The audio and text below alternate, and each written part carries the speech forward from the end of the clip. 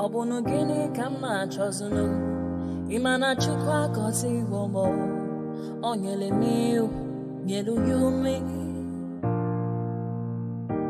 What am I looking for? See my God, he don't bless me, yo. He give you me, give me you. Obono kife la chasha so Obono kife me chasha me my baby, you know, say you go love for me. Hey, yeah. I do go. I could go. When I call your name, Shakara for me. Oh, Roma. I will be your Romeo. You go be my Julie.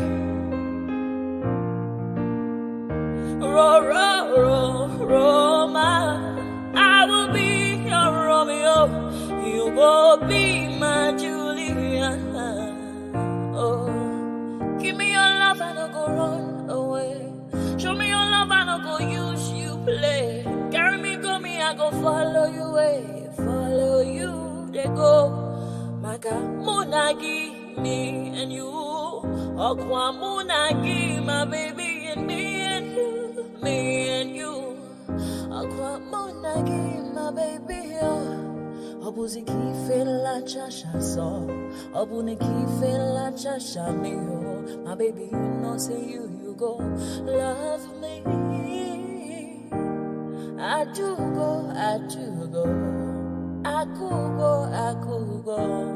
When I call your name, Shakara for me. Oh, Roma, I will be your Romeo. You go be my Julie. Yeah, Roma, I will be your Romeo. You will be my Julia. Oh,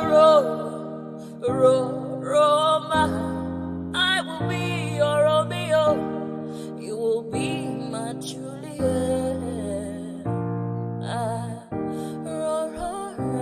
Roma, I will be your Romeo. You will be my Juliet. Ayandaba.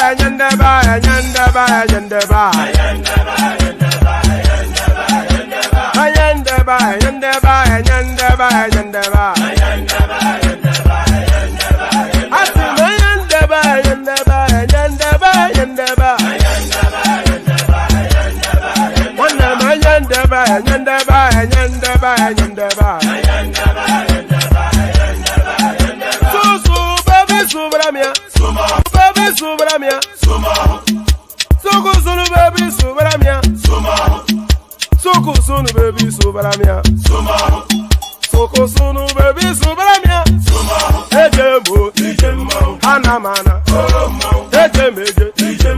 Anamana, Anamu, Paratuba, Dodri, Tukuma, Tukutuba, Dodri, the Mo, Paratuba, Dodri, Tukuma, Tukutuba, Dodri, the Mo, Obodo, Jisike, Nubo, Seruna, Oibo, it is everyone, be free,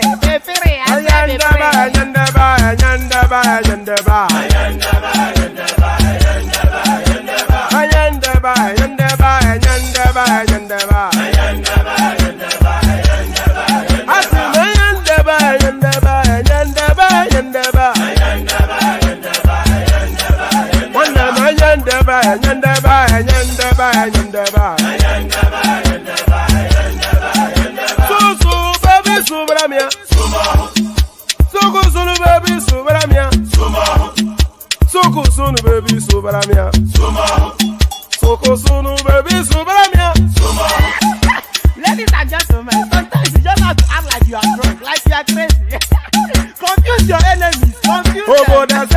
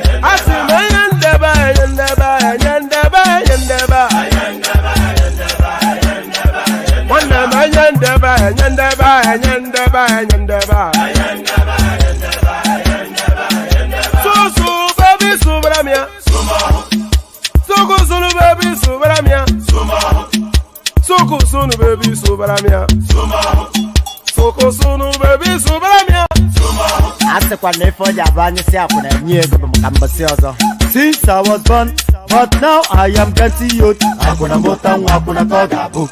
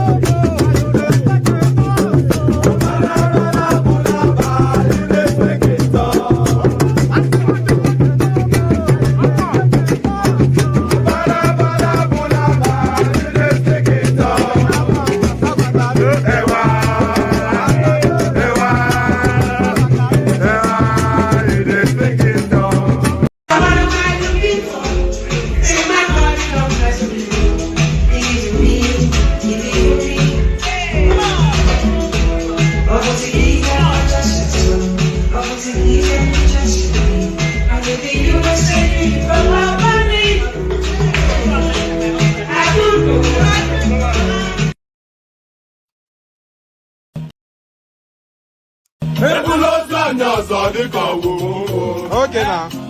To person between my pen. I see. I see what the wedding forget me. Okay.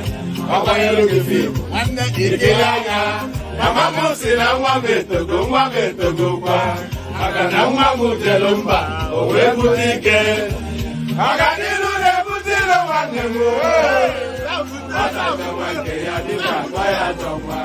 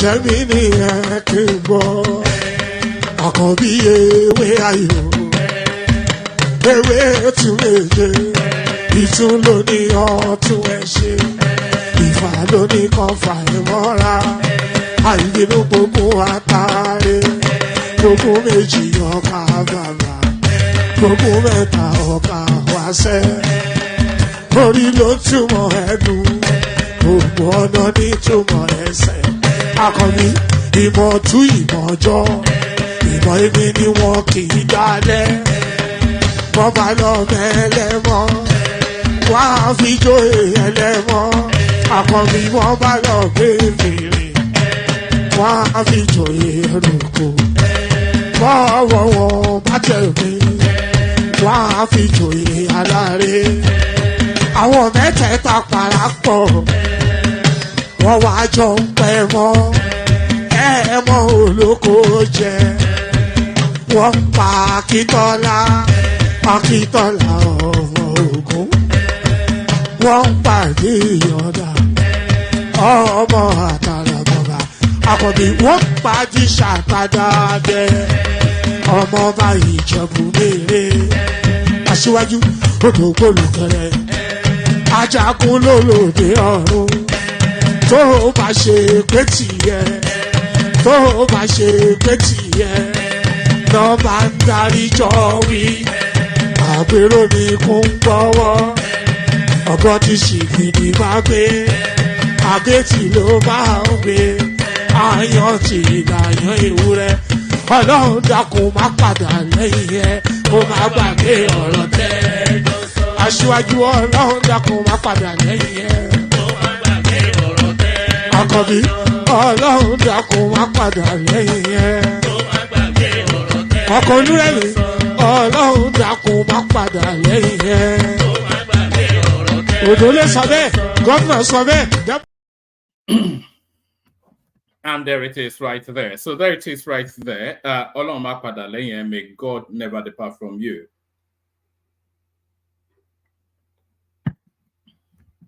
So Ọlọ́run má padà lẹ́yìn ẹ, may God never depart from you. So amen to that on behalf of myself and you, my friends. Amen to that on behalf of myself and you, my friends. So amen to that on behalf of myself and you, my friends.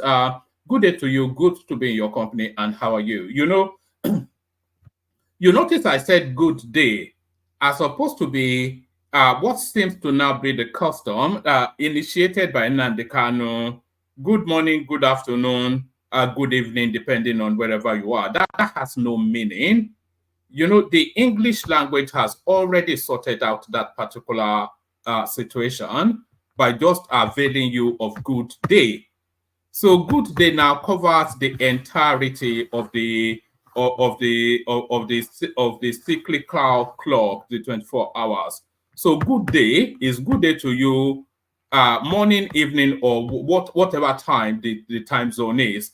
So there's no need for good morning, good afternoon, good evening, depend. That's just nonsense. They call that tautology. That's just an unnecessary use of language. So good day to you, and that should suffice. So good day to you. Hope you found a wonderfully glorious day. Hope your day went exactly the way that you anticipated it. So that's always the wish when you wake up in the morning, that the day goes entirely as you anticipated it. So good day to you.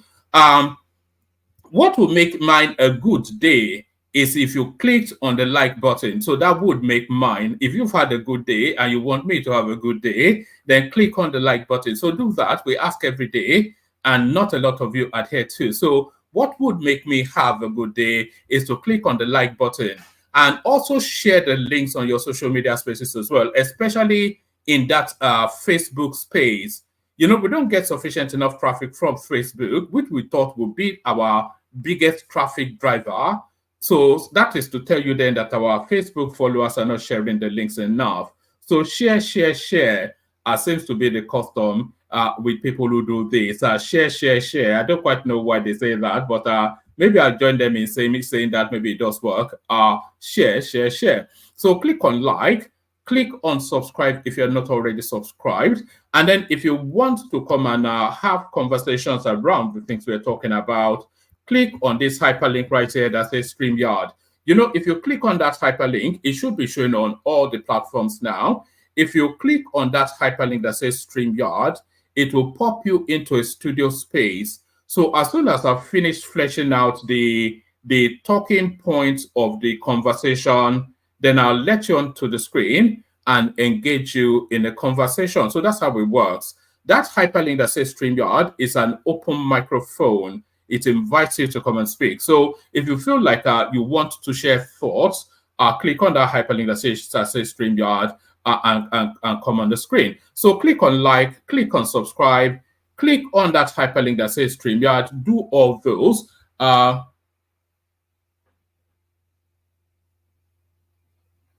I'm all right. BT, I was just I just felt somewhat a bit flat yesterday. I couldn't get into the groove of it, and if you're not enjoying it, then there's no point. So I just couldn't I get into the groove yesterday. But thank you, BT, for that. So click on like, click on subscribe, click on the hyperlink that says StreamYard, and of course, I always encourage you to click on that $ at the bottom of the screen. Click on the $ at the bottom of the screen. That enables you to super chat towards the stream. So we anticipate a minimum of 5 super chats on YouTube, an equal number of 5 people on Facebook with the stars on there. So click on like, click on subscribe, click on the hyperlink that says StreamYard, click on the $ to super chat towards the stream. So do all those nice and cozy things, and you'll be subsumed, as I often say, with a glowing feeling of warmth. Subsumed with a glowing feeling of warmth.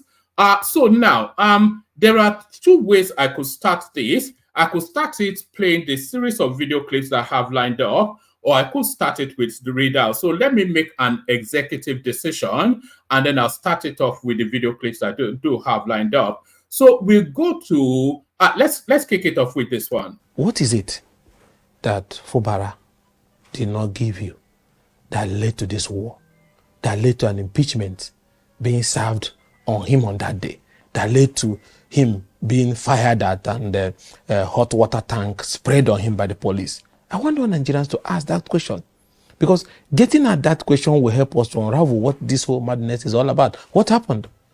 Because even as Waju, with all his political maverick style, doesn't control Lagos 100%. They share it among the key stakeholders you have in the GSC, or what they call that group. But you are the only one. You bought all their nomination form, you bought their pillowcase and their bed, you put the senators, you put the rep, you put the state assembly, you put the local government, you have the commissioner for finance, you have Agric, you have works, you have accountant general, you have chairman of board, you have everything. You awarded the project, the soul of the government, you have it. So what could have led to this same man that you are basically holding hostage become somebody you wanted to disgrace, impeach him, even when he did not commit one single impeachable offense? At that moment, anybody that is honorable and reasonable enough must be able to say, no, this is not right. And that is why I said, provide answers to this. So, and then, because if these answers are not provided, then one can assume it might be greed. It might be excessive dictatorial tendencies that must have led you to now say you even capture the man's air, so that you ration the air that he's going to breathe. So this whole thing was unwarranted. Fubara is not the aggressor. And who means what? My friend, Nyesom Wike, is the aggressor, not Fubara. The offer for vice president. And which will bring us to the issue of, you once made us believe that this struggle was about South. So if they have made you that VP, so it wasn't about South, it was about you. So the South is you. Because now, yes, for whatever reason, Atiku didn't announce him as vice president. He announced Okowa. Is Okowa a lesser human to be a vice presidential candidate? For whatever reason, it was about service and the South. Since you are willing to be a VP, but it wasn't given to, it was given to Okowa, your brother, you support him. You support him 100%. So people can go. Today, we in the Southeast South, we don't have VP, we don't have president. Courtesy of you. Everything was thrown to the ground. So character, measuring character is also important, because now we begin to realize, from the beginning, you brought shade. Because when people say he contributed so much, no. He didn't contribute more than some of us. We all contributed. Everybody contributed. Because the question I will ask you, what did you actually save us from? You saved us from the fire you put. So when a man puts fire in his bedroom and he gets an extinguisher to take it out, we will hail him as a great man. You brought Sheriff single-handedly. Some of us had reservation about it because of his past in AMPP. Who started quarrel with Sheriff when they were shooting canisters in Port Harcourt at the convention? You. It ended in commotion, remember? We all went to court. Part of that court I went. I was the one that secured it. I went to court. I secured the injunction, the court judgment that nullified Sheriff chairmanship and quest to hold on to power. I have stake. I know this journey very well. So you led us into that crisis. Then at the end of the day, party was polarized. Crisis everywhere. We managed to survive that era. Factions in every part of the party. In Edo, he has Danobi them creating crisis. In Crossriver, he has Sandy Omo them creating crisis. There's no part of Nigeria that didn't have faction. In Ekiti, he has Fayoshe them. One man against one political party in pursuit and ambition that we later realize it was about him to be president or vice president. So in all these things, you still went to the convention. I fought for him. But truth, if you're a Democrat, he was defeated. To God who made him. We lost. He was defeated. So at the end of the day, he didn't become vice president. But he made us believe that it was about Southern agenda. There was no Southern agenda. Because as long as you are willing to be a vice president, it was all about you. Then you fought Okowa and Atiku. You're right. You followed Aswaju. You worked for APC. Even in that outing, he lost Port Harcourt. Have you forgotten? Obi defeated them. We saw the panel-beating of the results. Some of them were uploaded to the IRM. So even this own magic people said he was going to bring to Aswaju, there was no magic he brought to Aswaju. Aswaju VT never came from Port Harcourt. It came from other parts of the country. Obi them still wiped them out in Port Harcourt. And they were struggling to hang on to that little vote they were able to panel beat out. That is the simple truth. But the only problem is that because over the years people have associated with him or maybe benefited from him or whatever, they cannot look him in the eyes and tell him the truth. Some of them elders, enough to be my father. But they can't. I was not raised like that. I was not raised like that. So I can't, because of personal relationship or friends, and I see something that repeatedly keeps going wrong and I support it. So the notion of there's nothing personal in it, and there's no sacrifice that is out of this world greater than that of the likes of Elese Kweme, Solomon Law, Okwande, name them, all the great men and women who founded Adamu Chiroma and so on and so forth, who founded this party. No. Nelson Wike's contribution is not bigger than that. So the values those people left, those crop of people that came, has burnt it down. PDP operates without a value and orientation now. Our generation will not tolerate that. Anybody will not tell, I will tell him as a friend that this is wrong. And this fight has gone now to rivers where they are turning into a playground.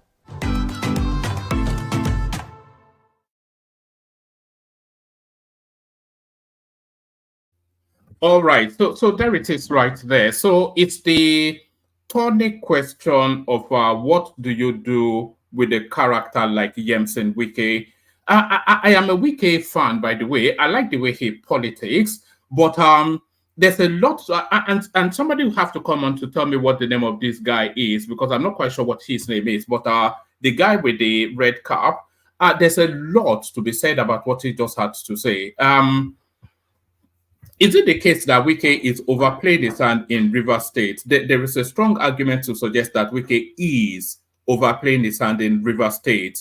You know, and Wike is a very selfish politician as well, as this guy is describing. His whole fight with Atiku was not really a southern fight, because a lot of not Reno Mokrio, Dino Melaye, he told us that in the build-up to declaring candidates, and after Atiku had won the ticket for the PDP presidential thing, and they were sort of jostling for who would be his vice, Dino Melaye told us that he received no less than 50 calls from Yemsen Wike canvassing to be Atiku's vice. You know, and a lot of people tell that narrative as well. And also, in that ebb and flow, before Okowa was declared, Wike was fighting tooth and nail for that vice presidential slot. So if he was, and we know for certain that he was fighting to be Atiku's vice president, but Atiku had made the decision that Wike essentially an uncontrollable sort of a person, so he wants somebody a bit more placid as his running mate, and it was Okowa. But he fought hard for that. So if he was fighting hard to be Atiku Abubakar's running mate, then he cannot then claim that he was fighting for power to transit to the south. So when Atiku did not give him that running mate slot, that was the final nail in the coffin that made him a mortal enemy of Atiku Abubakar. So it was nothing about the fight for power to transit to the south. So that is it.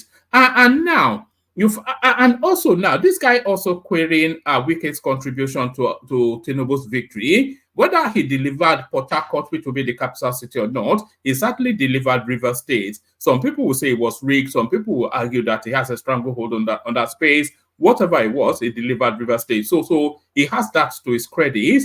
But this is continuous fight with Fubara. It's something he should just let lie. You know, he should wait till round about 2026. Maybe the last quarters of 2020, by mid-year 2026, that is when he really should be fighting Fubara. You know, because if he's fighting Fubara now, then he has to fight Fubara for the whole of the 4 years that guy runs. And very, very quickly, people will start to somewhat turn against him, as we saw with the example of this man in the clip. So what do you do with a problem like Yemson Wike? That is the question. You come tell me what the answer is. So that is the question. You come tell me what the answer is. The next clip I'm going to play you relates to this particular headline. Why we will approve a purchase of presidential jet. This is a Godswill Akpabio hearkening to his master's whistle. So that's Godwin Akpabio hearkening to his master's whistle. So rather than do the readout, hear the man in his own words. Run the Senate by answering people in the social media. Because the social media is garbage in, garbage out. I was in Zanzibar attending to Inter-Parliamentary Union meetings when that information went out that the Senate President has said he will approve a brand new plan for the President, irrespective of whether there is suffering or no suffering. There was never a time such a statement came from me, because I've never had any correspondence to approve a plan or not to approve a plan. And I did not want to answer, but they went further to generate it, and then they went wrong as if I was saying that I did not care about the Nigerian people, I did not do this. We care about the President, we care about the Nigerian people. We will approve things that will benefit the Nigerian people. We will approve things that will improve the living standard of the people. At the same time, we will also take cognizance of the duties of Mr. President. If his vehicle is bad, we will repair the vehicle. If his plane is bad, we will approve money for the repair of the plane. So that is not an issue. There is nothing before us. I don't think you should bother about it. Somebody called me and said that he was quoting from BBC, that what I said in Senator Monguru's house, that the statement was false and should be disregarded. That I was now saying that I will not approve. That is what you may call anticipatory blackmail. The purveyors of the story know very well that maybe there is problem with the presidential fleet, and that where they will go to will be the parliament. And so they are now trying to do anticipatory blackmail to tell us if they bring it, do not look into it. So I think that we should ignore them and focus on what we are doing here. I've read the president's correspondences to us. There was nothing touching on plan or no plan. But I can tell you that when you hear stories such as the death of the vice president of Malawi as a result of defective plan, and then you hear stories such as the death of the president of Iran as a result of defective craft, In fact, this time it was helicopter and all that. We shouldn't ever dream and allow such to be a portion. It won't be. The Senate is very responsible. The National Assembly is very responsible. We will look into issues that will benefit the governance of the country, irrespective of anticipatory blackmail. Get the words, anticipatory blackmail. They know very well that something like that may come in future, and if it's a necessity, the Senate will look into it. But there is nothing like that before us now. So they can go ahead, anticipate and blackmail the Senate President. It will not affect me.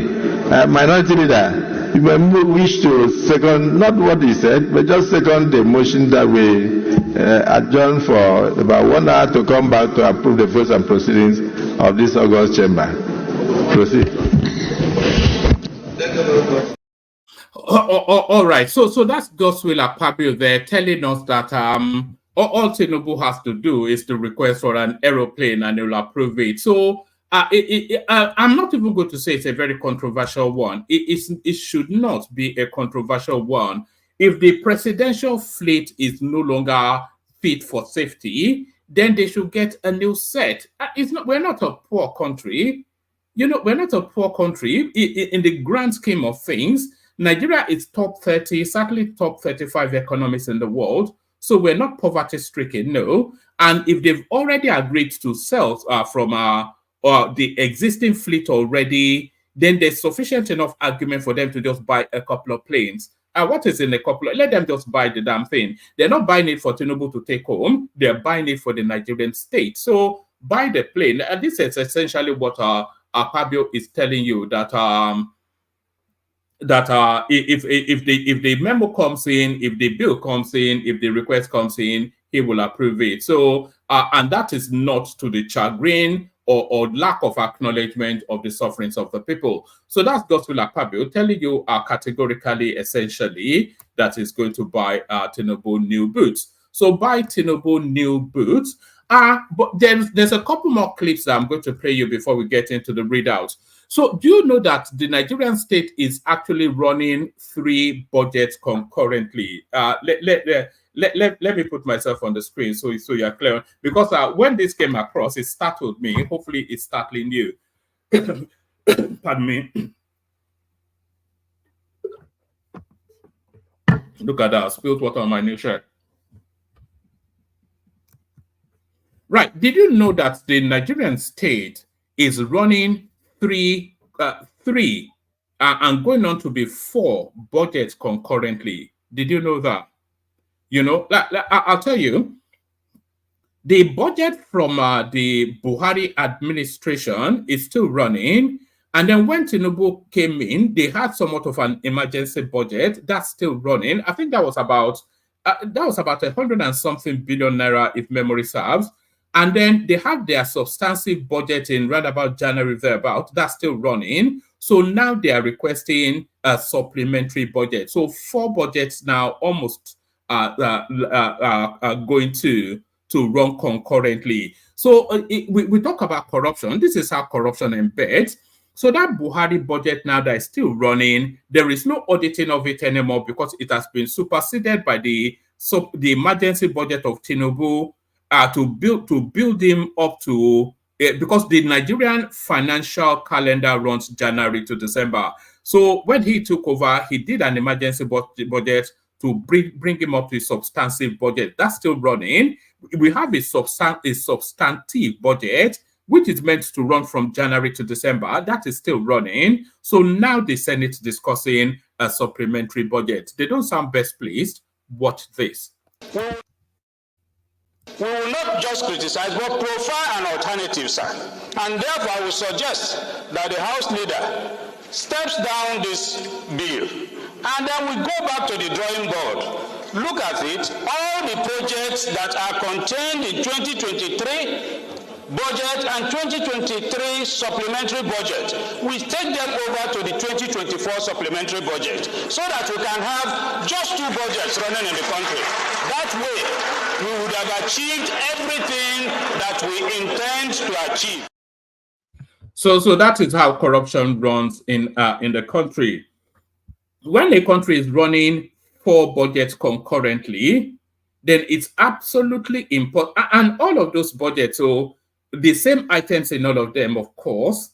So the budget for Lagos-Ibadan Expressway, Buhari budget carryover, it's still running. They do a supplementary emergency budget for, I'm not saying, I'm just using that as an abstract example. So the budget for Lagos-Ibadan Expressway, a Buhari budget, that's still running. Then Tinubu comes in, he wants his own budget to take him up to the financial cycle. So the budget for Lagos-Ibadan Expressway again, that is still running. Tinubu then does his substantive budget January to December. Lagos-Ibadan still running. He comes in with a supplementary budget. Lagos-Ibadan still running. So remove that Lagos-Ibadan and insert any item in there, and that is how corruption works.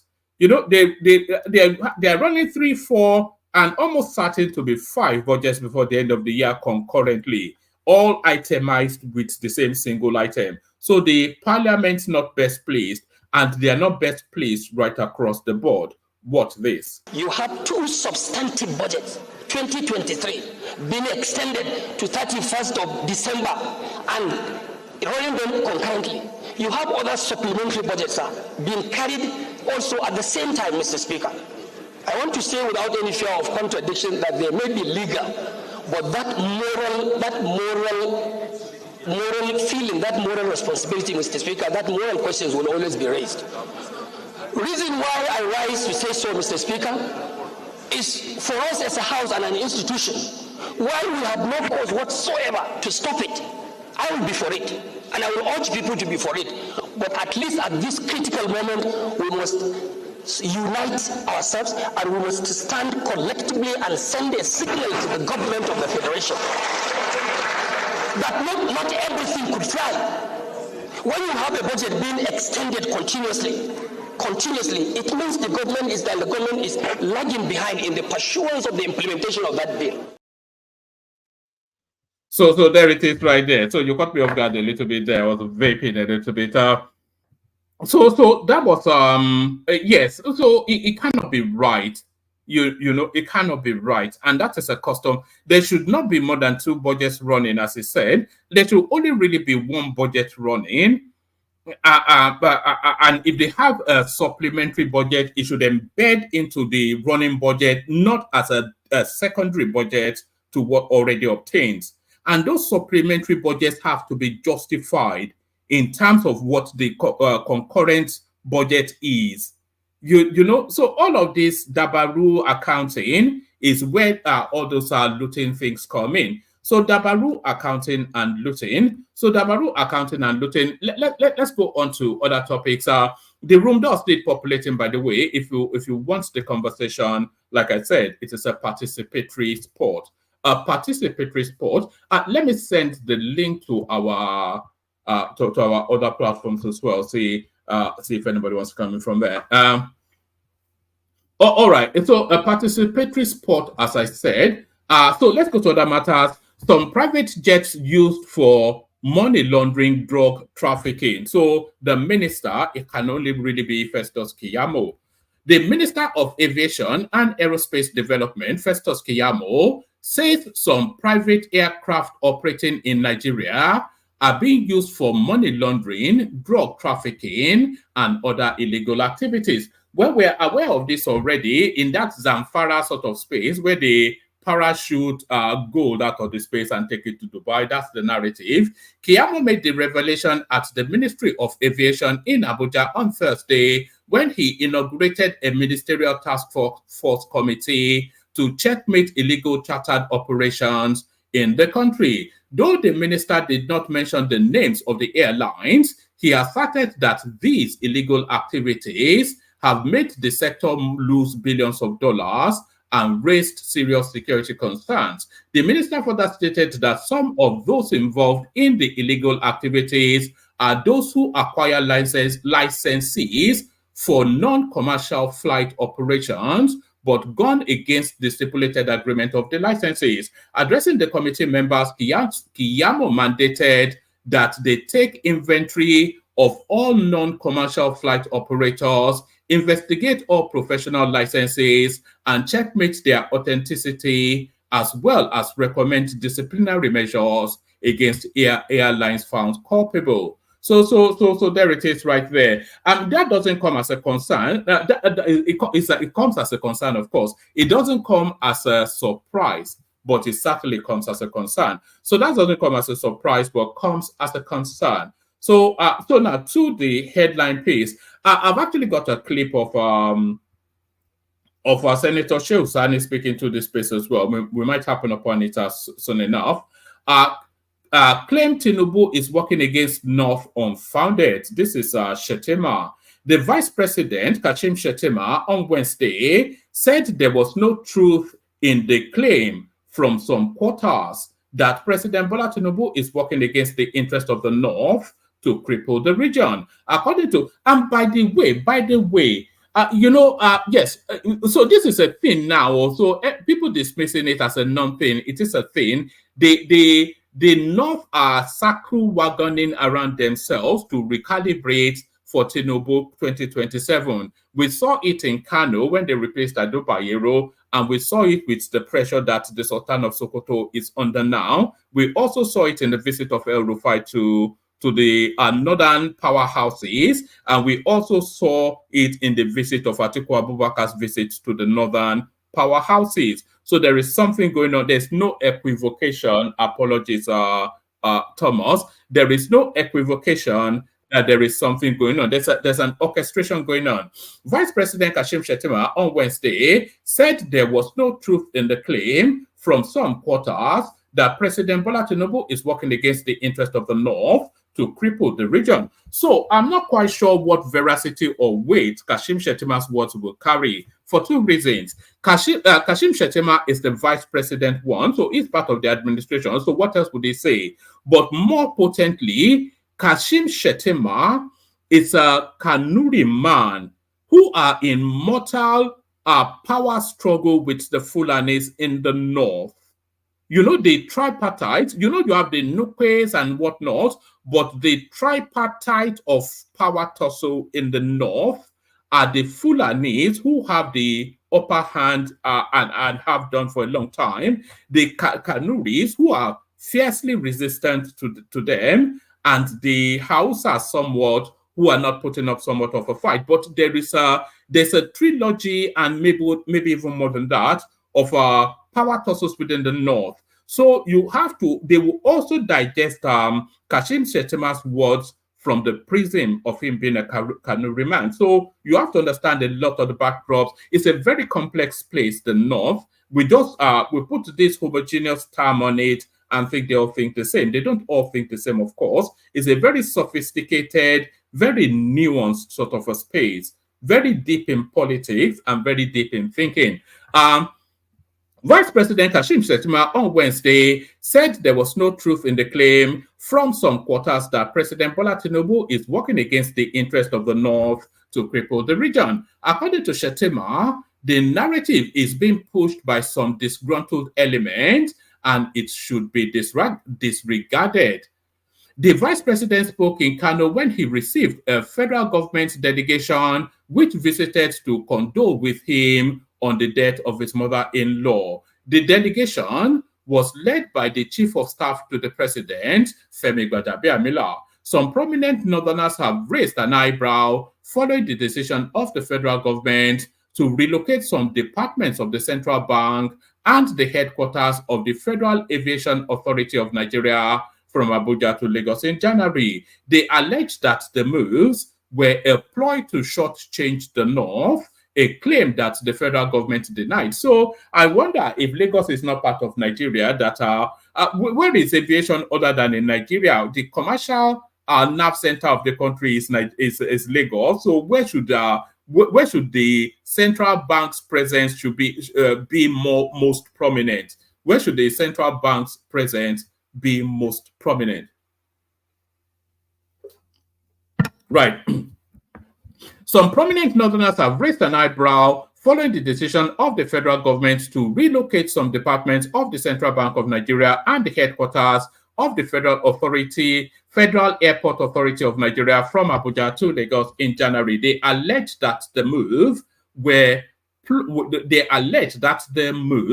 were a ploy to shortchange the North, a claim that the federal government has denied. Shettima, speaking on Wednesday, maintained that Tinubu was not against the North. He argued that the fact that Tinubu appointed Northerners as the Minister of Defense, the Chief of Defense Staff, and the Chairman of the Police Service Commission put a lie to the claim that Tinubu was biased against the North.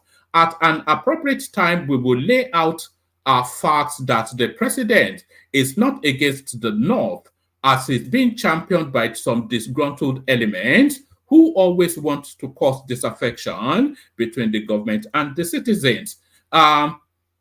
He stressed that Tinubu had a good intention for the entire nation and urged the people to back the president to deliver on his campaign promises to the nation. This is not a game of apportioning blame. And by the way, you remember that clip we played of Daniel Bwala yesterday? He spoke within those parameters as well. So there's certainly movements in the North, but in what direction is it going to land? This is not a game of apportioning blames, but a game of making Nigeria work. And if Nigeria works, Africa works. We have moved beyond politics. We are now in the act of governance. We must be seen doing what will help all our people. So there it is. He said it was time for Nigerians to work together irrespective of political differences. He said, the PDP, the NMPP, the APC, we are all one family, and Nigeria is greater than all of us. Political party affiliation should not be a yardstick to show disaffection and create means of destruction for the well-being of the people. I remember many of those who are in the NNPP are founding members of the APC, and so also the PDP. This clearly tells you that we are one big family who only believe in one party or the other, so we must work together to make Nigeria. So it goes on to round it off with that. But certainly there are movements in the North that should bode for concern for Tinubu. Movements. I had a clip of what's his name? I had a clip of Senator Shosani in that space. I was going to play you that clip. Let me just dig it out from the history. Un momento, por favor.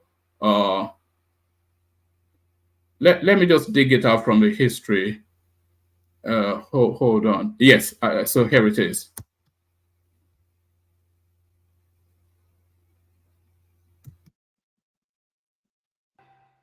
Thanks for staying with us on This Morning on TVC News. Every statement that I posted of mine, Twitter. Power-drunk, nepotistic, obsessed, with other expressions like enriching themselves, pillaging the economy of the country, and pauperizing the country. For clarity, are you in essence saying that northern leaders who had occupied the most important political positions failed their people as well as the country to deliver good men? All right. I meant every word of every statement that I posted of mine, Twitter or X handle and Facebook. And what I said can be backed by this evidence that I'm going to state now. First of all, it's not false, that it's not wrong to say that the North has been worse off under President Muhammadu Buhari than at any other time in the history of Nigeria. The political forces that are today coming together to see how they can return to power, especially from one part of Nigeria, are simply more interested in power than actually using power for the interests of our own people. In the last 8 years, President Muhammadu Buhari, we have seen how the North was systematically destroyed by the ineptitude and incompetence of both the person who was at the seat of power at that time and the courtiers around him. First of all, the most important issue we face in the northern part of Nigeria is insecurity, and that became worse. In the northwestern part of Nigeria, in most parts today, in the rural path of the northwestern part of Nigeria, many of our people can't access their farms. Many have resorted to pay levies and taxes to bandits in order for them to go to their farms. Many schools in rural areas have closed down during the period of Muhammadu Buhari administration. We know that Chibok happened under Jonathan, but look at the statistics under Buhari. A Federal School of Agri-Mechanization, Kaduna, was attacked.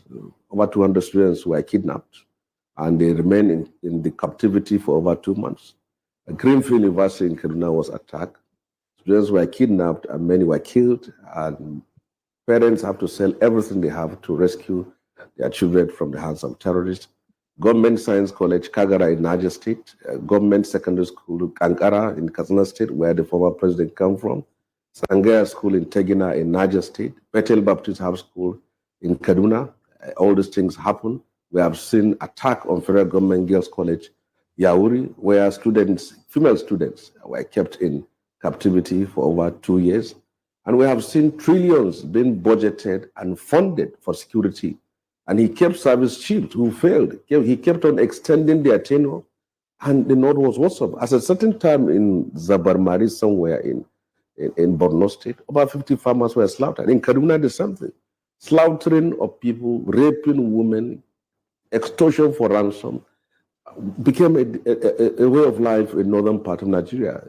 Under Buhari, you can't move from Kaduna to Abuja. Kidnappings and killings happen every day. In the last 1 year, it happened 1 or 2 times. You remember the train incident that was attacked. The parents have to sell almost everything they have to get. So that was the life that we came from. That was someone from the north who was in power. So they got power, they wasted the opportunity. All that came after they left office was one story of embezzlement, corruption, and industrial scale looting of the treasury of the country that happened under that administration. So I don't see how, for any reason, that those elites from our part of the country will say that we have failed. Let's give a chance for another person. If you remember, the thought of President Muhammadu Buhari, thought of President Olusegun Obasanjo, of bringing someone from Niger Delta to preside over the affairs of the country has seriously addressed the problem of that region. Even if it has not addressed the problem of that region, at least they knew that their own was in power, and this is what he has done, and the country moved forward. So it is not constitutional. It is not within our law. It's not within democratic realities that people should not aspire for power. But when you are talking of the unity, the stability, and the continuous existence of Nigeria, I think it's important for those who have ambition from northern part of Nigeria to step it down. The North has a moral right. It is more strongly footed in, with a legitimate pedestal to ask for a return of power in 2031 or 2032. That is the right thing to do. But at this time, all these forces were the same people that mobilized the same people and before 2014, and now they thought that they can bring back that kind of charm and then see how they can push him forward. But what they don't know was the fact that the people, the North, even though there are a lot of gullible ones that may go along with that, question will be asked, when you were in power, what did you do? We had our own on the throne, and he did nothing, and we were worse off. So what else do you want us to do? Do they want us to go back to that point where President Muhammadu Buhari will endorse a northern candidate, and then the South will say this is where they go? Where will Nigeria be? So I think that's right. He too, as someone who has been through civil war, as someone who presided over the affairs of this country, I should be very careful with this kind of people. if not, the South never challenged the Buhari's government for 8 years, which some might interpret as a sign of weakness or acquiescence. How do you think the South approach to politics has contributed to the current state of affairs, and what lessons do you think can be learned from their experience, especially all right. I think we've gotten out of that what we intend to get out of it. So the voters are circling, the North are circling around the, a lot of it will actually depend on how Buhari sways. If Buhari sways in the direction that let's fight them, it's going to be ugly in 2027. It's going to be ugly in 2027. Let's go on to this now. Next headline: Ethiopia, UAE, Turkey strip Nigerians of visa on arrival, e-visa. So it's always this sort of news coming out of this sort of space. I wonder what justifies this time around. Ethiopia, Turkey, and the United Arab Emirates, UAE, have stripped Nigerian passport holders of previous privileges they enjoyed, including visa on arrival, e-visa, and outright passport issues. Turkey no longer allows Nigerian passport holders to obtain its e-visa, which used to be a seamless process enjoyed by citizens in the past. In 2022, the United Arab Emirates banned nationals of Nigeria and a few African countries from entry into its capital city, Dubai. Despite several interventions of the Nigerian government, the visa ban is yet to be lifted. Though Festus Keyamo, aviation minister, said the UAE will lift its ban on Nigerians in October, nobody knows whether this will come to fruition. Similarly, Ethiopia stopped issuing visa on arrival to Nigerians 2 years ago and has refused to revise it till date. So why would Ethiopia, of all countries, be? I mean, I thought Ethiopia was lesser than us in the pyramid of things. Airlines have, since 2022, issued circulars to passengers advising that they obtain their visa at the Ethiopian embassy in Abuja before traveling. Bolanle Olukoni, daughter of the ambassador of Ambassador XYZ, former Nigerian commissioner to Australia between 2011-2015, recently lamented that her parents were denied visa because of the fear they would not return. So why would somebody not return from Ethiopia to Nigeria is the question. Olukome, who shared her frustration with having a Nigerian passport via her X handle on Monday, said her father, who is a retired ambassador and lived in Austria for 3 years, was denied a visa alongside his mom for fear of absconding. She wrote, "I just want you guys to know that the Nigerian passport has really been bastardized. My father, a retired ambassador who lived and served in Austria for 3 years, he applied for a Schengen visa alongside my mom, and the Austrian embassy denied their visa. She also lamented that 30 years of her father's service to the country as a foreign service officer was disrespected." So so there it is right there. I think we get the gist of that. You are not wanted anywhere. That's just it. You are not wanted anywhere. Sorry, I'll speak through the readouts now. I know now we're being pushed for time. PwC says Tinubu's economic reforms have yielded positive outcomes in 2024 H1 outlook.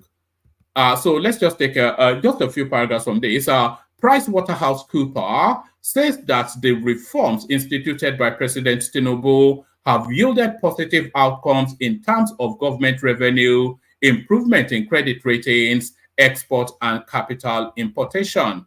And by the way, those are irrefutable spaces. But the go-to argument is that how have they impacted on the citizenry? But the metric of measure is irrefutable.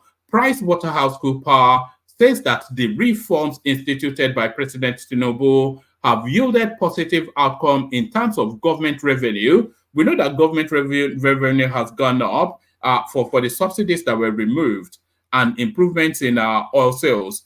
Improvement in credit rating, we know that because we hear Moody and Fitch telling us they are upgrading us every quarter. export and capital importation. So we hear a lot of money coming into the country. This was disclosed in the firm's economic outlook for June 2024, where it projected the economy to grow by 2.9% in 2024. The report stated that the major twin reforms of the president in energy and foreign exchange sector have pushed government revenue in terms of FAC disbursement up by 91% from 976 billion to 1.8 trillion, 976 billion in May to 1.87 trillion in April.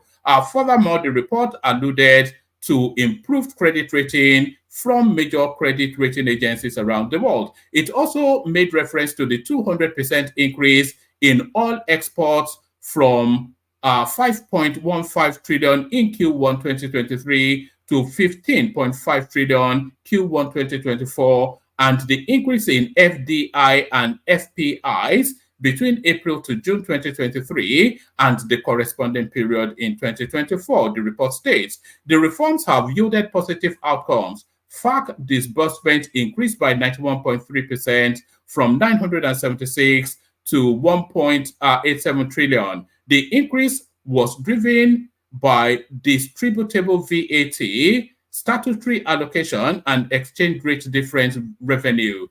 Fitch Ratings revised its outlook on Nigeria's long-term foreign currency issuer default rating from stable to positive. All exports grew by 200%, etc., etc. So, like I said, get the money right, you get everything right. So it looks as though they are getting the money right. I'll only give you this one as a headline. When we now operate as a movement, PDP has failed us. This is Fubara, maybe 2-3 paragraphs. Fubara elected, where's the top of it?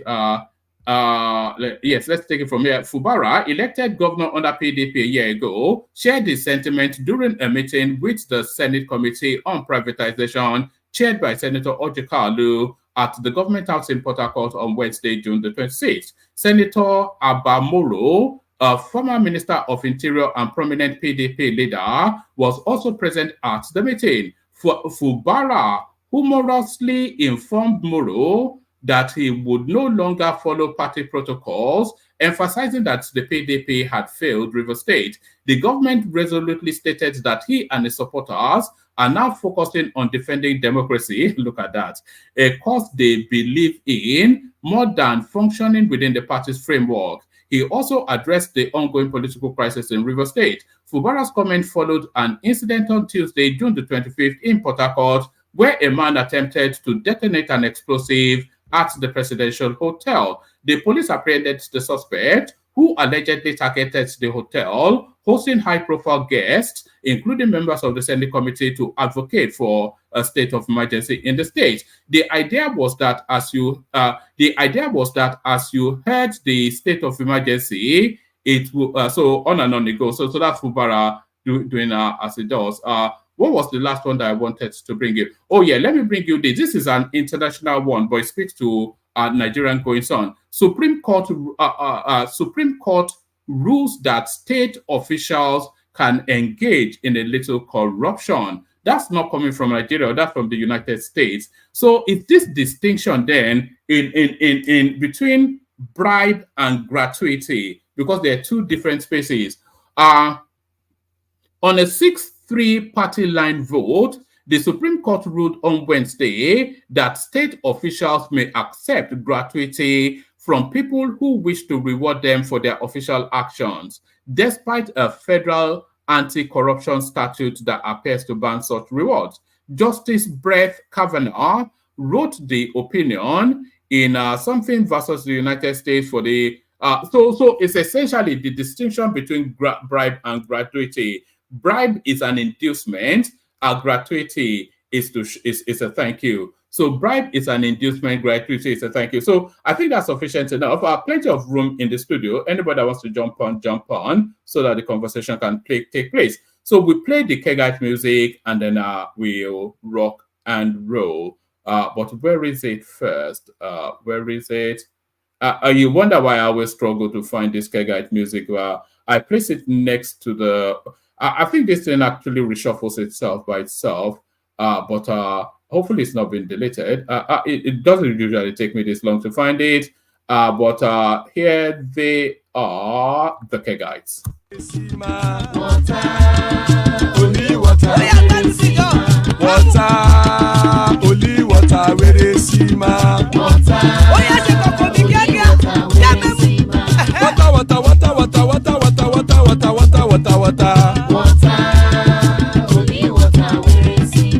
Hapa o naido.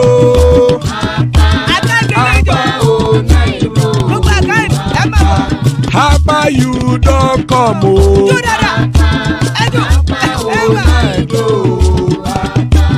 Hapa o naido.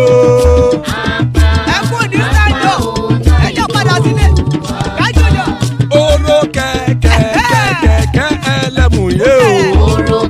Ide shodi ya kekere elemu re o. Bobby master kekere elemu re o. Chief Latif kekere elemu re o. Eruku lele elemu de. Eruku lele egbe elemu dode ojare o. Eruku lele Ghana ti de egbe body o. Ọmọ ẹlẹ́yẹ ẹ̀yẹ o ó dilé o. Olúyẹ̀lá ẹ̀yẹ o ó dilé o. Petrosoname ẹ̀yẹ o ó dilé o. Petrosodunke ẹ̀yẹ rẹ̀ ó dilé o. Ẹlẹ́kọ̀ ọ̀run mú ìní o.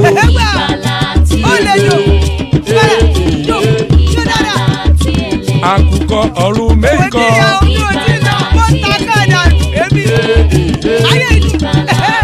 Ikú kò ní ríwà gbéṣe o.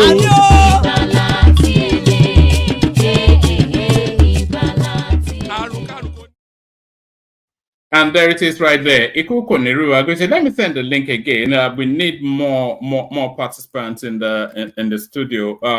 Let me send the link again. We need more although we already have an elegant assemble present. Elegant assemble led by the majestic General Thomas. So that's the general right there.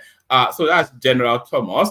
We have to actually start bringing Thomas in the proper manner. So that's General Thomas.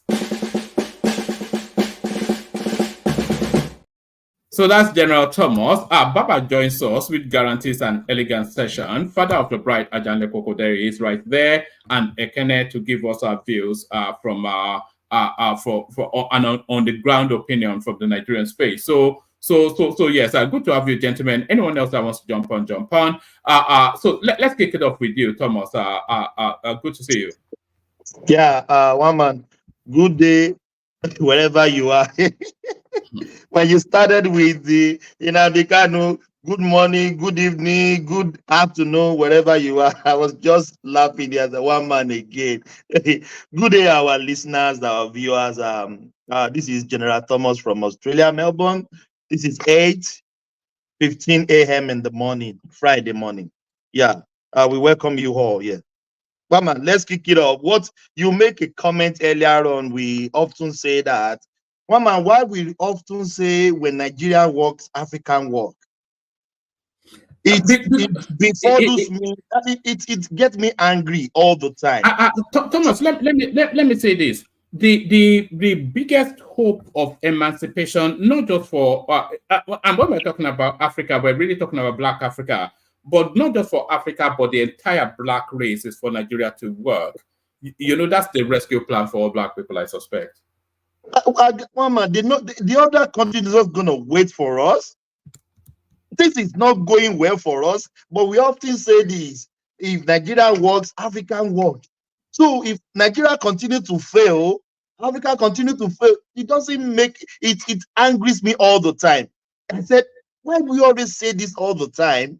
If Nigeria works, Africa works. So the other countries are not going to wait for us. Muhammad, they will work before us. No, they are not likely to. One, in places like Sierra Leone, for instance, places like Liberia, their biggest law cases, they are adjudicated by Nigerian Supreme Court justices. A lot of their senior functionaries are Nigerian, and in terms of the cap, there was a clip of I used to have it, but I don't have it anymore. An American ex-senior military security expert. He was talking about Africa, and he's saying that only Nigeria really fits the model to secure that African space. They were saying, why don't you sell them jets? And they were saying a lot of them wouldn't know what to do with it apart from a country like Nigeria. So Nigeria has all of the accoutrements. It's just that we can't get the mix right. We have the resources, we have the education, we have the population, we have the intellect, we have the gravity, but no one else has that in that mix. Every other African country is just African country now. You are right, one man. I can say that with no doubt. I'm not being proud as in Nigeria, and I'm proud as in Nigeria. If you want to take that as proudness, we African countries. Australia is like a dumping ground for people that the war happened in their place. Liberia, Sierra Leone, they brings African here. So this is a multicultural country, most from Africa. We interact with other countries. One man, they respect Nigeria. There's no doubt about that. Not only do they respect Nigeria, they look for there was a time I used to work in the civil service. The blacks, especially the Africans, the Caribbeans, even they live in fear of you. But the black, they will want you to take on the establishment. They look for the Nigerian to take the lead. One man, you are not wrong. But if we are not working, what angers me this morning, one man, is that if Nigeria is not working, so what are we going to do to the African race? Your something is quaking. Yeah. Can you hear me now? No, it's playing like a guitar or something. Say really? Something. Yeah, can you hear me clearly? Yes. I can hear you clearly. Okay, it's better now. Carry on. Oh yes. So if Nigeria doesn't work, so Africa is going to be stuck. It angers me. I don't know where we are going to get it right so that Africa can get it right. But I still get angry all the time when we make that statement. I don't disagree with you, but if we are not working, that means Nigeria has to work. Let me speak a little bit about Fubara, then you can go to the rest of the panel. Oh, Wama, you always marginalize me now. You don't let me speak. So I force myself on you today. All right, go on to Fubara. Yeah, one man, if Fubara is doing what he's doing now, he was once Wike's acolyte. They know how they do their mago, how they get to the power, how they take people out, how they bring people in.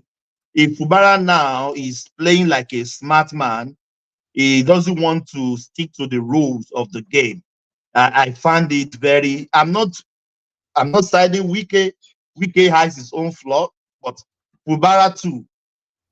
Somebody brought you. Woman, you know all these people. They put their things in paper.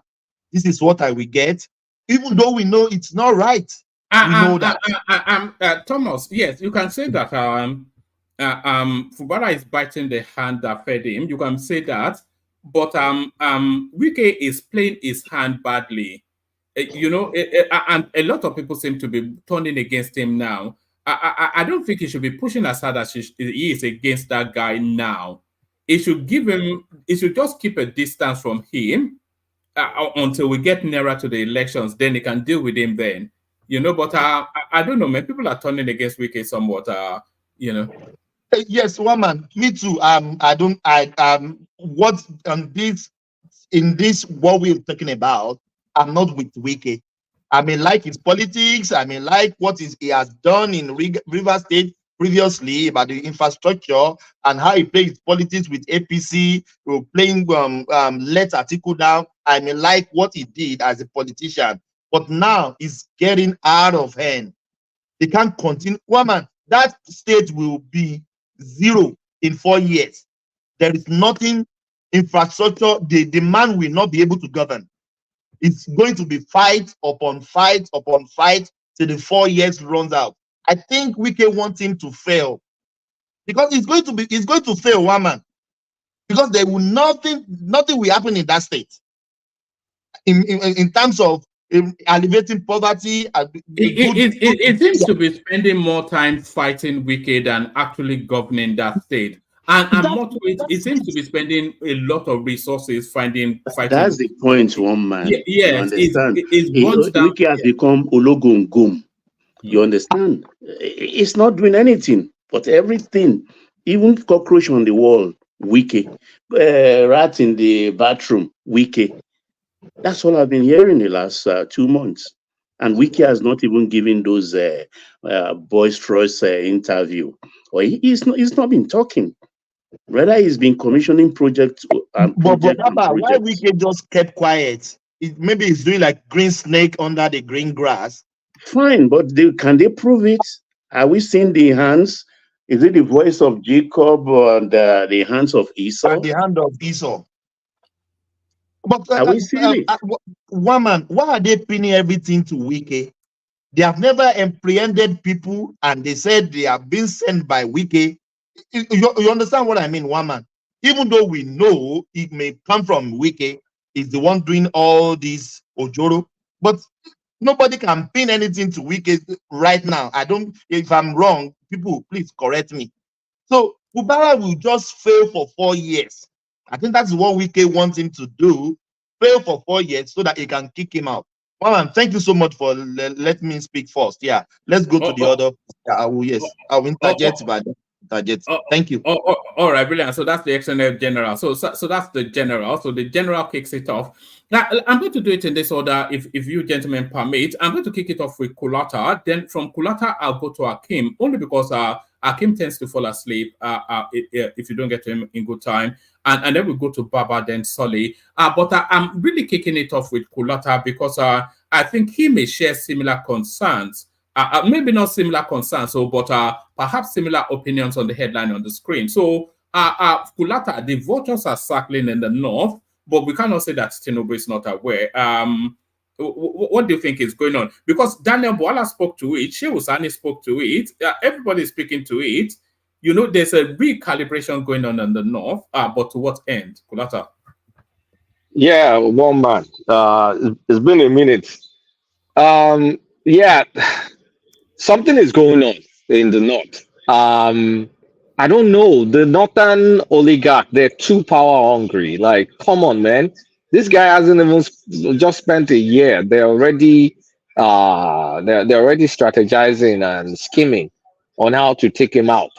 So there's a quality. I mean, I suspect, because I'm not part of them, I can only observe from afar. But I suspect there's a coalition building.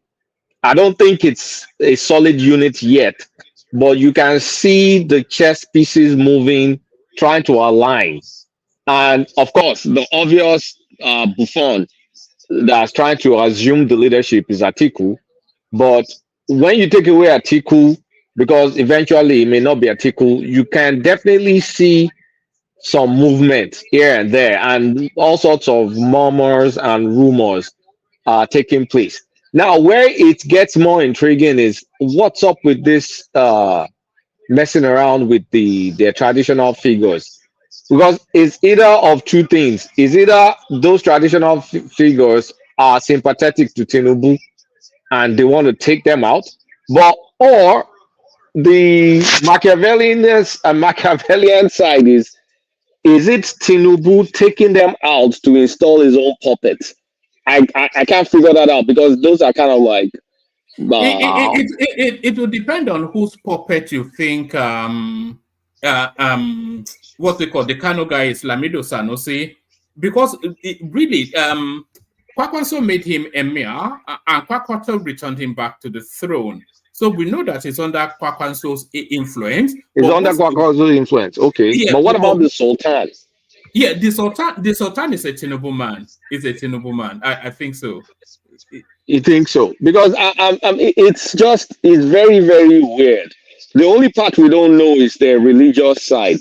because I know they have 190-something-year-old man. That's kind of like, if you say someone is the king of the north, it's not Sultano. There's one old man like this. I forget his name. Old Is man. it some Arab-looking man like that? Some Arab-looking man. I know when I mentioned the man's name, Jafar was very upset with me at one point in time. So that's when you know that that's kind of like the power block. But man, I have to go. It's more of a religious figure than anything. It's a religious figure than anything else. It's the spiritual figure. I think is the mover and shaker. Whatever he says is like word. So that's the only part. I mean, I forgot the name, so I have to go back to Google to see if I can research.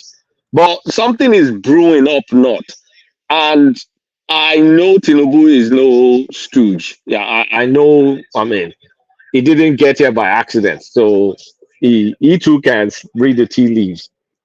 So 2027 is going to be very intriguing, even though it looks like Atiku is the obvious pusher. Trying to push. Yeah, but Atiku would not be the obvious beneficiary for all of. I don't think that's exactly what I was going to say. That it may not become the beneficiary at the end of the day, and then you have all these CPC guys. See, let me put it this way, right? I'm sorry to say this, but anytime the northern politicians take over the country, I mean, it's more obvious with the northern politicians. It happens everywhere. But whenever they take over the country, they treat it like it's a piggy bank for them to take money from. And I'm not saying it's kind of I mean, it's in the literal sense. When you watch how CBN is treated under them, a good example under Buhari. I mean, it's not going to be fair because under Jonathan too was the same thing. So the fact that some of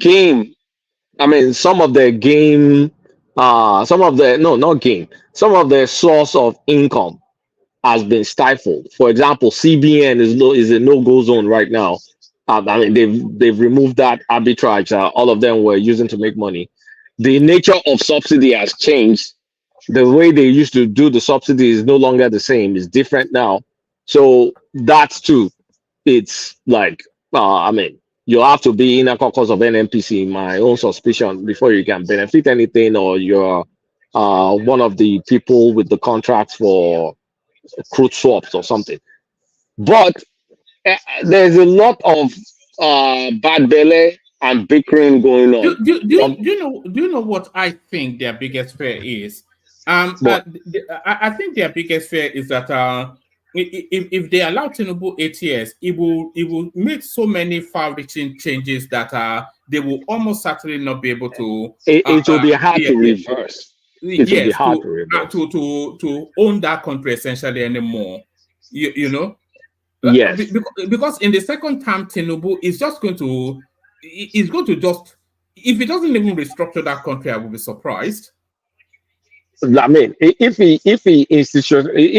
his changes are institutionalized to the point where it's going to like take a mountain to change them, irreversible, and then it's going to be hard because when we look at some of this stuff, I mean, the forex policy you can change that easily because Shebi was under Buhari that we had this 2-tier exchange. We've not had that in a long time, maybe since Abacha. We've not had that since Abacha's time. Then I mean, Buhari came, instructed the Emefiele to implement that nonsense, and then we got in trouble. And so that one, I mean, I don't know how they're going to be able to institutionalize, but if our economy starts growing under this model, then it's going to be difficult to change it. And there's going to be all manner of incentive to change it because you don't have to work to make money. You just go and make money. And there's some interview that I'm watching out for that's going to come out on Seun Okibaloye's platform about, I mean, one of the ICPC guys that was fired under Buhari. It was confessing, I mean, it was kind of like revealing some corruption cases that seems to be blockbuster, even though the numbers it was quoting, they seem ludicrous. But I'm looking forward for that interview. I thought that snippet. those numbers he was quoting, the question is credibility somewhat. Yeah, those numbers were wild. Like, I mean, Yeah. I'm saying so $62 billion. I mean, come on. How Now. much is the country and the exercise the economy? Oh God. It's a bit like that day, Zani, sorry, just to that they will say the woman stole what 90 something. How much is the size of the economy that one person can, so be realistic sometimes, Yeah, it was wild, but just have you ever considered that they might be stealing more than they're actually declaring? No, we know, but not to not to the extent of $60-something billion now. Where is that $60-something billion? Which economy? We don't die. He also told us 40 billion before he toned it down to, I think, 20 or so. Before but Sanusi goofed now. He goofed. Yeah, he accepted that he goofed when they showed him some logical figures. So I mean, there's a lot of hyperbole there, but it's going to be interesting because it also talks about some guy, some Patrick Aziza guy that died in 2014 that they found some money in his Texas bank account, one thing or the other. But let's wait for that interview. It's true, but it was calling something billion. Kulata. Sir? When Senator Kazari was telling us, or is it rep, is it senator or rep? When he was telling us how much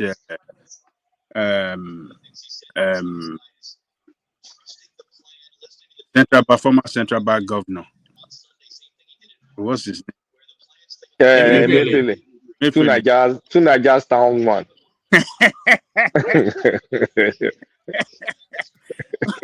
When he was telling us, all of us were saying he was insane.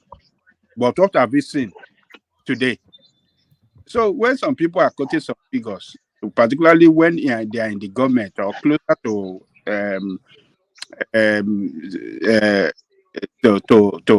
people running the country, we shouldn't doubt them. We shouldn't doubt their figures. Look at how much we have had that Emefiele stole. Is it not? Are we not surprised that someone can stole so much? So well, but maybe one man, if you have a chance, you can play that snippet. I think it's less than a minute. But those numbers is quoting, they're wild. You guys listen to it. I just feel there's no credibility. But if you can play it, it's like a minute or something. All right, let's play it now. The federal government today announced the suspension of Mr. Okoy Obonobla has been declared wanted by the independent drug practices and other related. Would you say that in terms of fighting corruption, Buhari government was a failure? I would say so, yes.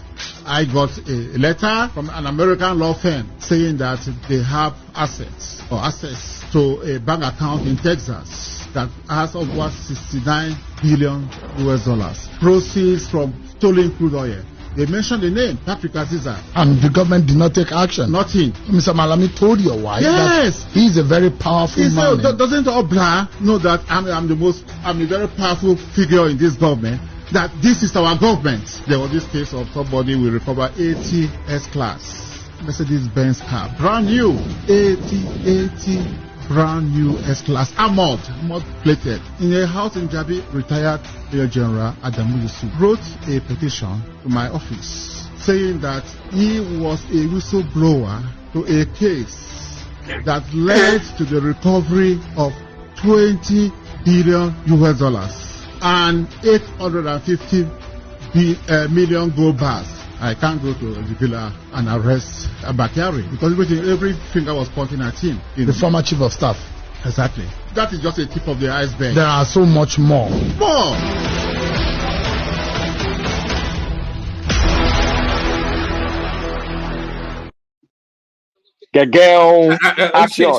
Same with banking out all this must-watch something.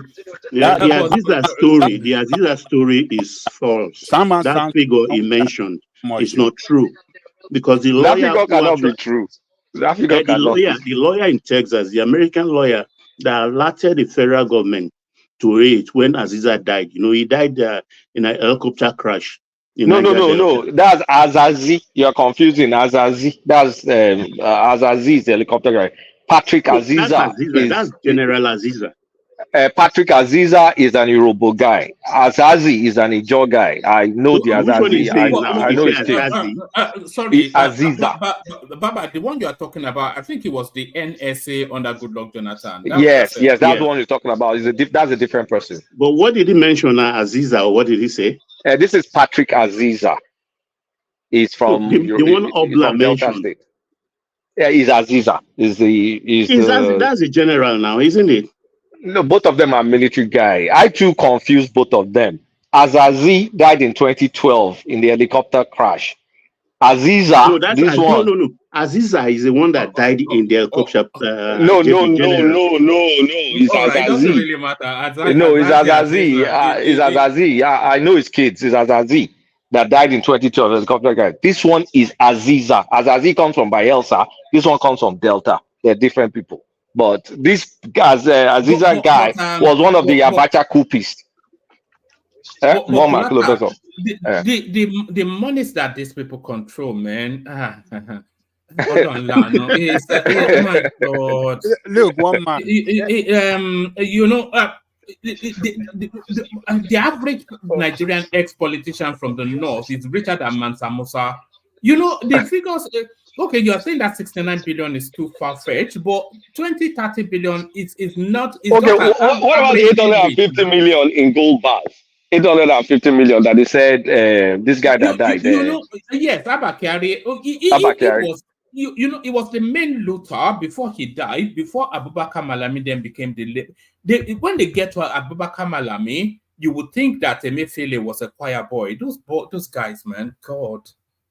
So do you see, if we're talking about this kind of money, 80 S-class that have been fortified, I mean, another S-class itself is like $150,000 or something. I don't even know. That's 450, 500 right there. Then the fortified one is you add another 150 on top. So that's like $300,000, $400,000. And you say 80 of them. Sorry. It's like were you know around when Malami tried to run for governorship election? Did you not see what he produced there? And he even said if he had to give aeroplane, that he would give aeroplane. When he was asked where did he get money to buy those vehicles, he said if I had to give aeroplanes to them, I would give aeroplane. Look, I believe that man, one man, because he did not say the money was stolen in 1 year. He said the money was in that account. It could have been accrued. Did we lose? Yeah, yes, I think we lost him. But no. But God, that man sounds to me like he knows so much. He knows so much. It was ICPC or Ghana or something. So that they fired. Look at how can one man? He was the one on top of that negotiation of that Siemens contract. He was the only person taking the file from here to Germany to negotiate for this Siemens electricity. What do you think is behind? How can one person represent the country? The Minister of, Minister of Mines and Power, what do they call that one? He wasn't involved, but Abakari, the Chief of Staff. That alone, that action alone, you know that there's corruption involved in that practice. I can't doubt what that man is saying. It sounds to me like he knows so much and he's so knowledgeable of how heavy those people have looted our resources. Yeah, but some of those figures sounds embellished. I think those figures sound wild. Those figures sound wild. It will even trigger the American government now. If 69 billion is sitting in some account, they don't know where it came from. Why did you think? Why did your former British Prime Minister said Nigerians are fantastically corrupt? Nigerian leadership are fantastically corrupt. Why did David Cameron? Yes, Cameron. Why did you say? Why did Iron Lady what's the name of that woman? Margaret Thatcher. Margaret Thatcher said 2 persons in Nigeria, maybe 3, can pay off Nigerian debt during her own time. Why did you think she said so? I mean, look, let's forget it, man. Don't think all these things are lies. It's not. Those people are slaughter. They've slaughtered generation after us. They slaughter them. I don't know. But I think the reason I even brought this up is to show. At least your generation benefited more from it. And we chop small, Sha. We chop small. Because you chop clean mouth. My generation, we have to jump as quickly as possible. So the reason I brought it up is to show why these folks are so hungry for power and they will want to throw Tinubu out. Because look, if you are not in Tinubu's inner caucus now, look at all this juicy. I mean, let's just assume 10% of those figures are right. Even at 10%, let's call that $60 billion, 6 billion or something. Let's say 10% is right. That's still huge. 80 cars. Another incentive, Kulata, is the gas windfall that is about to come. Oh yeah. That may well dwarf even petrol, and Tinubu seems to be in charge of that space now. So it looks as though it may well produce Southwesterners that might rival them in wealth. Oh yeah, there are oil blocks now for auction now. I think that the demand there is a bit tepid, by the way, and the gas deals. And honestly speaking, this gas stuff, one man. I was speaking to one of my friends, one of my best friends from the South. He was telling me about his guy with some Ibadan guy that they've already locked in a gas deal. Their own is to be packaging it into CNG. You have to tell them exactly what they need to do. And I mean, make a no talk, make my friend no go talk. Say anyway, people have been doing all this. I mean, they've been distributing this stuff for a while now, and that a lot of action is in that gas area. So now to go back to my point, you can see the motivation on why people are fighting tooth and nail that they will die to be part of the Nigerian power block. And when you've been sidelined, like if you were one of those CPC guys that Tinubu has sidelined, and of course you're a PDP that, I mean, if not for Peter Obi, you would have been president. Why won't you kind of like coalesce to try and like try and get Tinubu out? So whatever it takes, whether it's to foment insecurity, to make the government, you see why they do all this insecurity. Look at the money. Like, that's just to kind of like take our own attentions away, and they have chance to loot. So look at the money they are playing around with. And if the only sacrifice is to have people in rural areas to suffer, who gives a shit? Let them suffer. As long as you can make your billions of dollars. Then you see their kids driving all manner of sports cars in Abuja. I mean, you start wondering. There's one DJ on Instagram that does party there was sorry, Kulata. There was a narrative that I came across. I think it was on a platform or something. There was this big time. Yes, it was on a platform. There was this big time player that's done well for himself in the UK, maybe drug dealing, whatever it is. So he went to Paris to ball, to do big boy and whatnot. Other private something in the club. Starts to pop bottles, etc., etc. And then as he was pulling up in the club, this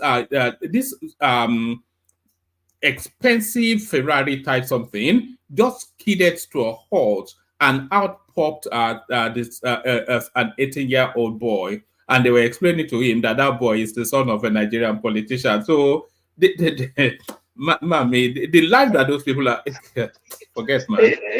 I mean, it won't be better for Nigeria with the way these people are doing.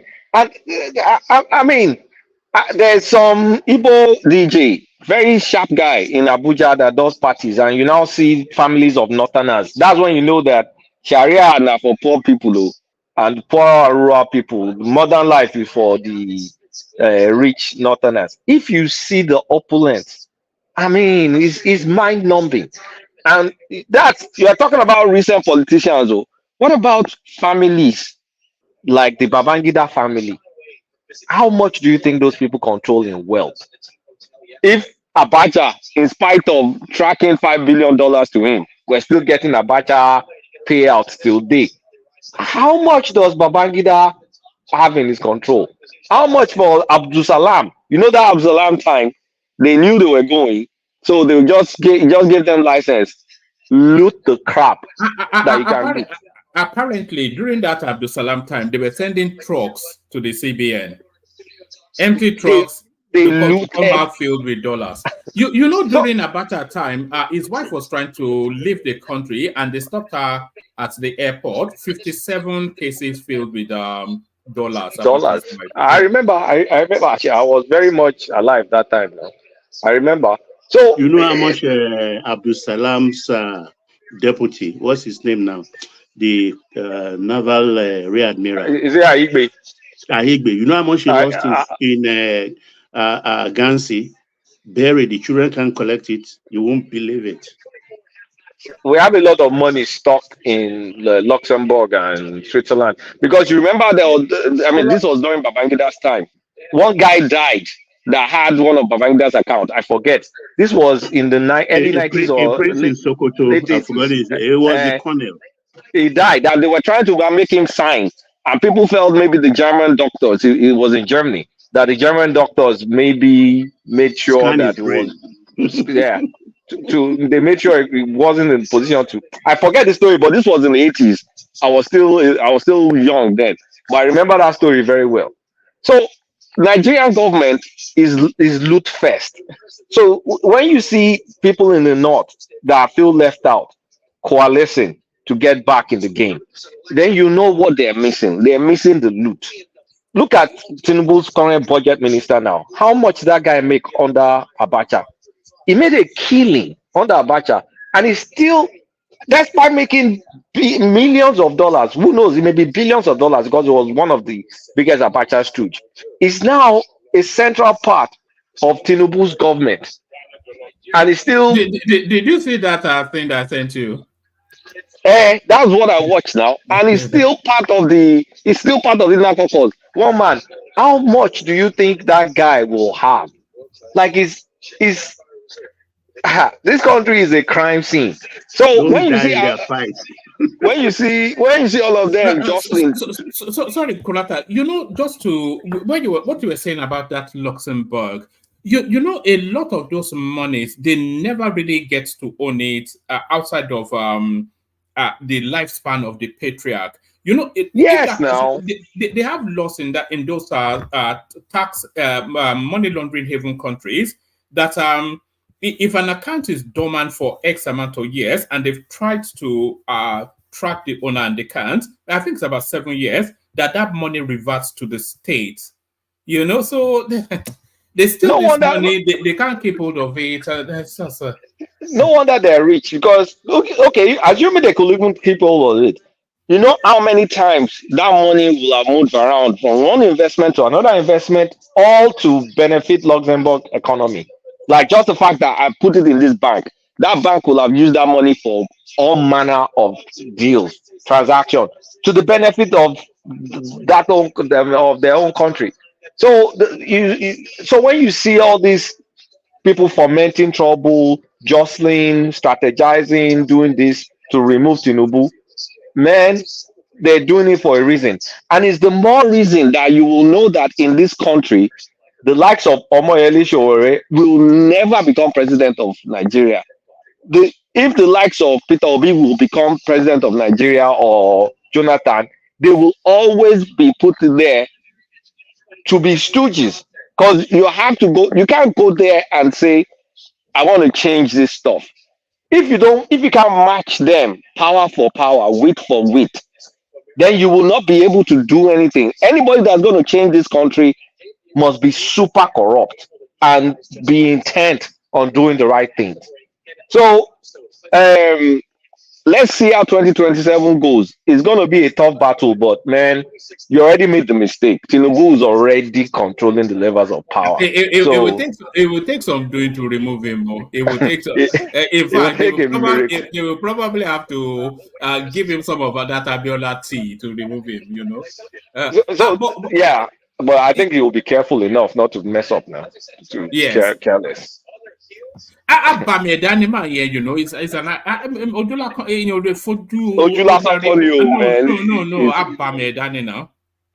The guy is he's a stubborn guy. I mean, he's to get to that position is not for the faint of heart. It's not, I mean, at all. So let me try and move on to another topic. Before you move on, go on. Go ahead, sorry. Okay. I was going to say a man that bullied a sitting president who you think is another person. What are you talking about? The guy that's strong man, though. He bullied Buhari to get that APC ticket. You know, he bullied him to the point where by Buhari had no choice. You know, so like the man. Now Yoruba they call Sheruba one. Oh, Sheruba one. The guy is people don't want to look. You might not like this man, but you must give him his onion. You have to give him his onion where you know that look, the guy is an institution. Is an institution. A lot of those, you go to the National Assembly, even when Buhari was president, many of those guys in the National Assembly were his boys. They were his boys. He said, you know. Go on. Yeah. Sorry. Yeah. No, do you know that convention? Yeah, you know when he was on that campaign. You know when he was on that campaign trail. Yeah, you know when he was on that campaign trail and he was saying, they said he should not say anything. They said he should not say anything. That was what he said. They said he should not say anything. He said, but if they like, let them hide the money, let them hide the oil. We will still win this election. And when we win this election, we are going to fix it. I think these people should have known that trouble was coming from there. There are two powerful politicians in Nigeria, as far as I am concerned. And the people that can move against whatever the status quo is and effect the difference, they are Buhari and Tinubu. I think those two people, they are so powerful, you know, so powerful in so many ways. Do you know when I look at that scene at Eagle Square, the convention night, I still get goosebumps when Tinubu entered the arena that night. I get goosebumps. Or you could touch the tension in the air that night when he entered with the wife and his entourage, and how people started capitulating and dropping one by one. I couldn't believe it. I couldn't believe it. All right, let me play this clip, Kulata, and then we move on from there. This still within that space of the conspiracy going on in the north.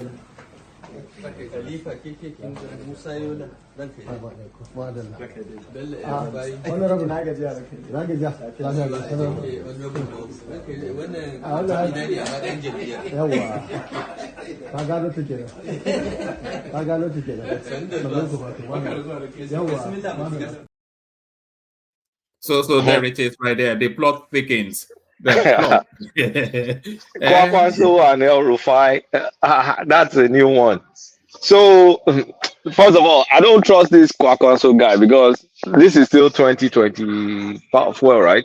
By the time it gets to 2026, let me see who is following, because maybe by that time you'll be following Tinubu.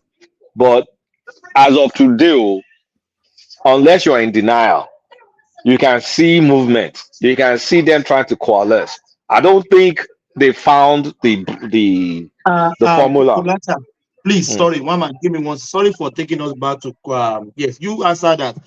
Do you think now we should be pushing for capital punishment for corruption in the country? Thank you. No, we can't continue like this, Kulata. We can't continue like this. Come and help us put them on firing squad. Too much to be general. Capital punishment, man. I don't know. I'm a bit conflicted because there's no going back if you kill someone, right? And before you do that, you have to make sure, without any reasonable doubt, that that person is guilty. But at the same time, is it worth to end the life? Because okay, you kill that person. Is that going to provide enough It is what detriment? drag them in the streets, finish them No, in the I don't think it provides enough detriment. I'm going to give an example.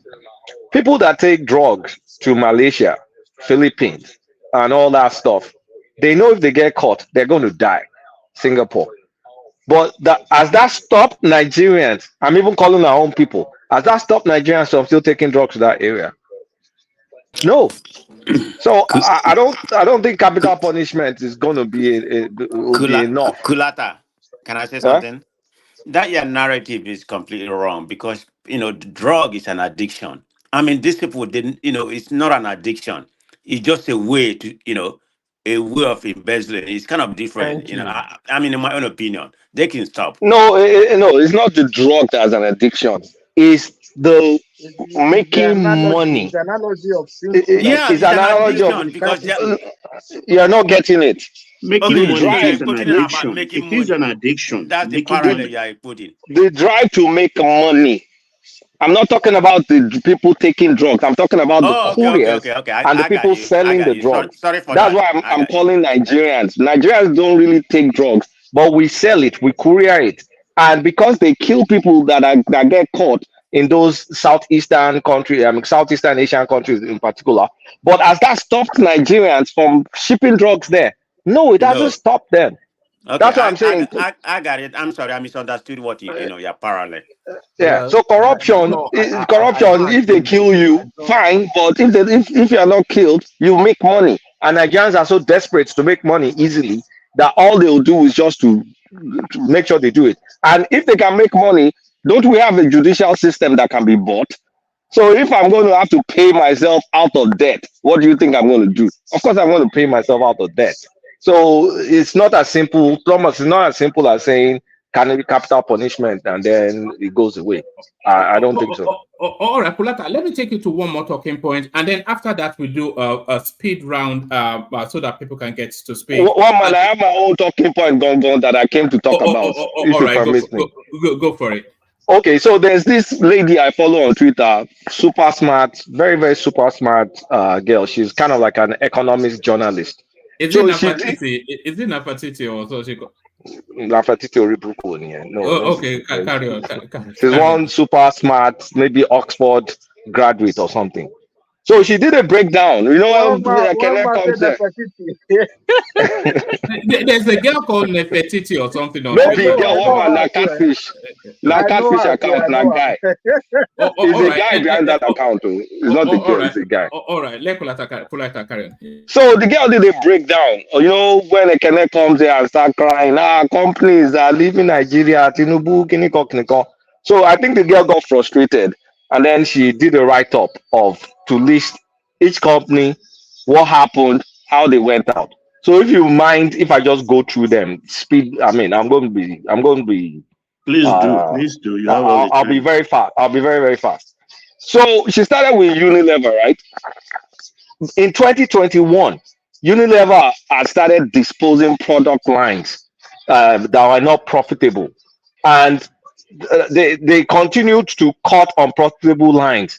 And in 2023, their revenue in Nigeria surged around a third, and the profit after tax almost doubled.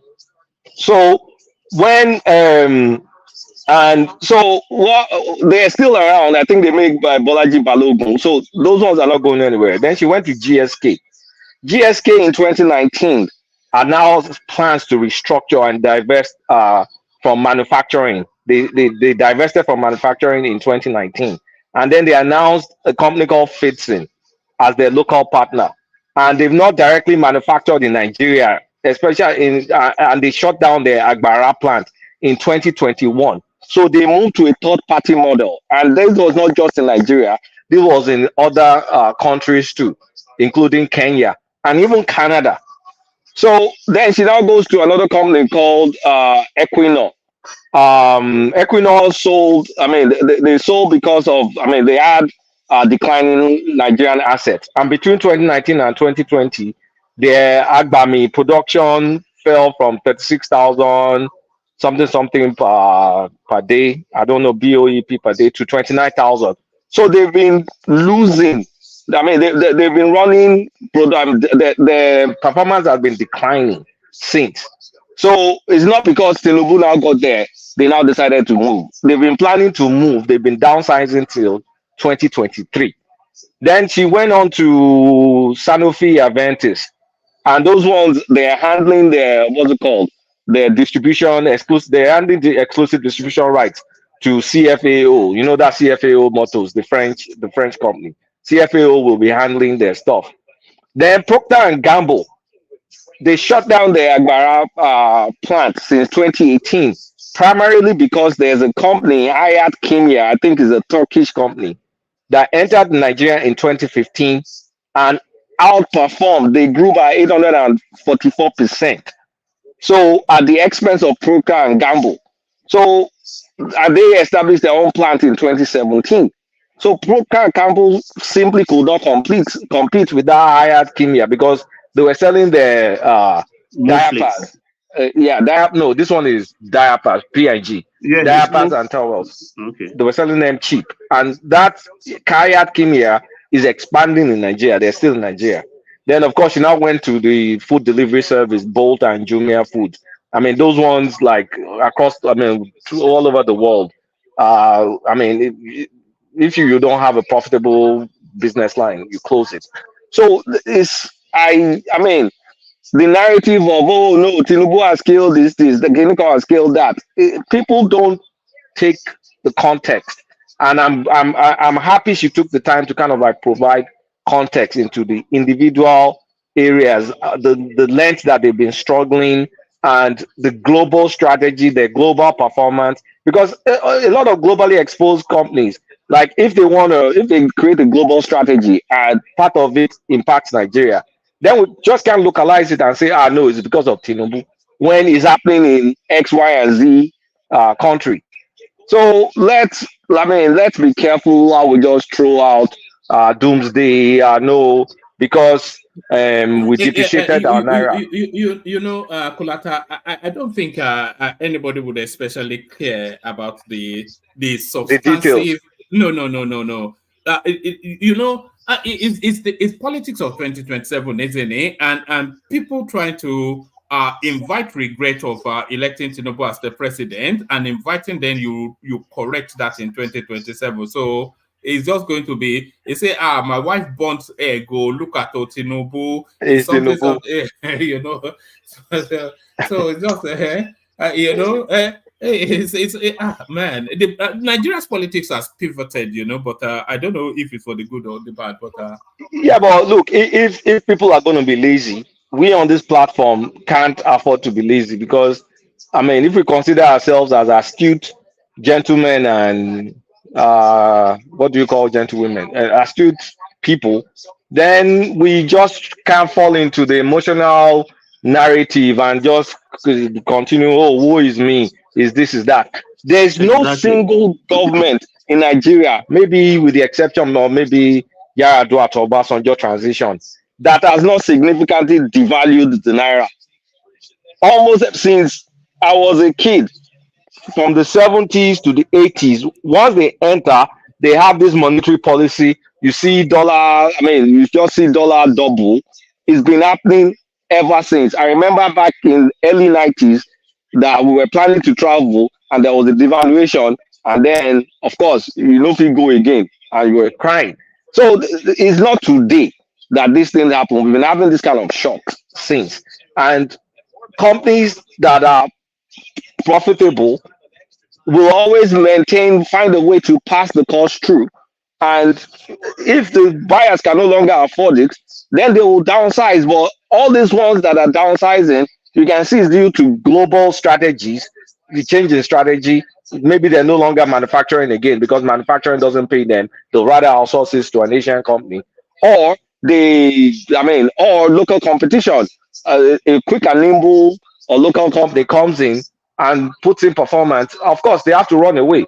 So we can't just keep saying that. But of course, we will have a lot of low cost manufacturing.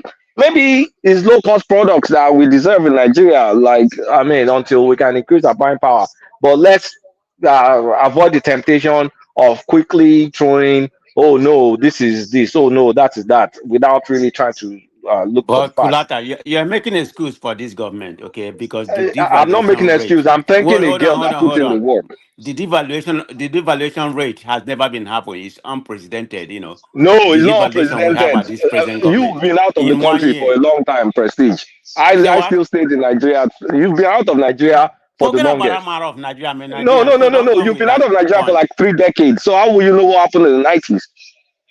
I know what happened. I know the rate You when don't he know came what when he happened. came to power. What are you talking about? Okay, so how much did Abacha devalue the naira when he entered? When he created the two-tier, It started with the Abacha, two-tier but the was. rate. Look It at the didn't start rate. with Achaja. It started before No, no, Abacha. no. Let's talk about the rate. Let's talk about the rate. The rate It's which not the rate. Okay, see. Okay, if naira was 75 kobo to a dollar, then it turns to 2 naira to a dollar. Isn't that still double? And if you take 800 and it's now 1,500, it's not even double. It's almost double. So what difference it does is it make? double. It's double right now. So Yeah. So what difference does that make? So a 75 kobo that turned to 1 naira 50 or 2 naira is double to the but impact as of how that many time is decades the impact. ago was that? You know, when It Abacha did is that. not just like it happened throughout. I just gave you an example that I remembered as a So young man you are in the quoting the 90s. rate that has been that has been It's devaluating. been, You know, how did we get to where we are if it's not been losing value, losing value, losing it value? has Like, been, but this there's administration nothing policy, unique. this There's nothing administration policy unique about this one. accelerated the devaluation. Come on No, now. there's no. That's why I said is go back and check each No, administration that's been coming in. Kulata, I think what Prestige is saying is the sharpness of the fall. Because just overnight, virtually the country lost about what 300% of. But one man, Yeah. it has happened before. It's not the first time. It's not just once. Give me It's an happened example. multiple Maybe times. I'm not aware. Give me an example where where you can equal the rate, of the devaluation. And by the way, before you give that example, just so that this is not out of sync, our party is telling you that her name is Demi Shemande. She graduated from Stanford. So that lady that you admire on Twitter, that's her name. No, this one, I think this one is No, a UK one trained man is not person. going to No, get a. We are having a rational conversation. So it's carry on. Yeah, no, carry on. Yeah. So, I mean, what I'm saying is in the 80s, okay, in the 70s, we were, I need to go pull the data, but in the 70s, we were at 75 kobo to $1 or something like that. By the time we got to the early 80s, it had devalued way more than that. By the time we got to the Babangida 80s, it was like 15 naira to $1. Until I can pull these numbers, we were like 15 naira. At Abacha, the official become 22 naira and the unofficial become 18 naira. So look at the jump from 75 kobo. At some point in time, someone comes in, devalues. That's how we've gotten here. So the one that this one devalued is double. But this is not the first time we're going to get double. This is not the first shocker. People that are older than me on this platform can remember. Coletta, I think you Sir. are getting it even wrong. The value during those. Akim, can you guys hear him? Akim, the currency is not liberalized. Akim, start and it's not again. defended at all. So we lost you, Akim. You lost. I mean, you lost signal. So what I'm saying, yes. Hello, can you hear me? We can hear you now. Can you hear me? Yes.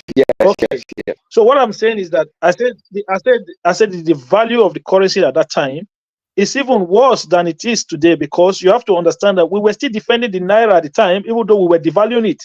So compared to now, whereby we are not defending the naira any longer, and it's just trying to find its true value. So when you are defending it, putting the resources of the nation into defending the naira, and then you still devalue it at the same time, which was what one of the stupid thing Buhari was doing. He was defending it with money, and then the thing is still losing value. Akim, So where I didn't did you get that view that we are not defending the naira? It's managed.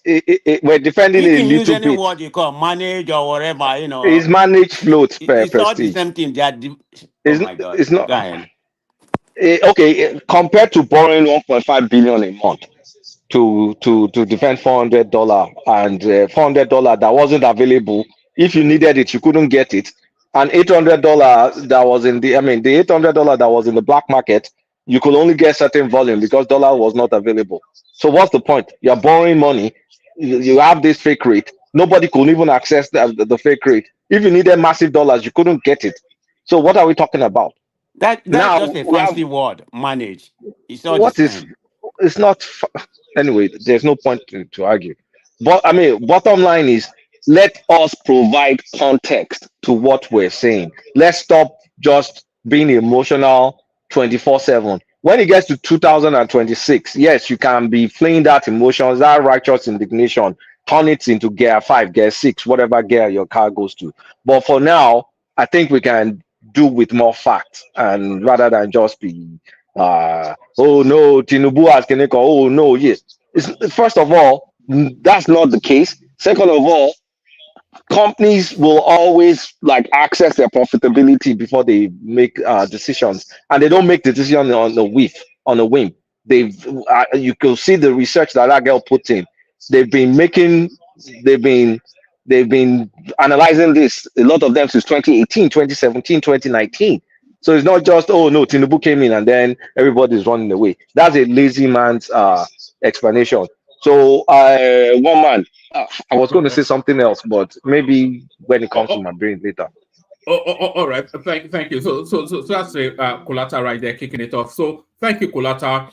So, gentlemen, I'm going to do a speed round so that every voice is not kept waiting for too long. I'm going to kick it off with Akim, only because he falls asleep sometimes. So Akim, the floor is yours. I'm going to be restricting it somewhat to about 5, no longer than 7 minutes, just to get to people quicker. So we have headlines, but like Kolata did, you can speak to whatever it is that you're interested in. Some private jets are used for money laundering, drug trafficking. So this is Festus Kiyamo telling us this, but what is he doing about it? We don't know. Claim Tinubu is working against the North Unfounded. That's Kashim Shettima trying to push back against the wagon that is circling around his administration and his bosses. Ethiopia, UAE, Turkey strip Nigerians of visa on arrival e-visa. So I don't want us anywhere. I wonder why, even though we're big spenders. PwC, so that's PricewaterhouseCoopers, says Tinubu's economic reforms have yielded positive outcomes in 2024 H1 outlook. So they do this outlook that they audit every country, and that's their report on the Nigerian space. But the argument is that how has that affected or not the price of Gari? We now operate as a movement. PDP has failed us. That's Fubara still trying to establish his legitimacy. So go at it as you will. 5 minutes monologue from you, Akin. Thank you very much, Roman. It's just unfortunate that today that I have chance to join you, my network is just fluctuating. I don't know why. Can you hear me? We can hear you. Hello, you are clean and you are clear and crisp. So carry on, clear and crisp. Carry on. Thank you very much. So I'm going to start with this northern. No, I don't even want to use the word northern. So first of all, I'll just give me 5 seconds. Akim, please give 1 man. Don't forget the Senate president endorsing the plane if they ask for it as well. Thank you. All right, back to you, Akim. Yeah, thank you very much, Thomas. I just want to quickly ask, if anybody knows Tajuddin Abbas, is he a Fulani person or not? The name doesn't sound Fulani, though. The name doesn't sound Fulani. So one man, what I'm trying to drive at is that the problem Tinubu is having is with the Fulanis. I think this is the first time since 1999 where you have the top five position of government not being occupied by any Fulani person. So I think these guys I don't think they are happy with the composition of government, the president, the vice president, the Senate President, the Speaker of the House, and then you have the Chief Justice of the Federation. None of them is a Fulani person. So hold on. So the speaker is Tajuddin Abbas, right? Yes. I think it's Fulani now. It's from Kaduna. Is it not from Kaduna? Yeah, it's from Kaduna, so I don't know if it's a Fulani person. So even if at that, I think that would be the lowest position they've had among the top 5 positions since 1999. And No, I that's don't not think true. they're That's not happy. true. It is That's not true. Anyway, you could be right at least. Third is the fourth position by the It's the hierarchy. fourth position. It's the fourth position. It's the fourth position. They've either been president or vice president. If not, they've been in some cases Senate president. So what I'm saying is this: these guys are not happy with the composition of the government. They think they are being marginalized one way or the other, and I think the El-Rufai not getting a ministerial position made it even worse for them as well, because he started this agenda on his own side, even though he has not come out clearly to say this is the problem. But I personally feel like they see Tinubu as being against not the North, but they see him being against the Fulanis. And I think this is one of the reasons why you see them gathering themselves, all of them becoming friends all of a sudden. Atiku, El-Rufai, Atiku Kwakwaso, Atiku Buhari, and at the end of the day, I know that Atiku is a northerner, but you have to understand that when election, Tinubu did not win a lot of the state in the north. Yes, you can say their influence allows him to gather a lot of vote from there. But Tinubu is not, I don't think he's a stupid person. He would have looked at the election result and he would have looked at areas where he feel like he can make progress, just such as the North Central. And that is why you see that he rewarded, especially Benue State, with the SGF position. So I think a lot of this is going to come down to what happened in 2027. But can they really do anything about it? I doubt it, because what we saw in Lagos with the Labour Party, I don't think that will happen in 2027. And I think a lot of the things that we'll see in the southern part of Nigeria in 2023, we won't see that in 2027, because the presidency will use a lot of influences in the south. In areas where they lost a lot of votes, they will try to shore up those areas and gain more vote to counter whatever is going to come up from the upper north. Because what we are still talking about now is the core north. The North Central, don't forget, you still have Kogi and Kwara there, and then you still have Benue there. So they will strategize, but whatever strategy they're going to come up with, it has to involve somebody from the south. And I don't know how that is going to work. I don't know if it's going to be beneficial to them. But what they are doing now, it is now they are now making it clear to those people in the south that power. Sorry, Akim, I didn't want to cut you off because I wanted you to flow, but I'm somewhat jumping on board with you that it's actually a Fulani something rather than a northern something. Yeah, sorry, carry on. Yeah, that is my own reading of it, one man. I believe it's more of a Fulani issues, because it's almost like just look at the composition of government. They are not happy with it. Not number 1, not in number 2, and not in number 3. Number 4, no, I don't think they've accept they accept that position at all.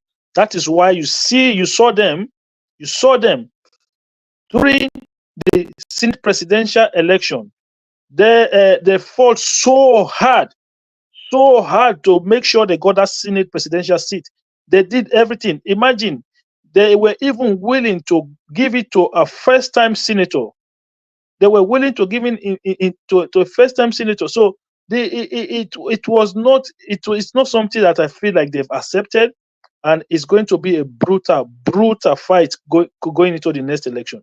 And I just hope that those people that Tinubu relied on from the north, they don't sell him out, because if they sell him out, it could be a big problem for him, with Obi coming on top, or coming in that election as well, because like anytime Obi goes on the ticket, the southeast is already gone. So what Tinubu is going to do in the south now is going to be a key to his re-election. I'm sure he knows what to do. He's the president, and he's fought a lot of battle. He bullied Buhari last time. But nobody's going to say otherwise. He bullied, like, sometimes you just have to look. You might not agree with him, but you just have to admire this man, his craftsmanship when it comes to the political field. He knows his onion. He has invested a lot over time to get to where he is today. He didn't just start all of this yesterday. And even within those caucus of these people that are plotting against him, I'm sure he has moles inside. So he's gonna, one man. Look, we just need to get out our popcorn and get ready for 2027. It's going to be brutal. Myself and you know that 2027. It's not even going to be anything, Peter Obi. It's going to be the Fulanis versus the Kanuris versus Tinubu, and then they're going to duke it out. You know. Yeah, of course, that is how it's going to be. But it's you know, these guys, man, they have, like you guys have been saying. I think when people look at, they don't understand how corrupt this some of these Fulani elites are. These guys, when they are stealing, right, they do it openly, like they don't care. They do it so brazen, like that. You say, okay, yes, I want to steal. They don't act like we Southerner. We are trying to be clever. No, forget cleverness. They just go there. Where's the van? Bring the truck. Open the vote. Put the money inside. Let's go. That is how they do their own stealing. So they don't have time for. They are super rich. Do you know how much this guy, the former governor of Zamfara that was running for the Senate presidency with Babio? Do you know how much that guy was spending in that presidential election?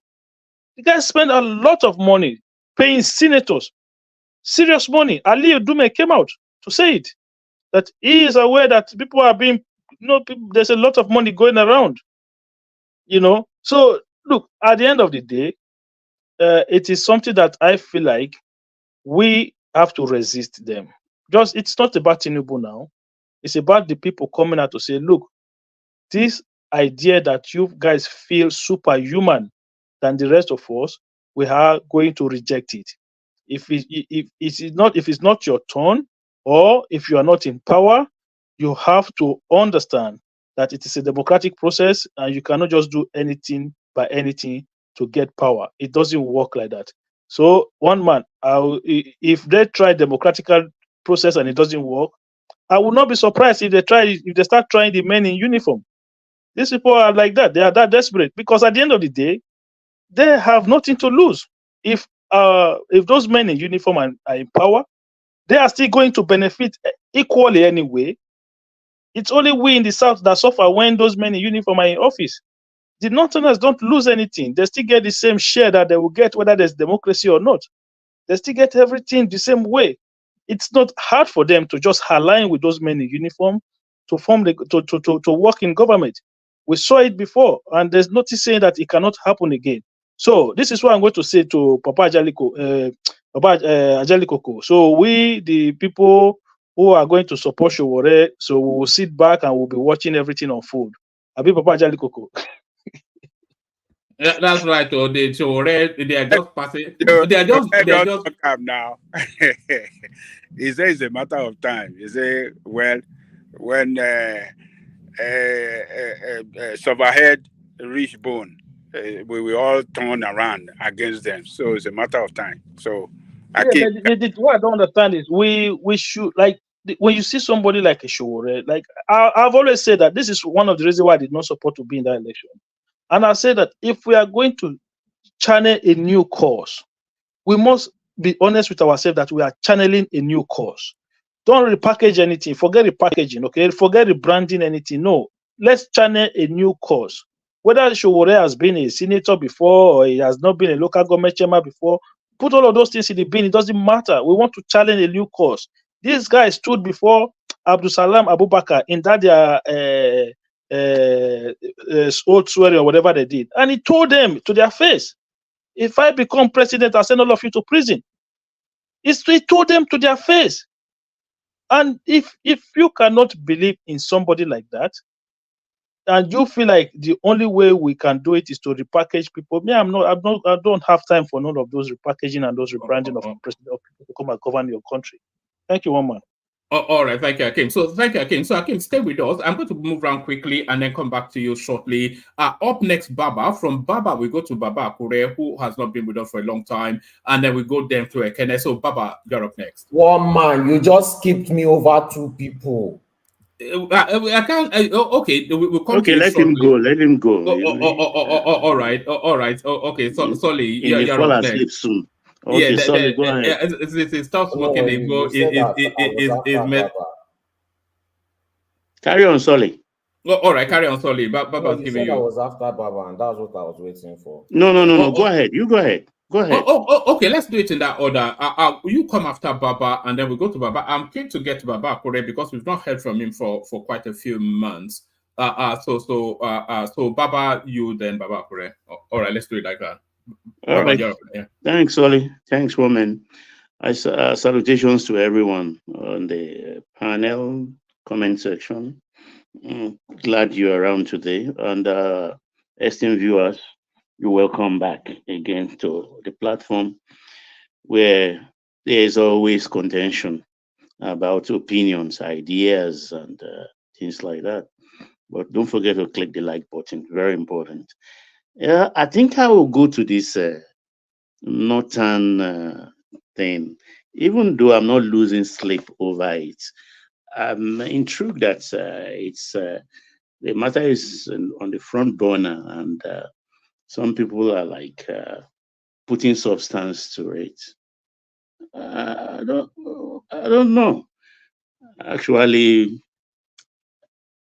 if we watch carefully what is going on in Nigeria today, particularly, the North, I don't think they are very serious people, because all the indices that's negative, that's affecting Nigerians, financial statistics, social statistics, and things like that, it comes from the North, particularly in the area of education.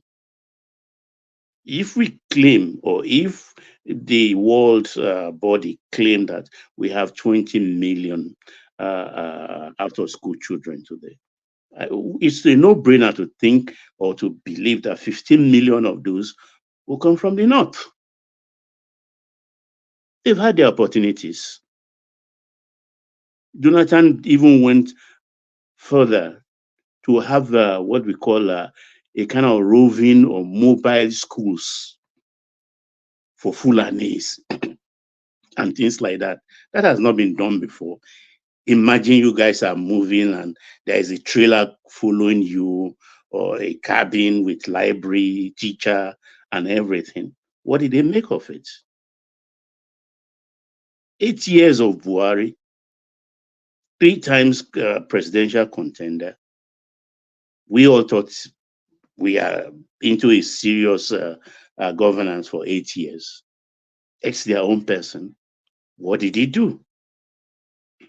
Rather, he allowed the rent seekers to roam free on our financial institution. And that's what they know how to do. Because whether we like it or not, the North is still feudal in their thinking, in their social activities, and in their area of governance. Is still feudal. The rich will always get rich excessively. So, Gambari Fulani, according to Yorubas, I don't have sympathy for them. They should be thinking of their people. Look at the present president we have. I mean, I don't just follow him blindly. I look at his language, body movement, everything.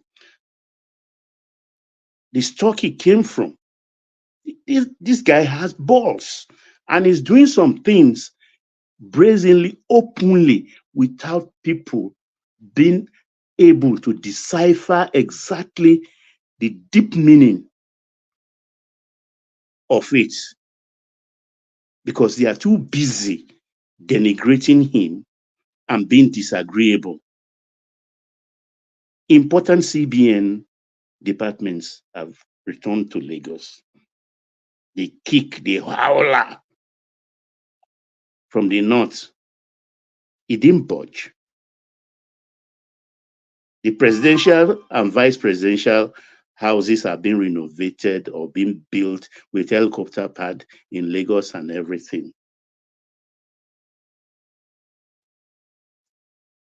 Nobody is saying anything other than complaining about the money. But there is much more behind those moves.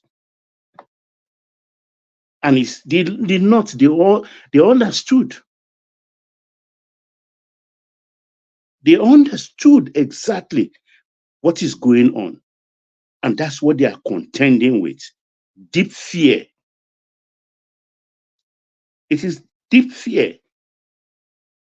And they know Tinubu will, at the end of the day, will hand over power to a northeasterner. That is already in the bank. And the real houses of that territory, the cannery, will be very happy with it.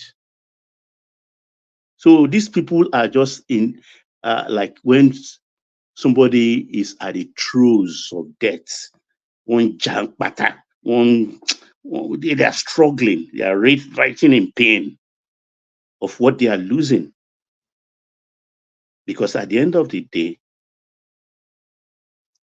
it's how you sleep, how you make your bed, you lie on it. So let me quickly go to Fubara in River State. I want to talk about that, especially because of what they threw around today. And like Kulata said, we shouldn't be allowing lies from whichever quarters it come, or misinformation, miseducation to thrive. They claim that guy with dynamite was sent by Wike to blow up Hotel Presidential. Please.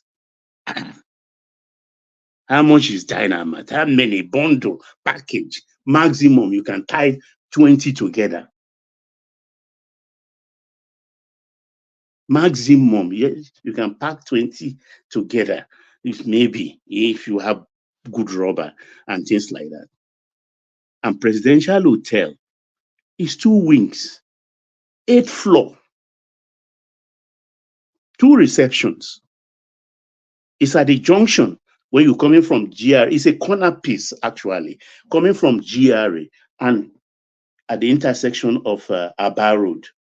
It continues, if you're facing from Aba Road, it continues on the corner piece on the right, while Aba Road continue on the left. So, and when you are approaching that hotel, when you are coming from the GRA area, it's car park. When you are entering through Aba Road, car park. That goes about maybe 50 meters with a lot of cars there. So at what time will that guy belt up the IED or whatever, or pump, go to the reception and know the floors where Abamoro, Oji, and everybody they are staying, and climb there and go? What are they talking about? Because Nigerians have become so light-brained because of their disagreeability. So they just come and spew anything and people will buy it. And I pity the River State people, because he's saying now that they are a movement. Maybe, I think he mentioned even the name of the movement. I can't remember now. I can't recall exactly what Fubara called that movement. You understand? Yeah, he is an Ejo. The Ejos have the numbers because they are in Ondo, they are in Delta, they are in Edo Little, they are in they own Bayelsa. So they have the numbers quite all right, but he should not deceive himself. Because I look at him, his kind of language, not political, very rash kind of language he's been using and posturing and things like that. The elders that are pushing him, when push comes to shove, they will strip him naked. It has happened before. It happened to Wiki. It happened to Wiki's predecessor, didn't he? So why is he special? They are collecting the money now, money that is meant for productive use in real estate. They are all collecting. He has put their acolytes in the new interim local government. He's put their children, everybody there. They are all enjoying their reveling. At the end of the day, he will have to show his stewardship. What will he have to show for it? Nothing.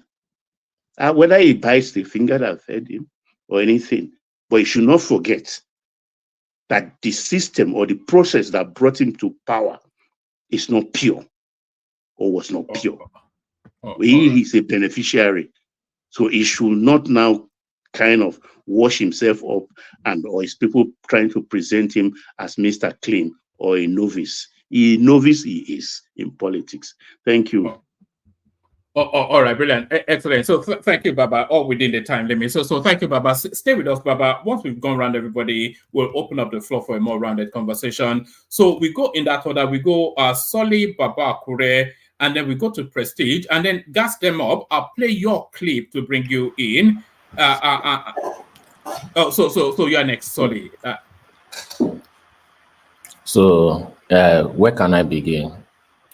Well, there's a whole list of movements in the north to recalibrate against Tinubu in 2027. I think it's pretty clear now. And we see the protagonists gathering. They're not even in the dark shadows of the night. They are doing it on Insta. You know, they're actually clipping themselves having these meetings and posting it on social media. So they are signaling to the central space that we're after you in 2027. So that Tinubu, a lot of people they are saying good governance is probably the thing that will save him. Private jets used to for money laundering, etc. So that's the Minister of Aviation telling us that Ethiopia, UAE, Turkey strip Nigerians of visa on arrival, e-visas.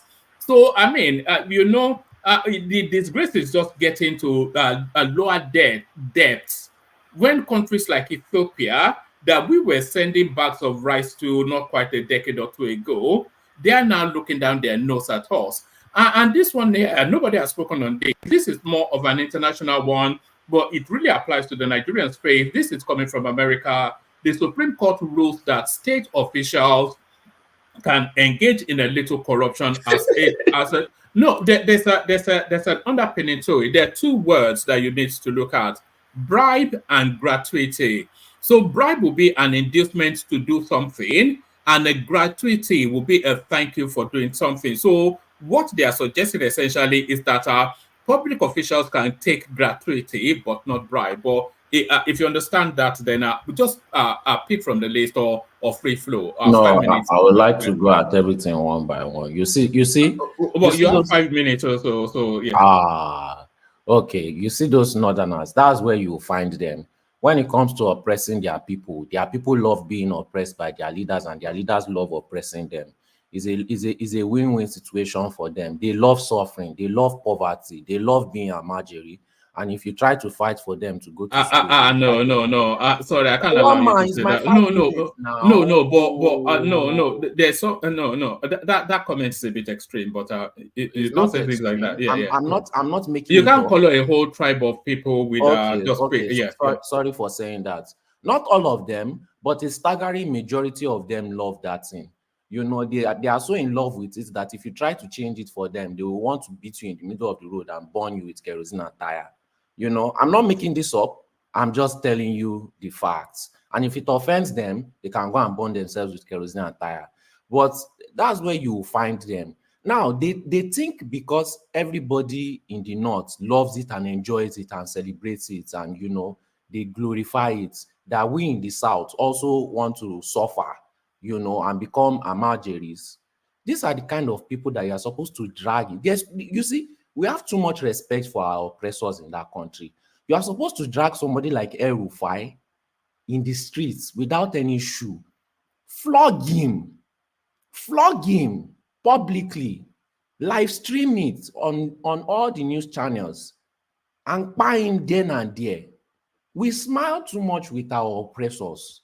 No. So sorry, you have to tone it down with the extreme language and the bigotry as well. Just pull it back a bit. Carry on. No, it's not bigotry if I'm saying the truth. Anyway, so that's just the way I see it. I'm tired of smiling and laughing with these people. They need to be flogged and they need to be disgraced publicly. They have too much respect given to them. You know, all this immunity nonsense is just a slap on the face on Nigerians. Nigerians too, they behave like children. You will see them 40 years old, 50 years old, still being foolish like children. They need a dictator. And a dictator that is not about tribal incentive, because that's always the purpose at the end of the day. Throughout Nigeria's history, it always leads back to, it's for my tribe. Well, just a very, a very low IQ, tribalistic, I don't even know what to call it. They need to be governed by a dictator. American style of government is not working for that country. You can see why they are doing death sentences in some countries for drugs. It's because they know their people and they know what works for them. Because if they do anything less than that, they know the kind of things that their people are capable of. So when you say you need to bring death sentence for these officials, you say, because they are taking murderers to jail, does it stop people from murdering? Yes, it won't stop people from being corrupt, but it will lower it. If they were not killing people, if they were not buying people for smuggling drugs into their country, it would be extreme. It is not zero, but it curtails majority of it. They need to be flogging. The same thing that they did to Gaddafi is what they need to do to most of these Nigerian politicians. Then we'll have sanity in that country. Not that we'll be jackpying and jackpying. Why do we need to jackpot? It doesn't even make any sense. It doesn't make any sense. Like I said, we are all suffering. 99% of us are suffering because of 1% of people. In fact, I think it's even less than 1% of people. It doesn't make any sense. Well, you see them, you smile with them, you dobale, and majority. Let me not say this because I'll seem biased. We all do it, but some people do it more than the others, and they fight for their thieves more than the others, and that's a big problem. Let me just quickly move on to the next topic. Now, this Fubara guy, he's not a smart guy, but he's always trying to play smart. I see him like that kind of person that has not been humbled before, or he's defending his ego at this point. And once you start defending your ego, you just start preparing your downfall, even though you don't see it till it's too late. He wants to join APC. It's so glaring because he thinks that's a strategy, because they want him to be Rivers governor again, because that actually makes sense, But if APC already has somebody that they want to contest, they already have somebody that they trust, they already have somebody that they know will not betray them. You've shown them that you are a traitor. You've shown them that you are not somebody that they can agree with. You've shown them they are not somebody that they can work with. What makes you think that APC will accept you and make you the governorship candidate? They will just use you. This guy is and this is the problem with people that don't get there by themselves. We can see the likes of Peter Obi. We can see the likes of Fubara. They always end up setting themselves up. They always think that they are smarter than the people that put them there. So why didn't you put yourself there?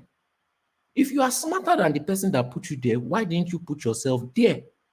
Just a very foolish person that they give meat on a golden platter, that now thinks that he can do it himself, playing himself again.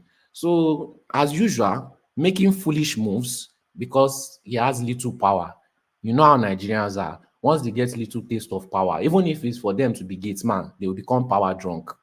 I'm not saying all, because they will say I'm bigoted, but a very staggering majority of Nigerians do that. Now, what is next again? 2 more minutes, sorry, but there's the bribery versus gratuity, and Ethiopia, UAE, Turkey stripping us of our visa on arrival. Okay, so the bribery. But you only have about 2 more minutes here. Carry on. The bribery is not something new. They've been doing what is called lobbying, which is basically bribery, just in a legal term. So now, USA has been getting, they've been losing their shame One thing I know about Westerners is they like to do bad things, but they have shame. So they're always trying to cover it up as much as possible. And if they can't cover it up, they will just bomb the whole country. But recently, USA is losing their shame. They don't even care anymore. They will say that they are the ones that did it, and if they want to do something, they will now do it. So little by little, it's becoming a country where they are not ashamed to show their corrupt side. They are not ashamed to show their bad side. You know, little by little, they are losing their shame. And is this going to be a problem for all of us? I don't know, and I don't really care. Now, they've just been doing themselves, but once in a while, some other people serve as collateral, you know, and then everybody in the world forgets about it. Now, in terms of all this UAE, Ethiopia, Turkey, it's because we Nigerians, we used to smile too much with all these people. When you see them on the road, you are smiling with them. When you see them in their office, you are smiling. I don't smile with these people because I know they are racist. Even when you look at all these Ethiopians, all these Sudanese, all these Ghanaians, I don't joke with them. I don't know why Nigerians joke with them. They hate you. They hate you because you are better than them. They hate you. And they can't do anything about it. That's why they are laughing and smiling with you. They hate you. They want to be you, but they can't be. So they hate you. They are not smiling with you because they are your friends. They have envy. These Turkish people, they are doing it out of racism. They have no reason to do any of these things. And that's why I like it when Europeans are racist to Turkish. Okay, that one I shouldn't have said it. But when Europeans and British people are racist to Turkish people, I don't feel bad for them at all. Because when they have the opportunity, they do worse. When these other Africans, you see these other Africans, when they're in front of white people, they start acting like mouse. But once they are in front of a Nigerian, they want to show their strength. They want to start forming gra. You know, they have no shame. And I don't respect them. I've never respected them, and I don't smile with them. Because the only people they like to oppress is Nigerians. But when white man is oppressing them, they will take it.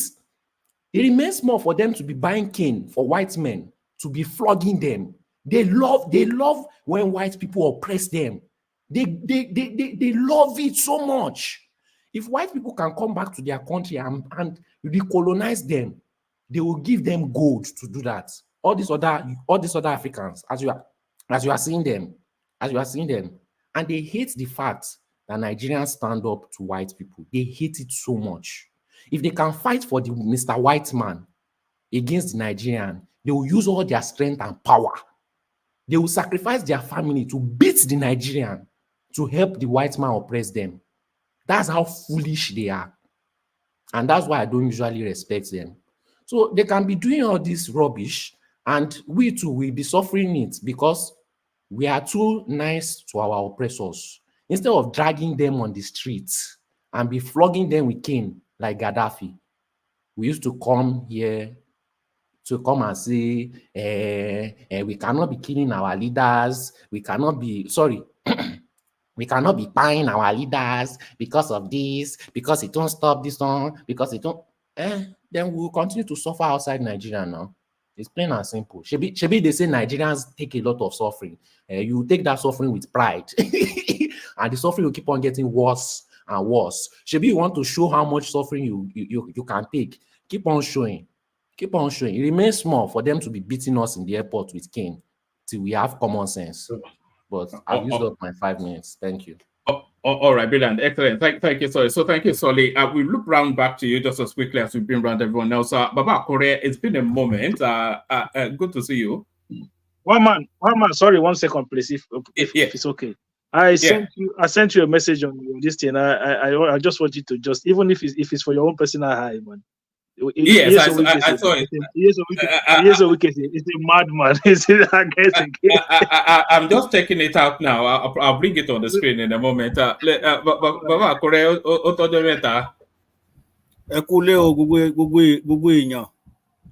that. I look at that.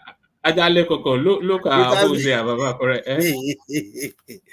It has been a long time. It's just that I was busy here. Even it was your message I saw today, and I said, okay, let me just try to come in and maybe spend like 5 minutes or 10 minutes before I ship out again. Anyway, thank you very much for having me tonight. Bàbá pé báwo ni o?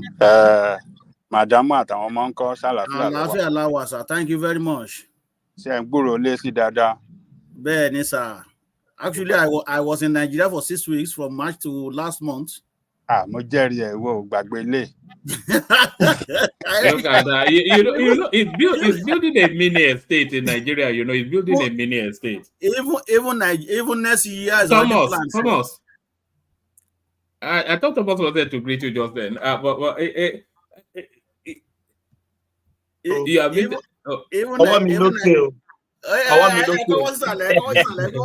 I'm missing you. We miss you, my brother. But we miss you so much. How's my baby, everyone over there? Everybody is doing fine. Yeah. We thank God. Yeah, thank you. All right, so let's start hold on, Baba Bawoni. Oh, fine, sir. Where she gone, yo? Ekuberi. Do you know who it is? No, sir. Come on now, you are not, we are one of the originality of this platform. Don't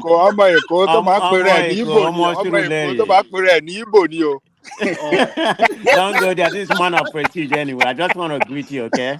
A Lagosian where they lie to us, say it be Igbo, but it's a Lagosian. I'm a Nigerian, okay? Thank you, Baba Ture. That's good. It is good to be going to home anyway, regardless of what is going on there. At least just go there and see what is going on for yourself, and then come back again. So, but even me, next year is already planned again. So, do you feel safe when you go home? To me anyway, it is God is my savior. I do not afraid anything. I drove myself all the way from Lagos to Ondo State to my village. Anywhere I want to go, even all the way from Ondo State to Shogbo, I drove by myself. And you've never felt unsafe once, never. Because all we hear is all this insecurity, but you know, everybody goes home, they feel even colleagues, he was telling us the safest he felt it was in Ajah. Even sometimes when I want to go to my house in village, sometimes 9 o'clock, 10 o'clock. Sometimes I was in state capital. I will leave state capital 10 o'clock, still going back to my village. I think most of these things has insider. That is what I think anyway. To me, I don't know about others because I work freely anywhere, and also it depends on how you your movement, because some people when they came from abroad, they want to show off and things like that. I was in Oshogbo and I saw a guy in a plate number of Texas, and I said that sounds like a come and kidnap me signal. Exactly. Thank you very much. So it's already shows. Okay, they come and kidnap me. When you have US plate number, they already know that okay, this person is not living in Nigeria. Then they will target you. And you have a different kind of gold. You have thousands of dollars in your pocket, and you are flashing it and things like that. In fact, sometimes when I go to the airport, they ask me, "Do you have dollar?" I don't spend dollar. We don't spend dollar in Nigeria. We spend naira. Even the naira I have with me right now, it is more than what you have in your bank account. Because when I want to leave Nigeria, I always come with naira. When I'm going back, I go home with that money. Spend that when I get home. At least that's what I will use at first. Then when I'm coming back again, I will bring some again. So I think if you live a very quiet life and you don't want to show off that, oh, you are from abroad and things like that, I think you are more better than when you are flashing whatever you have and nonsense like that. So where do you feel most at home? Is this in your village or in Akure? When you go back to Nigeria, where are you hoping to live, the village or Akure? Actually, I have projects in both places anyway. So I know now. That's why I said you are building a mini estate. Yeah. So the issue is that when I move home, I may likely stay in Akure because my village is like about 10 minutes. Anyway, they are dualizing the road right now, and it's going to be like 4 lanes. So it's going to be a very good highway. So you're a beneficiary of the Tinubu that you hate so much. Look at this guy. I'm not going to go to that. I'm not going to go to that first. I have to finish what you are talking about now. So it is just like 10 minutes drive away from Akure, so I can stay anywhere I want. So that is just that. But I think I will prefer to stay a little bit in Akure. Then maybe when I think, okay, I think it is final to go home now, to go to final home. I can now just stay in my village, and then but if I want to go home earlier than clock 60, 65, and I want to really move home, I think I will stay in Akure for the meantime before I move finally to my village.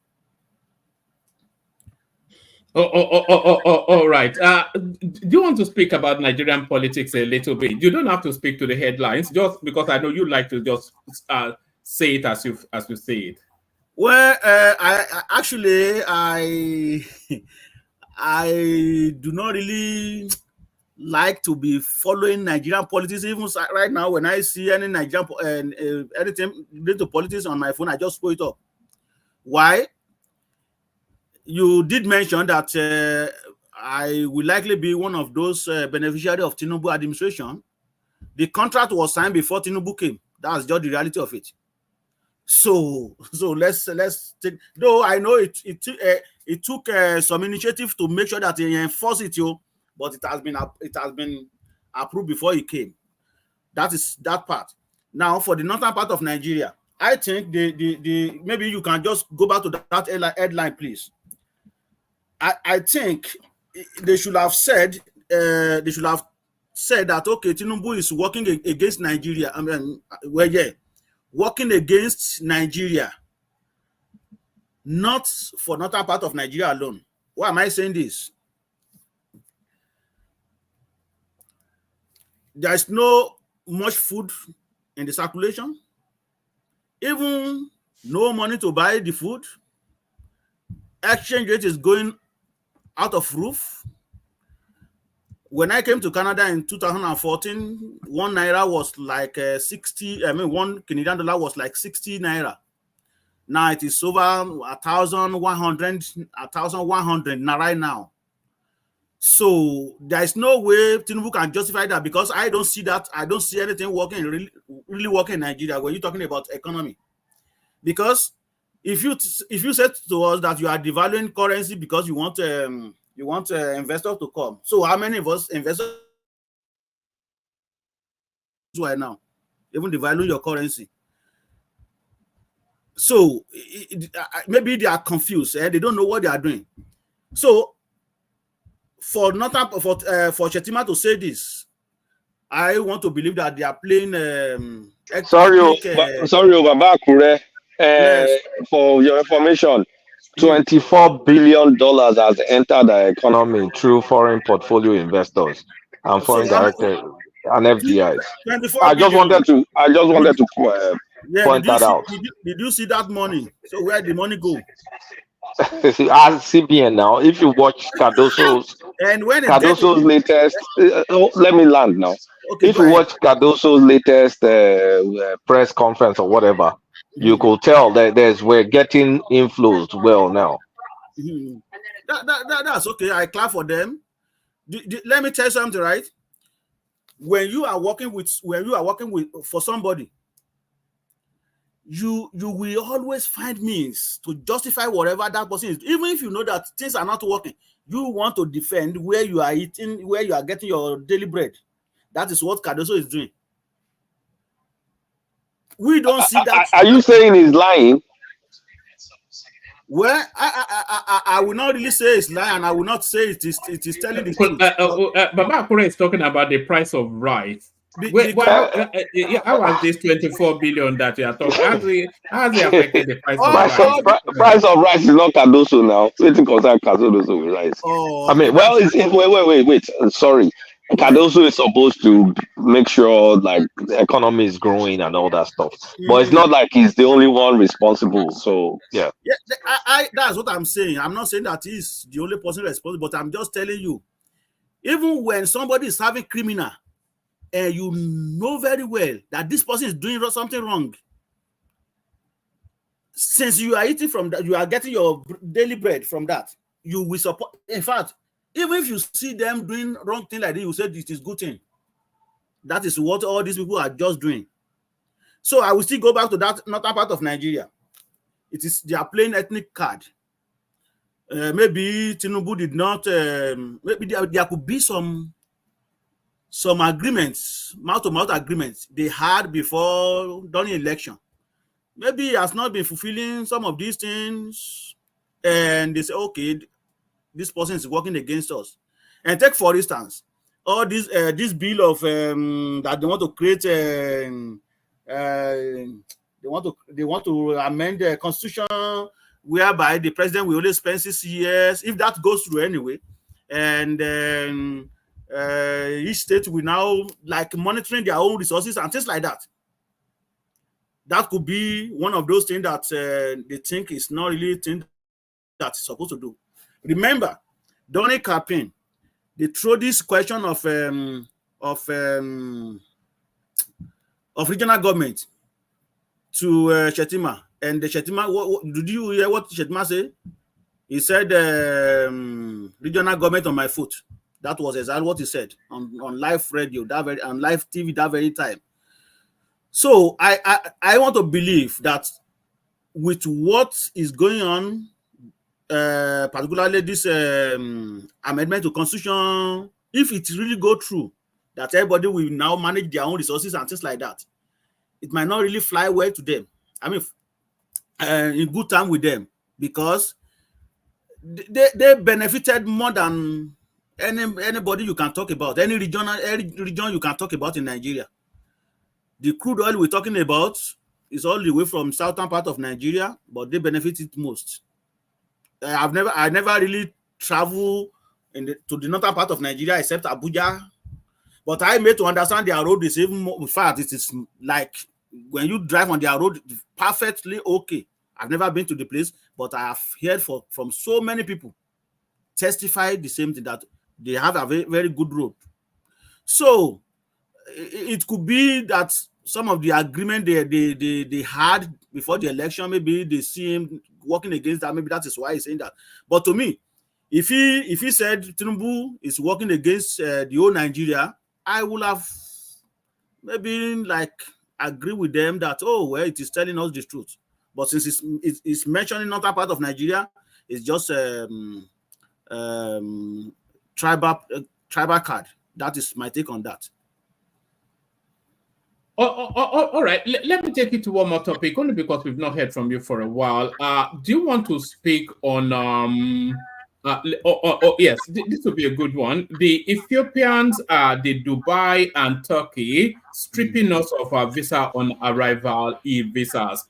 You know, it's upsetting enough that Dubai and Turkey will do it, but for Ethiopia to be restricting us, that's just an insult. Ethiopia, United Arab Emirates, Turkey, they are even big countries. What of all these small countries like Niger, Burkina Faso, and things like that? All these small countries that they are even taking us for granted. You know, the reason is that because they see us finish. They see us finish because they realize that Nigeria is not really good. Let's just be realistic. It is you that you came from abroad that you can enjoy Nigeria, or if you have money, or you are robbing Nigerian people. That's when you can enjoy Nigeria. You cannot say that you are a civil servant and you said you enjoy Nigeria. Enjoy what? When I was there, I bought gas for 900 naira per liter. 900. So how many people can afford that when you use over 100,000 to fill your tank? So these are the things that these people see. They see, in fact, now they see a lot of Nigerians want to get out of the country. So that is why they are doing all these things. And they are not the only person doing all these things. A lot of countries in the world, started by UK. Oh, they don't want any international student. That is one part. Australia started its own. Then Canada took it over. Then from there they will go to France. Then from France to Netherlands, everybody is trying to, they are trying to hold their country together. But Nigeria, they just can't start the country. They don't really care about what is going on there. They don't want to put the country together and their citizens together to work for the betterment. Yes, I'm here. Baba, sorry, Thomas Losoro. Yeah, do you imagine? I wanted to go to VG with my family member. They deny us. We can't come to VG. Nigeria pastor can't enter Fiji. And Fiji is very close to Australia. Very close to me, my brother. Very close. And Fiji Island, Nigeria is a free visa to Fiji Island before. I don't know if they have changed that. No, we can't even go. Last year, Thomas, Thomas, don't you have Australian quality? No. Okay. Yeah, I'm permanent resident. Okay. So yeah, before, based on my understanding, Nigerian passport can travel to Fiji Island without visa. Now, with what I'm hearing from you now, it is a surprise to me. In fact, last year I was talking to somebody. I said the best thing for now. In fact, it's just like I already see the future. I said to one man, not this one man, or another one pastor, what we were discussing, and I said to him, I said, when the time comes, you see, the reason why there is no issue going on in Nigeria right now is that because all this youth, all these jobless youth, they still have somewhere to go. I said there will be a time when there will be no place for them to go. And that is what we are seeing right now. What I've seen in Canada between the last year to this year alone already show that a lot of Nigeria will not come here this year. Not like before. Because our currency is so useless. Last year, we have people who only had 9 million naira in their account, which is at that time was $30,000 to $40,000, 9 million, and they can easily go to any school in Canada. But right now, you must have millions of hundreds of millions before you can even meet the standard. When you want to pay 26,335 $20,635 for your living expenses for 1 year, and the minimum, the cheapest school you can see is $12,000. When you have $12,000 to 20,635, where are you going to get about 40 million that you will change to make $31,000? They will question you, where do you get this money from, self? But last year, 9 million, you can go to any school in Canada. Not this year. How they mess up this country. So these are the things that all these countries sees, and they put. I think we have to secure our border. We have to run this Nigerian back to their country to go and fix it. And I was talking to somebody yesterday, and I will still maintain it. You see, all these some people they use somebody's iPhone, somebody's money, and this and that, and somebody take 1 kilo of white powder or whatever nonsense there are some Nigerians could be doing. That is not, I can bet it with you, that is not the main reason why they hate Nigeria in abroad. They hate Nigeria because of our politicians, because they stole all the money. They know that these people are very corrupt. Then they now say, oh, well, if the leader is so corrupt, what about all these young ones? So can we really trust them? But until when our leader can take a bold step and they discipline themselves, then Nigeria will be disciplined. Because it's just like Baba Kure, can I correct the narrative? Because you just said something. You said because of kind of like devaluation of our currency, that's why they are not giving us visa or one thing or the other. So Argentina that has hyperinflation, probably 200 and something percent inflation. Argentina passport based on 3 different index. One of the index called Guide Passport is the 17th strongest in the world. Another one called Latitude Consultancy Index is the 11th strongest in the world. They don't need visa in 171 countries. Then you have another one called Visa Guide Passport Index, which they were 47th in the world. So why doesn't their own hyperinflation, which is way higher than our own, correlates to their own passport being strong? So it has nothing to do with inflation. I just wanted to correct that. All right, I get your point. But the issue is that if you look at the skin color of 2 more minutes, Baba. Like mine. 2 more minutes. Carry on. Okay. Do they have the same color like mine? It doesn't. But you said it was because of inflation. You said it was because of devaluation. Now they devalue their currency. They have hyperinflation. How come nobody's stopping them from traveling? I'm just trying to say that it's not just the simplistic. We devalue their currency. That's why people are not giving us visa. No, I'm not really saying that devaluation. I'm saying that a lot of Nigerians will not be able to go anywhere this year because of the so before that, you talked about Fiji. You said before Fiji did not require visa, but now they're requiring visa, and you tied it to devaluation. No, I never tied that with Fiji. I said, okay. Maybe that's my mistake. Know that Fiji Island, when you want to go to Fiji Island, is free visa to Nigeria. And I talk about how Australia started do something with their immigration. Then it started from UK, Australia, Canada, go to France, and that everybody is trying to tie up their country. And I said that a lot of Nigerians will not travel to Canada this year. Why?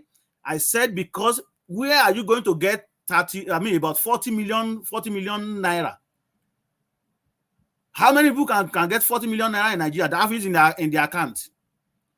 I said, but last year with $9,000, your $9,000 can give you like $20,000-$30,000, which you can go to any at least reasonable school in Canada, which you can use to enter. And I also said that I was talking to a pastor, last year, that because Nigeria still have a place to run to, that is why nothing is going on in Nigeria. That there will be a time when they will not be able to go to anywhere. And that is what we are seeing now. All this country now, they cannot give us visa on arrival. So they will now scrutinize you because you have to go and apply through their embassy either in Lagos or in Abuja. So that is what I said. All right. So thank you, Baba Kure. So thank you, Baba Kure. So that's Baba Kure, of course. To some of the OGs on this platform, is not a voice that is falling to them. He started this platform with us. So thank you, Baba Kure. Do you want to round it off, or are you happy to leave it there? Well, I'm okay with that. It's just that we just want Nigeria to be better, so that all these small countries, they will not just see us as who are these people. And like I said, because too much corruption, that is what it's not issue of all this small guy that is taking marijuana or taking white powder or different. It is bigger than all that. If the head is bad, then the bottom, if the head is bad, then the bottom is bad. So if Nigerian leaders, if they can get themselves together and discipline themselves, then everybody will be disciplined. Because when you lead by an example, then you'll be able to deal with somebody who deviates from a norm. But if you as a leader, you don't even care about that norm, you think it's you are above it. So then everything will disarray. Everybody will behave anyhow.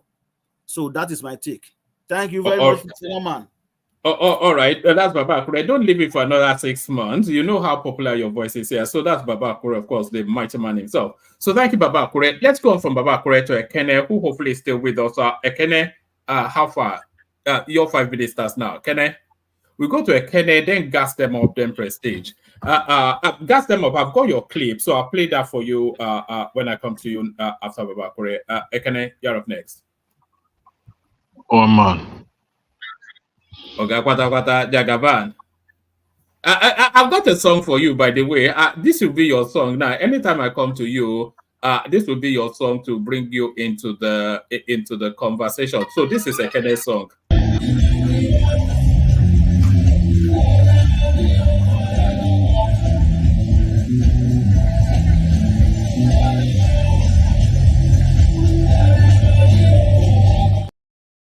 All right, Jagaban, Ava, This cannot be my market. What go on?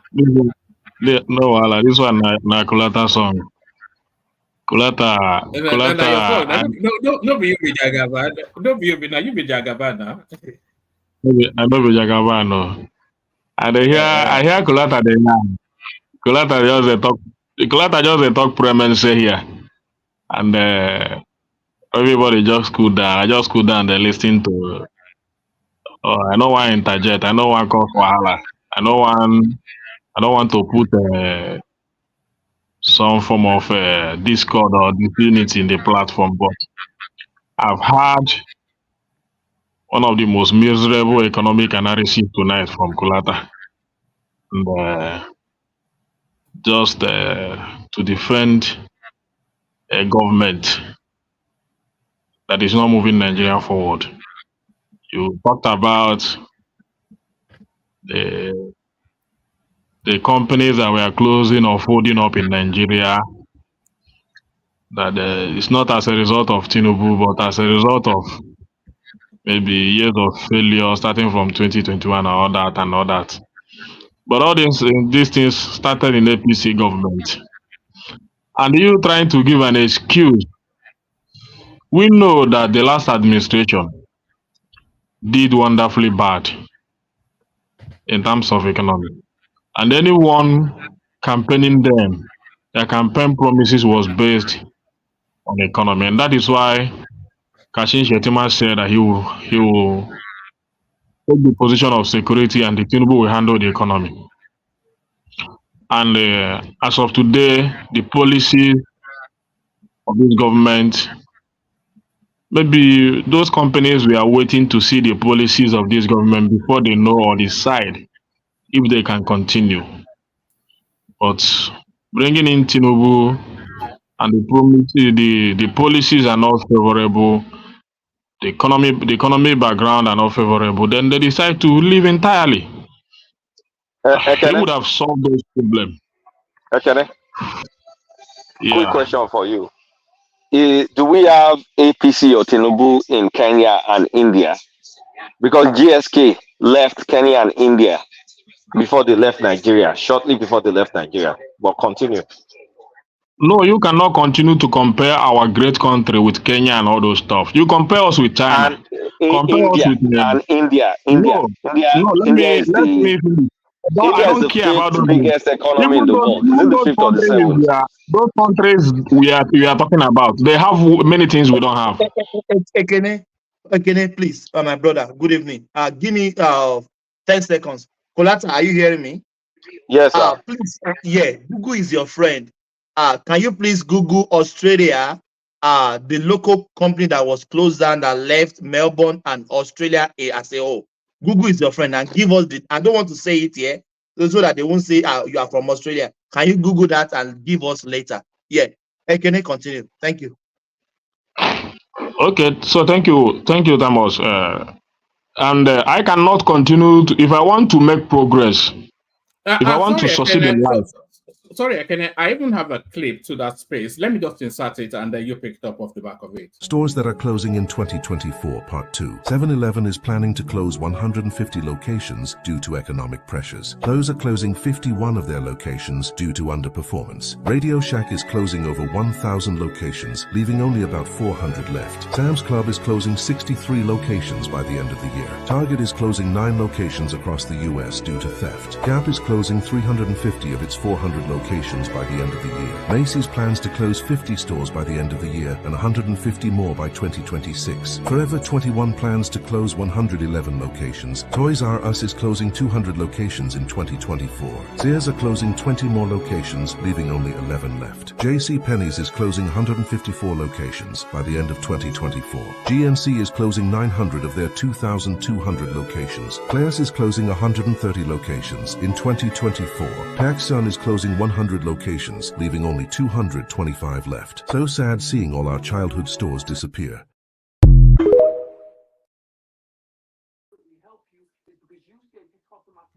This Tinubu wicked, though, not only is it destroying Nigeria, it's destroying America too. One man, let me come and give me a minute. Because of hold on. That's a false comparison because those companies are regrouping, to strategize for, position themselves, in this present economy with AI and everything. The guy said hold on. He said they're shutting down because it's not of that they're not economic profiting or pressure. whatever, but in the Nigerian case, the company is pulling out, just leaving totally. It's not like part of them is leaving, they're leaving somewhere. It's totally different. It's not a right comparison. Prestige, the guy said they're shutting down because of economic pressures. Yeah, they are realigning, they are regrouping their stuff. It's not what I'm saying. They are scaling down because I'm in America. I can inform you better than you can. Now you are not an economist. It doesn't matter whether I'm an economist or not. Prestige, what part of with American economy? Prestige, what part of GSK? I don't even want to hear from you, Kulata. Okay, Prestige. like people here. I mean, what part of GSK switching to a third-party distribution doesn't show that they're re-strategizing? Like, I mean, you just kind of like anyway. Can I continue? We know where you're coming from, Kulata. Go ahead. Okay, let me continue. These are inferiority complex to most, especially dedicated Nigerians that are analyzing economy for us. People that are pessimistic, not optimistic about our nation. These are very pessimistic individuals. Yeah. Please give me 1 minute. You see, when these people, these Tinubu defenders, are showing this kind of video that that can be so ridiculous to justify, the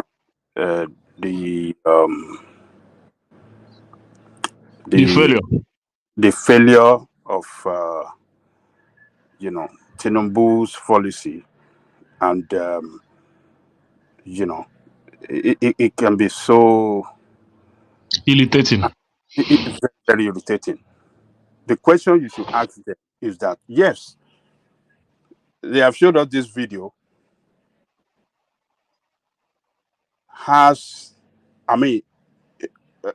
American economy compared to Nigerian economy, which one is losing job?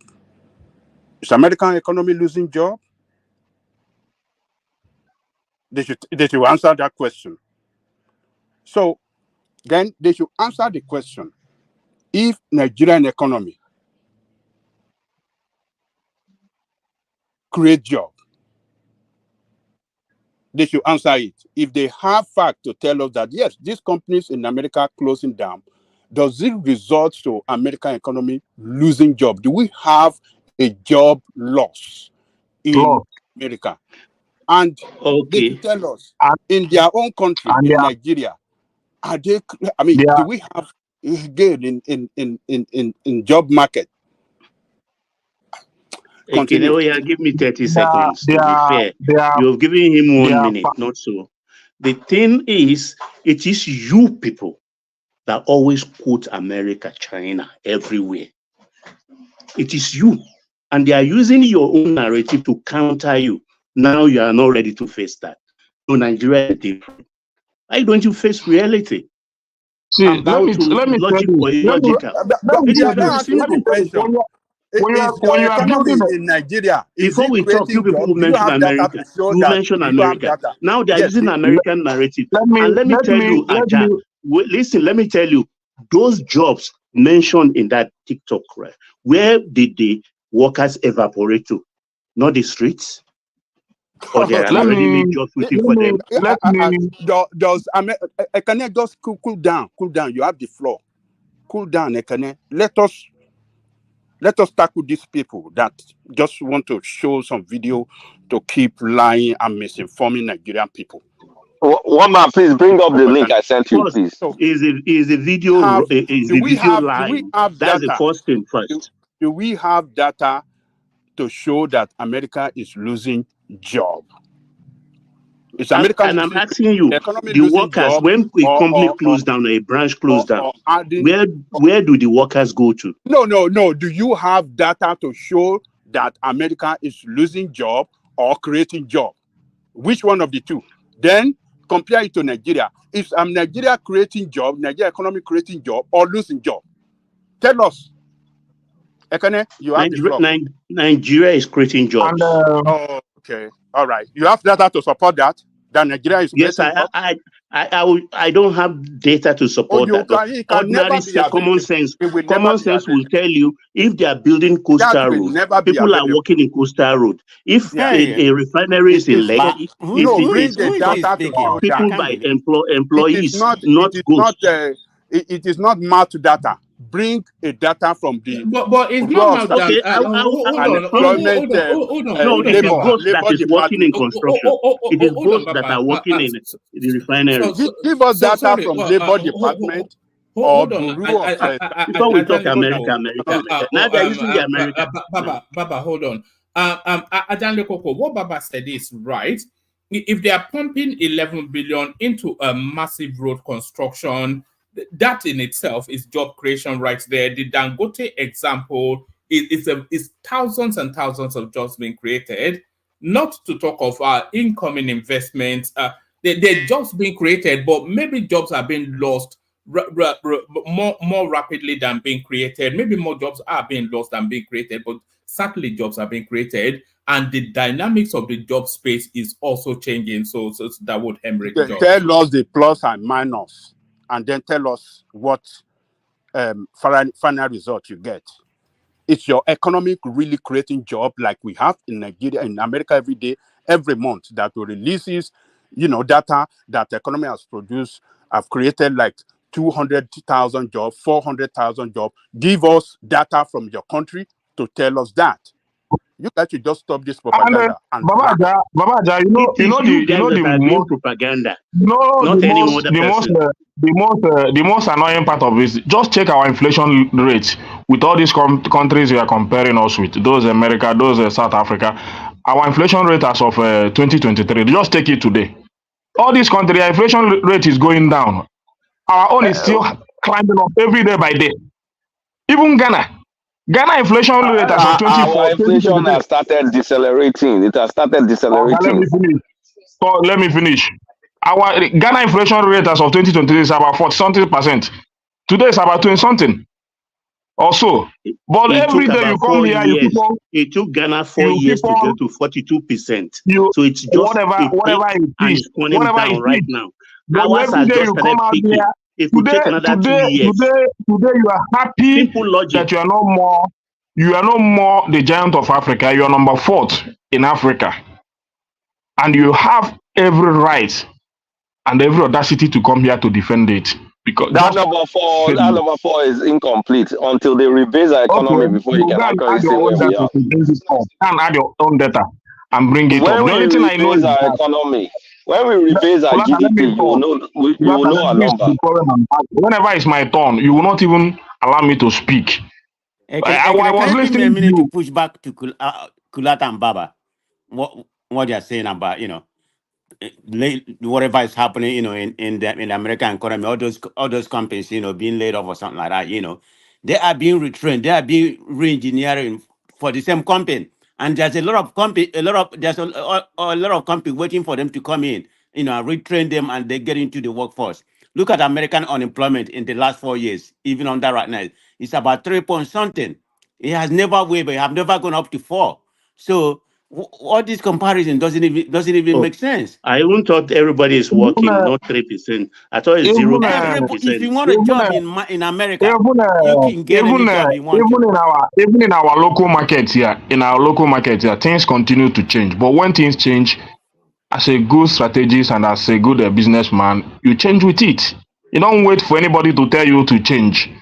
You understand? LG today is being replaced by Hisense in the market. A lot of products.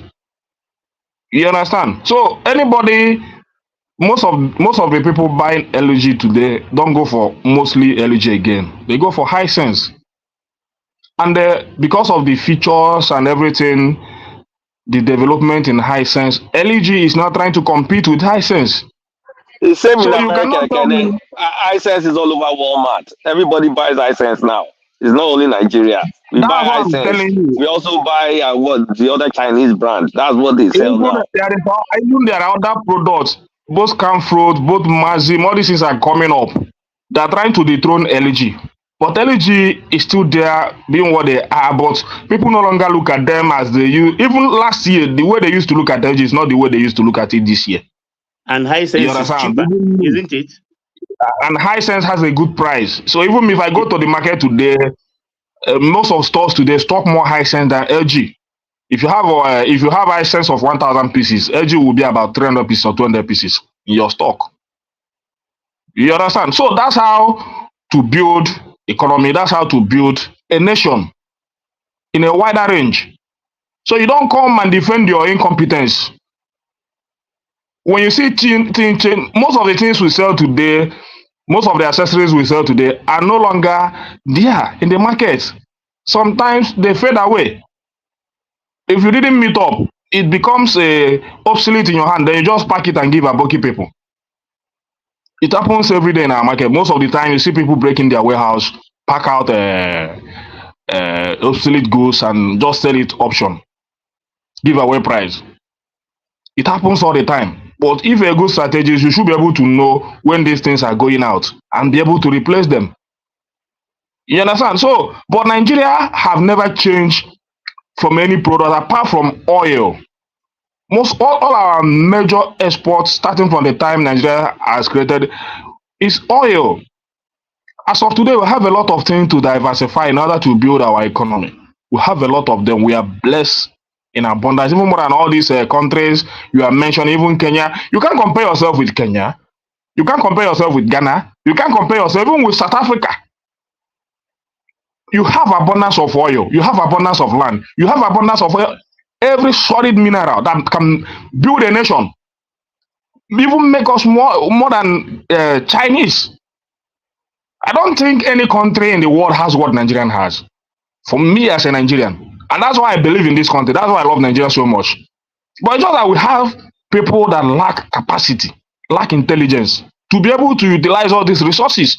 But I see educated ones that are supposed to be giving them ideas, coming to defend them in their own failures. That's the most annoying part of it. Because what we are supposed to be doing is to come out every day, tell them, see what we have, see what we are going to use to develop our economy. Let's come together. What's showing in your? Please, sorry. What's showing in the headline that one man read? Just read the headline. We don't need the story. Just the headline. Look at the headline, Ekene. Let me finish. I have some words in my mouth. Don't let fact get in the way of propaganda. Let me finish. Kulata, when you are talking, I didn't interject you. I heard everything you are spewing there. I was marveled at the level of things you are just putting in at the beginning of this. Just look at the headline. Is my request. I will buy you beer when we get to Nigeria. I'm coming to Nigeria next month, Ekene. I'll buy you beer. Just read the headline. Don't buy me beer. Don't buy me beer. I'll buy you beer. Okay. I don't take this. I'll buy you scotch. Hold on, Ekene. With your permission, I'll ask you. You don't have to answer now. I'll ask you offline. Maybe if you're happy for me to give Kulata your number so you can take him out when he comes to Lagos. But carry on slaughtering Tinubu carry on with the slaughtering of Tinubu. So no, Kulata. Anytime you know go poison me or carry me go one corner for Alaba. Make them brush me. I just play. Nothing may Kenen, happen. They just you're wasting your time. Speaking up, challenging Kulata. Your time is going up. I am one man. no, You need to nobody please can take. I must get finish to my talk Gasma today before you because get to it me has because been I need long. to go watch the It has been debate long at because 9 o'clock. most of the time, if I hear most of the things, I just marvel. But the issue is that we have people that lack intelligence. Most of the, if I sit back and look at our country, how great we are supposed to be as a nation. Look at other countries, comparing us with other countries. I just marvel. Even the countries are comparing us, they don't have quarter of what we have. The land are there. Even Niger State, just measure Niger State. Do you know that Kogi State is almost all the southeast? Then talk of Niger State, that is bigger than a country like Israel and all those small countries. Then when you come here, you come and compare yourself with all these countries. That even a state in your own country can cover most of these countries. Even Sambisa Forest alone can give you a lot of revenue. But you use it to harbor bandits, criminals that are terrorizing farmers, making food inflation to go high in our country. And the leaders are not ready to do anything. They're just playing politics, looking for who will take over in 2027. And when you come here, you start to give reasons why Tinubu should win. This and all that. And whether Tinubu, sometimes I hear things like, even if inflation is 100%, Tinubu will still win 2027. I'll just shake my head. Is this the reason why these guys go to school? I cannot go to school to defend these things, to say things like that. The school I will go is to make sure that I have the knowledge All to right, be able to impart. 2 more minutes. No, you cannot give me 2 more minutes. I have a lot of interjection, so you cannot give me 2 more minutes. So we have people that's supposed to be building ideas. Come here, tell Tinubu, go this way. It will be better for your government. Go and check the land and support the state. Let them even if it means this all these things you guys are buying, these vehicles. Use the money, support the state. Let them be exporting foods. Let them even make us full sufficiency. Give them enough security that they want. These 2 states can build us. Give them whatever they need. As far as it's for the interest of the people, let them have it. Nobody will fight you for that. Because we can have such land and the civil servant cannot buy tomato in the market when we have enough land. And most of the time you say, go and plant tomato at your backyard. I begin to laugh. Backyard tomato. Do you know that it's not every land in Nigeria that every land has what they produce? And northern part of the country their land are blessed to produce a lot of food items for us. So you cannot question God for that. There are things we can produce in the southwest. Let's focus on it. You tell me to go and start to train a turkey or chicken in my house. Go and ask a civil servant today that is earning 30,000 naira. Can he train a turkey? Can he buy a feed for 5 chicken to train them? He cannot, because they are costly in the market. Even their drugs are very costly. You understand? There are all these supplements I used to buy. The one I used to use before, the last time I bought it was about 8,000 naira. Today I bought it for 17,000. I bought it for 17,000. I was even I better give me 15,000. Now the woman was just laughing at me. Now 17, I paid 17,000 to have it. Do you understand? So and we are losing in a critical areas. We are losing in health. We are losing in education. This today for the past 3 or 4 days. This is the first time I'm having light this night in my apartment. Electricity. I mean NEPA light. This is for the past 4 days. And these are campaign promises that we need to hold these guys accountable. I don't think any of you in that country that you are residing can stay without electricity for 2 days and that country will not bust up. What are you defending, guys? Is it because we are Nigerians? Is it because now we feel die? Nigerians, none of they suffer now. So now they're abroad. You guys are abroad, enjoying a country built by another man, giving you 24 hours electricity. Nigeria, you can endure. Just endure. Tinubu will give you light very soon, and we will stay in darkness for almost 1 week without any light. You understand? So it's not a blame for me. God will always provide what I need in this country, but generally there are things that government must do for the country to progress. Even these guys, this country you're trying to promote, and this small, there are things they already have that we don't have. Most of them have electricity. They have good human development index, both in education and in health. Most of them have it, but check our human development index. We are very low in it. Check it. These are the things you compare. Our mortality rate and all those stuff. Life expectancy in Nigeria is about 55 years. Check other countries. BP, they kill Nigerians like nothing they happen. And there is no remedy for that. This is because of high inflation. What happens in Nigeria is all these young boys, if they manage to pick any money from abroad, maybe from Yahoo, then that family begin to smile. That's why people are just feeling relaxed and all that stuff. All right. You understand? So one man is quite pathetic, and I'm not going to join you guys to be defending all this rubbish. For me, I want Tinubu to do well. Honestly, I want him to do well. If you start to do things right, we are going to prove. Whether you say it's not true or not, it's true to me. You can say it's not true, but it's true to me. I cannot be, even if I supported him, I cannot be a Cypher I'm coming here to defend rubbish. You understand? So, Kulata, so you guys should gather up this knowledge. Let's build our nation. Very intelligent people, very educated.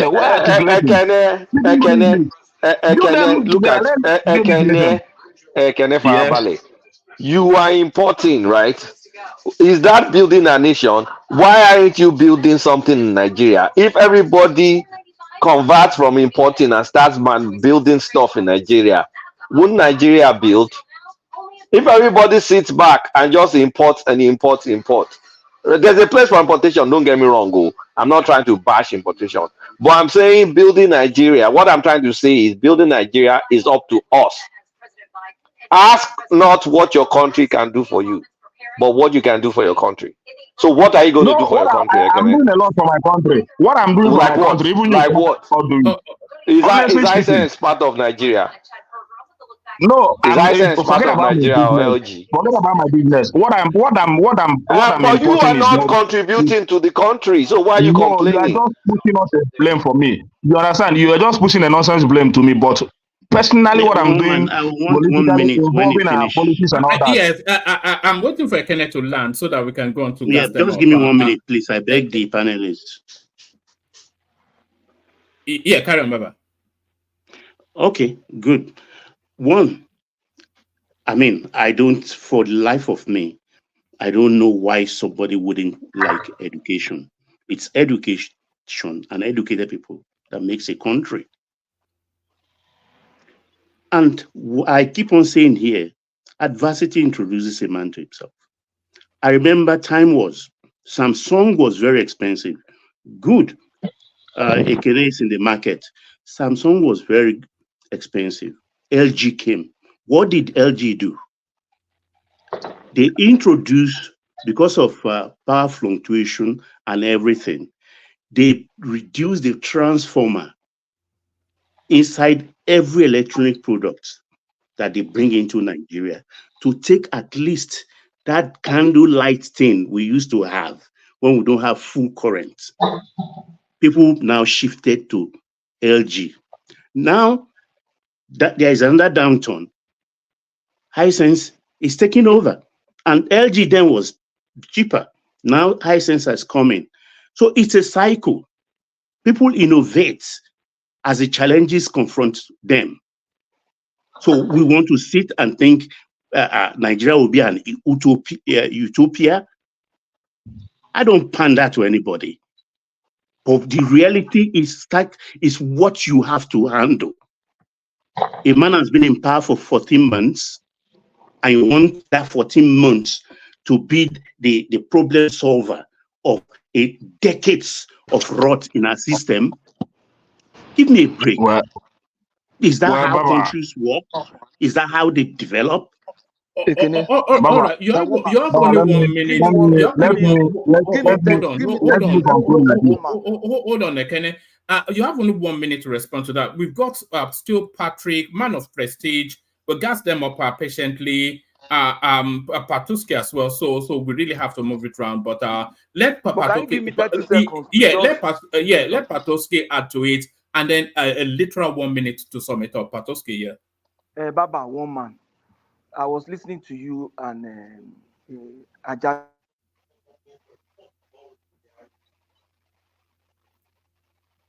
We can't hear you, Patrick. All right, connection problems there. So bring it home in a minute, Ekene, and then we're going to gas them up. Yeah, Baba, I don't hate education, but when I see people, a country that are educated, I know that Nigeria, I don't know how, sometimes I question our own education. If I see like country like China, the way they use their intelligence to develop their nation and all that, just check their inflation rate and all those things. These are the people I compare Nigeria with. I don't compare Nigeria with Kenyans and all those stuff you are bringing up around. I compare industrious nation like China with Nigerian. You understand? So, and when you see them very smart, they don't speak too much grammar. They don't come on television guiding themselves, trying to build up lies to defend the populace. That's not what they do. China or Kenya? Are you talking about Kenya? There is one news. There is one news I listened in Chinese station last year. Is it last year? They say their target is to bring down poverty rate. As in, when you come to China, that about the end of this year, you will just see minimum, as in just few percent of poor people in China, and they have already achieved above that. So this year, when I listen to them, they have achieved more than that. It's merely you see poverty rates on a very high side in China. But this news I'm telling you about, I listened to that news last year. But this year they have achieved more than that. That's how country works. All right. And they don't come to their news station and begin to give all this nonsense grammar every day. You see the same news line every day, trying to student loan every day. Things that hold on, Ekene. How do you know they don't do nonsense grammar? Do you speak No, Chinese? I follow their news line. No? I follow their news line. I don't speak Chinese, but I know where they. If you follow their news, they don't speak Chinese in their news line. They use English. They are English interpreters and all those stuff. You understand? So when you deal, you see you see a woman in China that deal in that millionaires. Hold on, Ekene. We have to go on to other voices, so you have just about 30 seconds to round it up. Yeah. So when you see all these women in China that do business, go and check them. They are millionaires. Go to their warehouses, see where they pack their goods, see the kind of cars they drive. Just young girls of 25 years. Go to their country, go and see them. You see their men, young guys of 25 years, 30 years. They are doing very well. Work in factories, build up their economies themselves. Their economy is very well. Their company, their system give them good loans to do business. And if they want to buy a car, they buy brand new. But here you see 25 years or 35 years old man still defending bad policies because the man is from their tribe. I have things to say, but let me just keep it here, one man. Thank you. Do you know China jackpot? One man, Joe, give me 5 seconds, Joe. 5 seconds. All right. In the China that Ekene is talking lofty about, the likes of Ekene, they are in China producing. Yeah. What is the productive activity that you are doing? You live in Nigeria. What are you doing? I mean, on the side, you should have a farm, or you should have imported equipment to be processing. If it's Abakaliki rice or something, or the rice they sell in North Anambra, and the rice paddies. Like, you just can't come out and sit in your soapbox and criticize. But meanwhile, you live in Nigeria. It's up to you to start producing in Nigeria. I'll leave it there. I'm producing. When you come to Nigeria, I will show you. All right. Let's go on to gas them up. Who I suspect may not be with us. Unusual for him to be so quiet. Gas them up. You're up next. I didn't think it was. Maybe he's falling asleep. Let's go to Man of Prestige then. Prestige, you're up next. Yeah. Greeting everybody. Like and share.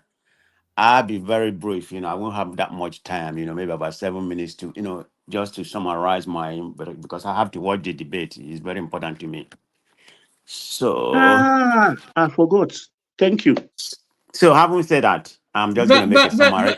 Thank you for that, Prestige. You just the little audience we have, you're going to clear I'm them. sorry, that wasn't my intention. I mean, no, carry on. If you want me to keep the traffic, I can stay log in, just to keep the traffic. I'm saying, you mentioning the American debate, they probably want to go and watch that, but carry on. Yeah. Oh, okay. So, I know the topic we're talking about, so I'm just going to start with this conspiracy against Tinubu. So, what we're having is, a masking brewing in the northern, part of Nigeria. The conspiracy against Tinubu. So, I guess it's coming out in the open right now. That these people are against Tinubu for the second time. There's no doubt about it, because of they have been, it has been hidden before, but they are very bold right now coming out that this is their intention. So it's not hidden at all what they are trying to do. Because if you look at what's been happening, in the last recent days or something like that, you have some people speaking against the administration, because there are even people in the inner circle, are doing the same thing. I think there's a guy, what's his name? He's a dean and a professor dean. I've forgotten his name. I think Alhaji Kwamanda, whatever they call him. Sorry for pronouncing, Khalif Dika, something like that. He has been criticizing Tinubu administration or something like that. So this is way orchestrated. Kwankwaso Atiku, it seems they are forming an alliance, to truncate Tinubu for the second time. And this is what they want. I think there's something underneath going on there. They feel like they are losing, not just losing power. They feel like they are losing what was supposed to have been their birthright. I don't know when a country, a part of a country feel like, they have a birthright. As far as, I'm not a supporter of Tinubu, but he's my president. So he should be allowed to finish his 8 years or whatever by God permit or whatever. So, if we win again, let it win squarely. Not by, any kind of conspiracy, try to truncate his position, because they have been ruling this. I don't want to go section or trouble here, okay, but they've been ruling this country for so many years. I mean, can't other region rule? I mean, what are they afraid of? I mean, it doesn't even make sense. I mean, because you can't trust them. Even Kwankwaso, people who has been thinking that he was going to align with APC, although most of them are from PTP originally. Now he's aligning with Atiku. So, I mean, there's something. I mean, it's not a joke. It's not something we were talking about it like it's a hidden, thing before. Now it's out in the open. So things need to happen. And in my answer, I mean, Tinubu is a very capable. If there's one thing you can talk about Tinubu, he's the master politician. The policy may not, the policy may not be working. I don't know about the illusion that he built Lagos. So, but that's another subject for another day. But he's a master politician.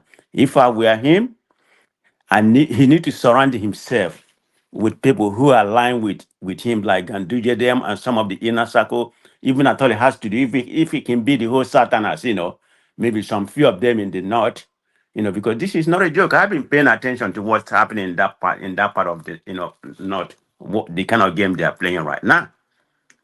So I'm not happy about them thinking that it has to be just them. I think it was Baba that made some narrative that I concur with, because they used to have the whole position, and Tinubu is trying to reposition some of them, at least balance the power to Lagos or South or whatever, which is supposed to have make sense. Everything can be for the North. They can be ruling all the time. I mean, it's about time some of that, okay, maybe align himself with Kanuri, but I don't see that happening, because the Fulanis are so powerful in the North, both monetarily and personality. So if he has to say, okay, play those two angles right now, say against the Fulani and the Kanuri, It's not going to be a match. So let's just call it what it is. These Fulanis are very powerful. But if somebody can stand against them who is capable, a master politician, like like I think Tinubu is Tinubu. So my advice, if you're listening, Tinubu, you need to align yourself with people who agree with you. Well, I mean, what's his name? Buhari did that. So you gotta play the same game. So they are not playing. So, but that's just my advice. I just want to summarize my opinion on that because I don't want to dwell on this so much. So let me go to the next point. I'm trying to, I don't know how this on a different narrative, but it's something that a little bit in terms of Nigerian stuff. So I'm looking at what's going on in Kenya. So I'm saying, can this play a narrative in the Nigerian space? If you look at what really happened is this world power, the IMF. We covered it yesterday. I was even speaking to Kaizo earlier on. We covered it in yesterday's session, and I was speaking to Kaizo. Did Kaizo come on today? Because I was trying to see if No, it didn't come on, but I phoned him just to check on him to see how he's surviving the. The whole thing started with a tax bill that the government wanted to put through. I've been following it. Which has now been withdrawn, and which the president said he would not sign, and in the process of withdrawing it, but it has now transmuted into Ruto must go. So that's where they are now. So I was saying to Kaizo then that what usually happens in this instance is that they roll the troops out, kill a few of them, unfortunately, and then they'll go back home, because that's Tiananmen Square and SARS. They are never going to force him out of government, so he's going to have to go brutal with them. But one man, I think it's bigger than that right now, because right now Ruto is blaming the police because it seems like he has the backing of the military. He thinks that the police are very incompetent. He wants to fire the head of the police of something like that. Because he said they're not playing they're not playing a good game. That's the that's the last name. Remember, I spoke to Kaiser, because Kaiser came on 2 days ago. It wasn't. Yesterday. Was it yesterday or before? Anyway, I think 2 days ago. Yeah. So while we was talking, the internet just because he told me that he was close to Nairobi, not necessarily Nairobi, but just very close to Nairobi. So I said, "How is your internet working?" I immediately asked him that the internet went. The internet went. I think the government stopped the internet. So I don't know what it is today. So that's what's happening in Kenya. But the reason why I'm bringing that up, is because of the way this man came to power. I think he promised to shove the corruption. Help the poor. And corruption. But when he came to power, I think Kaiser gave us a little bit of that narrative. They used to have the backing of the Chinese. Chinese pretty much built our country. Chinese doesn't. Kenya doesn't have any resources. It's all pretty much a service country. It's been backrolled by the Chinese. But right now they say the debt ratio there they have is very high. But when I look at the debt ratio of the largest country in the world, I didn't see Kenya there. Of course, Nigeria is not even any close. We are talking about debt, but it's what you can use with the money you borrow. Instead of the IMF directing you what to do and what not to do. Do you know who is number one? You probably know about that. GDP to debt ratio. Japan is number one. Even this Singapore, we are all praising. It's like about number 3 on like number 4, number 5. So they have a very high out of I think the 13 highest debt ratio to GDP. Like I said, Japan is number 1, Singapore 5 or 6, Italy is there. Of course, you have Sudan. All those 4 countries right there. So it's about what you do with the money, that you borrow.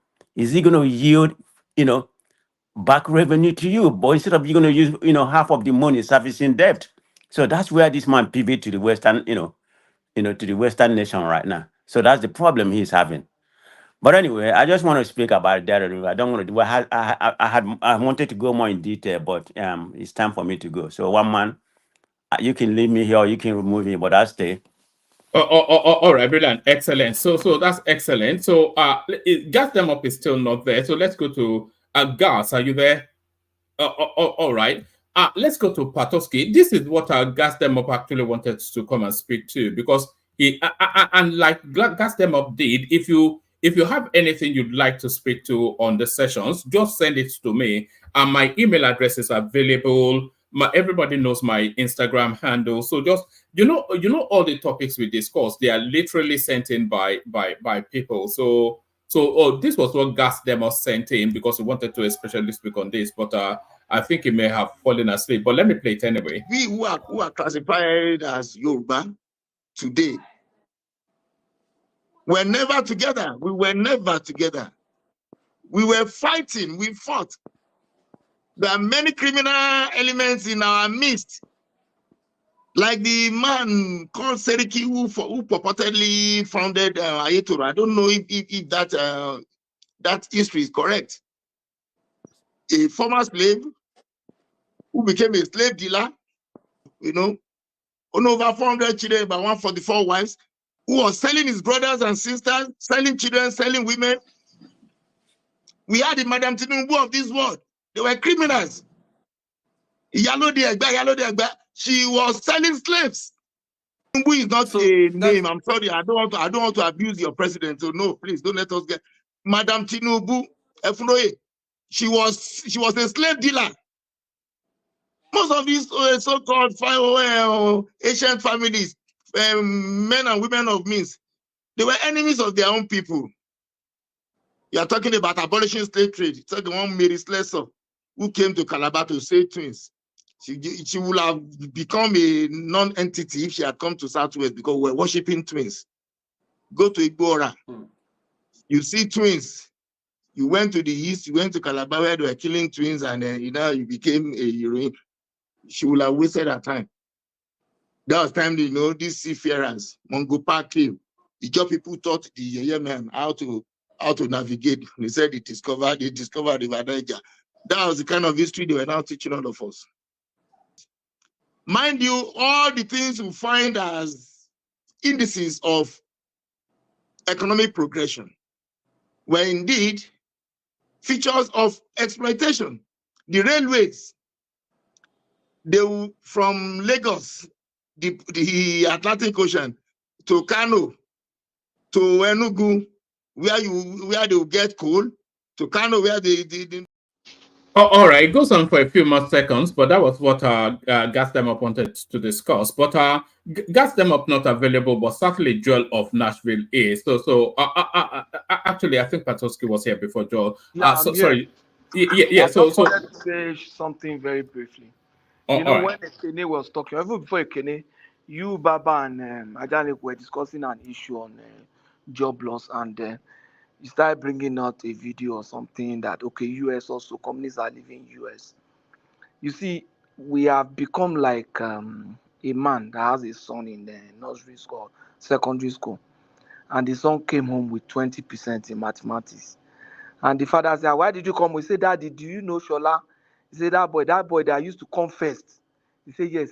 He also got 20. These things we will not take from our children, but we are making it as a case now to defend our government. We lost job or companies are leaving Nigeria. Do you know America that used to come first? They are also losing job too. It's very ridiculous. It's a ridiculous thing. Your child cannot come home with a poor report card. And you say, oh, everybody in my class they are also failing. So, Daddy, and you will say, okay, don't worry. I think it's because of that. We don't analyze our children that way. So why are we doing that here? Excellent analogy, Patrico. Excellent. Satoshi, God bless you. I was waiting for your response. I know you will give a very good one. Thank you very much. Yeah, thank you, my brother. Do you know when we say people lose job, I think Baba Jaleko, the way we should be saying it is this. When we say one person lose job, just say one man has lost his means of sustaining his family. Let's put it that way. You see, when they say 10 jobs are lost, it looks like numbers. Those numbers are human beings. And each of those human beings have a wife, 2-3 children, and maybe a man that is living in Lagos. That somebody in the village has sent 2 children to him, go and meet your uncle and stay with him. He's the one training them. Like some of us, someone like me. I was sent to my brother to train me. I couldn't imagine what would have happened to me. You probably wouldn't have had me on this platform anyway if my brother had lost his job and had resorted to farming, or you understand what I'm saying. I could still be doing well, but not be able to contribute meaningfully on this platform.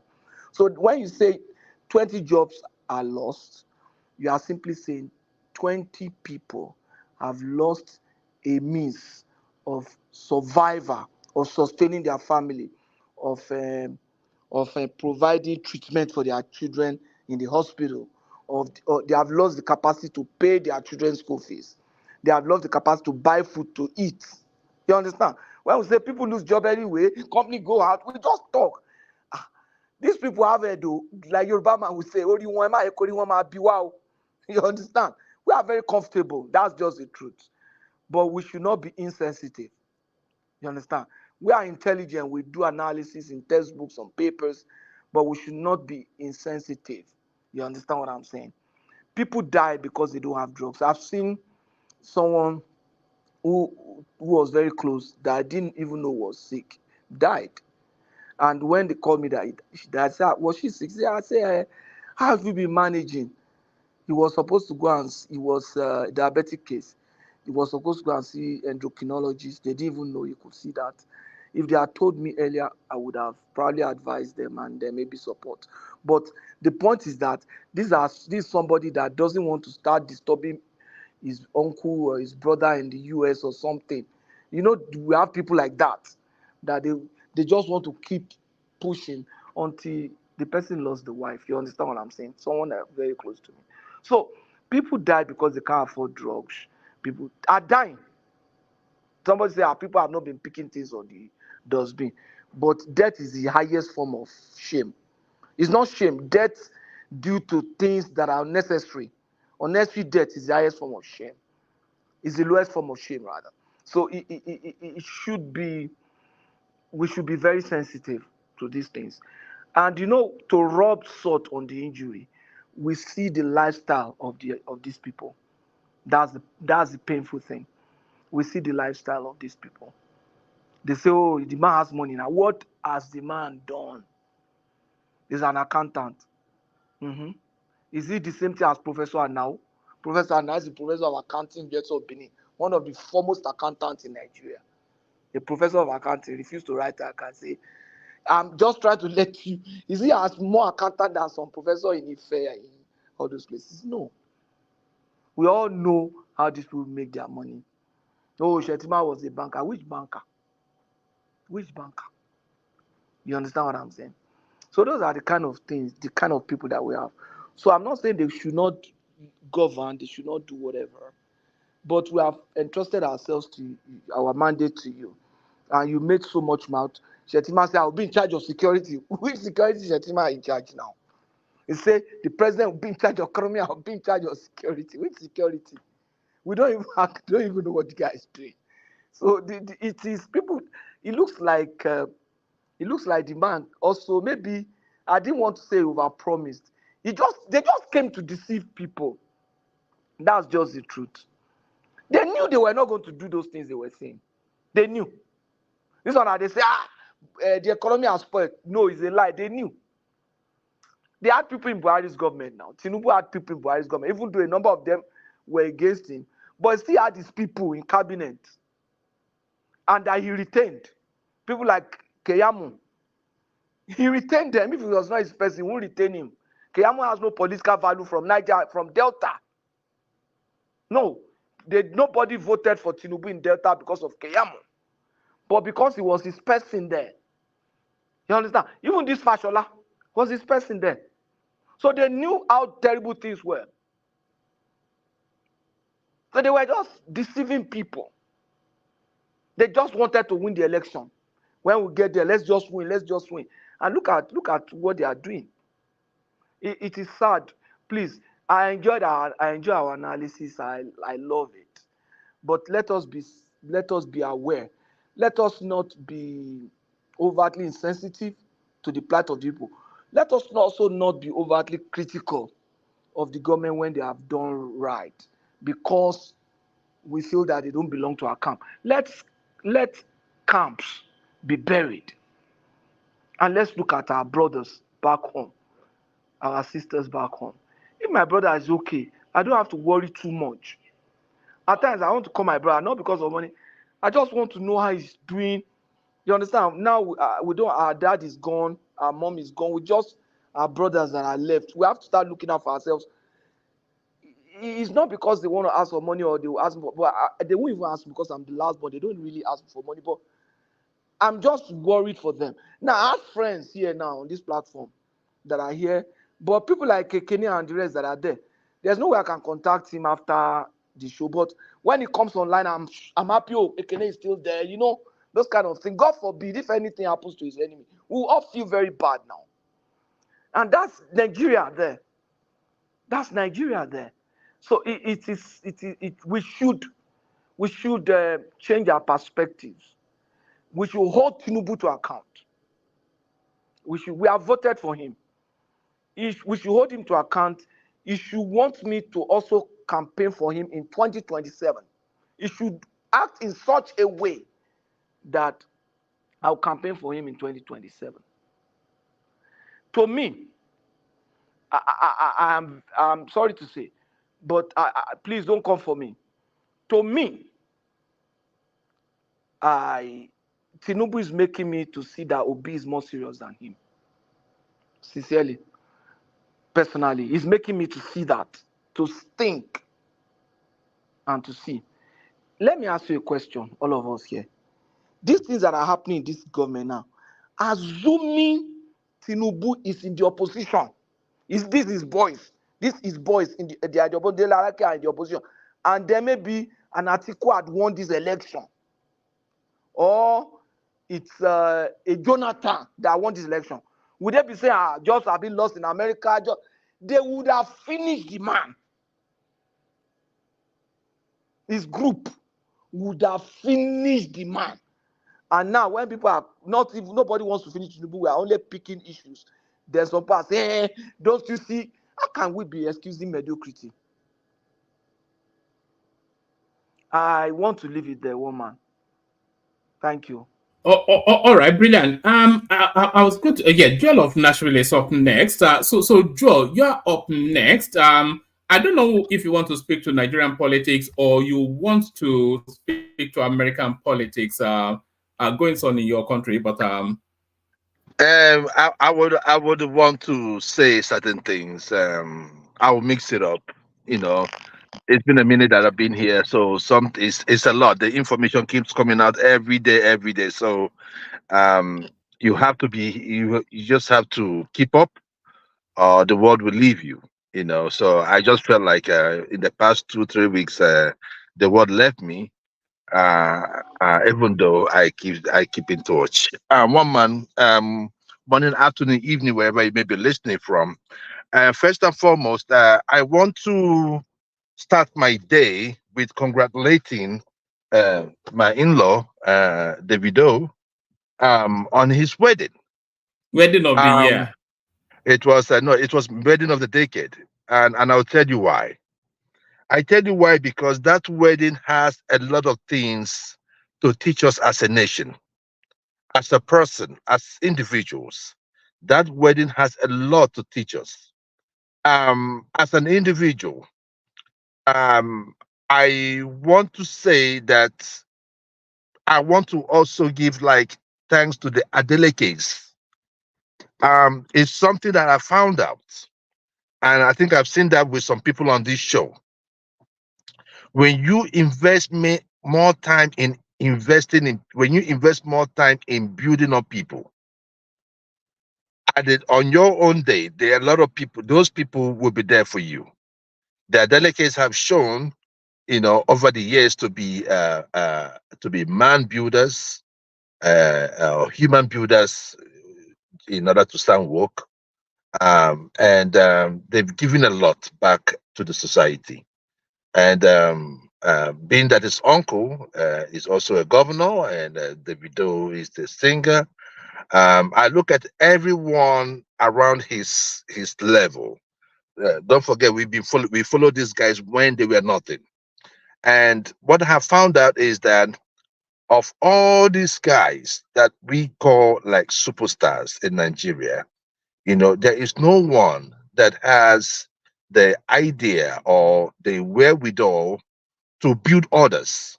Under the video, you could see what are their names? It's a lot of stars, you know, that has come up under the video, you know, and but you can't say that for Whiskey, you can't say that for Bonner, and a whole lot of them. You can also make a case for Olamide and also Don Jazzy, people who built people. Davido is that kind of person. So as a country, I think Davido united the country more than Tinubu will ever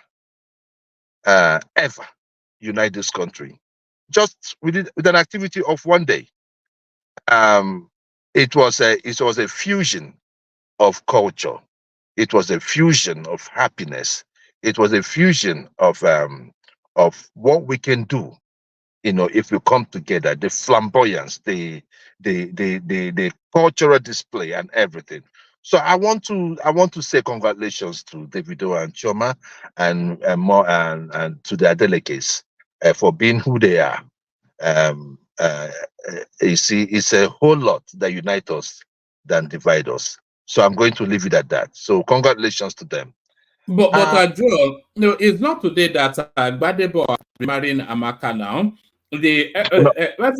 Every pretty Igbo girl is the birthright of a Yoruba man. The the idiot. is the birthright of a Yoruba I know man. you're going to say something crazy. But you see, Badebo, whoever it is, right? We didn't really know them until this election. I mean, we've known Davido, you know, for a very long time. In fact, you know, it was people always think that Davido's father made Davido popular. No, Davido made his father popular, right? Yeah, in the business world, you might say, "Oh, Adeleke," but Davido made them popular. Davido made them to look at the family and be like, "Okay, what's up with this family?" You know, the kind of love they have for each other. You will hardly break the family. That's why I want to comment on that family. That family is an example to emulate you. Because I can't see even the uncle. Uncle looks like the father of Davido. The uncle was Even the like father the dad. didn't do anything. The father does the dad. The uncle was the one doing everything, trying to show this is my son, this and that. I mean, I love that family. I love that family so much. And not because of their money, not because of the world, but because of the unity that I see within them. The father was just like, my brother is capable to do everything, no problem. Let him carry on. And the love is too much. So I just the family. And the woman they are marrying, all of them accepted her. And it's like the video, if you don't marry this girl, we'll deal with you. As in, just from the family and nothing more. And I love that.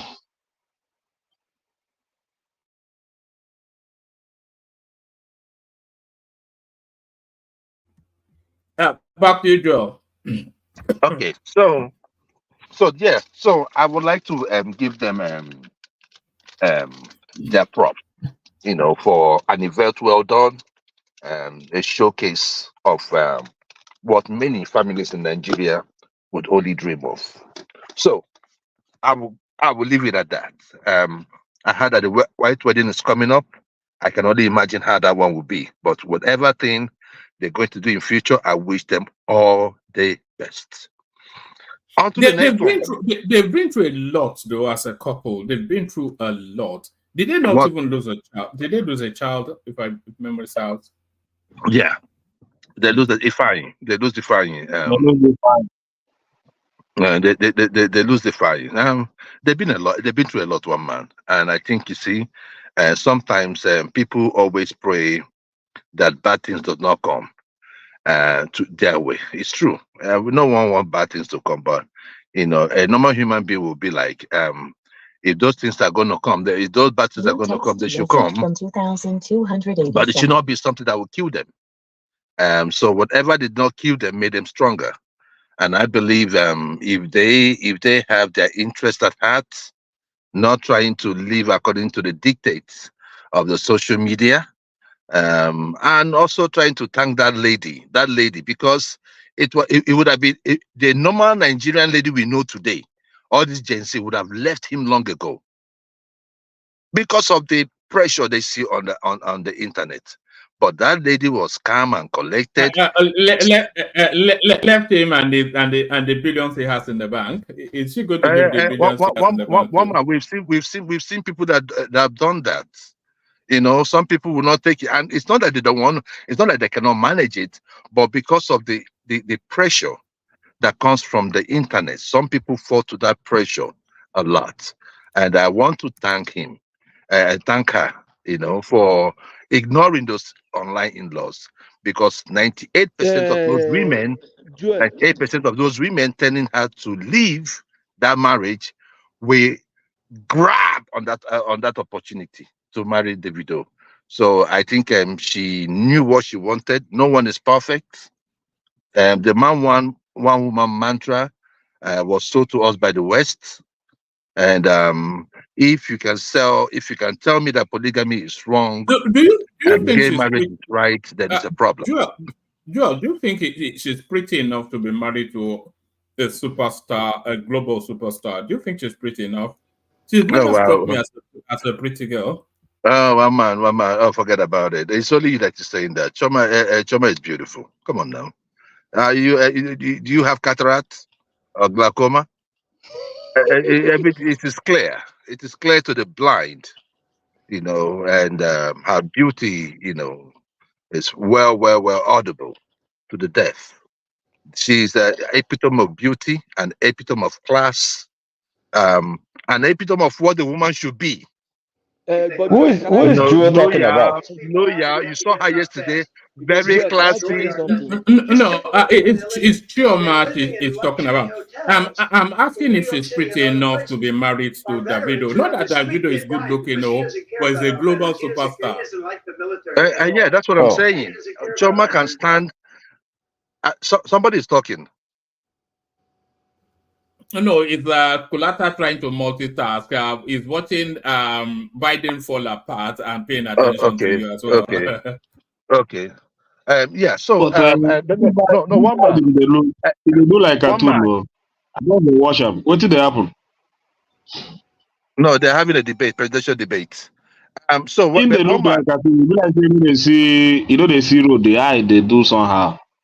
Trump look more the man don't finish now. Dead man walking. I don't know.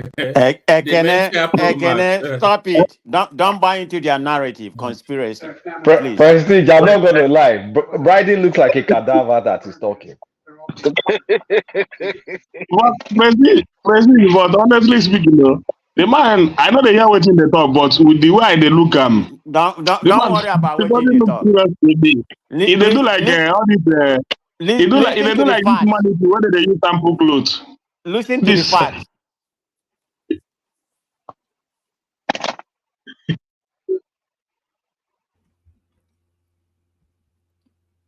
All right, back to you, Joel. If you're still there, I'm here, woman. I thought they were talking.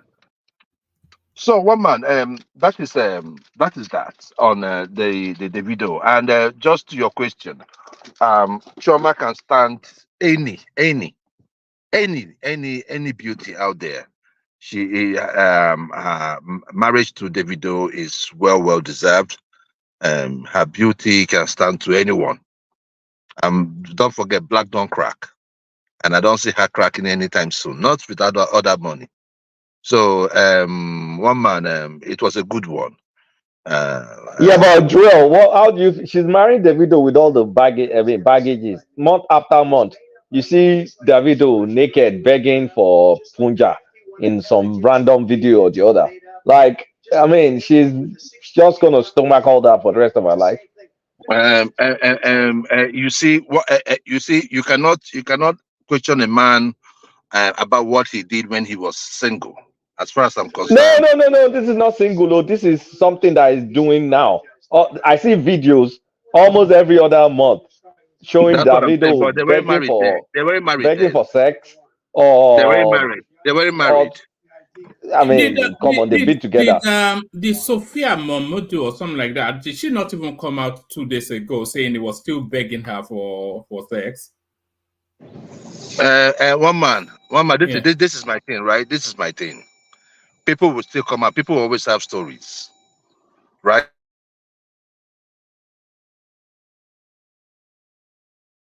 All right. That's Joel dipping again. So whether we like it or not, whether we try to pancake it or not, it comes with the terrain. If you marry a celebrity, that's what it is. It's just like you married a bus driver or a truck driver. Those people drop their seats everywhere they go. I say, why are you making it like it's some sort of fairy tale wedding or something? When with all the shenanigans, is it just because the rich couple celebrity got married? I mean, what else is there? Do you know? There's no fidelity. There's no fidelity in the wedding guaranteed by my Osun State brother. He's going to cheat, and they're going to record it, and it's going to get embarrassing. And you're now calling it like some sort of kumbaya, my lord wedding. No. Kulata, what I'm just saying is this: celebrity's wedding is celebrity wedding. It is not always rosy. That's the point. You get it? Tell me who. Name one. Is it Jay-Z? Tell me which one. It is their life. Is it even what's the name of this blind one? Denzel Washington, LeBron James. Denzel Washington, LeBron James. You want me to continue? No. No. LeBron James. Let me tell you. I can even mention Corey to that mix, right? My brother, these people. It is until it happens that you not see it, right? You have to. That means they know how to take care of business now. The video is one child, another child, another child, another child. Or you see him. The embarrassing one was the one where he was literally begging for sex on video. Just like Israel would have never been in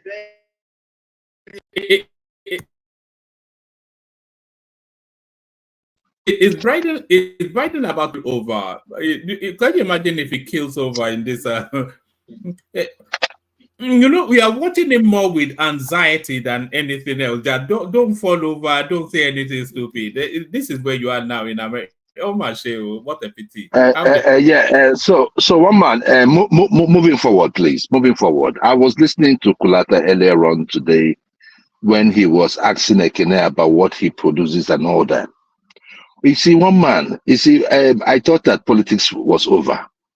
That now it's time for governance.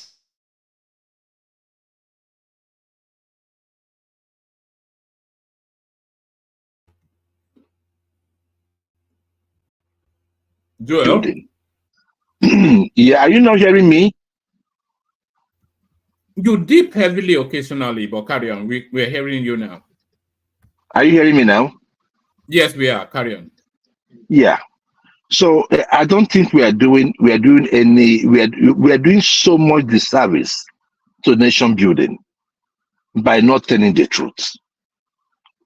You see, we have this attitude of always comparing ourselves to the West.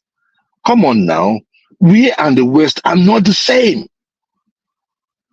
America can afford to lose 100 companies today, and the country will still stand gidigba.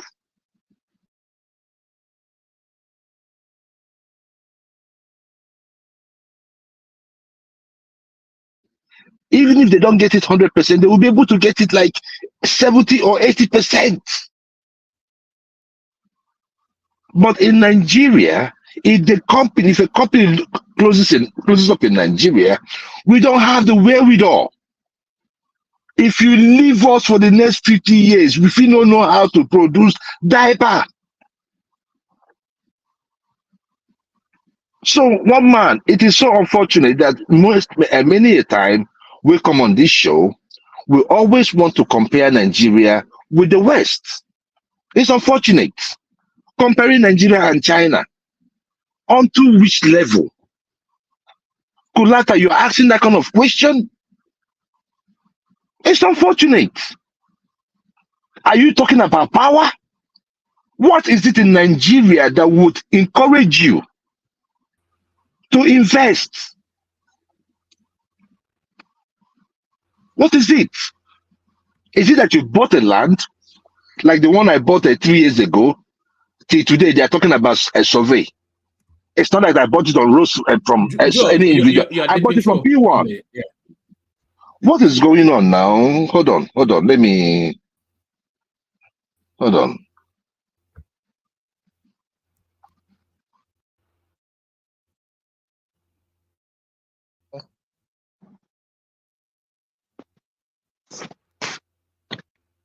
Oh, God.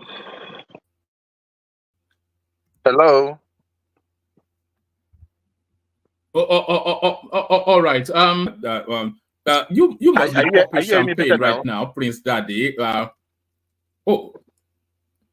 What's going on? Can anyone hear me?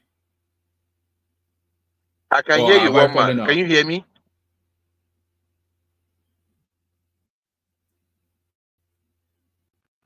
Can anyone hear me? Yeah, we hear you. Go ahead, one man. Hello? Can you hear me? I can hear you, one man. Go ahead.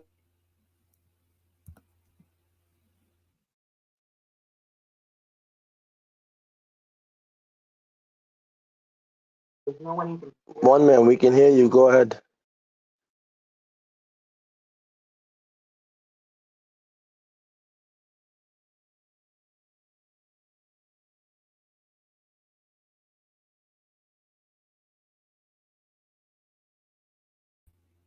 Yeah, so sorry, I just had to go off the screen and come back. I thought no one was hearing me. I had to go and reboot. I was just saying that I don't know if Prince Daddy is here with us. Are you back, Joe? Yeah, I'm back. I'm back, one man. So am I better? Is it better now? A lot better. Carry on. Oh, sorry, guys. So one man. The issue is that we are doing so much disservice to nationhood by not telling the truth. The business environment in both countries, you cannot compare.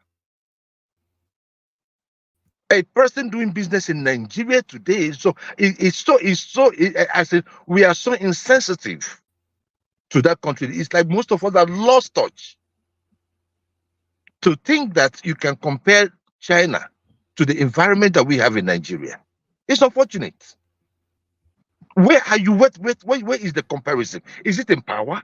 Is it in policy? Is it in infrastructure? Is it in education? Where are you going to compare yourself with China? So is it in planning? People that plan 20 years ahead. Common Vision 2020 and 2010. We didn't even meet up to 20% of it.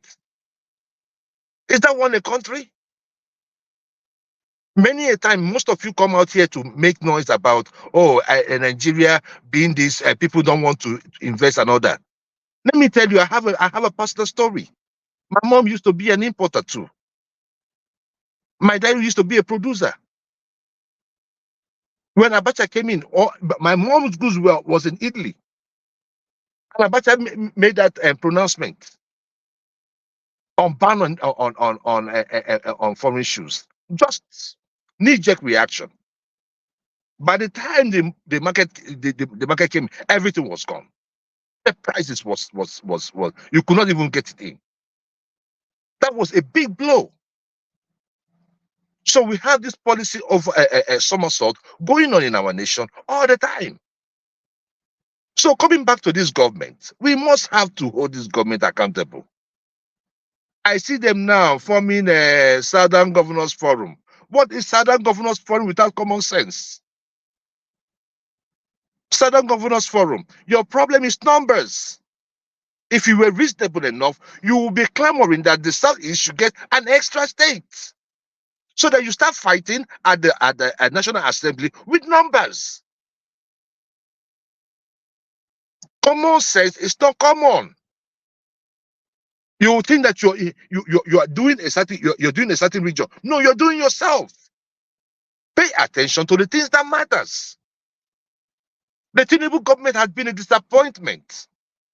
We have gone to Baba. I have Baba saying 14 months. We have gone from 1 year now. It is 14 months. That is how it's going to be 2 years. Why? Why can't we, as a nation, say this is what we want? Just like the Kenyans. Now, jazz, they do us. They do us jazz. I have been waiting for Tinubu to change those bunch of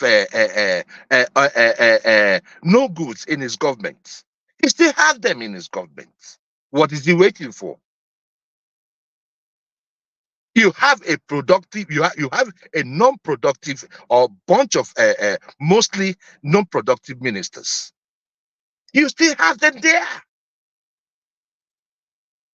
You cannot say this is what this ministry is doing. This is what that ministry is doing. If even the weekend we are even praising, if we get fast infrastructure in ABJ, what else is Wike doing in terms of human development? You see, so they only engage in this in activities that they will make money from, not the ones that will build Nigerians. So for most of you supporting this government, you have to stop so that we start asking real questions. Real questions. What is going on? If these guys are not working good, take them out. Kick them out. Between the Buhari government and Tinubu's government, I cannot really say who is who in their government. How have we fallen so low? I remember those days of PDP. When you look at the ministers, you will hear names. And when they go in there, they pull the weight. They do the job. We've had beautiful ministers in the past. Even in the time of the Ziani, you could hear, you could see, like you could see power. You could see something going on. In this one, it is flat. We have to question those that we have given the responsibility to take care of us. It is not a bad thing. And when you see them going wrong, please be bold enough to tell them what they are doing is wrong. Thank you, one man.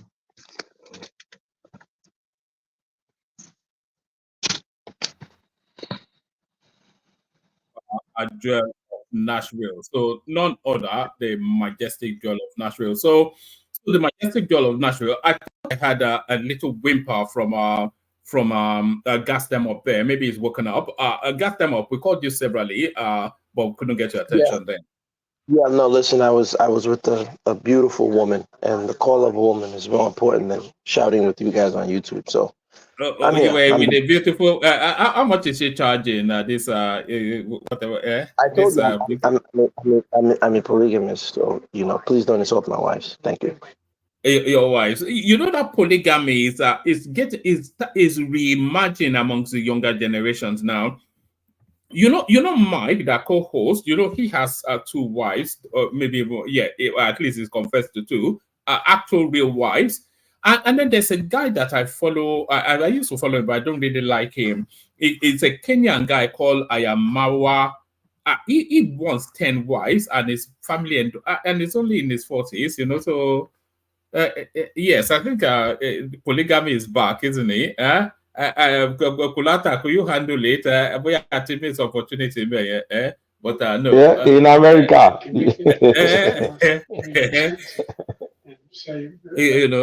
You will wake up without a house. Look at that. See, they will chop bits of your body. But yeah, guys, the floor is yours. I played your clip. I don't know if you want to speak to that, or you want to speak to what's on the screen. I'll need the volume, because I think you are probably all watching it on a side screen anyway. But the performance of You're not watching who's going to be your future leader. I'll be honest. Presidential policy is neither here nor there. The most important policy is actually central bank policy. Interest rates have more of a lasting impact than executive order generally. So I'm more interested in what the central banks and what the Treasury is going to do than the clown show called politics. But yeah, that original that video I sent you. Can you remind me what was the video about again? I think I sent you two videos. I can play it. I think you only sent me the one. I did play it. I'll play a little snippet because I think the audience have read this. I played it to try to tease you out of whatever it is, but I don't think we had your attention then. But this is what you said. We who are classified as Yoruba today, we're never together. We were never together. We were fighting. We fought. There are many criminal elements in our midst. Like the man called Seriki who purportedly founded. So that's the one you sent in. I think we've all seen it. So do you want to pick it up from there? Yeah, no, I wanted to hear your thoughts because I know your position is that the only real Yoruba are the ones who are from Oyo. And, if you're not from Oyo, you don't count as a Yoruba person. That's just that man's perspective. Was that Debo or something like that? I can't remember his name. That's just his perspective. It's not a historian. It's just somebody with a perspective on our history on history. The progeny of the Yoruba race is from in Oyo. We don't actually even call it Yoruba because that is a corruption of the word that we termed the race. We call it Yoruba, but then when you go further out of Oyo, they start to put inflections on it, and then they syllabic it 3 ways, Yoruba, but we call it Yoruba that ends in a crescendo. So the progenation of that ethnicity of people is, of course, Oyo Alaafin. So in that case, so then I hear that, but my position with your argument is that if that was the case, you would see such a descript distinction or description of, and I said 2 words at the same time, but you would see it specifically within those diaspora who were taken from your land and they never call themselves that. If you look at the Oyo indigents that ended up in Cuba and Brazil, they did not call themselves Yoruba. They called themselves Lukumi. They called themselves Ketu. They said other names, but they didn't specifically call themselves Yoruba. Now, they spoke the language that we call Yoruba today, but that was why I was saying what he said was interesting, that there was never a unified Yoruba collective, just the same way there was never a unified Igbo collective. So I wanted to hear your thoughts on that.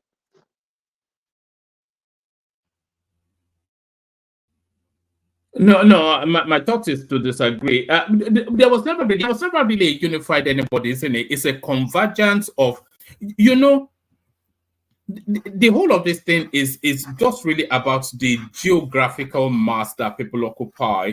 So the people that occupy an immediate geographical mass, they share commonality, and that commonality often instances leads to convergence to the point that they become a one people.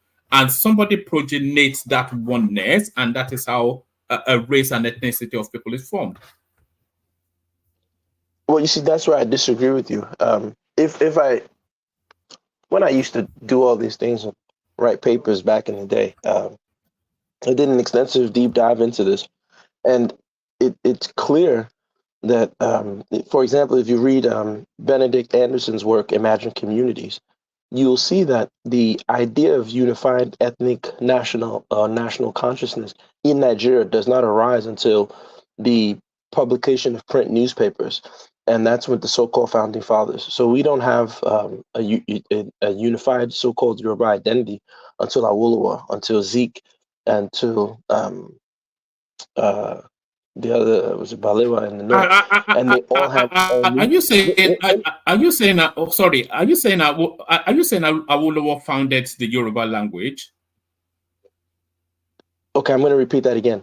I'm saying that if you read Benedict Anderson, because you made it specifically about Yoruba people, it's all Nigerians. The so-called Nigeria that we have today, we call Wazobia, which is a breakdown of the three words, the so-called three largest ethnic groups. Those three ethnic groups never had a unified anything. They didn't have unified ethnic conscious identity until the print media and the founding fathers of Nigeria that give us this so-called Wazobia distinct dialect or dialect of consciousness all had newspapers. So I'm going along the lines of the analysis that Benedict Anderson in his work Imagined Communities, where he talks about how print media is the largest perpetrator of what we're calling ethnic national consciousness.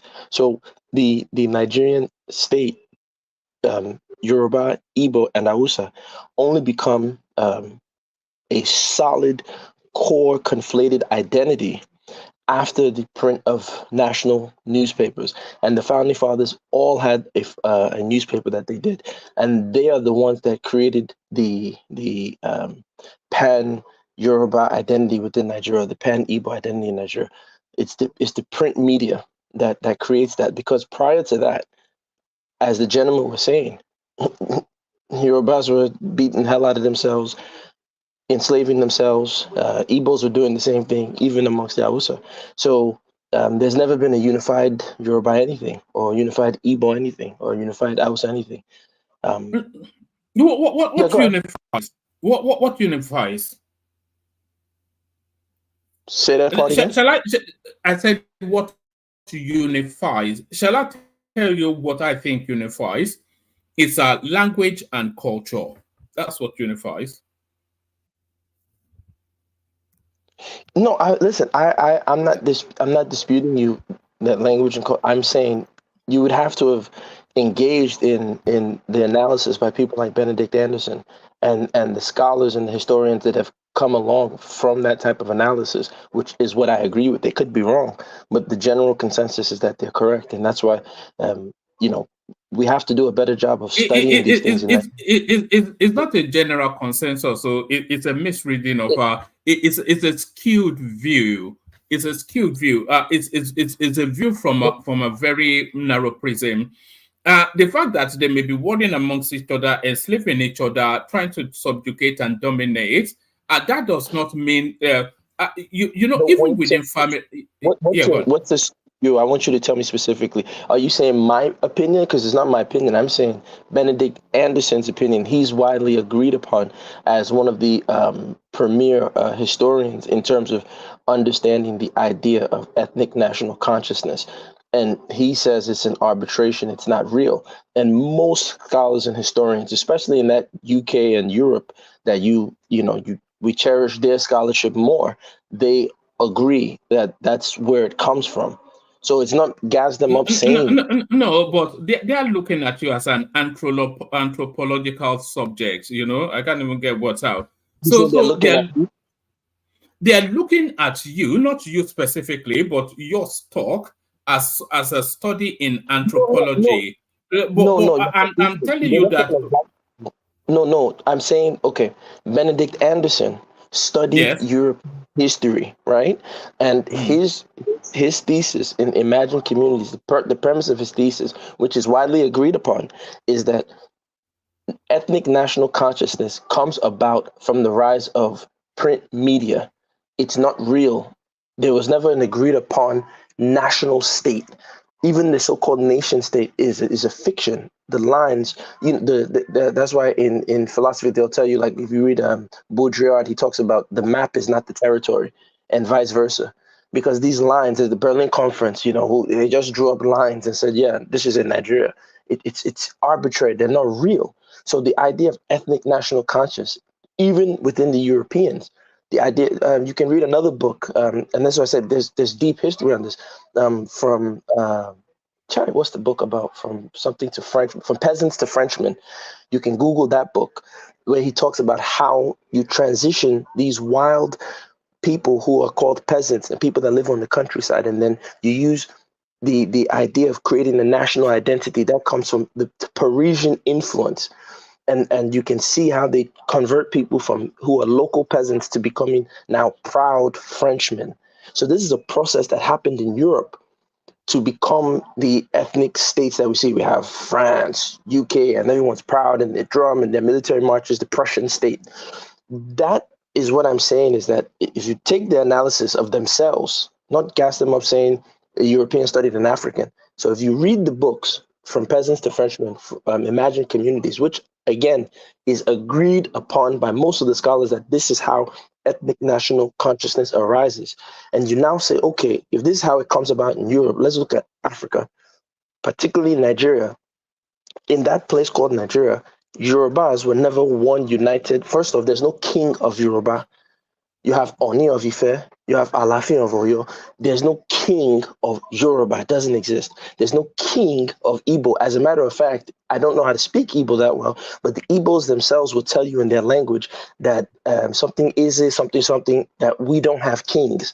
So there's no king of Igbo. So my point is this, once again, that if you look at the Nigerian case, the Nigerian ethnicities that we champion today, the so-called three ethnicities that we talk about today, are solidified in their consciousness by the founding fathers who all had newspapers. And it's not a coincidence that the term Yoruba Ronu is not something that an ancient Oyo person would have said. It's not something that an ancient Egba person would have said. It's something that comes about during the political infighting between Western, Eastern, and Northern regions in Nigeria, print media. So I'm saying that Benedict Anderson's entire thesis is proven correct when you look at the Nigeria project. All right. I now somewhat disagree because it's almost it's somewhat trying to fit in something in the. Oh, have you finished your debate? Sorry, gas them up. I'm keeping a beady eye on your debate at the side screen. My take is this. Look, ethnic nationhood, whatever it is, the defining factor is culture and language. So if you share commonality in that, no matter if you call yourself a nation, an empire, whatever it is, those are the binding factors of nationhood: commonality in culture and commonality in language. And those commonalities, they predate the print media, certainly in the Yoruba space, so almost certainly in all of the African cultures. So however you choose to term them, these were ethnic states. These were nation states, even not ethnic states, that existed in some form. But one man, it's impossible. We didn't have nation states in Nigeria. That's one. Two, if you're saying language and culture, sure, I agree. But they're not as widespread as you're trying to make them. And the proof is simple. The Yoruba that is spoken in Benin Republic, especially back then, because now we have a Lagos standardized Yoruba. What is Miliki? You understand? That's not Yoruba, right? But especially back then, Yoruba that is spoken in different regions, heck, even in Togo, they speak Yoruba, is almost sometimes unintelligible to another Yoruba person. So there might be basic concepts that are stated. There's a culture complex that's shared, but to say that there's a unified language, no, it was almost mutually unintelligible. Same thing amongst the Igbo. That's not true. That's not true. It's just a different accent. It's mutually intelligible till date. If I speak my dialect, which is Jijisha, and a Kitty person, I can pick up what they're saying. They can pick up what I'm saying. Even as complex as Ijebu sounds, I understand it. So saying they're mutually, I mean, I've been hearing some of what you've been saying. You're just trying to fit some theoretical guy into you're trying to box it in. Before we were called Yoruba, we had other names. We were known as Olukumi. And at some point in time, some areas were known as Nago. It was the Oyos that were known as Yorubas, but we all adopted that identity in the 19th century. It's not even during them, Awolowo. It was in the 19th century that we began to adopt that. And the fact that we had city-states warring for 100 years, yeah, that's a fact of our history. But it did not mean It did not mean that there was no known identity. All of us knew each other as as having a common progenitor and a common source, which was Ile-Ife, from Togo all the way to Olukumi in Delta State. So saying, the fact that that ID itself wasn't Yoruba doesn't mean that there was no sense of nationhood, even though we had city states and then we had the hegemony of the Oyo Empire. So, this is an area that I don't understand. So I just have divided attention. But I was hearing you saying some things, and I said I should interject. So listen, I get that, but we don't have to approach it from a perspective of dismissing it, because the things that you stated, we can look at them individually. Yeah, but you're trying to you're subjugating some facts in order to fit some narrative. No, like there was no you're kind of saying it like we're all of us were just some disparate small tribes, small groups that had just slight similarity in language and slight similarity in culture. And I'm saying that's not true. It's difficult to have a conversation with you if you're not going to take a step back and let's iron this out piece by piece. I hear your position. You heard my position. Now let's flesh this out. And we don't have to agree, but you can allow me to flesh out what you're saying. So now, to respond to the things you said, and then you can, if you have a pen and paper next to you, I'd like you to hear my points and then you can respond and pick them apart. First, when you say, I'm glad you mentioned Egypt. Are you ready? Get that pen and paper. Me, that alone now. Shit, I don't write homework. You see, this is. Let him make it a talk. I did listen to him. All right. So here's the thing, right? When one man you make fun of it and say, "Oh, I'm giving him homework." No, we have to be very scholarly in our approach. We can't just use the typical And move on to your points now. Don't rabble around. Just go straight. So, like I was saying, we can't just approach things from the typical Nigerian way, and on one hand say it's too much English, blah blah blah. No, we have to focus one at a time. Now, the gentleman stated, and he actually made my point clearly. He said, Ijebu.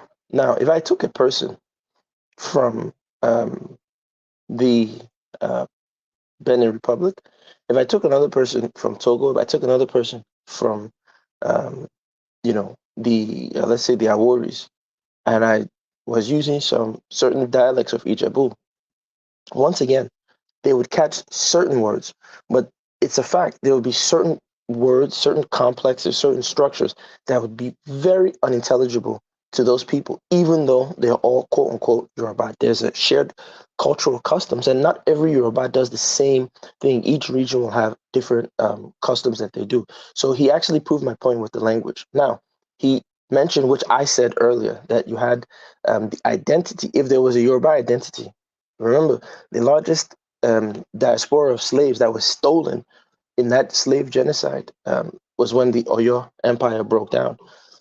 Those people ended up in Brazil. They ended up in Cuba. They never called themselves Yoruba in Brazil. They never called themselves Yoruba in Cuba. They actually called themselves Ukumi. So what's the point? What's the point? We know that the Yoruba identity, the group identity that was fully adapted in the late 19th century. And is that news? That's not news. One man, you see, I cannot do this. When he goes, listen, he has to learn self-control, bro. You gotta learn. Yeah, but you're saying something that's kind of like known by everybody, like, oh, wow, shocking. So listen, sir. If you could just have some self-control, I'll have some self-control. When you responded, I let you go. So talk. I like fast talking. I don't like all this mess, man. Well, listen, that's you. So let me go at my pace and let me finish, please. Don't cut it off. Thank you. So again, they never called themselves that.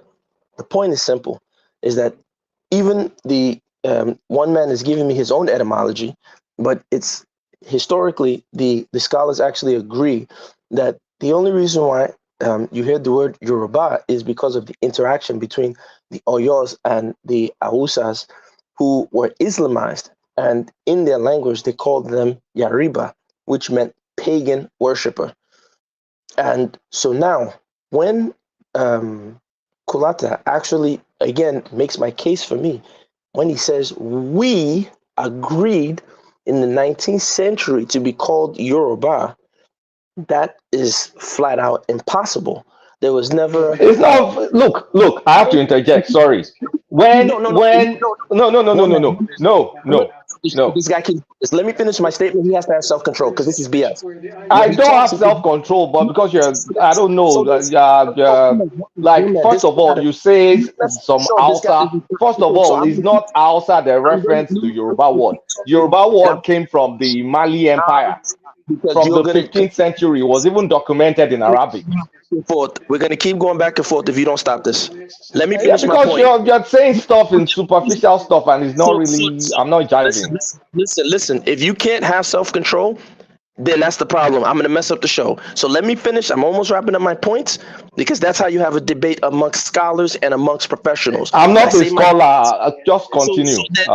So then I need you to learn some self-control. You're saying redundant stuff. So I need you to learn some self-control. Once again, to wrap up my point before I was rudely interrupted, the agreed upon consensus is that the word Yoruba comes from the Hausa word Yariba, which means pagan. That's not true, and I'm telling you that's not a fact. So let me finish. That's where did you get that from as a scholar? Where did you get that from? So let me finish and I'll tell you. You called yourself a scholar. You tell me, quote the source that said Hausa came up with Yoruba. Once again, if you cannot finish. No, I'm asking you a straightforward question. Can you give me a straightforward answer? I'm not answering you until I finish my points because you're cutting me off and this is nonsense. My point is simple, is that it's agreed upon that the word Yoruba comes from the Hausa word Yariba, which means pagan worship. It's not agreed upon. So listen, when I get to my point, I would have wrapped up 5 minutes ago if you just had some goddamn self-control. Now, can you give me a goddamn answer? You said Hausa gave them Yoruba, and I'm saying, where's your source? I will give you the source when it's your turn, and I will respond to you. But let me finish my points, and you can start asking your questions. Now, when this gentleman says that Yorubas came together in a referendum and agreed to say that the I did not say a referendum. Stop putting words. I said it was agreed upon, meaning a collective. By the late 19th century, the reference it was becoming more common to be known as Yoruba. When this, one man. I'm just correcting what you're saying. Man, when I do what this guy is doing, you guys start complaining. You guys start jumping up. You push me out of the screen. This is the partiality that I'm talking about, right? This is the Nigerian partiality, but it's okay. My point is this: is that when he claims that it was agreed upon, he cannot show me, and that's why I use the word referendum. He cannot show me a so-called agreed upon meeting in which each regional Yoruba person today sent their representatives amongst their elders to say, we agree that this is the name we want to be called, and we want to be called Yoruba. That never happened. So the fact that that never happened is proof that there has never been a pan-unified Yoruba identity. That comes about after, as he is saying, the 19th century, but it comes about from print media in Nigeria. The first and early educated Yoruba scholars and the Yoruba professionals who used their newspapers to start calling themselves Yoruba, and it was dominated by the Oyos. And that's where that term came from. So it's never been a unified Yoruba. So I will stop speaking now, and you can identify the points that you have an issue with. First things first. The Yoruba, what's it called, did not come from Hausa. The earliest reference of that word came from the Mali Empire. What's it called? What's the name of that? It was documented in Arabic. That's the earliest part, and that was the 15th century, if memory serves me right. And over the years, we've been known by many collectives. It's just changes. At some point in time, it was the Nago. Some people still maintain that name. If you go to Benin Republic right now, you will hear it's not going to be Yoruba. That is the identification is Nago. Earlier times, we were known as Olukumi. And even the branch that moved to Delta State, up, Aniocha North, till today, they still maintain that Olukumi. And then in what's it called? In other times, it was Aku. The people that were enslaved, a lot of them still bear Aku. If you go to Sierra Leone now, a tribe, which is of course Yoruba people, and Gambia, they're known as Aku. So the Yoruba nest, because Oyos were known by the Yorubas because of a lot of training with the Malian Empire. Because the Oyos were known as Yorubas, the British, the people they met with the most influence among that Yoruba, among the group of people that have the same source, commonalities in language, even though they're different dialects, multiple city-states, they started adopting that Yoruba reference. And of course, the people like Ajayi Crowther that worked among the British memorialized it in his early writings, because it was due to his own writings that we now have a lot of things we have now, because especially when it comes to religion and the modern language that is called Yoruba, because he codified the modern language. Otherwise, we all, even still date, still have our all dialect. But in spite of the dialect, we were all a collective, but we warred amongst each other. That was like the 100-year wars, 100 years Yoruba wars. But we still knew we all came from Ile-Ife. We shared the same source. We shared the same progenitor. And I mean, everything was in common. Just we've had multiple identities throughout the years, and the one that stuck and the one that was codified the most is the Yoruba one. And that wasn't some sort of Hausa. That's because that's a false narrative. It was from trading. It was from trading them with the Malian Empire. You asked for a source, but instead you came to pontificate. I asked you for your source. You did not give me a source. Did you ask me for a source?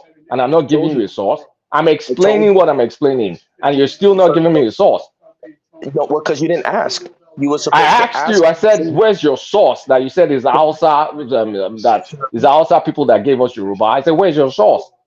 Sir, when in a debate, just as you see, I'm not. This is not a formal debate. I asked you for your source, and you've still not provided me a source. Well, here's the problem. I will give you the source now, but I'm just giving you some debate etiquette. I don't look. I'm not a debater by profession. I have other jobs I do. Just tell me what your source is. Don't come and lecture me about debate or no debate. So nobody is lecturing you. And then give me your source then. So thank you. Now you've asked for it. So the source is very easy. You can read Dr. Murray Last, right? You can Google his name. You can read his works. Clearly, he shows that the Yoruba connection is there. You can go and read that. Read what? I just told you. His name is no, actually, I didn't hear you well. His name is Murray Last. Murray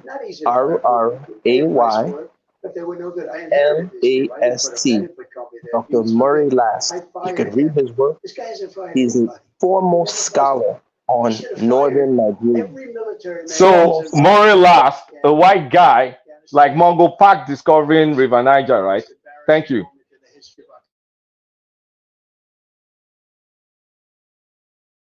So if you're gonna ridicule it, you'll realize that I'm trying to tell you once again that the word Yoruba comes from the Yoruba. No, I'm going to tell me some. I mean, the way Mongo Park discovered River Niger, I'm going to accept that Dr. Murray Last is the authority of the name of Yoruba that is being documented in Arabic from the 15th century.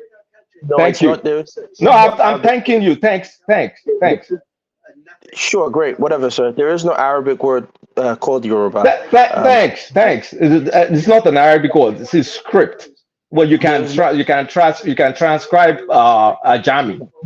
You see, right? Once again, you see, you're trying to have so you're saying so you're saying they can't write something equivalent to Yoruba in Arabic. Is that what you're saying? I'm trying to tell you that Nobody has Anyway, but I mean, thanks for the moral last, but I mean, it's as useless as tissue paper to me. And you're an example of why Nigeria is so successful, because this is the type Yeah, of yeah, mentality. yeah. Moral last called Mongo Park me.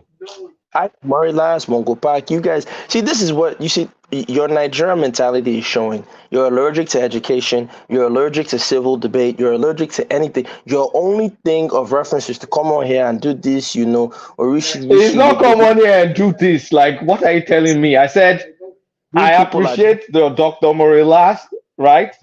And is as useful as a piece of tissue paper. If you're telling me that he says Hausas birthed that Yoruba terminal, I mean Yoruba Yoruba terminology to reference who we are. Oh, sorry, to reference your people. Again, it is a fact, and that is why you can see it's not a fact. Like every is a theory. Like every scholarly, like any academic activity, he has his own theory, and he has maybe some research to back it up. I have my other sources, and I have my sources to back up. That's how you, and then you argue. It's like saying the identity of the man Christ. Some people have their own theory, other people have their own theory. I would take the works of so when you say the Morilas, I regard him as a Mongo Park that was discovered River Niger. Morilas is more of a scholar and an academic source to Nigerian history than you, who has no qualifications. You're just a typical Yoruba guy that eats amala. I'm not a typical. You're not going to define my ethnic nationality for me. Collateral Google certificate and return. You have no qualifications. Return all of those certificates. Let me go and burn my certificate. I never go school in over 20 years. You're just a typical amala eater shouting. I don't actually. Okay, let me teach you something. In my area of Yoruba, we don't eat amala. We eat inyo. We eat pounded yam. Where I come from, Eastern Yoruba people don't really eat amala. So let me lecture you. We don't. Not every. If you go to Ijesha and Ekiti people, we don't really eat amala. That's for your people. I don't care about any of it. So if you don't care, why are you talking about something you don't care about? And then we want to put propaganda and say Hausa people named Yoruba. Like what sort of nonsense is that? Nigerians have nothing but it's a proof. Talking loud and saying nothing. These are the empty vessels. You guys have nothing to offer on these spaces. You're not well researched. So what's your point in coming here to tell us the obvious that we just adopted the Yoruba ethnicity? I mean, you actually said it was maybe founding fathers. So I guess that was like the 20th century. If you had listened to, so what is that supposed to do? What's the meaning of that? At this stage of the conversation, if you had listened to what me and one man was saying before you jumped in and chimed in, obviously, like I said, you're a typical Nigerian school. I mean, you can go on with the ad hominems. I'm not bothered by that. All I'm trying to say is you're not really saying anything that is not known. You're right.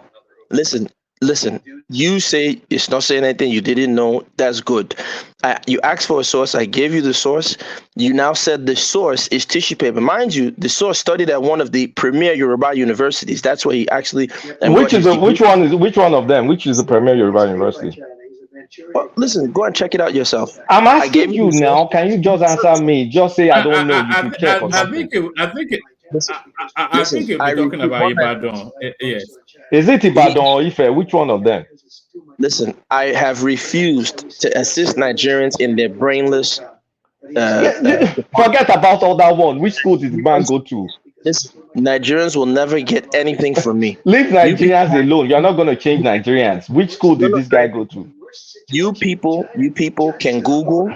Google is your friend. Oh my God, man. Open up a new tab on your computer and type in Murray Last and read his Wikipedia, and you will get all the information that you need. That's all you have to do. Until then, let's not have a conversation, because it's not going to go anywhere. Like I said, you're the average Nigerian. This is how you guys are. When you hear people giving you facts, you guys get offended. You start screaming. You beat your chest. you're no better than soccer hooligans, and this is all we have to show, and this is across the board for Okay, all the guy went to UI. Okay. So, like I said, So can you now he's a, no, you said it best. He's a tissue it went paper. to UI. Okay, so okay. He's a tissue paper. He's a tissue paper. This is someone who went to UI So in in excuse me. He went to So UI in in academics, you only have, especially with historical facts, you only have one theory, right? One theory by one guy, and that's the be all and the end all. And if that theory, if you don't agree to that theory, and you have other theories, then you're a this, you're a Nigerian, you're a Kinikon, you're a Kinikon. Like seriously. No, it's not about that. It has nothing to do with disagreement. Oh, what have you been saying for the past 5 minutes? That's why you are a Nigerian. That's why it's Silicon. That's why you people didn't go to school. See, that's again, it's sad, but like I said, you Nigerians. You see, you're continuing on the same thing that I'm saying. Oh, it's sad. Oh, it's this. Oh, it's that.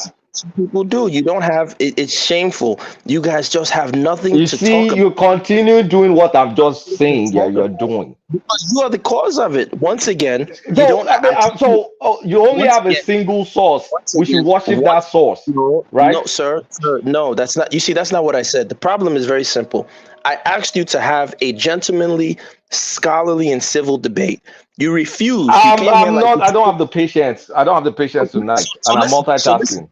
Listen. So how about you go and focus on what you were focusing on? You are an Agbero. That's your mentality. So don't engage with me. Yeah, no. Hold on. Let's not negate.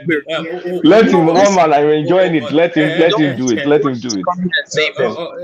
Let him do it. One man. Let him do it. This is the Nigerian mentality. You guys behave like Agberos. When I asked for a scholarly back and forth as professionals, you refused. You came in here very antagonistic, shouting me down every chance, and I was trying to be civil with you. You refused. So don't now come and try behind the scenes. Keep that same energy. You didn't respect what I was trying to engage with you in a proper way. So don't try and be buddy now. We don't have to do that.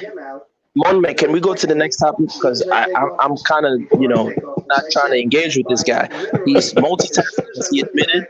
His whole point is to just be a typical Nigerian Agbero. This is how they behave. And this oh my is God. Guys, them up. Scholar, one man. Continue, Sha.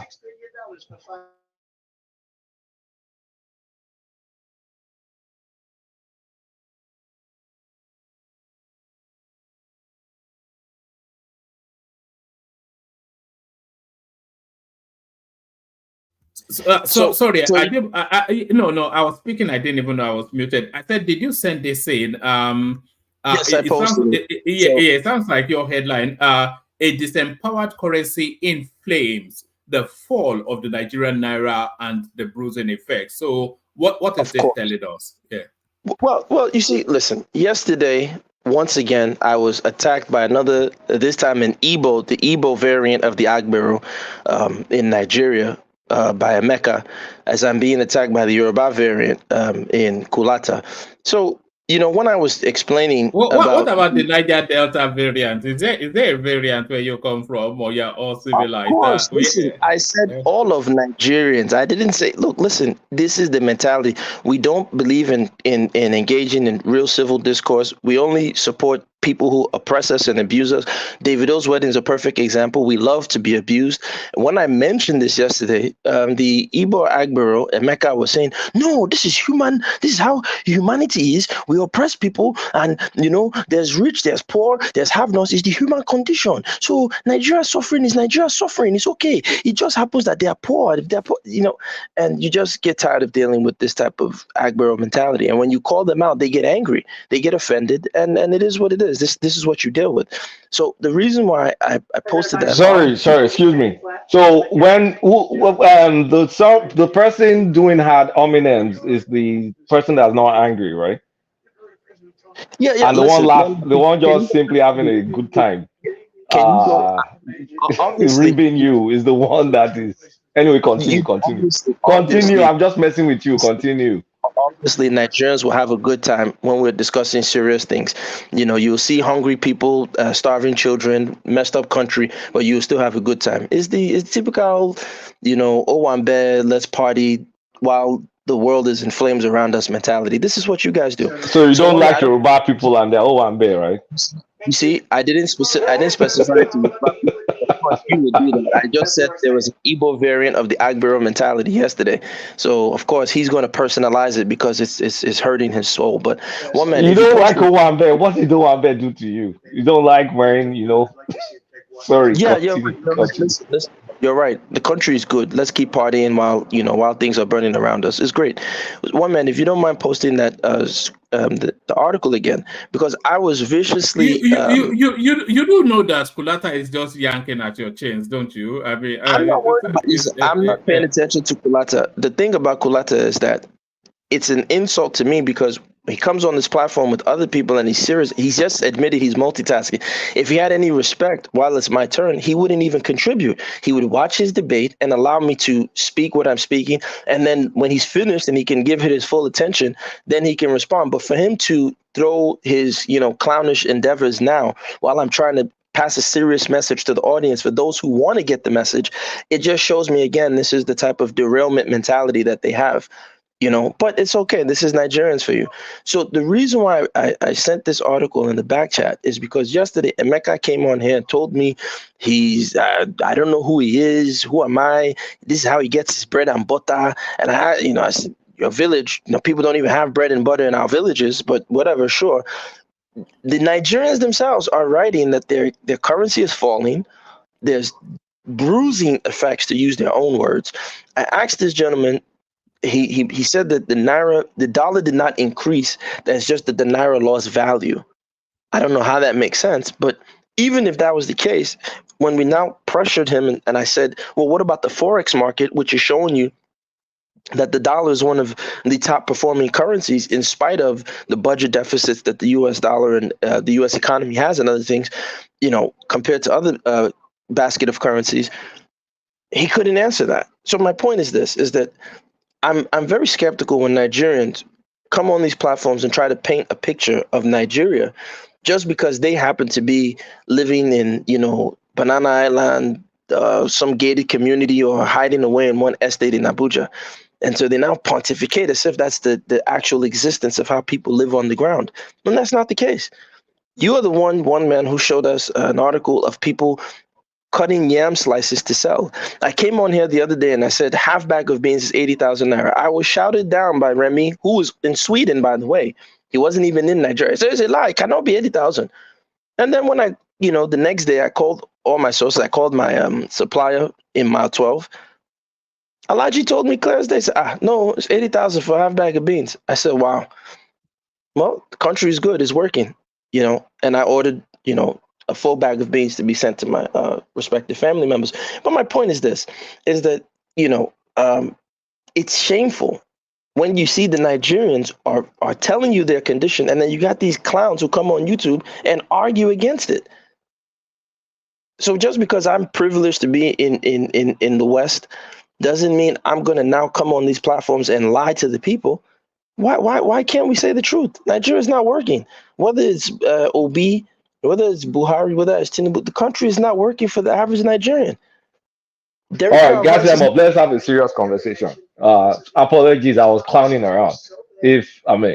So are you telling me the concept of a city-state is new to you, that the Yorubas, especially the Yorubas, me being one, we had city-states, and each city-state was almost like a small nation by itself. And to some extent, to a large extent, they warred over each other, especially when it came to or your empire, especially, and to a little extent, Edo, Benin Empire, charging taxes, making some of them vassal states, and even converting some non-indigenous lands to almost like Yoruba. Like, the fact that we all bear Yoruba now is something. A lot of it could be attributed, like I said, to the influence of the British and or your empire. And the reference to that Yoruba is age old, but it just depends, like I said, from a collective standpoint, it's almost more accurate to call ourselves Aku, because even that Aku reference, the Shekiris will own that, because if you know, the Shekiris came from Ijebu, Ilaje, and some Igala, and then their royalty is what's it called, Edo. So that Aku till today, worldwide, especially Yoruba and diaspora, they will adopt it. But a group evolves. The result of that 100-year war where we had, with the latest being the Ekitiparapọ and Ijesha versus Ibadan.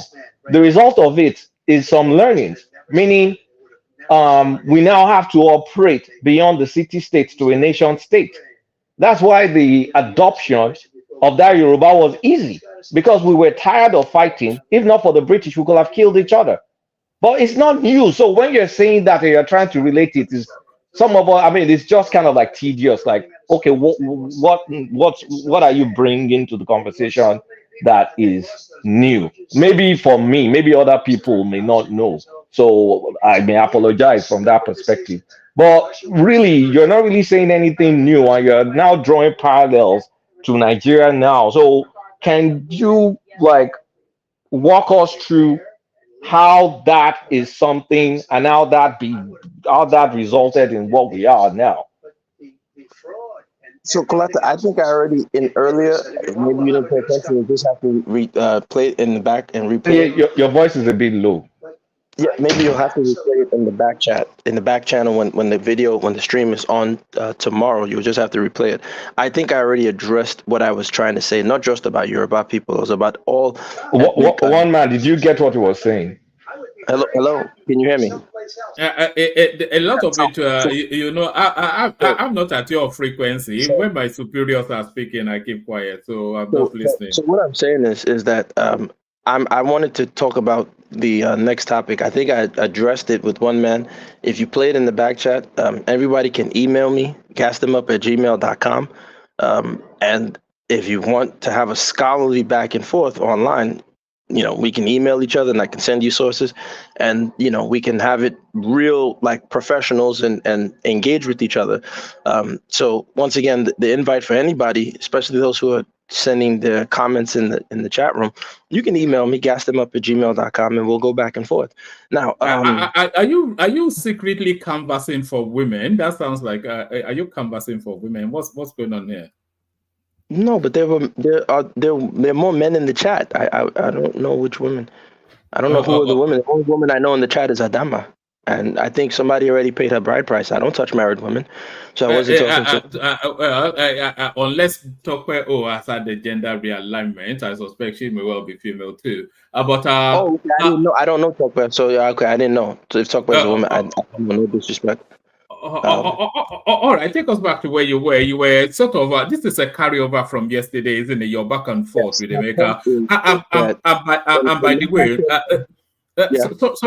sorry. First thing is your audio is quite quaky, somewhat.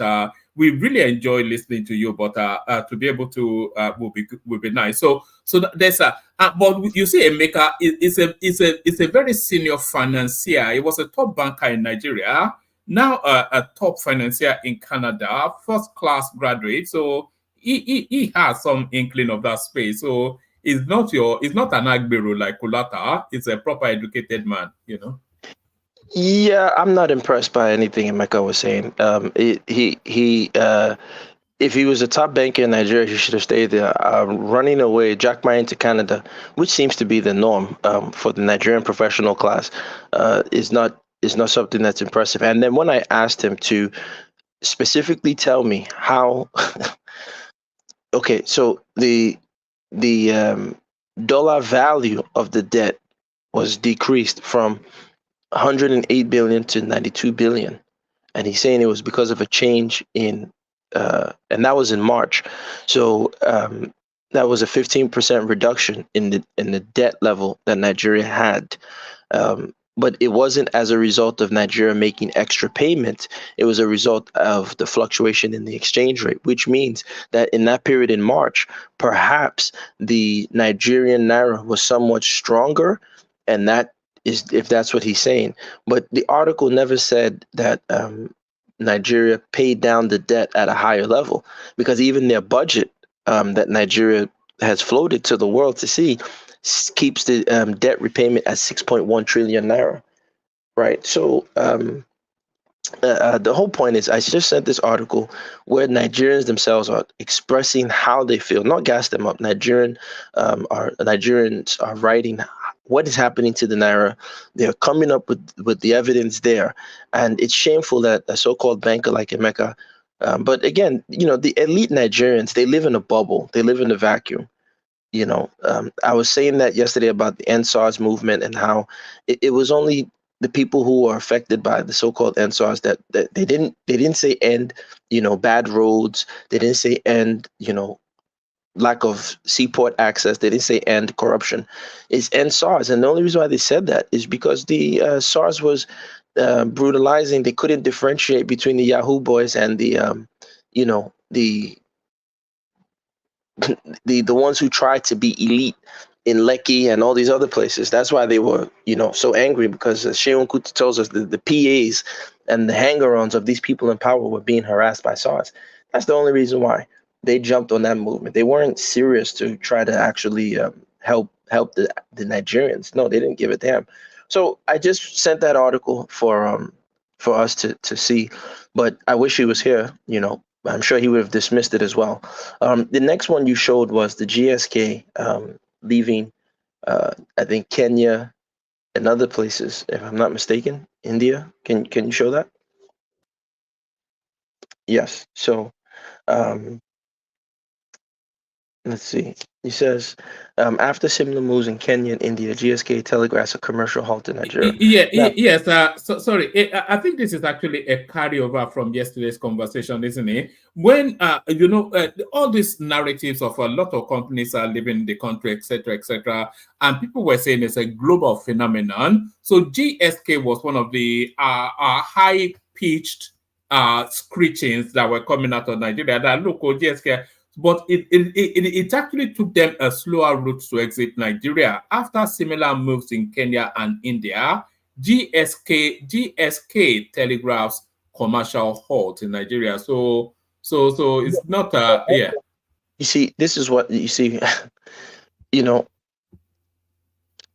I know when we were growing up, our parents would tell us, copy the good, don't copy the bad, right? It's painful when I hear Nigerians say, and not be only us, the this thing happened to. It's global. Nigerians are quick to do this. They say, no, not global thing. We're not global. It's a human condition. As Emeka was telling me yesterday, it's human. It's normal to abuse people and put them in poverty. That's a normal thing. It's global. That's what we do. It's just crazy. So the point is, we all know, for example, the airlines were owed how many billions in dollars before the Cardoso finally settled them as of recently. To remove your money out of Nigeria is very difficult. If you're a major investor, you have to be plugged into the central bank. To get a window to get dollars is tough when you get your naira. So I'm pretty certain, because I was actually invested heavily in GSK because they were listed on the Nigerian stock exchange. I do a lot of value investing in the Nigerian stock exchange. As a matter of fact, my best performing assets and investments are the Nigerian stock exchange. And so when GSK, wanted to exit Nigeria, I knew that this is a problem. Sorry, Gastemov, just to the uninitiated, what is value investing? Just to give us a snapshot of what that means. All a person has to do is just Google Warren Buffett and Benjamin Graham, and read anything you find. Warren Buffett, Benjamin Graham. Anything you read, any video you watch, that if you do that for at least 3 weeks of studying, you'll be a great value investor. That doesn't answer the question. It just sets homework to for the people. Yeah, because don't worry, Kulata will tell us when it's ready. I think he would know, but carry on. Nigerians don't like to do homework. We like to do expo. So no more expo mentality. No more. We know they carry lots. Sorry, value investing is when you pick stocks that is trading below its book value. So like you're getting it, you feel you're getting. I mean, you're getting it at a discount essentially. But the thing is, you need to know, have a good idea of what the book value is to know that okay, this is selling for a discount. So continue. Okay, so the point is that one man, we can't just say, oh well, it's not only in Nigeria. See, it happened in India. It happened when the business environment is harsh. Foreign investors will seek to leave, and the Nigerian business environment is very difficult. What it seems to me is that I think the current mentality is, even from the top down, is they want foreign investors to come in and keep their funds in Nigeria. And if a person isn't willing to keep their funds in Nigeria, they're saying, well, tough luck, you can leave. I get that. But then my question to the establishment is, if you don't have a manufacturing base that's going to replace this, as GSK leaves Nigeria and now you have to import their products to, or you're going to probably get, products from India that, NAFDAC has to test, and all these other, we have to make sure that they're safe. If you don't have a local manufacturing or plants that will replace what GSK is producing in Nigeria or what they were doing in Nigeria, then it's difficult. So I'm not saying that GSK should have been in Nigeria in the first place. I wish people like one man in Kulata would have had a factory in Nigeria where they're doing what GSK did, but we don't have it for reasons that, whatever. My point is this, is that the business condition to do business in Nigeria is very harsh. If you're investing your dollars, your euros, your pounds in Nigeria, how do you get your money back? Because inflation and the weakening of the naira kills your investment. It kills your investment. And if foreign companies who have access to the central banks, who have access to the banks in Nigeria, if they can't even pull out their naira and get it in their currency of choice, which would be pounds or dollars or euro or whatever, then how is that, for us, the average Nigerian, when we want to invest in our country? So this is a problem that it's like they don't want to address. They refuse to address this. Sorry, gas them up. I missed what you and Emeka were saying yesterday. I wasn't on yesterday. But the problem that you're describing is one of the chief reasons why we had to float the naira. So we could, because we had dollar liquidity issues, because the naira was priced at a point where it wasn't realistic. There was no dollar. And by freeing it up and by clearing our backlog, now you can repatriate your funds as a company. But are you going to take a hit if you face through the devaluation? Yes. But you can also, pass through your costs. The only problem we have right now, which I think may be getting fixed, is lack of stability. Otherwise, the chief thing you were complaining about, the devaluation, the floating of the naira, which essentially devalued it, is the solution of that problem. I'm not, listen, I'm not against the quote unquote devaluing of the naira. What I'm saying is that Nigeria, okay, Nigeria, first off, should have never implemented structural adjustment programs in the 1980s, because that's what's killed our middle class, and it really put a knife in the heart of our growing, at the time, industrial base. We all know there were many great Yoruba and Igbo industrialists in Nigeria. Eleganza, for example, being one of them. There were industrialists on Yoruba, Igbo industrialists who are going about trying to create locally made products. We all know in the East and in Nigeria, growing up, we had our local books that were the notebooks that were manufactured locally. We had pens and barrels that were manufactured locally. Heck, even when as children, we had our own local Capri Sun that was competing against the foreign Capri Sun. We had our local chips, our local cheese puffs that was competing against. So these things are there, but when you have a business environment, when you have an industrial environment that doesn't make industry easy for the locals to do business, and you now have to have foreigners who came in because they had access to the government and they can afford to take some more of the risk. They dominated. So that's why GSK was in Nigeria all this time. But now it's even more difficult for GSK. So what I'm saying is that if it's difficult for GSK, it's going to be 10 times as difficult for the local Nigerian. I'm not talking about the political, glitterati of the ones who are at all these fancy weddings deceiving themselves that they're doing something for Nigeria.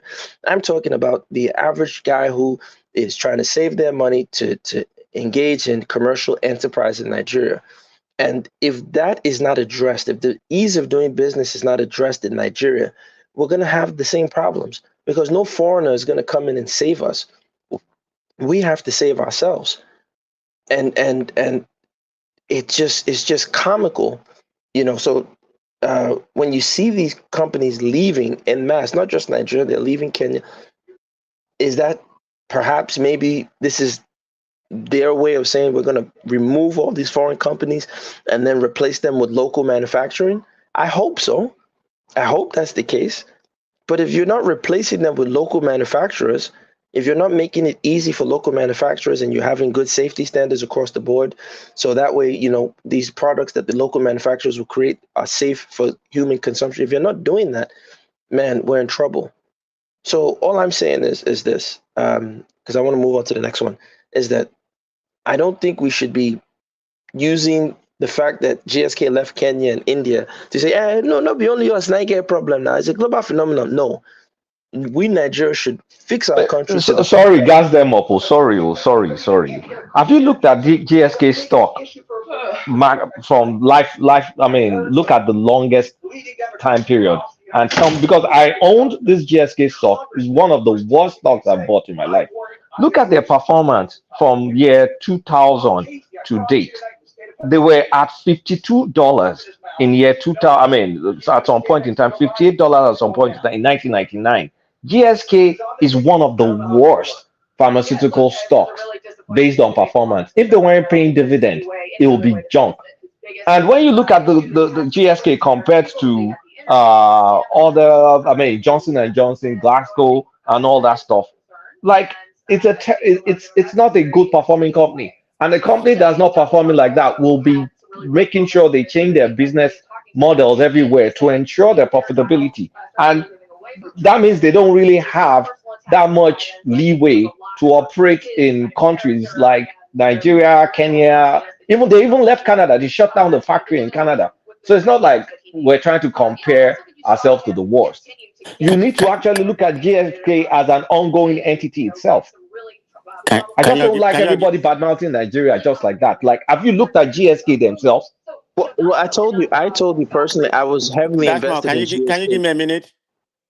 Sure, go ahead, sir. Yeah, thank you very much. I'm not gonna stay. I just want to update one man and some other people. Okay. Man of President, sorry, you guys have lost. It's a rap. Look, I'm a progressive. Okay, I mean, life goes on. It's a rap. Democrats are panicking. Biden was incoherent. I mean, as far as I'm a Biden supporter, he's done. They are thinking about replacing him right now. It might be too late. I mean, the guy was incoherent. I mean, did he say anything? Hold on. Trump lies so much. Trump lies so much that his life become, his life become, plausible. It's not even, I mean, I'm telling you, Democrats are panicking. A friend of mine just called me. He said he has had from some top Democrat. They're going to try to see if he can be replaced. But it's a wrap, okay? Trump is going to be our next president. I'm sorry to tell people. In as far as I'm a Democrat, but that's just the update, political point. He's done. Hang around. I'm trying to get Prince Daddy to come and gloat and Yeah, I mean, I just say I don't mind, but at Where's least Dewale? I need to Dewale call should it how come it too. is. yeah, I get the Prince Daddy to come and So, It so is what it is. one man, can I ask you a quick question? Go And on. it's going to launch into the next topic of Tinubu. Now, once again, why didn't we see any of the Nigerian politicians have a debate the same way we're seeing Biden and Trump have a debate? What's going on? Why didn't Tinubu? Why didn't Buhari? Why don't the Nigerian politicians have open debates? Are they too good to talk to the Nigerian people? You know, there's a reason why we saw that with Buhari.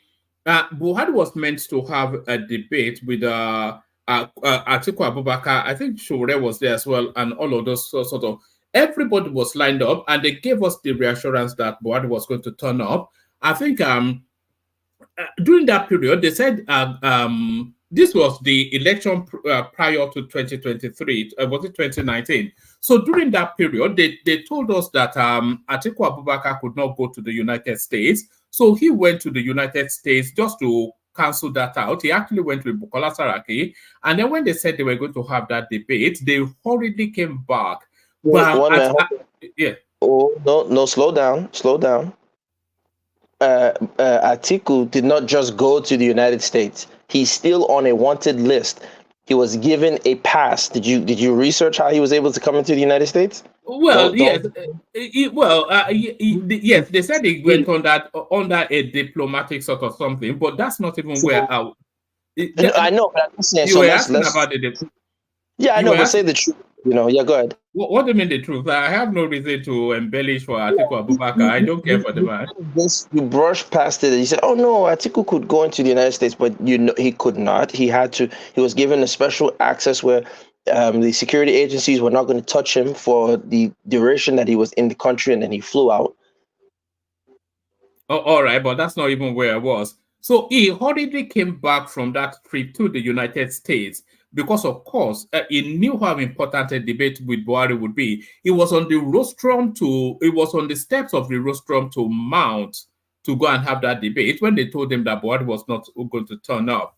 You see, what happens is a lot of those politicians in Nigeria, if they feel that they have the advantage and if they feel that the election is theirs to lose, they are never going to have a debate because it doesn't advantage them in any way and it disadvantages them in a lot of ways. The same thing, I'm not sure, Tinubu could not have had a debate, not because it did not have the cranial functioning, but often it talks in gibberish, or maybe he talks in futuristic language. So he might not, he can have an interview which will be coherent somewhat, but he might not be able to have a debate. And I'm not even sure that if they had a debate, it would have advantaged somebody like Kwakwanso, who is a very good debater. It will advantage somebody like Atiku, who is a decent orator. It will highlight people like Showore, but people like Tinubu or Peter Obi, who don't have No, the power. one man, you are wrong there. I think Right. Buhari and Tinubu, is incoherent. That's going to be their problem. Like Biden buckled tonight. If that had happened in the Nigerian space, to debate, the APC would have been asking for a replacement, and that's exactly what's happening with Democrat right now. Yeah, Trump is going to be our next president elect. Mark my word. Today was today. I just said it. 27th of June. Definitely, because there's panic in the But Democratic circle, Prestige, okay? I blame you, Democrats. Why did you let Biden go for second term? Why? Don't blame me because nobody has surfaced to challenge him in the Democratic arena. They just said, let's leave the status quo there. That it's better to challenge, Trump with what we have.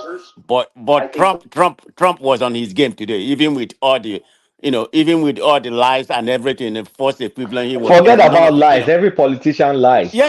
But he Biden was is a not master of even it today. Okay, coherent I will enough to call it how lie. it is. He was very masterful in the way the way he used to. I mean, they are both on the same age bracket. I mean, just 4 years old. Within 5 years, I suppose. But this guy is very fragile. The health is on a different. I mean, he was just wambling. Okay, So, but anyway, that would have happened, against Shagari. None of them is the better. Okay, you may not like the way Obi talk. Obi would have been better than Obi would have fared better in a debate than So one man. So once again, you see, it's interesting because I wish people were here to say this. We'll champion whether it's ABC, whether it's OB or whoever. It's just silly to me. I think Nigerian politicians should stop being fearful and learn to be academics, to learn to be able to have a conversation with the public, to learn to be able to stand on their opinion, and stop being cowards. If they're going to copy Oyibo all the way. Oyibos have debates before we vote for the people in office. But I know it will never happen. As for the headline, Tinubu is working against the North. Listen, I said this yesterday. Tinubu is a master Aries. I'm going to say that again. He's an Aries 1. I know some people don't believe in astrology and all that other stuff, but if you study Tinubu, he's an Aries 1. He possesses an uncanny understanding of the world. He possesses a wisdom and intelligence. I don't agree with anything he's doing, but I definitely acknowledge the guy's brilliance, his wisdom, and his not just that, he possesses what the others also don't possess. He has testicular fortitude. Tinubu is not a coward. He's not a coward by any means. So he has brains and he has bronze.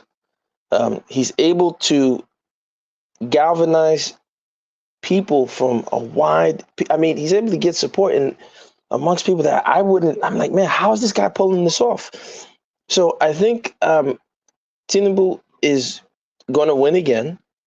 I think what he's going to do is he's going to push for more people to come from other regions. So that way he, of course, solidifies his APC base. But the more the North is split and fractured, you have this one coming out. So Obi's running mate is representing his little group in the North. Atiku has his group in the North. They're being split to the point that Tinubu has actually made the North irrelevant. This is when I said this yesterday, we talk about IBB being Maradona. Hell no. Tinubu is the Messi of our time. Tinubu, without firing a single shot, without saying anything about anybody, Tinubu, in my opinion, has put the Northern hegemony on the political ropes in the boxing, if you want to use boxing terminology, because they've been doing so much infighting. He's brought that to the forefront, and they're punching themselves out. So in the future, I think we'll see that maybe we didn't like Tinubu's presidency for the Nigeria that it became, but I think what we will be able to say thank you to BAT is that his presidency removed the power from the hands of the North and made them politically irrelevant, because he created the seeds of division in the North to the point that they're fractured. And this is just a masterclass stroke, of how you maneuver in politics, period, but particularly in Nigeria. So, yeah, I don't agree with anything that Tinubu has been doing so far, but in terms of his ability... I thought you detested. I thought you detested the guy. I never said I detested him. I detested Nigerian elites because they don't have empathy. They're wicked people. They see people suffering. They like when people lie down and say, "Honorable Chief, yes sir, hey, hey, Twale Baba." They like that bullshit. They like people rolling on the floor for them. They don't have the understanding that just because you are one strong Nigerian man, if your people around you are weak, you're not strong. So the Nigerian elite, they have a low imagination. They don't sit down and imagine a vibrant Nigeria, a Nigeria that, wherever you're from, whoever you are, you can succeed in this world. You can succeed in Nigeria. You can eat. You can be well fed. You can contribute your ideas. You can dream. The Nigerian elites don't do that. They just live in this goddamn diabetic food, this diabetic holocaust of jollof rice. Richard Milley, I get Richard Milley, I get Louis Vuitton. Hold on. But that's them up. Why do you hate Nigerians so much? I don't know. It's self-loathing, isn't it? self-loathing. What has jollof rice got to do with diabetics? It has no sugar content. That's not true. But you're talking sugar. You have to check the glycemic index. But look, I don't want to get into a food. But wait, gas them up. There's no scientific consensus that says it's actually sugar that is actually overload of starch or overload of sugar that causes diabetes. It's not the scientific consensus. There are many theories. I think the latest theory is now it's more like an excess energy source. And stop doing all this exaggeration. Let me land, because the current consensus is now excess energy in both fat and carbs. And let me just land this point. I'll let you talk. Yeah, go ahead. In both fat and carbs, and the what's it called? And and of course, due to insulin resistance that comes mostly from the muscle and the liver not being able to process all that energy overload. So you can see that even the control of diabetes, two approaches work. If you hold on, let me just land some point now. Like people sometimes are able to fix that metabolic imbalance by cutting off. Jeez. I know. I will let you. I want you to continue. I'll mute. Continue.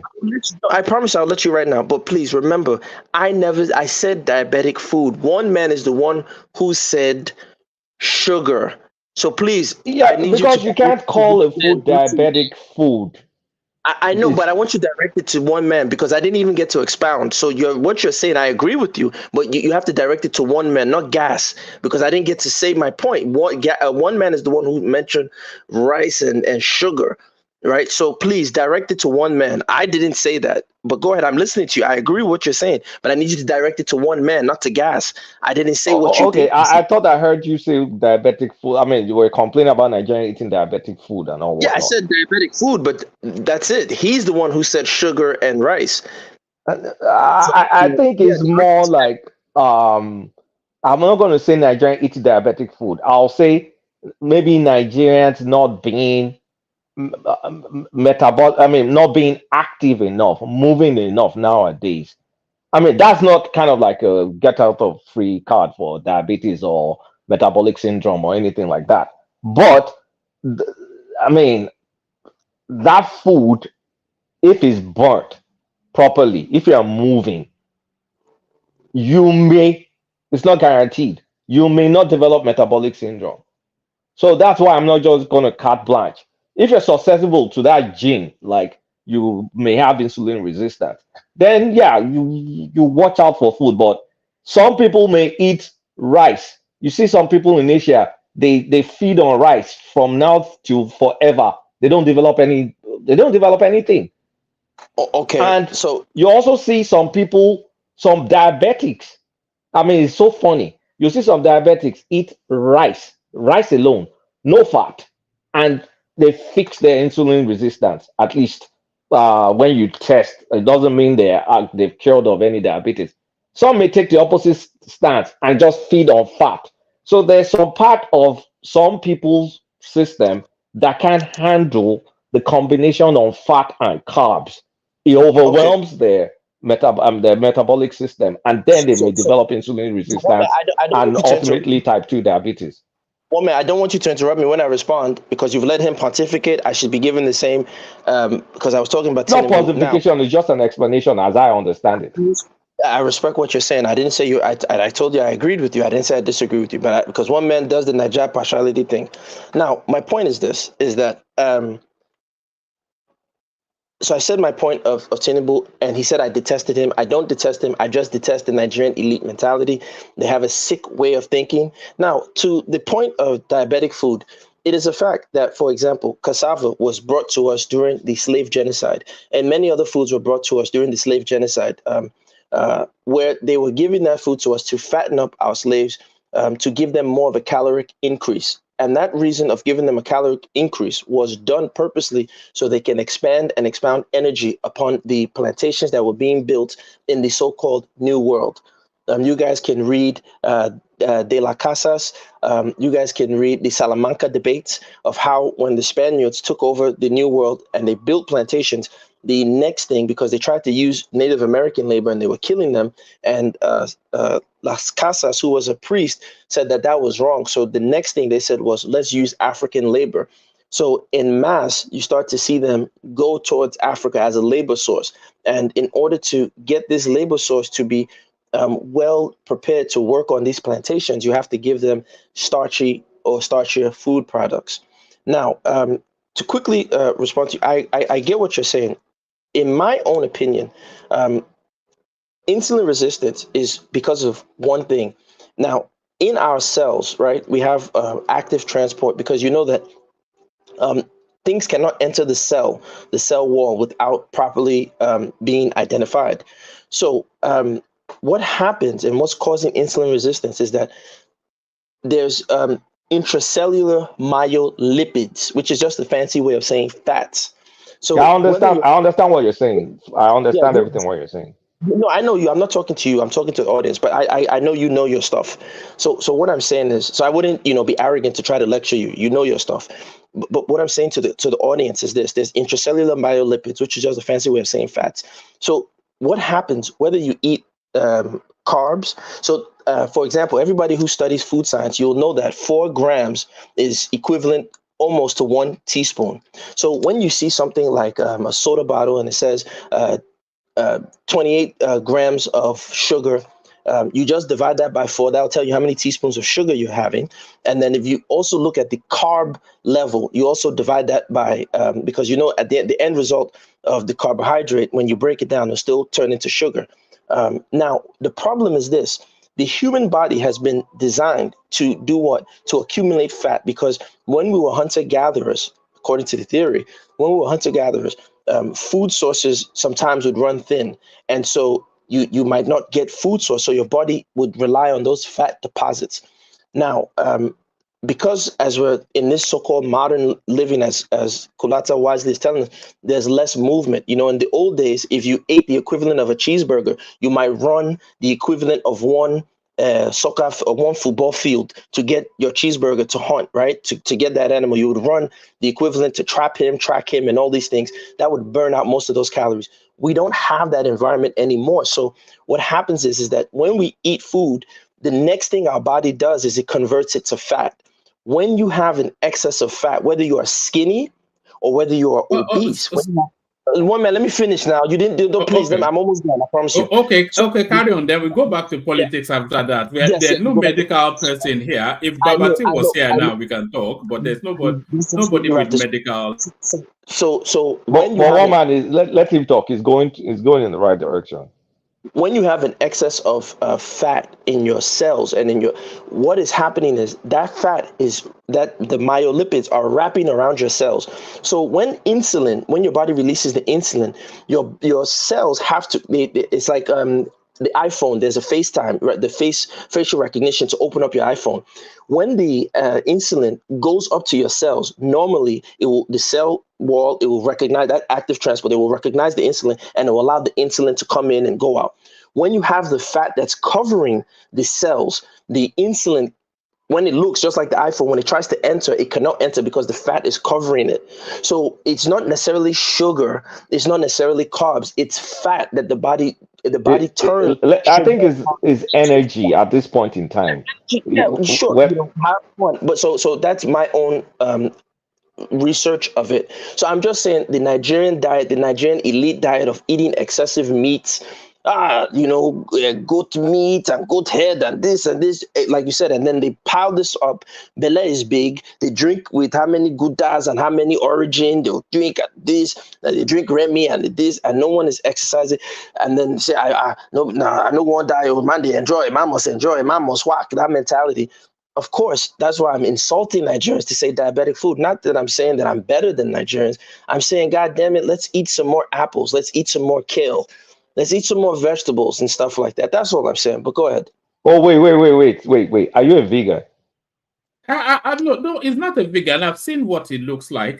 It's hardly skin and bones. The guy has Yeah, but vegans eat tofu, right? They eat yes, tofu and seitan and all this. it knows his way around the burger. From what I One man, saw of him. this is proof that you work for MI6 because I've never shown my face, so I don't know how you would know how I look like that. Yeah, but answer my question though. I saw you on Rudolph's when you tried to come on and they kicked you off. Yeah, so he wanted to pull a culata on Rudolph. Yes, there was a bit of baby fat in there. I covered my face. I had my glasses and I had my face with my full hoodie. So there's no way they could have seen my face. Yeah, but we could still see the puffy cheeks as a result of a heavy McDonald's diet. Sunglasses, not with the sunglasses. But either way, the point is, no, I don't. Vegan doesn't make sense. Very simply because vegans say they don't eat any animal products, and this is how you defeat them. You say, okay, if you don't eat animal products, make sure you don't breastfeed your child because we are animals and breast milk is an animal product. They start getting quiet. So no, I eat mostly plant-based. I do eat animal products maybe once every few months, but that's just my personal choice. As Kulata is saying, if you're very active, you're getting enough rest, enough sleep.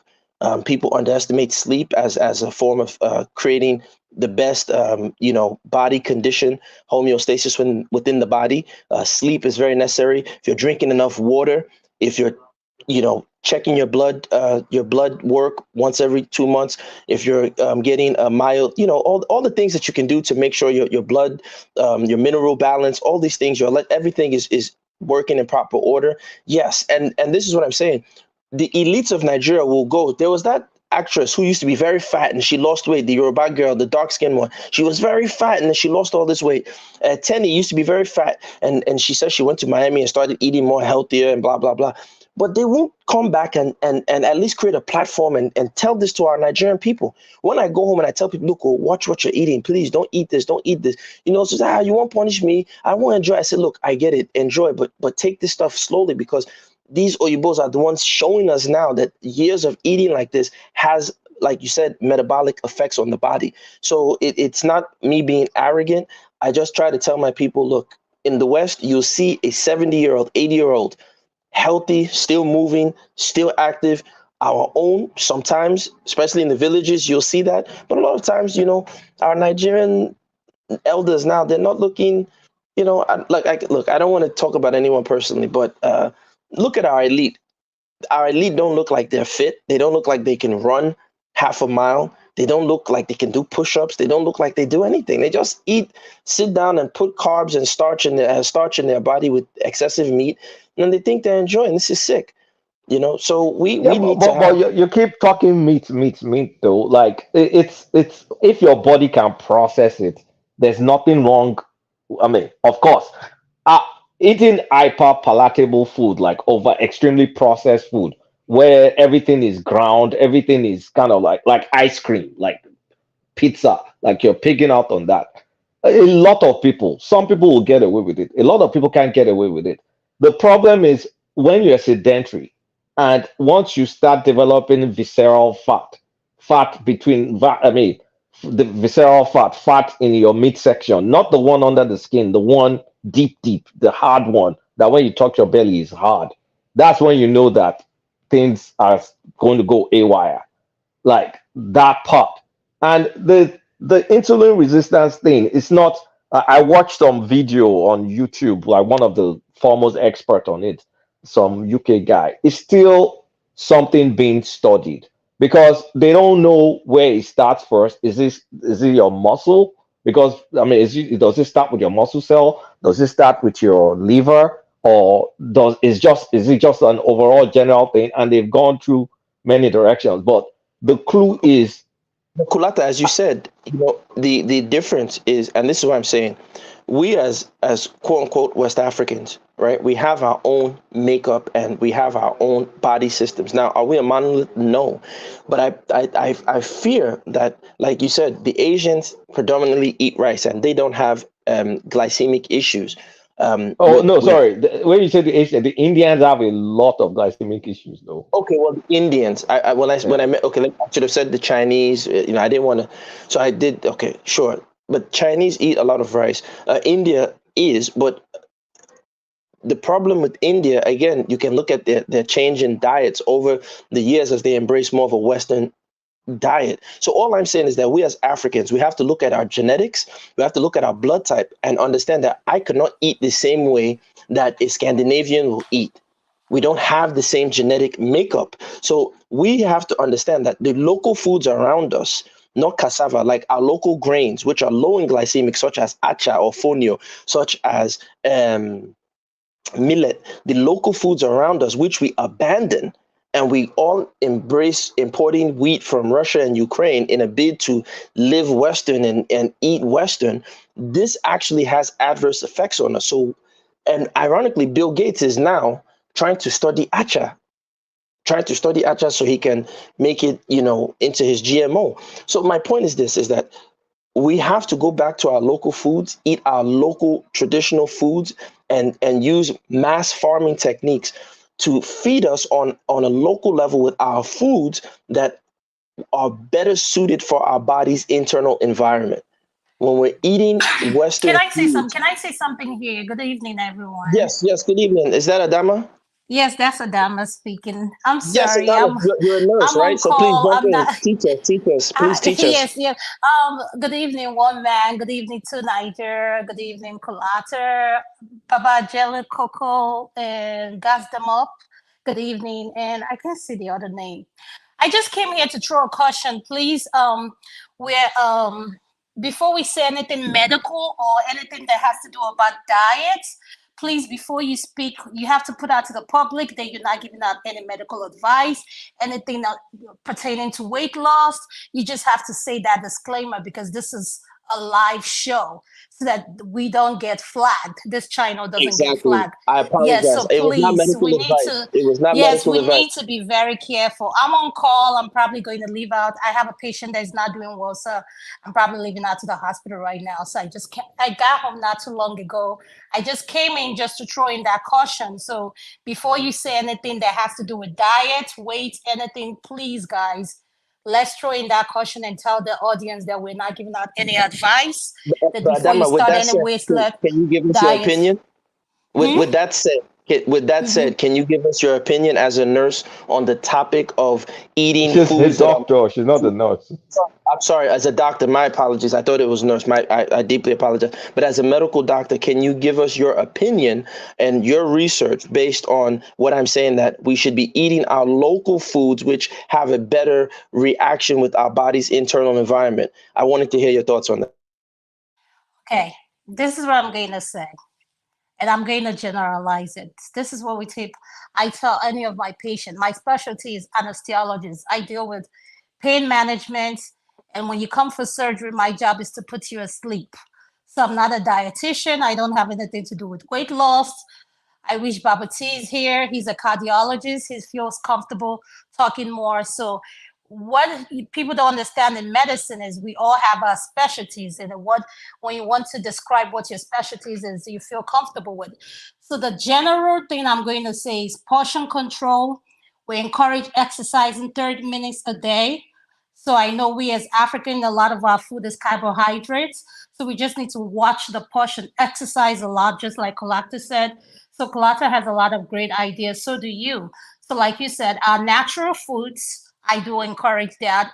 And that's why I'm not in support of this GMO stuff that they are coming up with. Me and Kalata were chatting about it at Dr. Damage's show last week.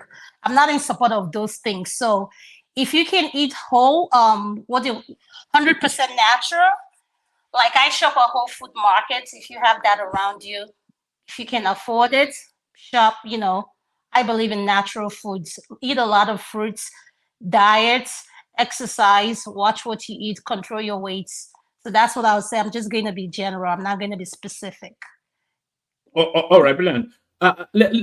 Sorry, you still, the conversation can still carry on in whatever manner it is. But let me bail out, hand over to Tunaja, who's here now, acknowledging the super chat that's on the way. That's Alexander Gomez right there. Ayo, of course, he always super chats and he does again. That's Ayo a couple of times. That's Lato Rich right there, spreading some of that wealth.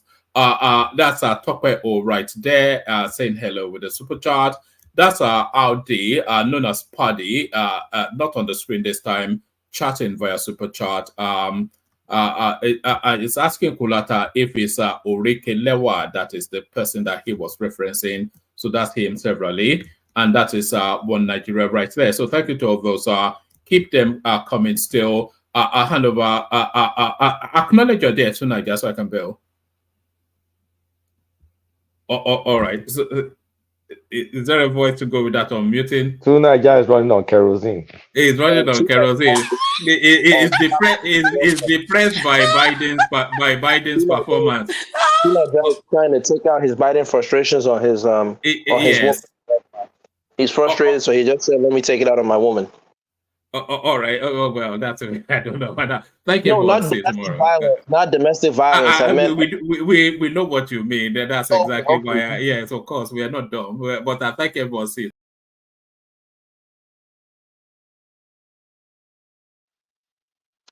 Nigeria, you there? Yeah, my audio was playing funny. Yeah, nah, I don't like Biden? You top with your woman.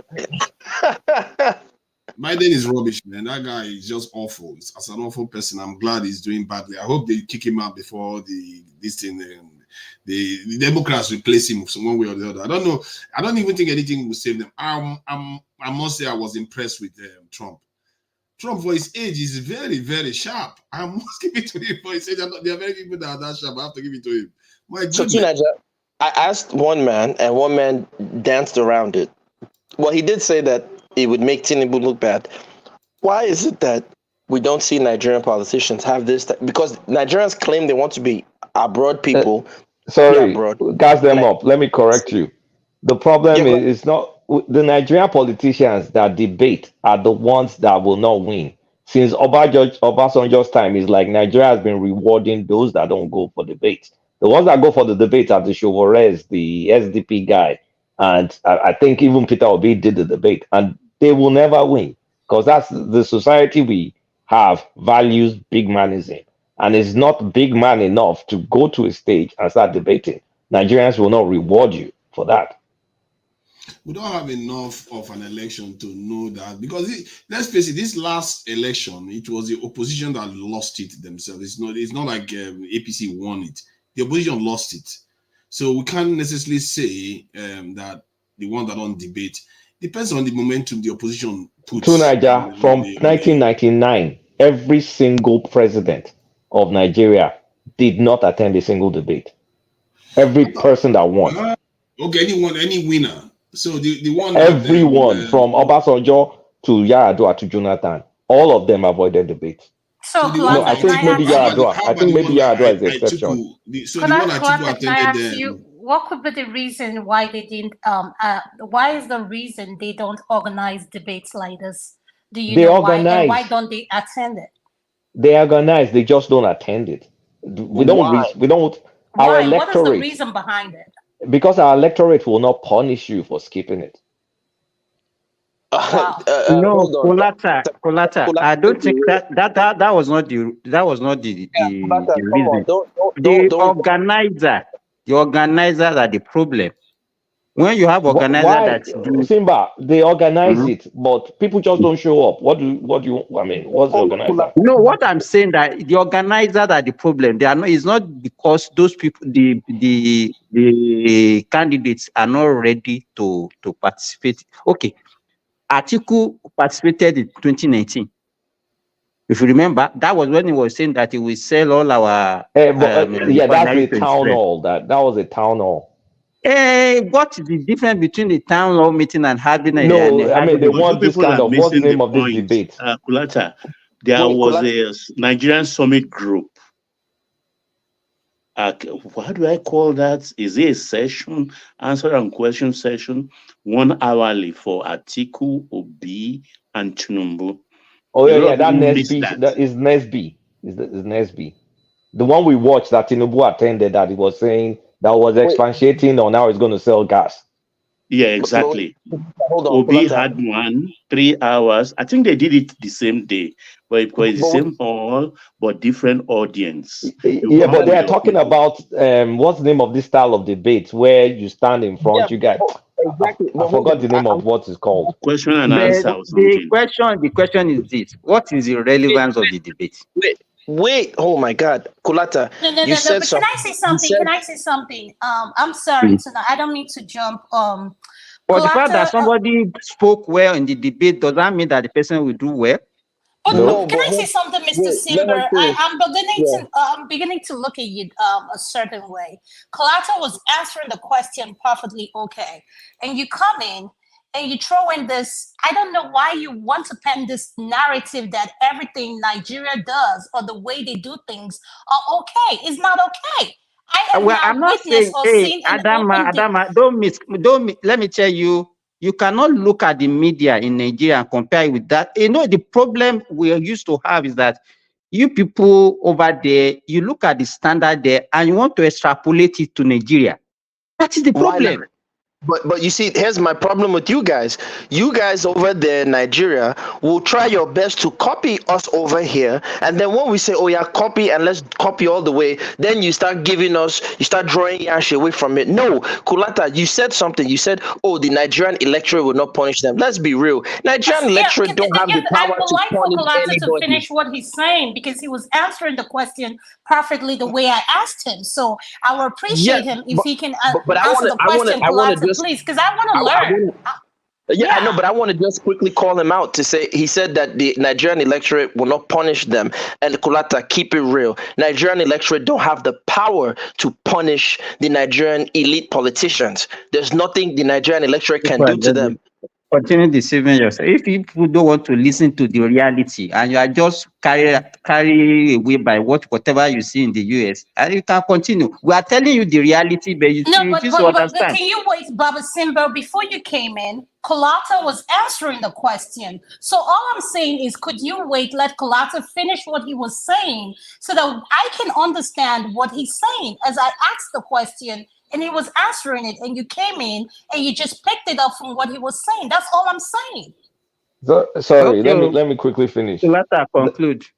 Okay, the main thing is we don't have a sophisticated electorate. The way we vote, the issues we vote on, is only a few Nigerians that are sophisticated, pay attention to debating style. Because, like Simba said, you can't really invest much thing in a debate because you're just looking at people. I mean, two men or more than two men talk, exchange, spar, and look at who answers questions first. Is an exercise of wit and maybe fast thinking.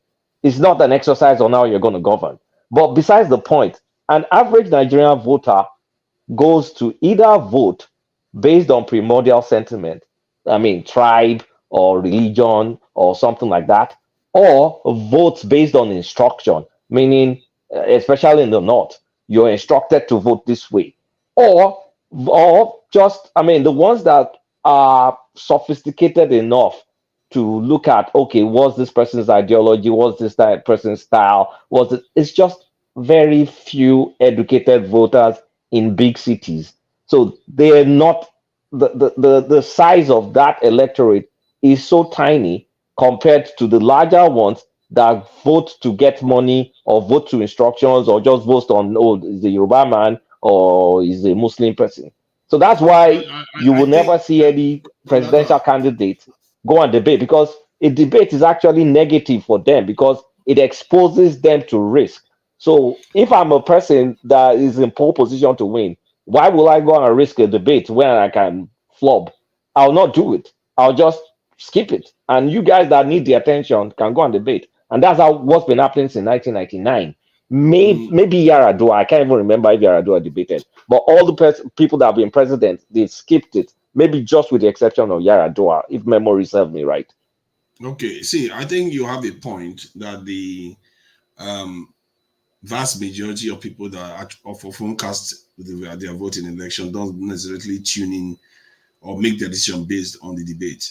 That said, there is this small percentage that it might actually affect this in their decision making, and often these people are in urban areas or in the suburbs, and we don't have. I'm not sure Nigeria has a sizable population in those areas that are mostly based on policies, and they make decisions based on policies other than, tribal, religious, and all kinds of other affiliations. So you can see why the ones that think that they win the heartland vote will not care about those debates. Why would they care? After all, they do lose something. Make no mistake, they do lose something by not showing up. But it's not significant enough to them to make a difference. It's only significant to the people that are behind, that will scrape in a few thousand votes and maybe a few 100,000 votes. Niger, if the UK, if in the UK or the US, right, the politicians decided to skip a debate, what would the electorate's reaction be on the streets? It may not be. It's not as consequential as people think, and I think it goes back to that point. They will not like it. It will cost the candidate, but it's not. No, but what I'm saying is, okay, all right. Let me ask you a better question, because I asked this question yesterday. I said, if the UK or the people in the US or wherever developed country, if they were subjected to 1/98 of what Nigerians are subjected to, what would their reaction be on the streets? Are you saying the policies or the debate? No, because remember, to have a debate in America is part of the policy. Whether it's de facto or de jure, it's understood that you there's a must difference have between having a TV session versus the economy. If the No, I know that. Wait, what I'm saying too, Nigel, hold on. Wait, listen, because I don't want you to make the distinction. Don't create the distinction. I'm saying that.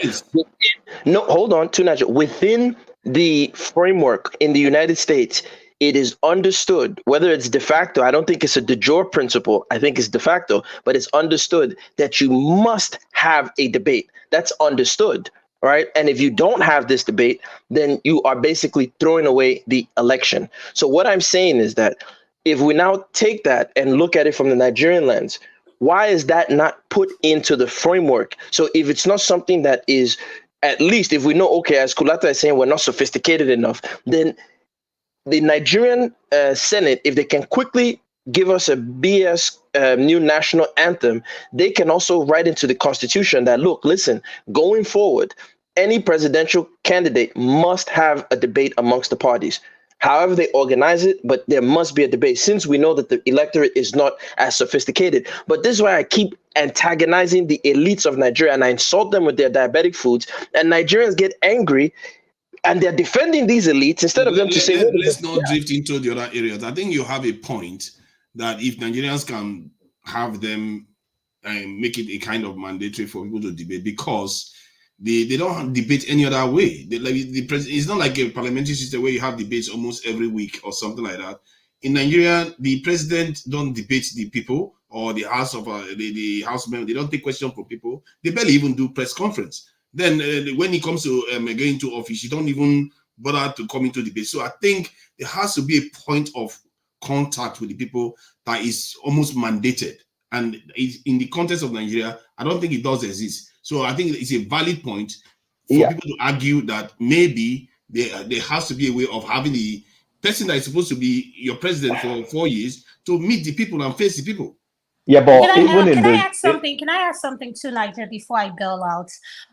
Can I acknowledge Baba T? How you doing, Dr. T? Since you're here, I'd like to get your input on what we're talking about before I leave, because you're one person I like his input. So we're wondering why Nigerian presidents don't do an open debate like this back home. So what would be your input about that? Baba T, are you there? How you doing? Hey, good to hear from you again. Good evening, everyone. Sunanja, good guys, some up and everyone. I remember, I'm not sure if it's 99 or 03, where I think it was NT that organized the debate, and the then president Obasanjo showed up. Everybody stood up. They played the national anthem. The man read the speech and left, and that was a debate. He just came in, read his speech, and left the scene, and everybody else continued. I think it was 03 or I'm not sure. I think it was 03. So I think we've evolved to the point where the debates are needed. I know people are I listened to, I think it was K and Gastemont talked about that we don't have a voting block, but they are still a voting block. some people will still their decision will still be influenced by debate. Now, is that number consequential enough to sway the elections at the national level? Perhaps not. But you need to start somewhere. You start somewhere, then hopefully we can. I mean, it takes time, but you need to start somewhere. Do we have to mandate it necessarily? I don't think it should be. I don't think so. Yeah, but see, what about our manifesto? I mean, isn't that enough to showcase the ideas of the other candidates? I mean, after all, I don't think in America they don't have a manifesto. I don't. I mean, they have a ideological partisan positions, but in terms of collated, presentation to the public, we don't have it. But in Nigeria, we have a manifesto. Isn't that plenty enough? No, actually, we have a manifesto in America, but they don't call it manifesto. They just tell you go to my website. They have a plan. So you remember every candidate was the website. The website changes. No, the website changes as the I'm wind just saying blows. it's not as traditional as Nigerian manifesto. Yeah, that's what I'm saying. Yeah. The Nigerian one same is like thing, an the debates that official we're talking position about of in America is a democratic tradition. It's actually organized by some TV stations. It's not mandated anywhere. It's just but a don't you think? carryover from Don't you? Greek. Let me just ask a question. It's Don't a you carryover think? from Greek democracy. Hold on now. Don't you think it's important? There has to be a way for the electorate to question their leader. But a town hall, you can do that in a town hall. Yeah, but the town hall is more of a contrived environment. what you guys are asking for. You know what? I want to support Simba. What do you actually get from a debate? I can exactly. Hold on tonight, guys. Finish asking the question. Come on. We heard it. Hold on. Just hold on. What is common? What do you mean by common? Prince Daddy, hold on, please. Let me just ask the question. Because there is no way to speak to the leader in a non-contrived environment. In other words, a political party based. There needs to be a way that you can engage your leaders in a neutral environment, that the citizens can be able to speak to their leader. Because if there is no way, what you tend to have is that you could have a leader that don't even talk to the people at all. There is no rule in Nigeria that makes that. But we're not lacking that in Nigeria. That's the mistake you're making. We are lacking it too. We're not. Barely talk to us. The president barely talks to the people. Wait, hold on, Nigel. Let me just quickly bring this to everyone's attention. When we try and as Nigel, everyone said, hold on. The question is, don't you think we need a way? Let me finish the question. Don't you think we need a way to get our leaders to engage with the people? Yes, and I agree with you. If I can chime in, can I chime in now? Hold on, Prince Daddy. Let me just point this out for everyone to be clear. Remember, as we stated, it's de facto, these presidential debates. They're not de jure. It's not written in any legal framework in the United States that the presidential candidates must debate. But here's what I think you guys are missing. If you now reduce it to say, I can have a town hall, or you can check my website. Remember, are we saying that the party is dictating what the president should do? And that should not be the case, because when the president gets in office, he should not be adhering to his party. He should be adhering to the needs of the people. So before that, and that's the essence of the political debate. You get there to show the people the type of leadership style you have, to show them your communication style, and to show them how close or far will you have a divergence from your political party and your beliefs. Are you a centrist? What are you going to bring to the table? So if we don't create this as part of our tradition in Nigeria, what we're going to have is where the elites feel, I don't need to go. So let's not excuse them. Let's create it. Let's put it in our mentality to say anybody who wants to run for president, man or woman, should be out there at the forefront with the other party. Right. Prince Daddy. Okay, let me Prince Daddy, please answer when you're going to answer this. But here's the thing. We need to define, the goal. What's the goal? Because people they're quick to doing copycat. The goal is to communicate. Wait, Tunaja, wait. The goal is to communicate your plan to the people. Now, whether you communicate it through that Northern, you remember that Northern platform that Peter Obi went, Tinubu went, and Atiku went, that all of them spoke to the people, they shared their plan, which is some kind of debate. Or that NSB stuff where the business people called the three of them. And so what are we trying to get? Because looks like we're eager to copy style where it's me versus you, and we're kind of like hammering it out. I don't think we get much out of it. So go ahead. Let me give him an example of what. Okay, hold on tonight, Jack. Can somebody finish what you're saying? Stock. Anyways, yeah, I share your position, Uncle Lata. I don't, this debate thing they're talking about is just one of the many things we adopt in Africa or in Nigeria that doesn't serve us. I mean, it has, as far as I'm concerned, it has no value. I'm not sure why we need a debate like this style of the American politics. What is the value? I mean, no one has told me yet. Because we want to see them, we want to know their communication style. Somebody said that earlier. I'm not sure why that is relevant. And we already do it one way or another, anyways. Just like you said, the town all meetings. It's plenty. It's plenty for the Nigerian people to know what the leaders or their politicians think on different matters. I don't think we need the same style as the America does.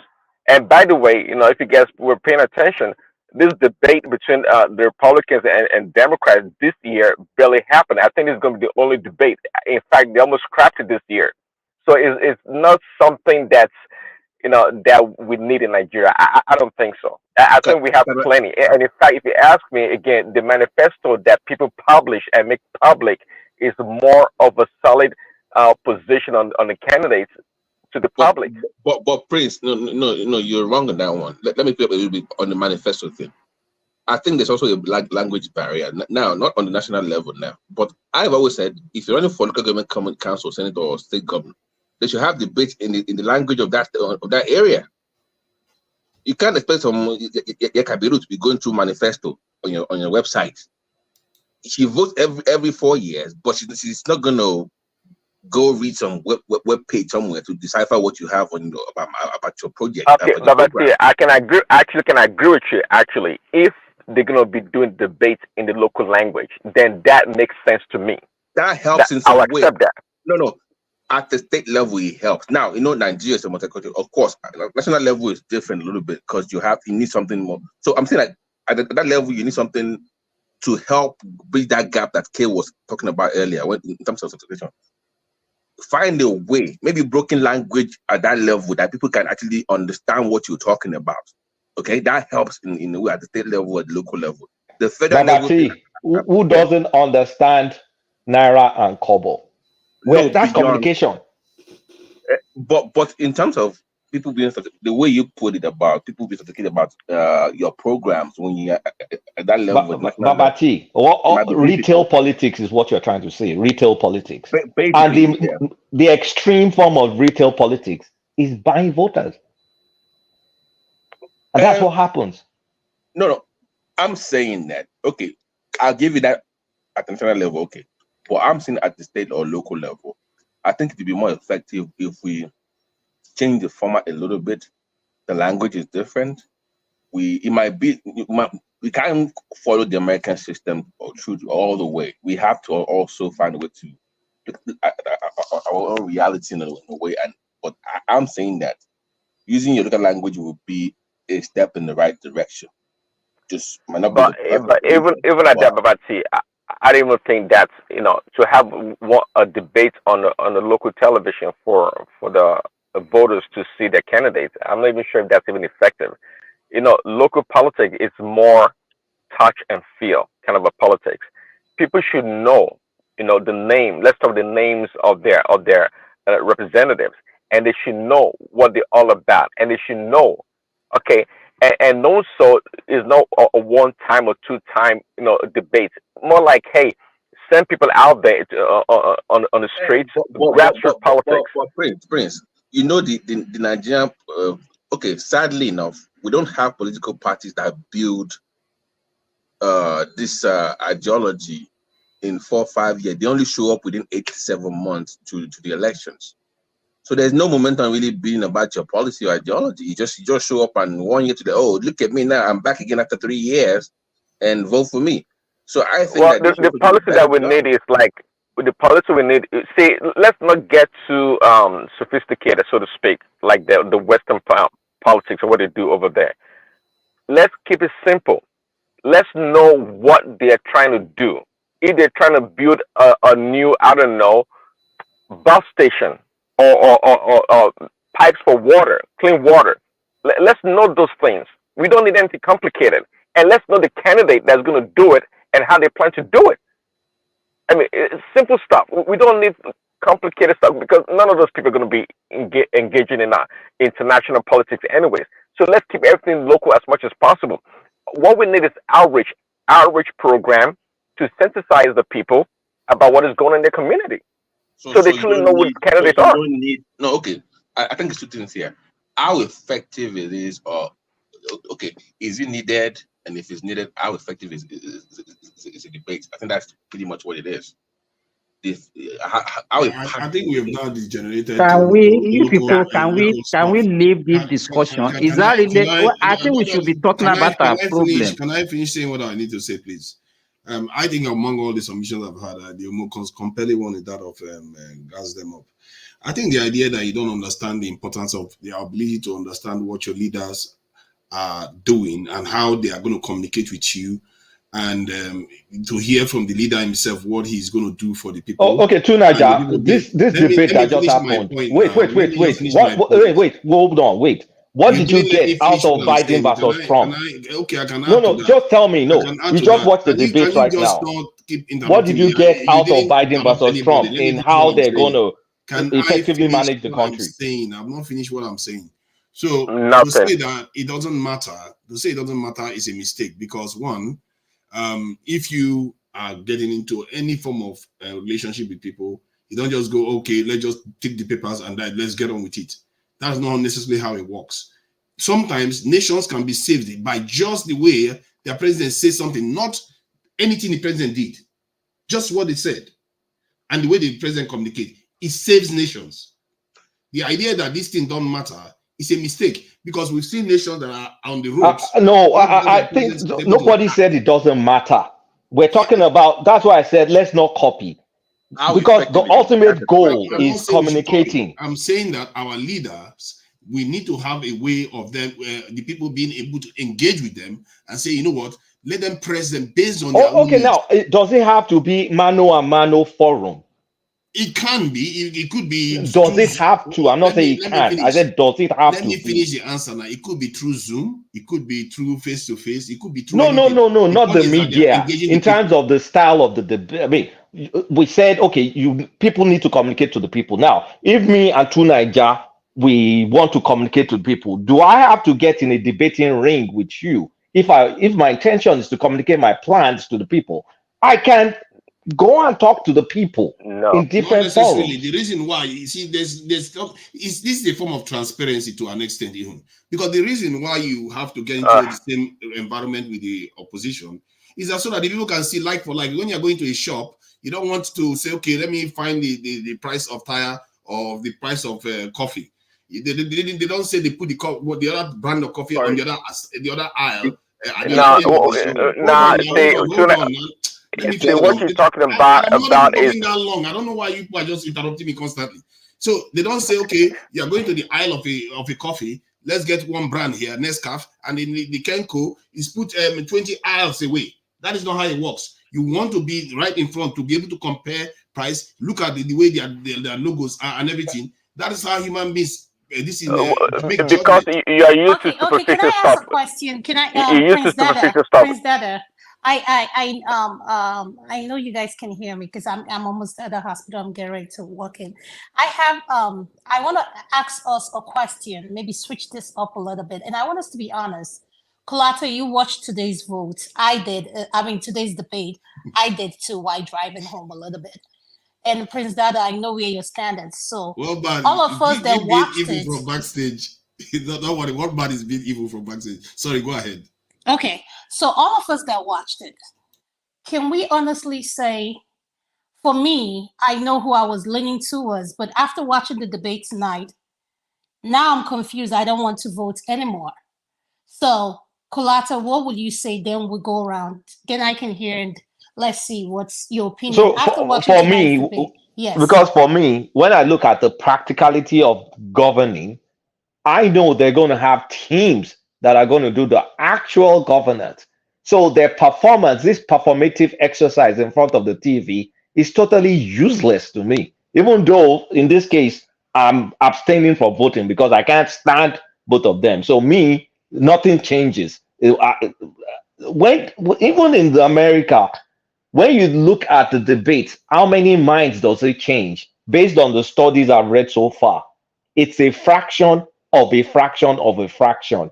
It's just a tradition. It doesn't really change people's minds. Okay. Baba Janly Coco, can you hold on me. to Niger, please? You're the host. You talk last.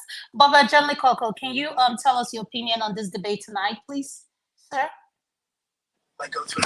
Not try to moderate me. You can't moderate me. You know. Tunaja, calm down now. Don't share now. I was supposed to be a panelist. I don't know why I ended up as a moderator. Point is, I will speak my mind, even when Dr. No, tonight I told you you're going to be the one to speak last as the host. So I'm not taking over your show. Okay, wait, Go no, ahead, hold on. Can I be the Uncle moderator? John Lekoko, I'm listening to you, please. Wait, hold on. I'll be the moderator if that's okay. No. So I want to hear Uncle John Lekoko. I've been here. Please, gas them up. Please, can you give me that honor, please? See, guys, leave it. If one man asked me to do it, I can't just hand it over to you. That would be irresponsible of me. I'm sorry. Go ahead. Okay. I think both of them,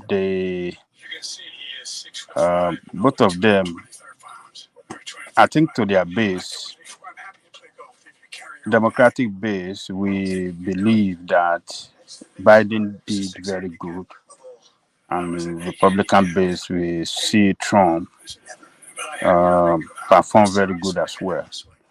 So, but for the independent, I think they'll be disappointed because both of them did not really debate. They didn't do that contracts on. Sorry, there is somebody that's supposed to mute. Somebody is watching maybe one CNN or one American station. I think it's from. I think it's from me. Yeah, I'll turn it off. Yeah. So, but to the independent, I think they'd be disappointed because they didn't show so much contrast between their policy and how they have performed, like on the side of Trump and Biden as he's doing at the moment. But Trump was able to pointed out in the areas of immigration where Biden failed, in the areas of foreign policy where Biden failed, and make America look very bad in the world, particularly in in the crisis, or let me say the war going on in Ukraine. Trump was able to tell us that if there had been him as the president, that war wouldn't have happened in the first place. And he was able to show to people factually that when he was president, Kim Jong-un did not even fire a shot to the air, like missiles to the air, like say he was testing some missiles and so. So he was able to show to us that, look, the crisis that we have seen in the war, in the areas of how do I describe it? In Ukraine, and all of this did not happen during his own time, and it wouldn't happen if he is the president today. So it showed he was able to come out very strong on immigration, that Biden failed to protect the southern borders the way illegal immigrants pour into Americas, some of them that are criminals that killed some American young ladies and committed crimes and stuff like that. And the American is spending so much money to house them, to keep them in hotel, to feed them and all that stuff. So on immigration level, Trump showed clearly that he did better than than Biden. On international stage, it showed that he did better than Biden. On China, he showed that, look, he put tariff on, what do you call it, on China, which raked in a lot of money. So he was able to show, and he was how did I say, he was trying to have a trade agreement that will have been better for American bilateral relation with China. And he was able to show that, look, he's better than Biden in those areas I mentioned. And he was able to, to inform the world that for the world peace, he was able to lead the world to keep peace in this world when he was president.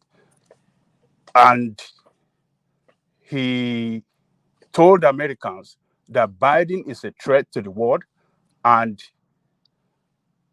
a threat in this world, that in the manner that the way the crisis is rocking this world now with Ukraine and other areas of the world, Biden could lead the war into third world war. So he was warning Americans that, look, peace is the best thing for us in this world now, but Biden, as the leader of the world, is not able to keep peace. So he pointed some, and on the economy, he pointed to Americans that, look, during his own time, the economy was better. What it mean by economy was better is bread and butter to American people, that inflation was not as high as we have it today. Food were cheaper, gas was cheaper, and Americans were living more,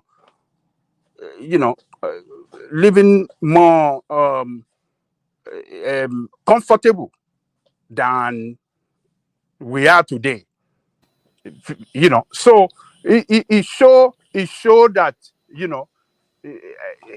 he during his time, America was better off than we have it today. Coco, you are giving a summary of the whole picture. If you continue like this, I don't know when you finish today. Let me land now. It will get to your turn. So, because this is not American debate that we are talking about. Let's be considerate of others. I think Ajali Coco didn't get the question. Ajali Coco, the question that we're asking is, this style of debate, is it useful for our own politics? It's very useful. It's useful. You see, if we didn't have debate today, a lot of us, or particularly the first-time voter, will not know the difference between Trump, what Trump did during his own time, and what we are facing today. Today, as we have Biden as the president of the United States. So Trump was able to tell everybody that his own time, it was more convenient. America lived more, better during its own time, economically, financially, than the time of Biden. So debate is the key. When you don't have presidential debate in in a democratic governed country, then you don't have democracy, because that is where you'll be able to tell the country the direction you want to take them and the policy that you like to effect to better the life of the people. So it's very, very important. But before I get out of here, let me just call my friend out. Simba needs to be called out on this platform, because he always does what he does all the time. He will tell you people abroad. You also live abroad now. You live in you are an abroadian too now, technically. So what Thank they you, say, Dr. people T. abroad, Thank you so much you live for abroad speaking too my now. language. Thank you. You also live abroad too. So stop doing that. You also live abroad too. So stop saying we're not all What is abroadian. DT, what is your issue?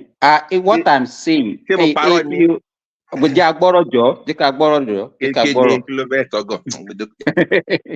what I'm saying, you people don't get me. You know, the electorate in US, what is different from the electorate in Nigeria? Educational, compare one by one. We are totally different. We are indigenous people. US population, they are not indigenous. And so if anywhere you have indigenous people, the kind of the what they will attach to election is totally different. You people have free mind. You are just you nationalize it. You don't have attachment to any candidate, and that is what is happening to majority of Americans. They don't have tribes. In Nigeria, it's totally different. Whether you debate or not, it doesn't concern them. That's what you are saying. That's why I say people have lost touch with reality. It's not about people living abroad, but because people have been living there for so long, you have detached yourself from the reality of ground. No, that is not true. Hold on, Ajanico, if you don't mind, can I respond to this? Because I'm actually. Let me make this point. Hold on. Let me make this point. I'm What Simba is saying, that it doesn't concern Nigerians, that's not true. It concerns them. But the politicians, because they are not good at talking to the people, debating and pointing, delivering on the direction, delivering to the people on the direction they want to take the country. They are not good at that. A lot of them are not, they don't even know their manifesto. Talk less of even coming to expatiate on it or be asked questions, So it is not that the people are you telling us that if we make it compulsory for every presidential candidate to debate, to have a debate session, are you telling that you will not watch it? You will surely. We have a lot of Nigerians that will the Ajalekoko, will the 72-year-old woman in Two Nigeria's village, will she watch it? No, wait, hold on. I need to respond. Can we move the question around, please? Daddy, hold on. It's my turn. I let everybody else go, so I'd like to speak. Because I'm the one who actually mentioned the topic with Chima when Kulata and I were talking, and he mentioned the electorate. Go ahead. So here's the thing, right? Just 3 quick points. One, if Nigeria claims to be the giant of so-called Africa, and America is the quote-unquote most developed, freest democracy in the world, you have to set certain examples, right? You have to lead by example. So we all know behind the scenes that presidency, whoever, there are other powers that, the economic powers, the military powers that have a very strong influence, the lobbyists that have a strong influence on American policies, regardless of what the president of the United States says he will or she will do when they get into office. We all know that. But just for the optics of adhering to the idea that you're a free democratic nation. That is very, very important. The optics is very important. And I think because Nigerian elite, and I'm going to keep insulting them, whether you guys get offended or not, Nigerian elite don't care. They don't care about the optics, so that's one point. The second point is this. I was on this platform a while back and I challenged some people. I said, well, part of our problem is that we don't take things on a local level. So, for example, we don't teach, let's say, STEM topics in our local languages, right? It will free up things in terms of how we look at the world. When we, for example, study science in traditional Yoruba language or Igbo or Hausa, and I was vehemently attacked. It doesn't matter. It doesn't matter. We can read the book of the European and blah blah blah. They attacked me, but on this same platform now, when it's time for us to utilize the Western system or the American system of democracy, we're being told, no, don't worry about that, because on the local level, people don't have tribe, people don't have this. So on one hand, when it comes to politics, we have to adhere to the local variants and flavors that we have. But then on the other hand, when it comes to actual education and putting that education in those same local flavorings and variants, no one wants to do that. So I'm not saying anyone on this panel, but I was attacked on this channel for advocating that we should do that. And the last point I will make, and I'll stand by it again, I'm not stating that it has to be a de jure policy, that it's written in the Constitution or in any law in Nigeria that a debate must be had. As Kulata wisely said, let us create our own style. Maybe this mano a mano style might not work, but at the end of the day, we have to create something in which, when a Nigerian politician is standing up to run to lead all Nigerians, your voice and the candidates that you are competing against, you have to let us know, the public know, how do you communicate? How do you lead? What is your vision? And it's not just a town hall, because remember, a town hall is, as they say, you're preaching to the choir. So you're only really talking to your own adherents. You have to talk to the person who opposes you. They have to give you difficult questions. We need to see how you think on your feet. If there is an issue, how well do you respond to this? If we're going to copy Oyibo and say we're going to be modern people, then let's go all the way. Let's not pick and choose. And I end. Thank you. Who's next? Tonight, can I say something before I leave? I just want to tell you, thank you for allowing me to ask my question. I appreciate you. I'm not trying to be a moderator. I just had to come in. It's all cool. It's all cool. It's all good. Don't gas him up. Don't gas him up, Adama. Look at Tuna guy is there for the beating. Thank you. Uncle Jamie Coco, thank you. I finally get to be on the panelist with you. I'm honored. Thank you for answering my question. Mr. Simber, you're still always the same. Prince Dada, one love to you. Gas them up. I love you guys. I have to go into the OR, but I'll be listening from the background. Love you guys. Yeah. Bye, Adama. All right, Let me make a quick point. There's a mistake we're making by saying a town hall is preaching to the choir. You see, that town hall that was organized by Northerners, actually, that's the kind of town halls that will work for Nigeria. It was very adversarial. They didn't go to play. If you guys remember that town hall, Tinubu could not skip that town hall. So, since Nigeria is a very tribal society, right? If each group, to the extent that is logistically possible, says, okay, this is my interest, Hausa, Yoruba too will call their own town hall, Igbo too will call their own town hall, Yoruba and Isuku, they can join together, they're close enough to come their own town hall, IBBO, Oron and all the, and kind of like put them, you can work, because it's the same stage. Tinubu went there, did his own, how many hours, Obi went there, did his own, then the business people too did it. That's the kind of town hall that can show contrasting and mastery of your plans. It's not, there's nothing bad in it. They do it effectively. I don't know what Yoruba people are doing or Igbo people are doing that they can host that kind of town hall. I think it depends on how it is done, whether there is the element. The key element is the ability of the people to question their prospective leaders, and the leaders are able to communicate with them transparently on the issues. And as long as that essential is there, I don't think the whatever formula is fine. I think to an extent anyway. I don't know what the formula you recommend, but I don't have any issue with. But the idea of making it tribal people come in and say their piece, it seems to be.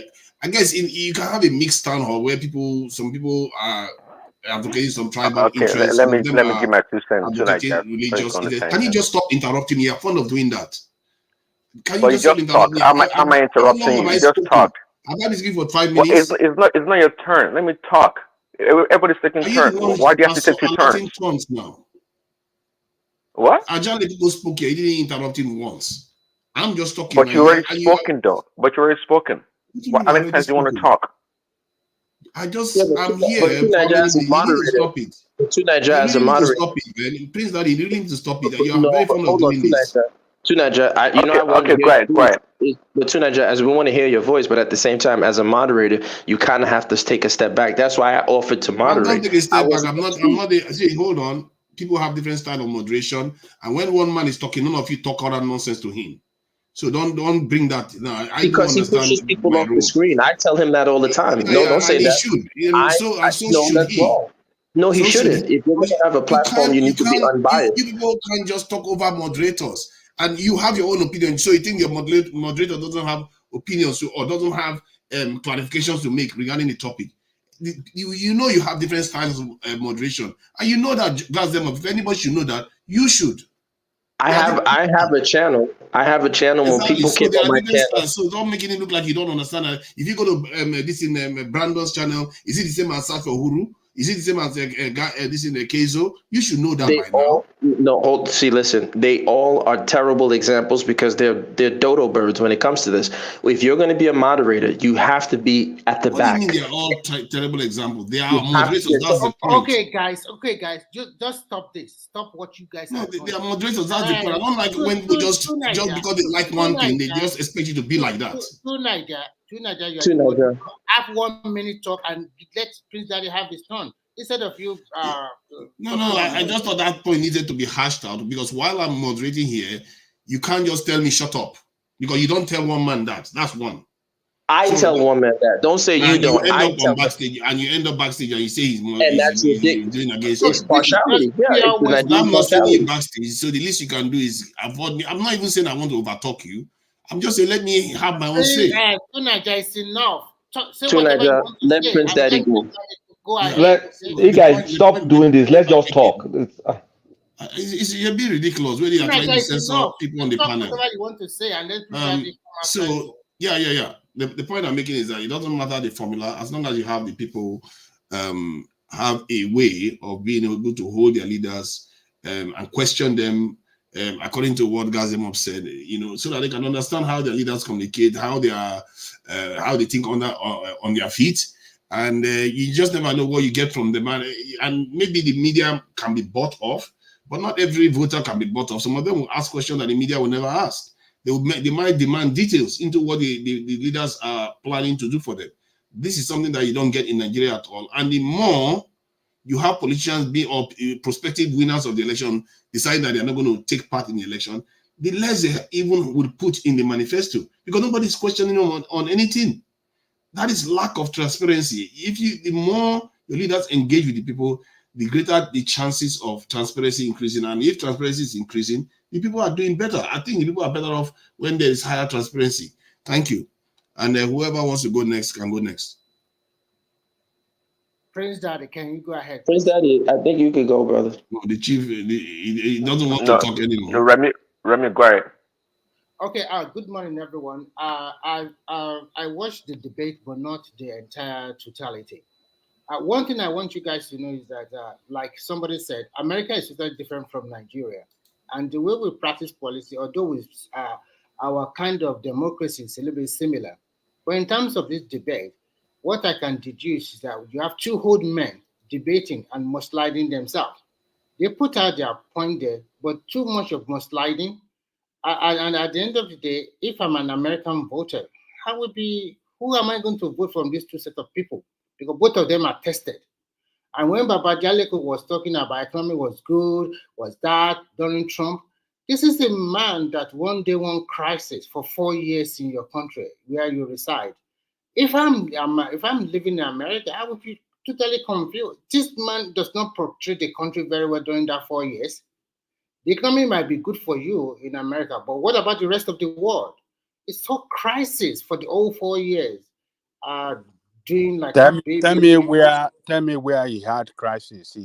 He unleashed crisis around the world. Tell me. When you talk about No, unleashing mention crisis, the crisis no, that. no, no, no, no. Babajelico, war is not the only crisis where people Okay, shoot tell us the themselves. crisis There's now. so many policies. There's so many policies outside there that does not favor the African continent when he was ruling. He does not care. He used a kind of. Are you serious? Let me Who sold finish. it to? Hold on. Who sold it to Kano to Nigeria? Who make it possible for Nigerians to buy more arms to fight terrorism from America? Do you know what Trump did? Okay, Do you know are you done? Are you finished? Can I continue? Okay, continue and tell me those crises that Trump caused around the world. Tell me the crisis. I will tell you answer. I will tell you one example that he did in Israeli-Hamas war that is not good. He recognized Jerusalem, where these people are contending among themselves as the capital of Israel when he was the president. He recognized that. And in the beginning of his presidency, he categorized a lot of the rest of the world into different strata. The rich are on the top. And to him, those countries that he thought they are developing countries, it doesn't have nothing to do with them. It put them at the bottom of the strata. It doesn't have a good plan for them. And throughout his presidency, he didn't do nothing for the developing country. But Angelica just asked you about I'm coming to that. Yeah, although he sold that to Kano Jet to us, it does not mean that he sold it to us free of charge. I know that the Democrats, when they were there, they also played their own politics. But is that the only politics? Is that the only thing he did to Nigeria? The Tucano jet, we paid for it fully, and we have not even received all of the Tucano jet. There are 12 in total. How many have we received? You said crisis. Can I ask you how many wars that Trump started while he was in office? That is why I and you, we are different. You are looking at crisis in terms of people shooting themselves alone. When we talk about the Western world, there's so many things they put out there to cage you or to make you not to develop. It's not when they start shooting you see the real war. That is not how politics, the international politics is being played. It's not that when you now say Ukraine and Russia are fighting themselves. What about the underlying? You said something about caging us. Can you give me an idea of what Trump did to cage us? I don't want to go too much into detail because we are in this is the international platform and everyone. What are they going to do to you? They're not going to do anything to you for just expressing Do you have some secrets? You want to reveal or you don't have anything? What is it that in details you don't want to reveal? What is it in detail? No, you can't tie my hand to that one. But what I'm trying to say, I'll go back to what I'm trying to say. You can't force me to say whatever I don't want to say. What I'm trying to tell you is that the kind of debate they have is good for America. Can Nigeria copy from them? Fine. But how do we go about our own, considering that we are tribal people? That is true. And how are we going to fashion our own? Do that? What is tribal got to do with debate? Can you let us finish? Tribal has nothing to do. Yeah, but I mean, you seem to be waffling though. You're not answering the questions. The other one, you don't want to say anything. You don't want to address it to Kano. Just give me 1 more minute and another person can talk. Because when you are talking, you said nobody should interject you. I will not stop you. I just wanted to answer the question. Is it because your candidate did not participate in any debate? Is that why you are saying, debate does not matter? Because your candidate... I did not say that. So that is why I said you should listen. And have patience. Let me finish. When you are talking here, people listen. Nobody interjects you. Give people a chance to also say whatever is in their mind. I am trying to tell you that the debate that is going on in America is good. Can we copy from them? Fine. Is it the same model? Probably not. How are we going to fashion ourselves so that people will know that this is a real debate among these participants and there's no bias and there's transparency? We must fashion our own. Because if we copy the way they were talking today, sliding themselves, people that are over 75 years old, sliding, talking about their plan, what they have done before, calling themselves F words so many times. Sometimes this is not good for when we talk about Nigeria. We can have our debate, but how are we going to do it? Can we fashion it totally different from what we have here? Maybe not all of this far world. I quite remember that in Osun State, they did a Yoruba debate for their governorship aspirant, in which all of them participated. And they all speak Yoruba throughout. But at the end of the day, the people mind have already made, and they voted for Adeleke, whether you like it or not. It didn't perform very well, to my own opinion. It didn't perform very well when they were having that Yoruba debate. But at the end of the day, it came on top. So debate is good. And at the same time, some of you talk about town hall. They are also good. I watch all the town hall when Obi, Atiku, and they go to the Nigeria Economic Summit group. They ask them some fantastic questions. And these people answer to their best of ability. They go and make the local traditional ruler. You have to talk about, if you continue to still think that America is Nigeria, you are doing a big mistake. The way we live, the way we think, the way we do is totally different. But I'm not sure anyone is saying that. Now I throw this question to everybody. How many Nigerians are literate as Americans are literate? How many in percentage?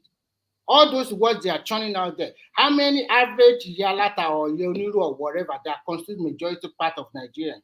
How many of them will understand the economics? Can I say something to you now? Can I say something? Because you mentioned something that is very important now when you are making reference to Osun State debate. You said they had debate in Yoruba language. So if we promote debate at all levels of contests in Nigeria, presidential, governorship, what do you call it, Senate, and all these things, at the local level, they can debate in their language, in their languages. And when it comes to presidential, we debate in English. They can even translate it in different languages if we are a very serious country. It's not a big deal. I don't know why. And I think it will increase engagement So too. if you can say what is we are not America. I am not against debate. Debate is debate. Which format you want? There must be a guideline. Okay. Once the guideline is set on how to conduct the debate, debate is debate. We just must set a guideline around it, how it should be carried out. On presidential level, then, but they will have to speak a common language, isn't it? They speak a common language at the presidential level, but at the local level, they speak. I think you guys are misquoting me. I said I am not against debate in Nigeria, but we must fashion it to the extent that everybody, because in Nigeria today, people still believe in tribal. So when you are having a debate, you must have an honest transparency and a good proper guideline so that they will not think that it's skewed against this person. I remember very well when Oshibajo, sorry, is it Oshibajo or whatever? I don't know. Is it Oshibajo or Obasanjo time or something like that? When they ask him some questions, they say, these are already prepared questions. Obasanjo did not go for debate, and Jonathan did not go for debate, and Buhari too does not go to debate. So when all their deputy vice president go for debate, sometimes some people query they are favoring them because they are the ruling government or something like that. So these are the biases that we should try. It's a lot of work. It's okay. I like debate because I want it. But how are we going to do it so that it will give people, all Nigeria, a sense of these people are transparent enough and they are not biased in their approach? That's what I'm trying to say. Thank you. I think we appreciate that. I think there are other headlines that have come through that, one man advised. Let me say something. I'm here. Wait a minute, Remy. Hold on. I just want to quickly point this out. Remy, the other day you attacked me on this platform and you said I was lying. I actually called That's them up. You don't have to say people are attacking you all the time, every time you talk. Okay. You can have an opinion. All right, listen. Thank you, too, Niger. But listen, thank you. You're part of the gang as well. But Remy, you were on this platform and you attacked me when I said that half bag of beans is 80,000 naira. You vehemently said I was wrong. I'm in America. You are there. Blah blah blah. And mind you, you're in Sweden or whatever country you're in. I just never called. told you I was in Nigeria. I called. Yeah, you're right. You didn't say that. You said you had your people in Nigeria that just bought Yes. bag of rice. After you finish, I called my Alaji in Mile 12. Half bag of beans is definitely 80,000 naira in Lagos. So, do you stand by that? That I was wrong? Let me respond. Let me respond I want to hear your thoughts. Yeah, go ahead. After that day, I also called my people and they let me understand. First and foremost, there are different type of beans you talk about. The one you call 80,000, they told me, I forgot the name they call it in Yoruba. And there one that at 60,000 and there's one at 55,000. So when you generalize it, that time when you said it's 80,000, I was surprised because before that, I sent some money home to my kind of relative or something like just to help them. So what they quoted for me is not what you are quoting. But after the whole episode, I called again to verify your claim. And they let me know that maybe the one you are referring to, they gave a name to it, but I don't know exactly. I can't tell you in Yoruba. Oloyin. Is it Oloyin? So, and they also told me that Oloyin is the regular beans that we should ask about. The red one. The regular one. You are Yoruba man. When you we have a regular bean, Oloyin, those ones they are just by the wayside. It's not even how many Oloyin. people eating Oloyin? It's not even Oloyin that is regular. Some people say drum. Maybe Simba can know it. The one that is red, brown like this. Answer the red one, the regular one. That's the regular beans. Oh, this guy. No, but the regular beans is actually the white one now. Baba Gentlemen, anybody who is in Lagos right now, if you're in Lagos in the chat room or call your friends in Lagos. Is Lagos the only state in Nigeria? And I specified for Lagos. I specifically said. Hold on, Remy. Let's be gentlemen. Remy, let's be gentlemen, and let's go back and forth in a civil way. When I was here, I specifically said I called my people in Lagos and they told me that a half bag of beans is now 80,000 naira. And you said that's impossible. And you said that you had sent your own people to go shop. And I said, okay, maybe I'm wrong. I called 5 people and I called my supplier in Mile 12 there where I buy my food stuff from. And I was informed that a half bag of beans, if you go to Mile 12 right now, 80,000. Got them up is saying the truth. It's 80,000. Okay. I understand the kind of person you are. I'm sorry, I'm not going after your personality, but I understand the kind of person you are. What I'm trying to tell you is simple thing. Now you said in Lagos, but the people I give money to or ask questions, they are not living in Lagos. And I am also trying to tell you that we have 36 states in Nigeria and the prices are not the same. So if you are generalizing, you only mention Lagos. What are people who are from Kano, Kaduna, we have the plan? The two of you are right now. He is talking about the exotic. He's talking about maybe because he lives abroad, he sends dollars to them. So they are talking about the most expensive one. Meanwhile, we have varieties. We have the one that are cheaper than that. And the two of you are right. He's talking about the most expensive one. They have bag of brown beans I just bought recently was 110K. I don't know why they are shafting me, but that's what they told you. Brown beans was 110K. 110K. Okay, now here's the thing. Is it a 50 kg or 25 kg? And 50 kg. I think it's the 50 kg half bag. And this guy said 25 kg is 85. That is why I didn't say 25 kg. I didn't say that. I said half a bag. That's what you said. You said half bag of beans. So if a half bag, that's 25 kg. Yes, it's 80,000. Half bag of beans right now is 80,000 naira. But here's my thing. Look at what Nigeria said now. Nigeria bought 50 kg at 110,000. Okay, wait. That means your own is 160,000. Yes, but hold on, sir. I'm glad you mentioned different states. Now, the problem is this. Now, when you talk about different states, we all know that food inflation is affecting all across the board in Nigeria. Now, the incomes that people get in different states just the same way income levels and wage that is paid in the United States is different. So the wages that a person can get in, let's say, a California will be much higher than, let's say, an Idaho. So if we're comparing the wages that a person will get in a Lagos compared to another state, they'll be much higher in a Lagos than they will be in those other states. So the prices have to reflect. My overall point is this, Remy. When I come on these platforms to talk about Nigeria, I'm not insulting you personally. I'm insulting the elites. I don't like it when you guys come on here and defend them. The country is messed up across the board. And if it's messed up across the board, we can't have it both ways. We can't say, and the country is messed up. Then we also say, no, don't talk about it being messed up. So you said that Trump said that Nigeria was a shithole country. It is a shithole country. What's so angry about that? Why did you get offended about that? We can't have it both ways.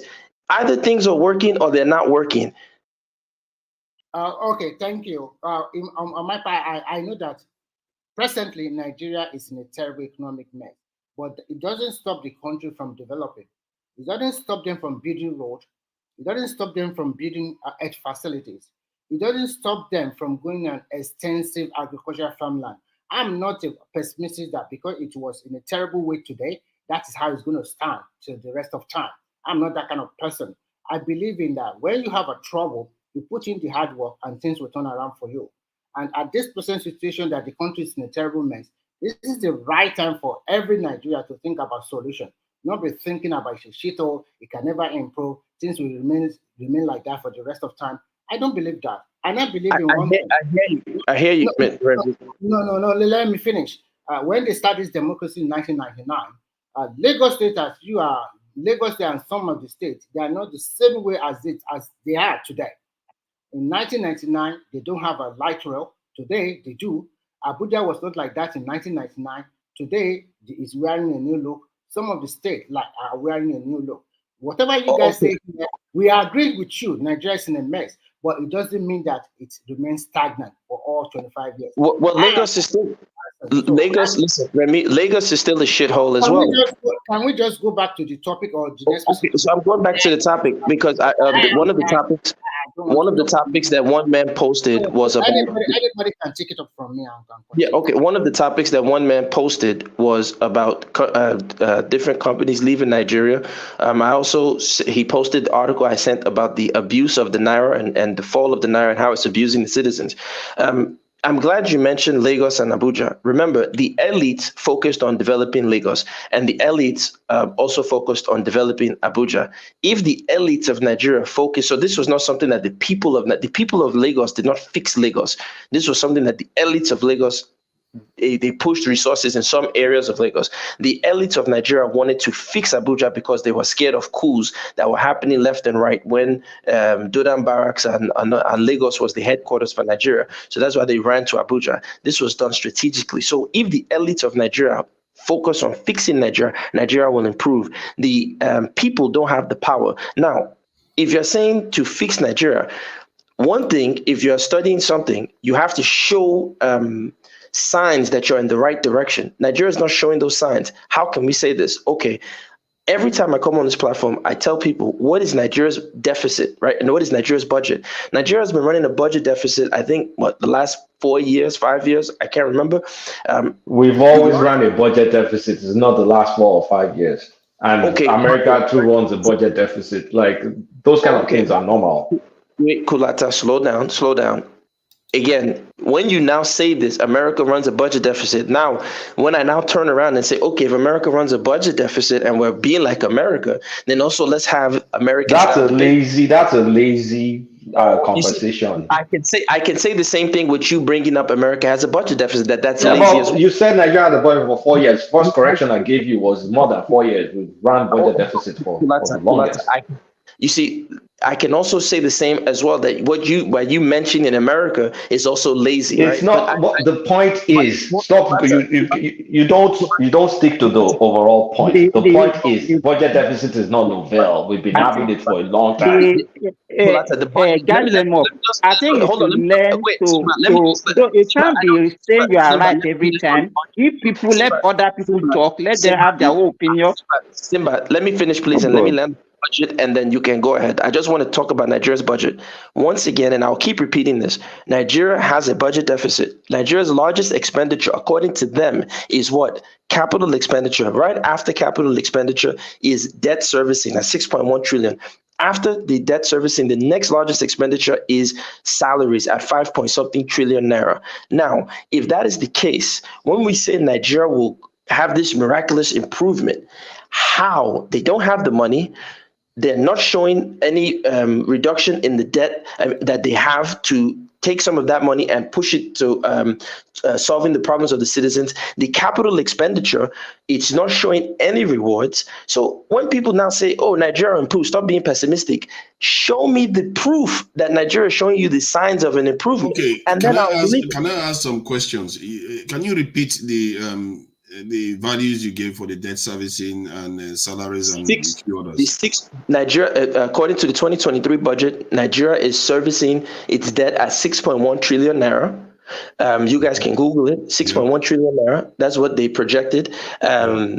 Nigeria's salaries are 5-point-something trillion, and their largest expenditure is capital expenditures, which they say for capital projects at 6.4 trillion naira. And this was Nigeria's budget, which is at a deficit. That is just about that's a budget. What's the actual? That's an excess of 15 trillion, isn't it? Yeah, but you're reading a budget. A budget is just a planning document. What's the actual? No, I understand. See, I'm just trying to get an idea. So that's around 16 trillion, but our budget is higher than that. So, okay, is there anything else you want to add to the numbers? No, because I didn't. Remember, I only specified. I'm going to change my earphones. Let me in, okay? No problem. I only specified the three largest expenditures because when people tell you not to be pessimistic, to have hope and all this stuff, sure, you have to show me the signs that I will have hope. If Nigeria is running a budget deficit, that means they don't have the money right now to even finance the things that they want to do. And they owe, if it's $92 billion, according to the allegedly in March, but last numbers we saw were $108 billion. So where is Nigeria going to get this money for this miraculous turnaround? And then the policies on the ground, are they having any favorable policies on the ground to give anybody confidence that, yeah, Nigeria is going to turn around? That's all I'm saying. If the budget deficit my concern is that, okay, the number you were giving just now about salaries, does that include a military budget, salaries too? Salaries cannot even be put as a because salary cut across ministries, that's what I want to understand. So it's not something that you can even looking for all these isolate. figures myself. I want to understand where all these things fit together. So does it include the defense budget that it also includes salaries? I don't know what's. I don't know if it includes Nigeria's defense budget, but I know salaries for all the workers in Nigeria. You know the way he's putting it to Nigeria, that is not the way they put budget. You understand? Because when you are even talking about, hello, excuse me, let me talk. You've been talking, get them up. You cannot be links for it. I would like to see it, please, so that I can. If you say capital expenditure, fine.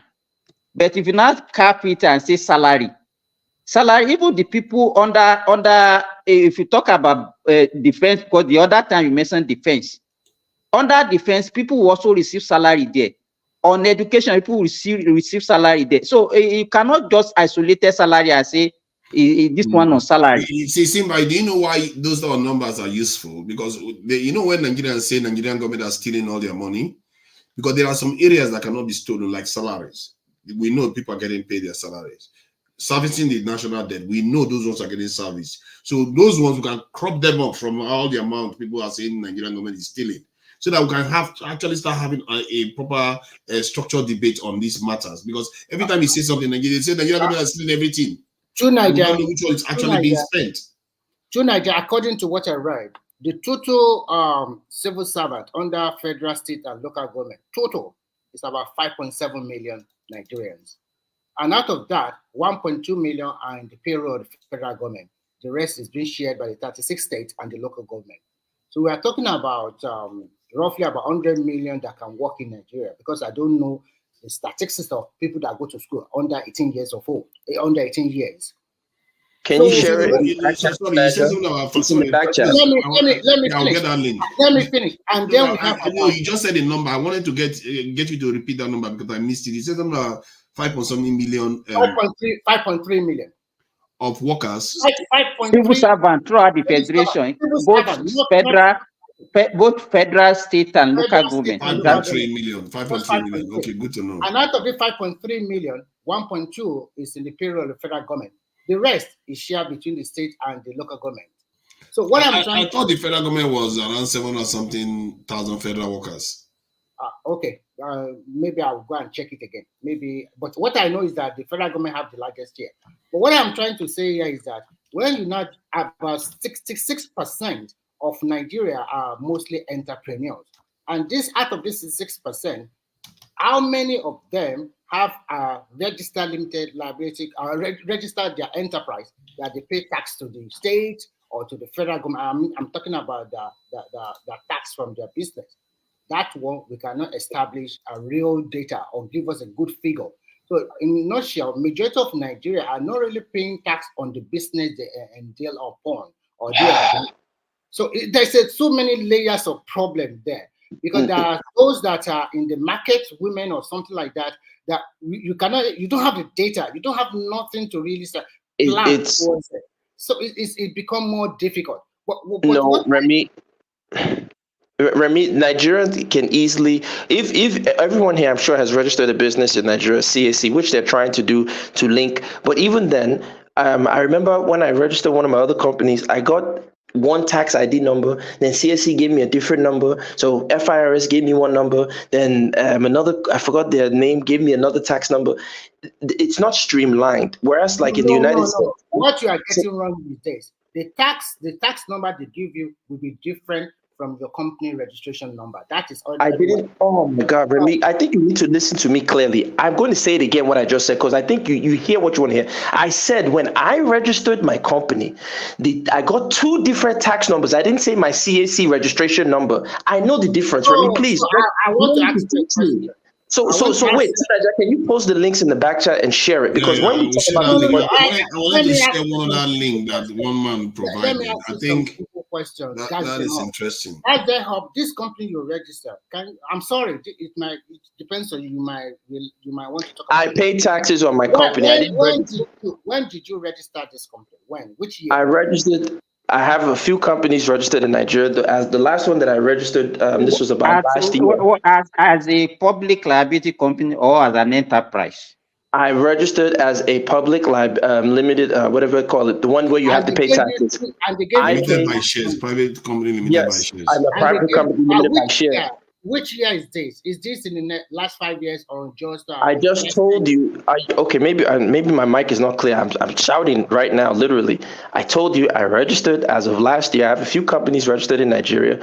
I'm registered. The last one I did limited by shares. I have a few shareholders in my company. We pay taxes. As a matter of fact, Stanbic. What I want to establish is simple. You said they gave you two tax numbers. Were you able to rectify it, or how do you go about it? Because that's a big issue. What happened is this: is that eventually, what we were told is that the number that we have to actually follow is the CAC FIRS number. But there's another body, I forget the name. I don't want to, it's late over here. But there's another body that gave us a separate tax number. So all I'm saying is that listen, Remy, wait. Before you ask me this question, look, because I don't want we don't have to make these things complicated and about me. I'm saying that once again, when you compare it to the United States, when I registered my company with busy.com, I created the company right away. We put in our information. Busy registered it for us. One of my companies is a C Corp. My other partnership is an S Corp with my partner. We created we got our EIN number, our EIN. We went to Bank of America. We were able to open a business account. My own personal C Corp, I have a business account. I'm saying it's streamlined and it's easy. So it's very difficult for me to avoid paying my taxes.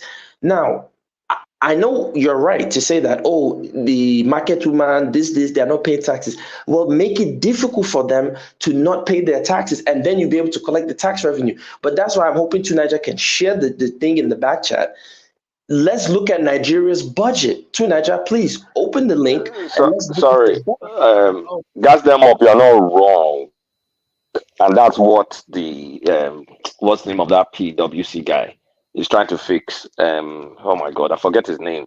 They're trying to streamline the tax. Our taxes are convoluted. You're not wrong with that. And Konata, let me share something with you because I think you are going to pick up on it. This is kind of stuff that drives me crazy. These PWC people, they wrote about increase in revenue and all the rest of it, knowing full well that the reason why for this increase is because our currency has depreciated. Then they come and argue publicly that it's an increase in revenue. It's like when you go and sell petrol overseas, when your currency has depreciated. Last year, it was what maybe half of what it's worth this year in terms of the currency. And you say it's an increase in revenue. That is just atrocious use of statistics. yeah, but I mean, when you look at it in naira terms, yes, but our prices increased, yes. So technically, it's true, but technically it is true.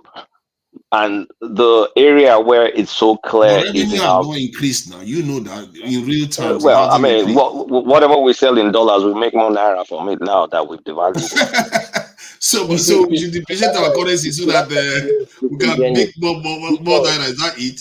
See, you know But that actually, is natural. that is one of the advantages of depreciating your currency Yeah. to Niger.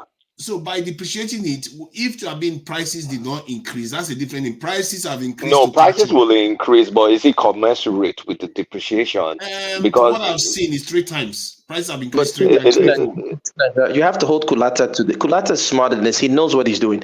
When you say depreciate your currency, Kulata is a very smart man. He knows what he's there's doing. sometimes I'm just being naughty, gas them up. So maybe you don't understand me. Sometimes I'm Kulata, just listen. pulling your legs. No, but it's not Kulata, denying listen. it now. It's not denying that they Wait, are Kulata. forging the figures. To Because Nigeria, you look at can't this. say revenue has increased because the government. It's almost as if the I government is doing some special But stuff. wait, What they but did wait, was to Nigeria. depreciate the Nigerian currency. I know, but wait, Tuna, let's hold Kulata to what he just said. He said that's the advantage of depreciating your currency. It's one Remember, of the advantages of depreciation, yes. yeah, hold on, I agree. But when you depreciate your currency as a policy, you are doing this after you have strengthened your manufacturing base to export. That's if you have a manufacturing base to begin with. So then my point is this.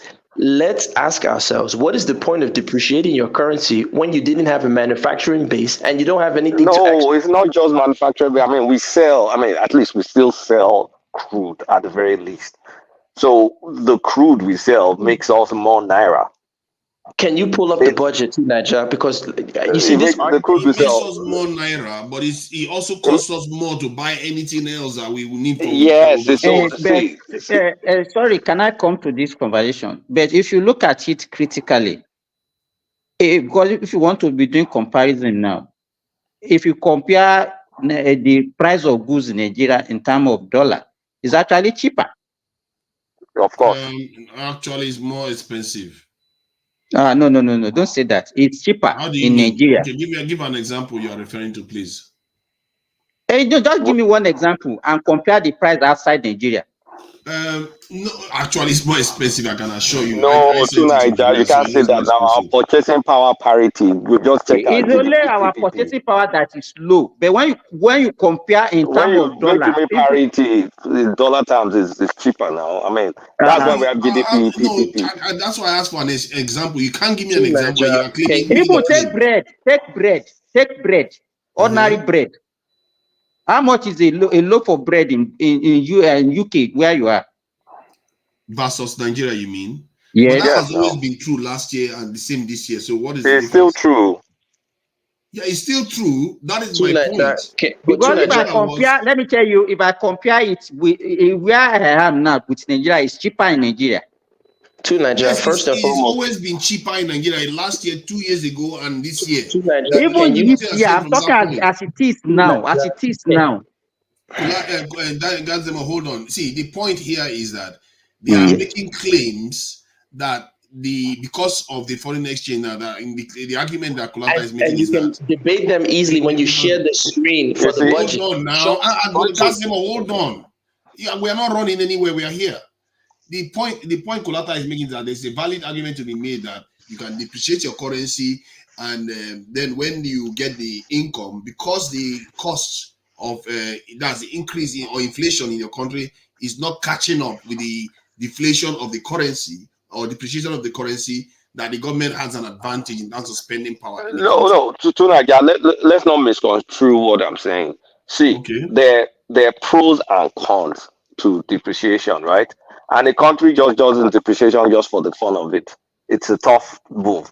Now, the pros are it improves your balance, your trade, because depreciation is supposed to discourage import and encourage more export. So whatever you export, if you manufacture your export stuff, whatever you make becomes cheaper.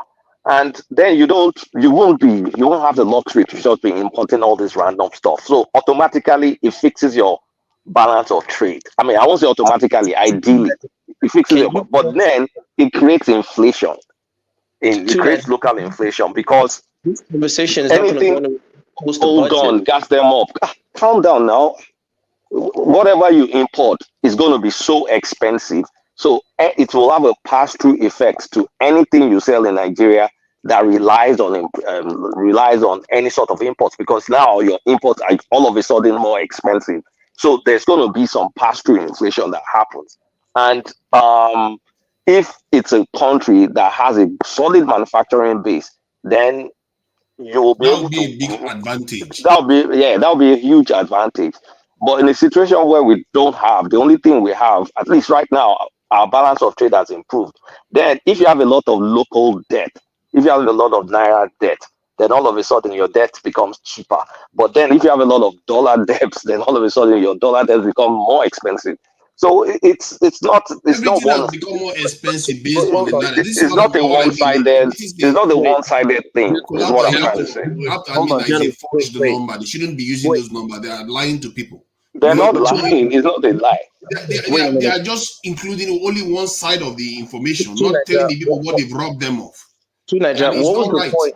Tunaja, what's the point of having this conversation? When I started the conversation by talking about Nigeria's budget, post it so everyone can see. So we can. I know you can see the backstage, can't you? You can see that one man had this topic out.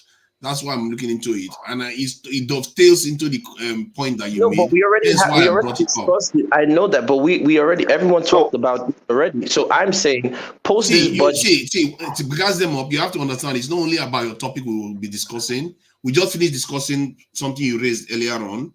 The show still needs to carry on. No, but we didn't show the budget. That's what I'm saying. Show is right there. Click on the PDF. The PDF. So click the PDF. Yeah, click the PDF and show everyone. So that way we don't have to go back and forth. Exactly. Read it out loud for yourselves. And if I'm making anything up, you guys can say I made it up. So now we can see, does Nigeria have money for all this reducing of the currency? Does Nigeria have the infrastructure? Do we have the manufacturing to take us to the next level? Wait. Those you are misconstruing conversations. Devaluation doesn't mean Nigeria has money. You devalue out of the fact that at the point Tinubu government took over, we first of all we printed a lot of naira and we had no dollars. So for us to be able to get dollars, we needed to attract foreign money to come in. Nobody was willing to come and invest in Nigeria with the kind of like multiple dual exchange rate we had. It was similar to what we had in Abacha when it was 25 naira official and 80 naira in the parallel market. So we were stuck. We had 7 billion. If I wanted to import something, I had to source dollar from God knows where. So it was an untenable situation. And then the reserve we had used it to back up loans that, okay, well, this is my security. So you couldn't even touch it. So nobody, to the extent that we had reserves that was free, according to JP Morgan, not Kulata, they said it was like 2.5 billion that we had that was free. And to maintain that system, they said Buhari was borrowing $1.5 billion every month. So it was a fiscally impossible situation to manage. And what they did was to float it to try and attract dollars to come into the country through foreign portfolio investment. You can have any explanation for it. Let's look at the numbers that we are looking at. Thank you. That's what I'm saying. How do you match these numbers to what this guy is saying? Okay, Hold on. that's what we are trying to do Let me now. just So let me we're quickly looking tell at about Kulata. 11 trillion here, and we are looking Okay, about but 14 Kulata, trillion while here. Naija is looking at the numbers, Kulata, you have to ask yourself this. Now that they've done this, right? They've done this policy for about a year now, and Tinubu's been in office for a year. Where is the foreign direct? Where are the dollars? We have That have FPIs come coming in. FPIs that come in now, according to what Cardoso said, since they've been doing it, has been up to $24 billion that's come in and gone out. Mr. Cardoso is lying. Foreign What do you direct mean investment Cardoso is lying? I mean, is lying. let's talk. I'm telling Look, you. Hold I on, don't like hold all on. this kind of conversation. That's the CBN gov though. Like, come on, man. You can't be saying all these things. Listen, like I said, I don't give a damn about our elites. Cardoso is lying because This the is not study. about, no, stop, no. We need to have serious Okay, conversation. hold on. Let's slow down now. Let's slow down. Guys, they must slow down. Slow down. No, wait, don't What's listen. that? Slow Listen. down. Slow down. I Guys, they can't be must. having Jesus that kind Christ. of. Why are you like God, this these days now? is partiality now. This Slow is the down. where the guy. No, you tell me to slow down. You don't tell him. Let me Slow down. respond to him. He's quiet. You are the one that is not quiet. Because I didn't even get my point out. Calm You don't like down. when they I want to Yeah, straighten wow, the man. point. This Nigerian So way of calm life. down. Let me. See, Kulata, what did you say? Cardoso said that Gazdemov said he was lying.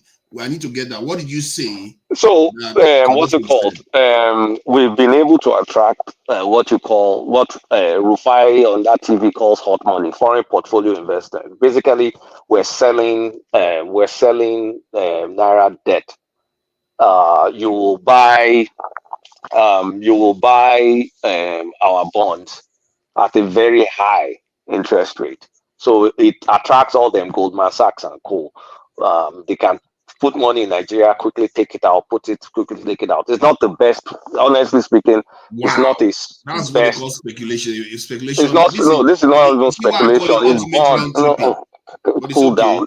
This is normal. This is bond. These are bonds, right? So we've been able to attract that. That is one aspect.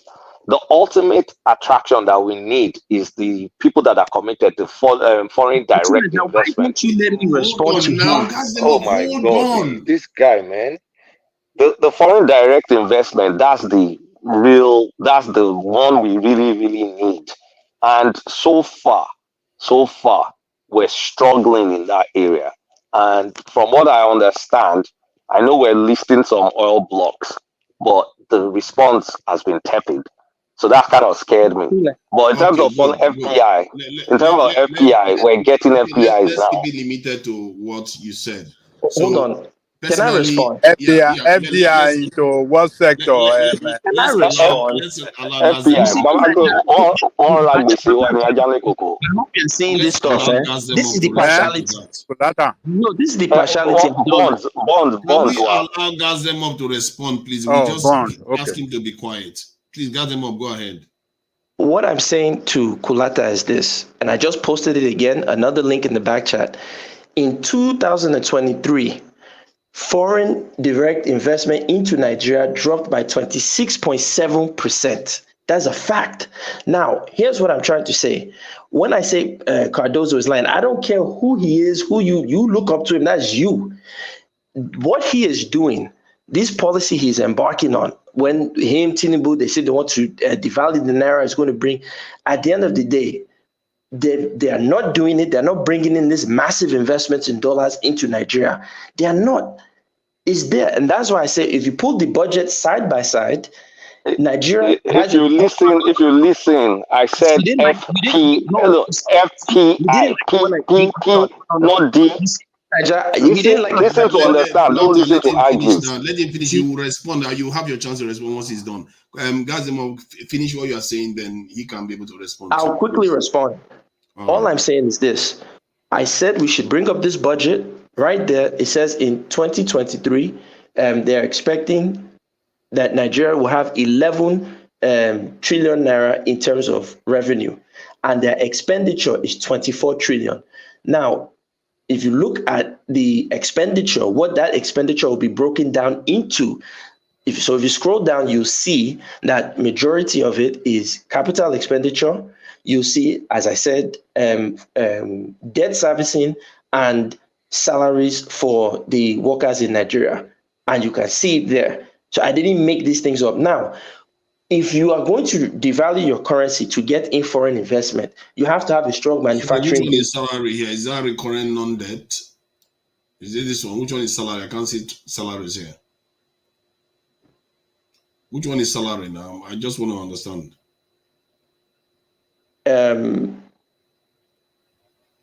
Hold on. It could be No, the recurrent non-debt, isn't it? it's the 9.32. Salaries will be under recurrent expenditures. Like I mean, if you're, it should be under recurrent expenditures. I can't even see what you guys are posting, but salary will be under recurrent. It's not. It's not there. But if no, you, I'm on my phone now. I have to be. Can I even enlarge this stuff? What I'm saying is, it's not on the salaries. Is not on that one. The salaries, if I can send you the salaries, salaries will be recurring non-debt expenditure. Yeah, but it's not there. It's not on this particular PDF. You said there, you can. but that is where you will put it in your statement now. Yeah, but it may not be the only thing there. That's the thing. It's not the only thing, but salary is part of recurring. See, when I do what he's doing, you guys cut me off on this platform, and I hate this Nigerian. It's not derailing your point. It's trying to assist your point. Let me explain. Kolada is right. It's going to be under the recurrent expenditure. But it's not there. Hold on now. I'm trying to tell you guys where I got the 5 trillion from. It's not in this PDF. I can post the link to show you where the 5 trillion naira expenditure for Nigerian workers is. I can send that to you guys. Is this the official Nigerian budget PDF or someone else's writing it? That's the PwC that you are hyping. That's okay, someone else's. I'm not hyping PwC. I don't work for PwC. So this is someone else's depiction of Nigeria's budget. Okay. No, it's someone else's depiction. So you see, too, Niger, when he read the article that PwC said Tinubunomics is working, he was defending it. Now that the PwC, and that's why I purposely said this PwC. I asked a question now, a clarifying question. Just easy. See, I think the reason why this is important is because when I went to the budgetary office website and the Nigerian site in terms of how much they are spending money, the whole information is so convoluted, you can't even make heads or tail of it. So these are organizations that are trying to distill it down to, okay, recurrent non-debt expenditure, that kind of stuff. It's good. I don't know why the government doesn't do that. They make it difficult for you to interpret the information. So I think these ones are also useful for us to use as a guide. If you have the link for the figure you were referring to in terms of salaries, that would be useful too. So that I think we need to know what the government is definitely spending, and Nigerians cannot accuse them of stealing. Yeah, but to Nigeria, this is a budget, right? It doesn't mean that is what they're going. That is not the actuals. It doesn't mean that is exactly what they're going to spend. No, but we do know that it does fall within the. This is their plan. Actually spends annually. It does fall within the range of what the government spends annually. No, it's so far off. That's why we have a deficit. It's a lot of times. It's so fair off. Point. But Kulata, the point I'm trying to get to here, try to understand. Many Nigerians accuse the government of stealing the money. Maybe they are doing it, but we need to be a bit more objective about that term. We don't know the exact amount that is actually stolen, because if we know the pay people salary, so that's not getting stolen. We know the service debt, that's not getting stolen. So we need to know the one that they are actually truly spending. Then we can know that, okay, among the 30% that is remaining now, maybe that's where the theft is coming from. Let's go deep and find out how much is actually getting stolen. You see what I mean? That's why it's important. Okay, let me give you an example. You know, we have this revenue sharing with the Oyinbo people that we produce crude together, the technical partners. What do they call them? It has a technical term. There's a sharing thing. Actually, literally, there's the pump, right? We don't really know. I don't know if NNPC has figured that out. How much gets accrued to Nigeria versus what those partners take, them Shell and Co. Foreign, oh God, there's a term, my brain is fried. Well, it's too late for me. So that's an area. There are many off-the-book transactions that doesn't involve government. If that's not, if a government person is conniving and stealing crude, that's off the books. So there are many avenues to steal. Now, within the official avenues, for example, that salaries, how many ghost workers exist? Is there a syndicate that are milking salaries from ghost workers?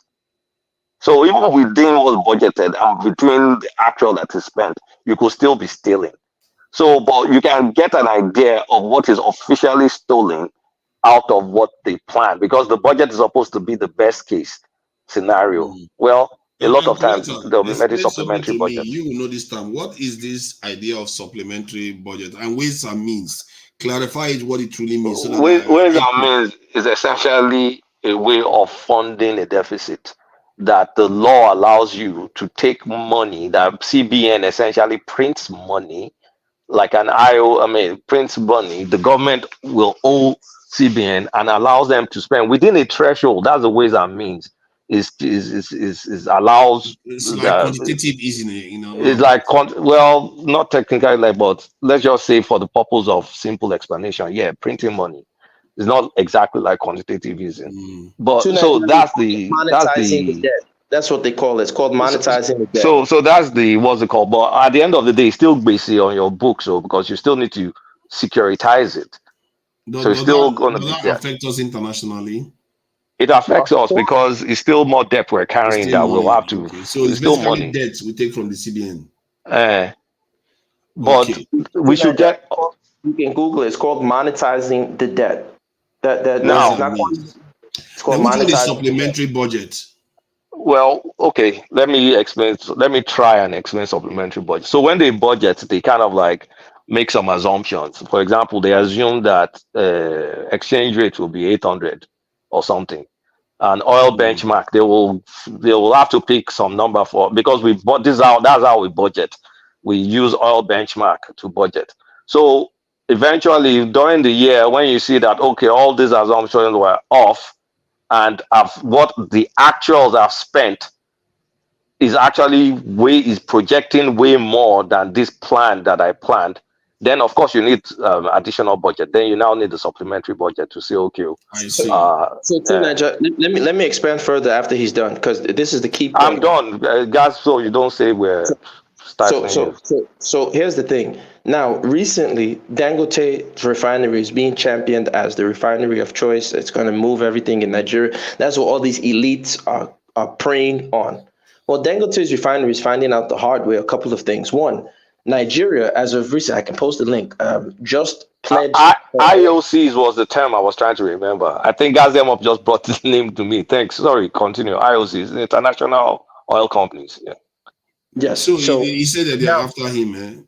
No, I didn't say they're after him. So I'm showing he's realizing the system of Nigeria. So now Nigeria just pledged some of her oil to the Afrim Exim Bank for just a measly $1 billion. And I'm just laughing, but whatever. My point is this. Dangote was accusing the IOCs of not selling him oil, right, for his refinery. But the real question is, well, Mr. Dangote, if you are a friend to the government as he is, why can't the Nigerian government, NNPC, sell you the petroleum? Well, here's what he just realized. Nigeria's oil is pledged many years into the future for loans that we took about 5, 6, 7, 8, 9 years ago. They haven't really given us a full audit of the oil. So most of the oil that is even leaving the ground in Nigeria that they're claiming is as revenue has been pledged. A percentage every year of the oil that leaves Nigeria is pledged for loans, capital loans that we've taken for capital projects. So Dangote is now realizing that his refinery. That's why they said, he had to buy oil from the United States. Nigeria can't even give him the oil for his refinery because it's been pledged. If that is true, then how are we getting the revenue from oil every year? Then? No, that is true too, Nigeria. Not everything is what Gazemov said is correct. No, I agree that there's some truth there, but I'm just trying, because I know we also do get some. There's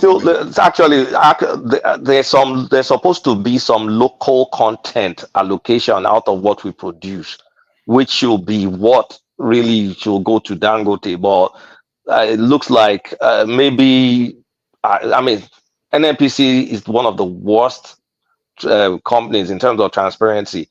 So I don't know if out of that local content they have enough to give them, or maybe that local content is also what they are giving the crude swap people, the people that take our crude and swap it for petrol. So there's no transparency in that area, and Dangote is claiming that the IOCs international oil companies, they're stifling him. They're stifling him. But then here's another problem. Dangote's refinery is not the only refinery in Nigeria, because let's be real. We have Port Harcourt, modular refinery. We have modular other refineries. So should those refineries not get the petroleum before Dangote as a private citizen? Of course. The Nigerian-owned refinery should get the petroleum first. So now Dangote is realizing that, wait a minute, I built this big refinery and I don't have access to oil, even though hold on. I think something is going on here. So Nigeria is okay. Look at just to be clear, it's not that Nigeria is not making money. They pledged it to people that invested in the. We're paying debt with crude to Nigeria to some extent. No, not necessarily. I think maybe what happened is that those people invested in the exploration of the oil. No. Like the Afrexim Bank one. No. We're literally paying debt with our crude. Okay. The Afrexim Bank loan. No. I think that's the wrong idea. It's not wrong. It's not wrong. You are trying to post some kind of weird this thing. No, it's not weird. The Afrexim loan. The deal is we will pay you with crude. The Afrexim loan. That's the deal. So look at this now. Look at this before you start talking about Afrexim. So Nigeria's trade and this in the third quarter rose by 56%. to 18.something trillion naira. So what's that? What are you reading? I can't oil see. income. Oil. It doesn't matter. We still sell. Not elder. You didn't hear what he said. What the guy said. It's not everything 100% that is pledged. Otherwise, where will we get money? But the one that we are actually talking about is the one we get. We're not talking about the one that is already pledged. So that one that we are selling, why are we not selling it to Dangote instead? Because as a private citizen, there's no reason Dangote should be first in line. He is a regular citizen, so the other refineries should get the oil first. And I just posted in the back chat, you can see Nigeria just did a deal to swap $1 billion from the Afrexim Bank. You can read it. It's on Bloomberg. We do these type of deals, and like he said, we do these stupid deals. Like there's no transparency with the NNPC. We have no idea how many oil swaps the NNPC has done going back how many years. Let me answer your question because it's a direct question. First things first. I mean, because we don't know, but let me make the assumption that Dangote wants to buy that crude from Nigeria. Assuming this is an assumption, I don't know anything about this operation, but let's just say assuming Dangote wants to buy that crude from us in Naira. That's not favorable to Nigeria. You get what I'm saying? They'll rather go sell it in dollars so we can make dollar income. But Dangote is claiming. It depends on what Dangote gives us back in this in PMS, isn't it? Yeah, but Dangote is claiming. I don't think it's just up to us alone. We work with IOCs. They have a production sharing formula. So Dangote is claiming that the international oil companies want to sell it to him at a premium over what they sell it, or over what they sell it outside. That's Dangote's claim. So government is denying it. So this area is one of the most shady areas in the country. So good luck to anybody that can understand. Personally, I think the Nigerian government should put Nigeria first. This is one That's of those what I was going to say. Why is Dangote's refinery being at the forefront to receive Nigeria's oil? We have refineries in the country that should be receiving the oil before Dangote. It's of strategic interest. But if Nigeria doesn't The have biggest its own, refinery now, better to give it to the nearest this thing, isn't it? Dangote is the closest to us than taking our oil overseas to go and process. But the question I want to ask, let me ask a question. If Dangote is complaining of this IOC gang up against him, what do we think that is going to happen to all those modular refinery and all those? What's going to happen to them? Look at that. They said that the is fire number broke one out question. in some sections of Dangote refinery. Hold on, that's number one. Then number two, that I mean, we are showing. I mean, we are not showing capacity that we can supply Dangote sufficient crude for its production.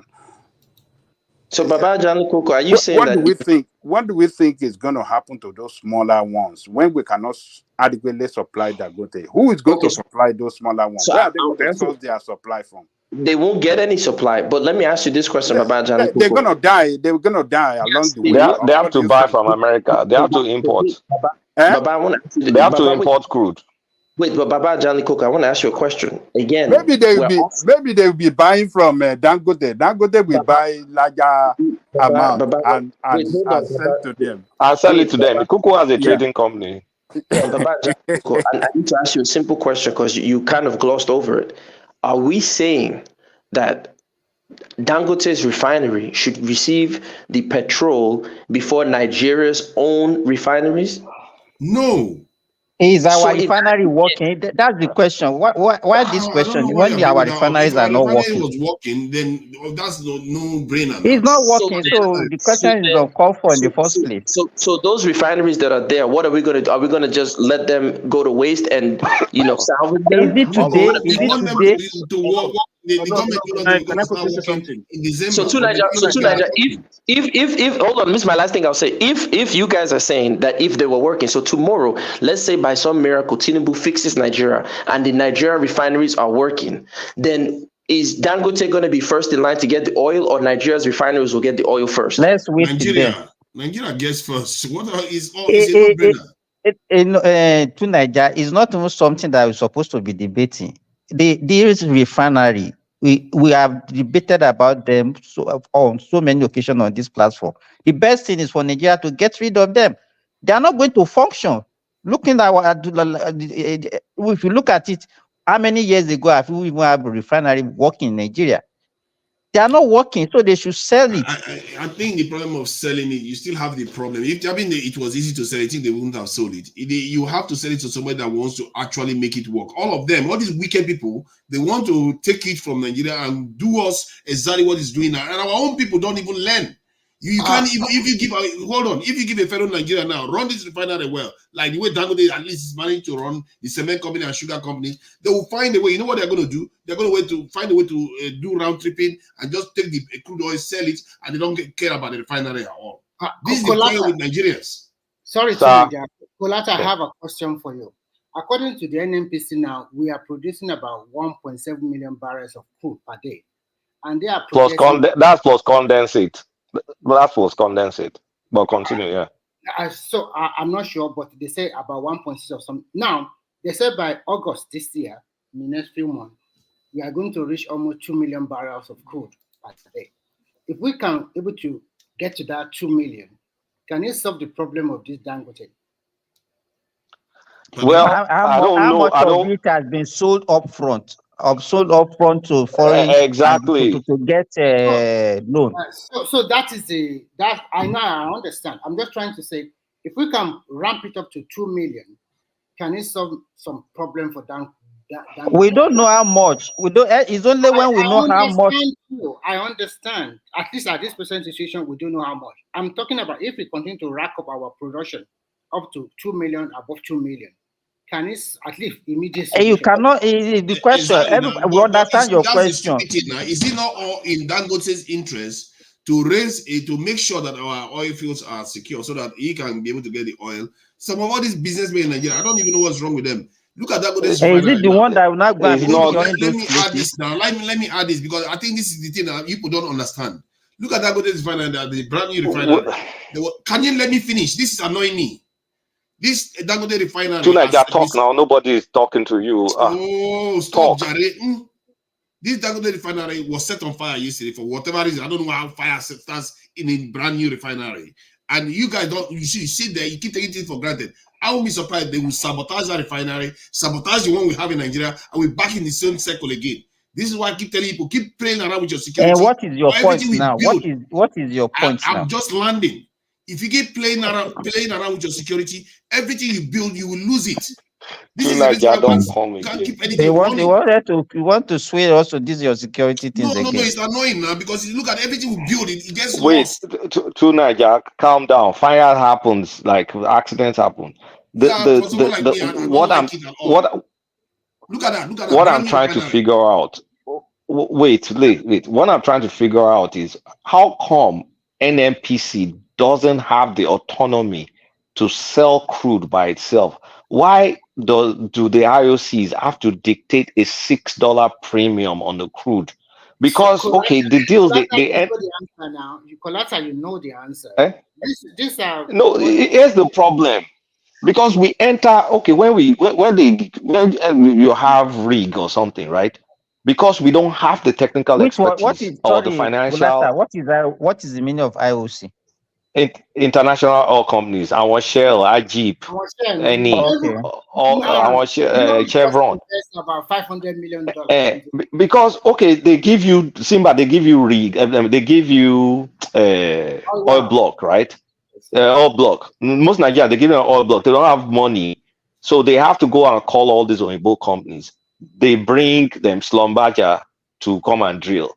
Those bring it their costs billions of technology. dollars. So they have to bring their technology, and because they have to bring their technology and their money, you guys have to do this production sharing. Literally, there's a pump or something. From what I've heard, people that work in that area, there's a valve that they do production sharing. So it means because of our incapacity financially and technically, we don't call shots on our own on our own crude. is You know, that was Jesus what Christ, Africa. when they started in Saudi Arabia, they were doing the same thing. But at a point, they took ownership, full ownership of their resources, and that is what they are reaping today. Nigeria we always like easy way out. You understand? But since 1950 something that they discovered oil in Nigeria, can't we take full ownership of our resources? And that is why when you say, okay, 1.7 million barrel, if you calculate it, how much is it? How are you going to take ownership of your resources? Tell me how. So it's saying that because we don't have the technical know-how, and we have been drilling this the technical know-how and financial. We have a technical know-how. The only thing you people don't lack is look at fire. Security. What is the technical know-how? People just act as if you have a genetic blockage from knowing what you need to do. Calm down. We do Your have country is sabotaged left and right. Nigeria wants to go to his comfort zone. That's why. No, it's annoying. It's annoying. Okay, look at this. Look at this. He has been trying since. He has not been successful in taking us there. I'm telling you that. See, But we talk about that every day. Look at. Hold on now. Look at, can you see the date? Can you see? Dangote is complaining about them threatening you. Today. Can you let me talk? This is serious. Dangote is complaining a day ago. What is wrong with these people? You people are just born slaves or what? What is this? Come on, man. Dangote is. Can you see this? Why no rich man will ever support you people because people don't even support them. So we have an engineering. I remember when I graduated. This was decades ago. We used to have an engineering company called Snepco. You just finished talking, Colata, sorry. Let me just say what I'm saying. You're not talking, you're shouting. Okay, fine. Because you're not letting me talk. Because you're shouting. Okay, fine. Let me keep quiet. The point I'm trying to make is that I don't know why people are so uncomfortable, or what are you people for some reason gentlemen, don't want to open your eyes to the reality of life. Because guys, you're making this hard now. Look at that. Okay, good. Tunaja, please calm down. Please calm down. You are the moderator here for today. Thank you for advising me. But you're not stopping now. You've advised me. You don't want to stop. I am. Yeah, thank you. I'm suggesting. I appreciate it. Thank you. This is obstruction. This is stylish obstruction. You pretend as if he's trying to ask me to calm down while he's obstructing. I don't know why you're obstructing.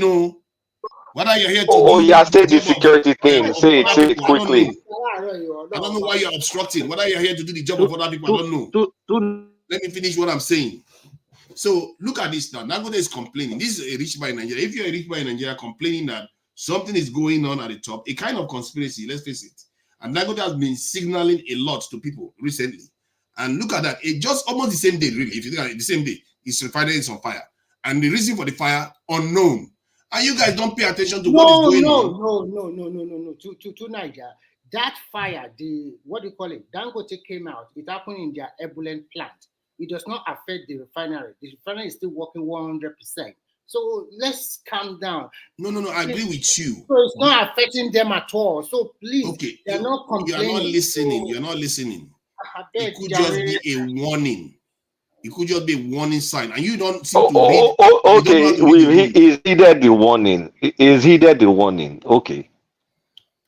Okay, Sky News, this thing. So my point is that what is there to heed? He should be able to defend. He should be able to sell petrol like any other nation. It's going to build nuclear. It's going to build nuclear bomb to defend against the next fire. He should be able to found a refinery and be what. See, so you guys just want to come and talk for the sake of it. When somebody in Nigeria is trying to do the right thing, and he needs people to be aware like himself. And you just pretend as if you're not aware. Just stop yelling. Dangote Refinery is a private investment. He will secure his investment. Stop sweating over his investment. I think what you are just trying to say, we understand. What you are trying to say is that I cannot even be yelling. I cannot be yelling now because my mic is being adjusted for automatic volume, so I cannot be yelling. Okay, so what's your point? Hold on now. The point I'm making is that if you have your good leaders coming out trying to do something that will benefit your nation, and they are telling you something, and you just pretend as if you don't know, they don't blame it when you don't have them again. You don't get them, and your nation doesn't do well. Don't blame them because we are all part of it. Okay, let me quickly respond. Okay. When Dangote came out and talked about this, immediately the federal government called a stakeholder meeting, and they debunked the story. And what we are looking forward to now is this. Does it affect his production of PMS that he said is going to bring out by July? If he didn't bring out by July, then he will have to tell us another story what is going on. And there is at least my memory is starting right. No, Remy.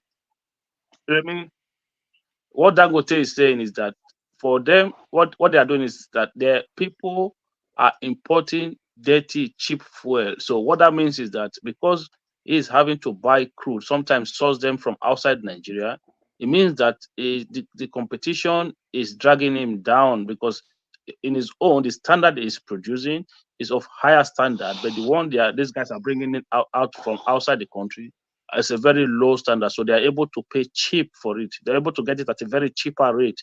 But whereas for him, climate-wise and in other aspects, it is not good for the country. But at the end of the day,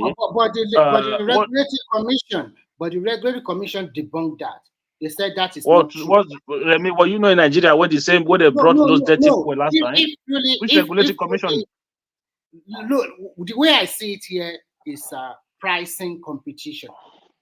He has his own story, he has his own side.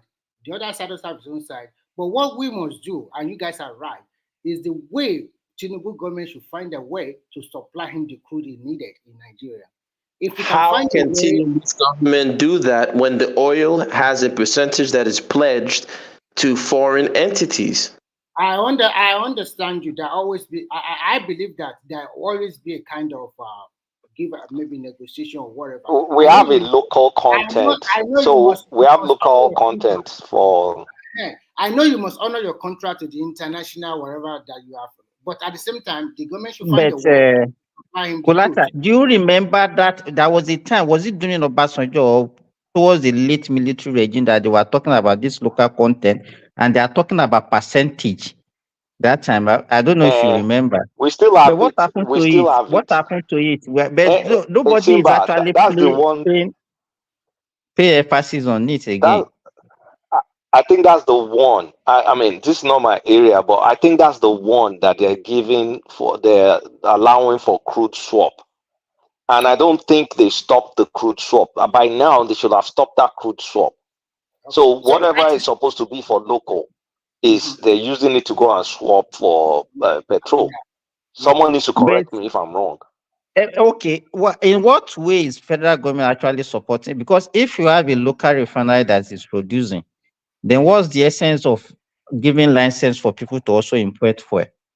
I think the problem lies that, Dangote initially said that he's going to start putting PMS as early as 3 months ago, and he didn't meet that. Maybe we should wait a little. By the time he started supplying his own fuel, and he said they can meet up with the capacity of the, local consumption. You can't blame the federal government too, because if they stop and there's scarcity of no, they petrol, can't stop when he has not started producing now. until he started pumping. Not that we are no more importing diesel anymore. So diesel is from his own hand. So when he started doing the PMS, then of course we have to stop importing PMS. So, but diesel is easy now. Diesel is easy.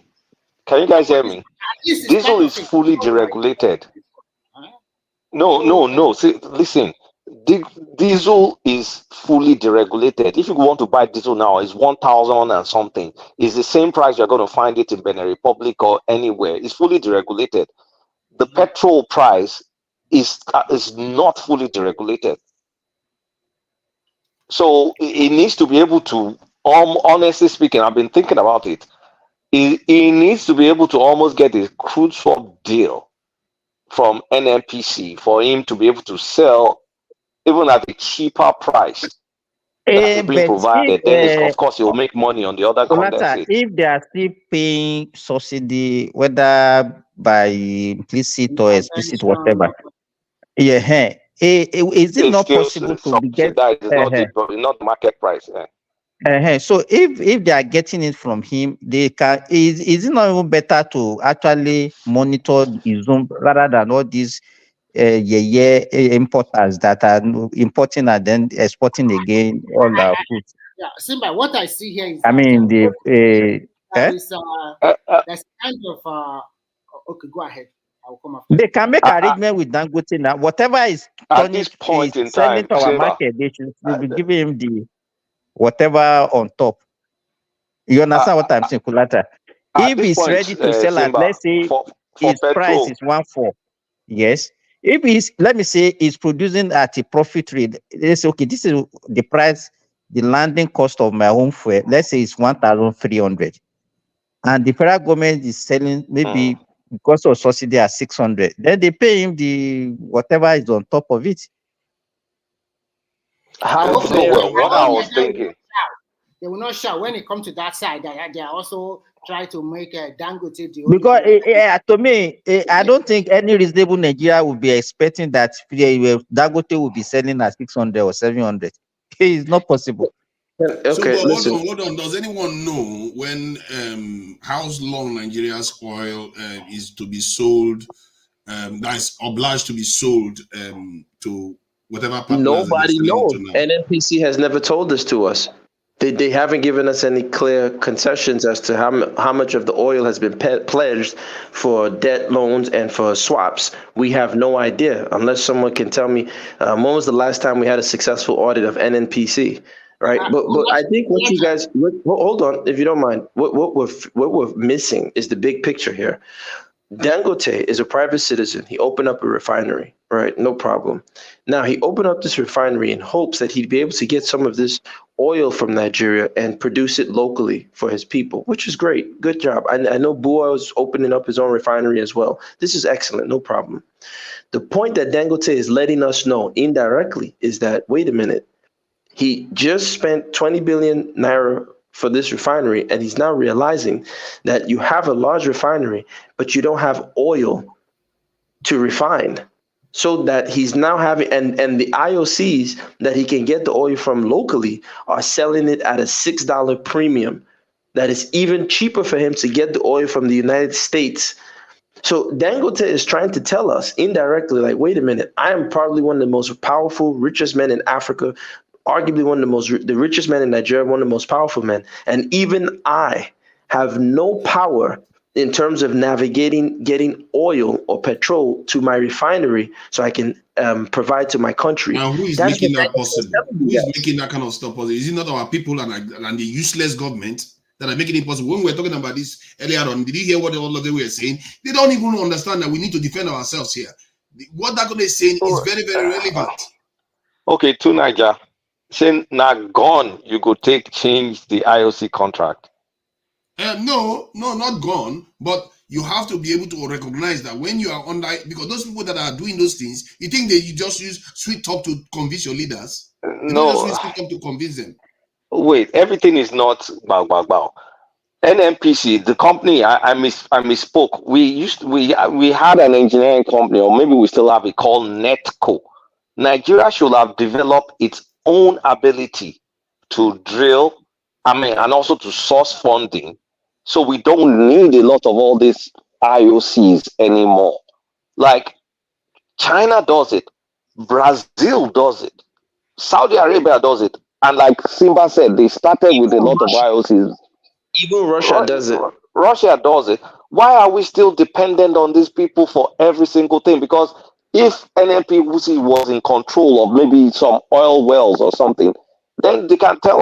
I mean, why will you even listen to it? Why will we even have IOC in the conversation? So, first Are you Kolaka, look at seriously this. still asking why? Hold on, I've Tunaja, been wait. telling you the Kolaka, answer forever. You are not listening. wait, hold on, Tunaja, look at this. Kolata, pay attention to this now.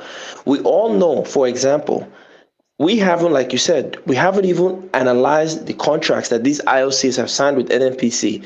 How sure are we, and I could be wrong, how sure are we that some of the contracts that the IOC have signed have said that since we helped you people drill this oil, we actually have a right on this oil for maybe the next however many years? We'll be surprised that if you look at the contract, that might be in the contract.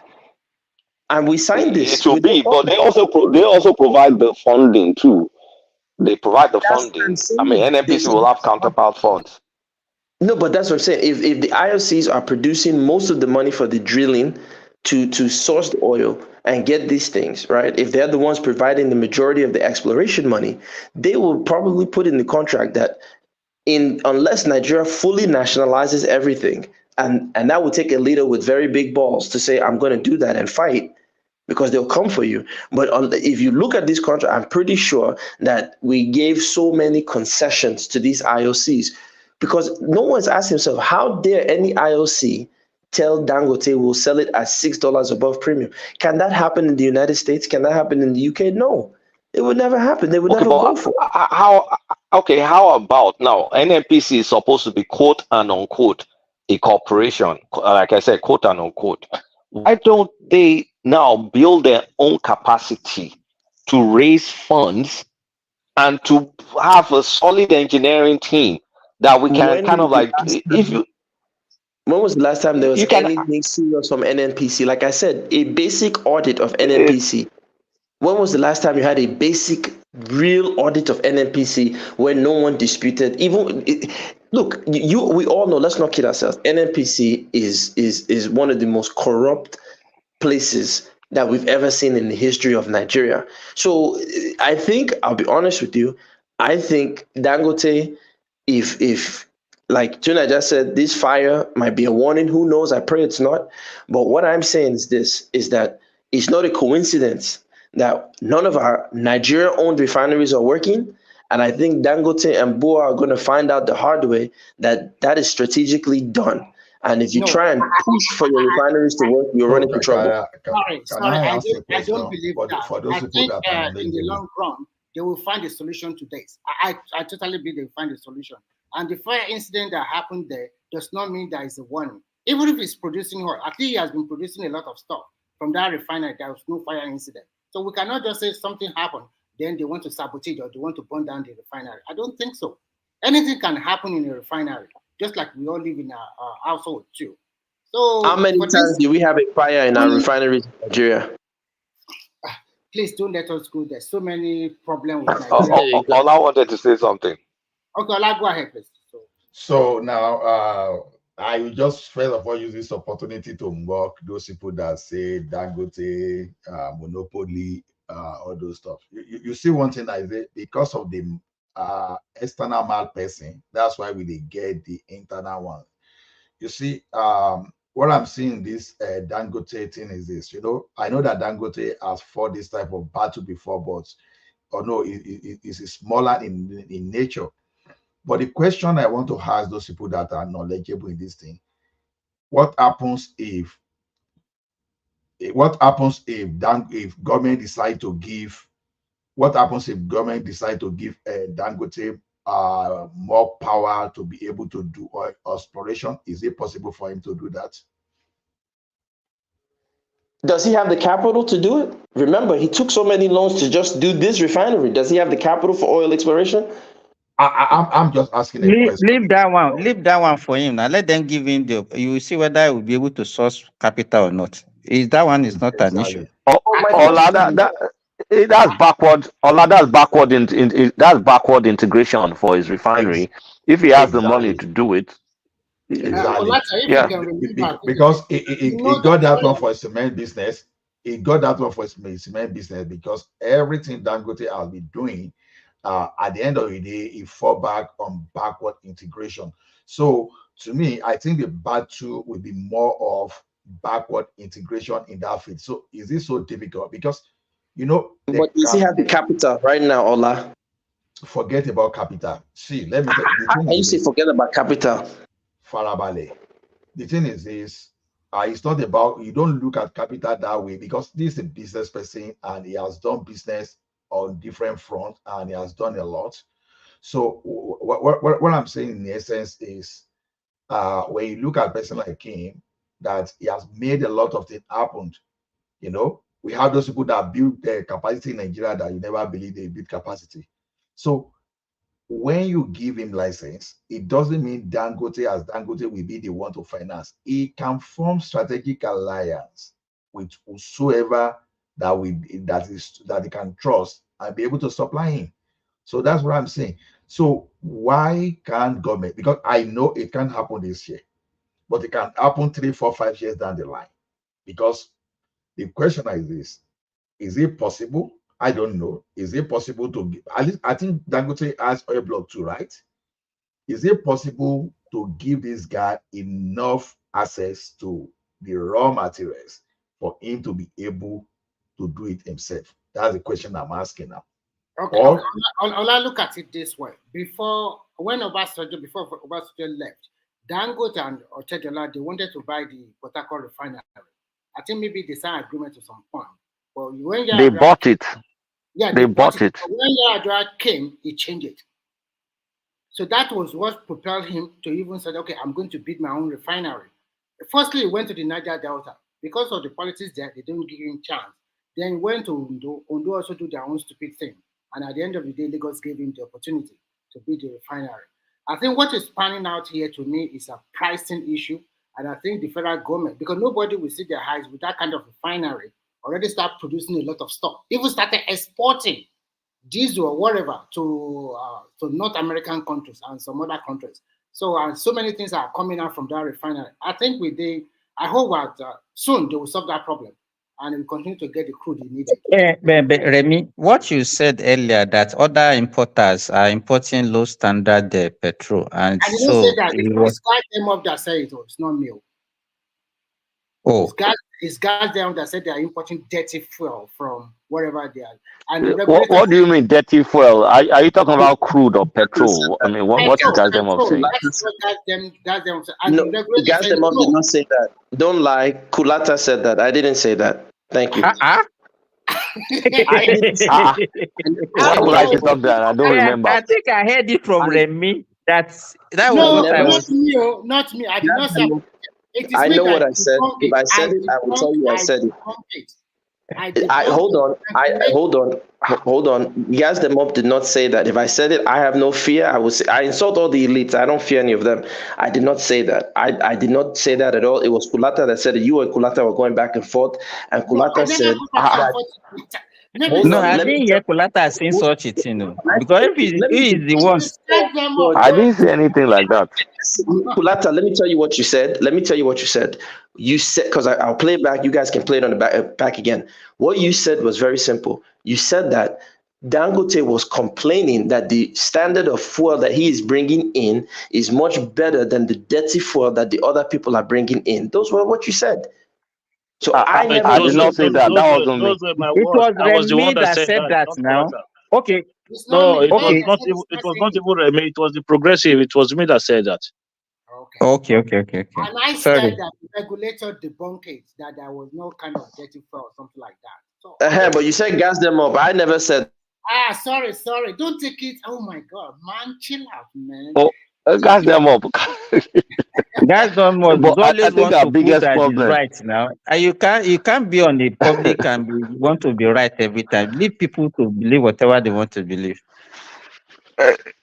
I think the biggest problem is still we're still ever going to be reliant for technical expertise and financial expertise to be able to utilize our What I want resources. to say is this: the countries that have the largest refinery in the world, they don't even have oil. They don't have They crude don't have oil. oil now. Singapore doesn't So, have crude. is it possible if Dangote can survive even without our oil? Do you understand what I'm saying? If he can compete and sell to whoever, wherever I want to sell to me, he's a businessman. He's not attached to Nigeria. Because Ajareko made mention of the modular refinery. We have so many of them. Boaz refinery is coming up, and so if we can even have refinery that will require oil that is more than our own production, won't they function? They can get oil It from will any function. part of the world. But this is what I suspect, though. I have no basis for this. So, look, if you say, okay, import oil, crude is international commodity, right?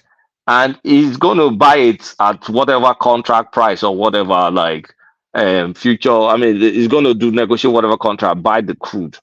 But then, how do you now sell the crude to Nigeria at the 600 naira when we know what the prevailing rate is globally? The only way out is to sell the crude to him in naira. Sorry, the petrol is what I mean. Sorry, petrol. How does he sell the petrol at You have to 600? sell Yeah. the crude to him in naira. There's no way. So that's why he's fighting to If be you able sell it to at get dollar, the Nigerian there's no crude. 600 naira per See, liter. at the end of the day, whether he buys in naira or whatever, you see what intervention or subsidy, whatever the government, that has to go, because we need that for that industry to develop. Without that, because see, all this, So, Ola, if they start selling petrol at 1,000 something in this current Nigeria, people no go die. See, no, you know why they are feeling the pain is just because we have the political elite that are not sensitive, that are so archaic, and they still do things like they are still in the Stone Age. See, from the first day when they were when Naira was floated and the subsidy was removed, the first thing I said is if you have to increase the worker salary along, at least for them to go, because there will be inflation. Now, those people benefiting from not defending Naira that we used to defend before, they will fight the battle until they lose the battle. You understand? Okay, I think Naira is beginning to find its real level, but not yet.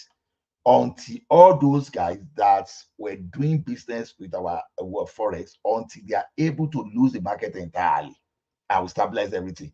So Then this oil subsidy we are talking about, just let me land. Add it to it so that let me land this point so that you can raise another point. Okay. So those people that will fight that oil subsidy, they will not give up easily. You understand? It's not battle this guy, the whole Nigeria will fight in 2 years. It's battle for at least 5 years upward.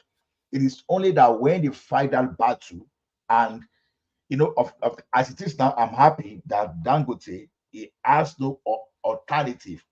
He has to make sure that the refinery function because of the level of debt in that project.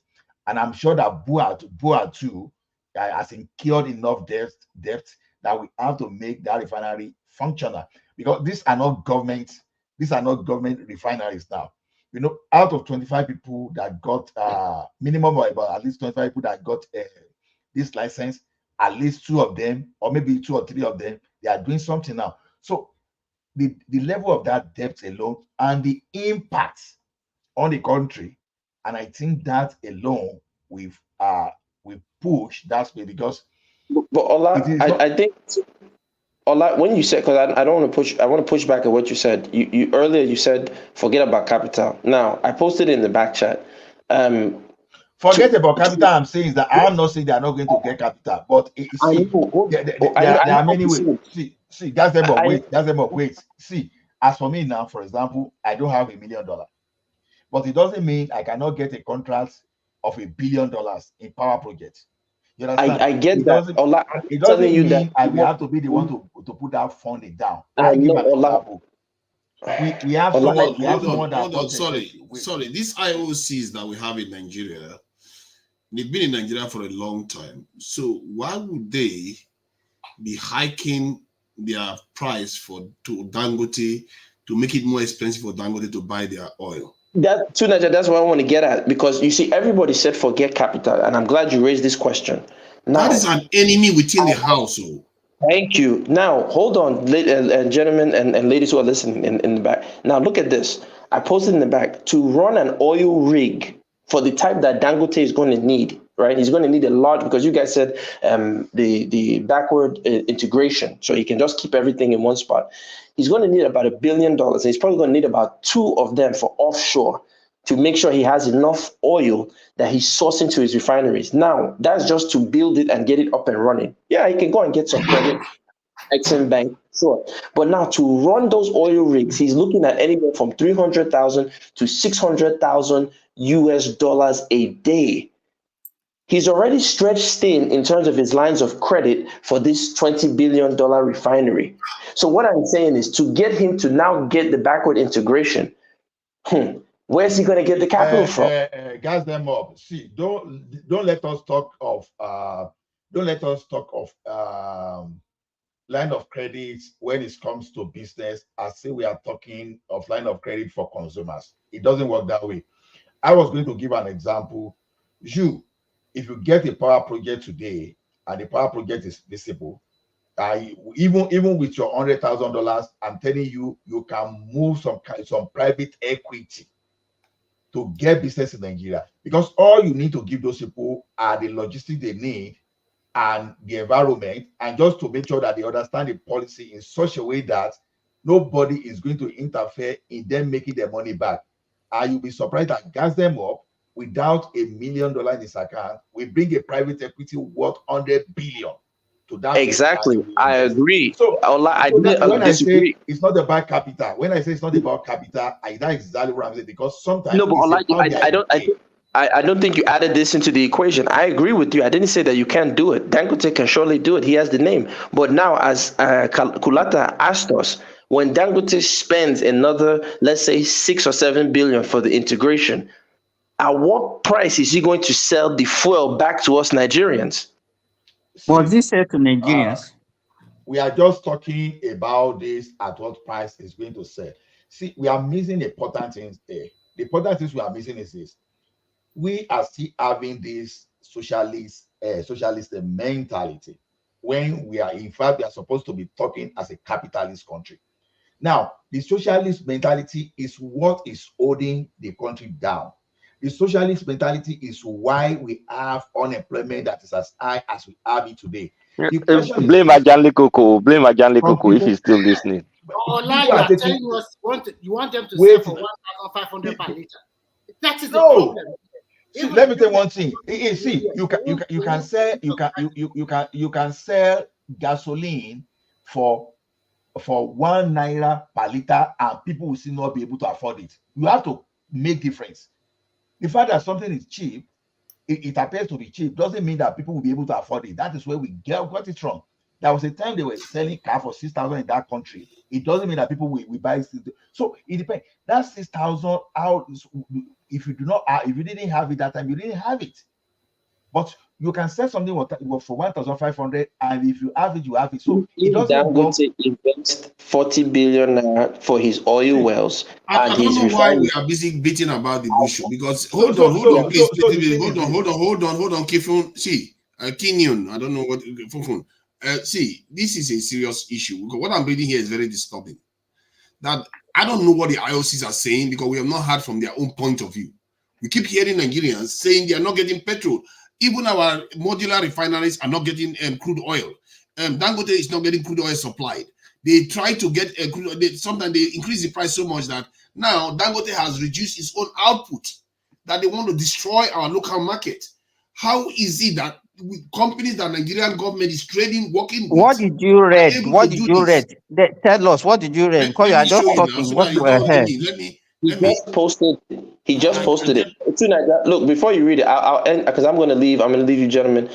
I think the solution is multifaceted, but I would suggest perhaps each state should have their own refinery, if possible, public-private partnership, so that way each state can determine the output on a local level. I think we go too big in Nigeria. I think maybe each state should have a public-private partnership where they have their own local or modular refinery that can take care of the demand for each state. I think that is the solution, and I bid you all a good night. That is far from that's them all. So let me read this now. Let me just read it so that you can hear it. It says, it seems that the IOC's objective is to ensure that our petroleum refinery fails. It is either they are deliberately asking for Who is saying this? Hey, this you want to is know an the official. This is an official from. Let me get it again. Recall this in. Hold on, Edwin had said that the IOC. So who is Edwin? Dangote Industry. Okay, yeah, this one is from Dangote Industry. This is just one of them. Forget about this that is happening. As I speak to you, something What like what are you telling me forget? Why are you telling me forget? This is a very serious issue. This is our economy we are talking about here. Stop paraboling me. Let me finish what I'm reading, Jare. I'm just coming. I want to contribute before I go to sleep. I'm not ready for your nonsense right now. This is serious. What are you trying to contribute that is more serious than this one? Can you tell me?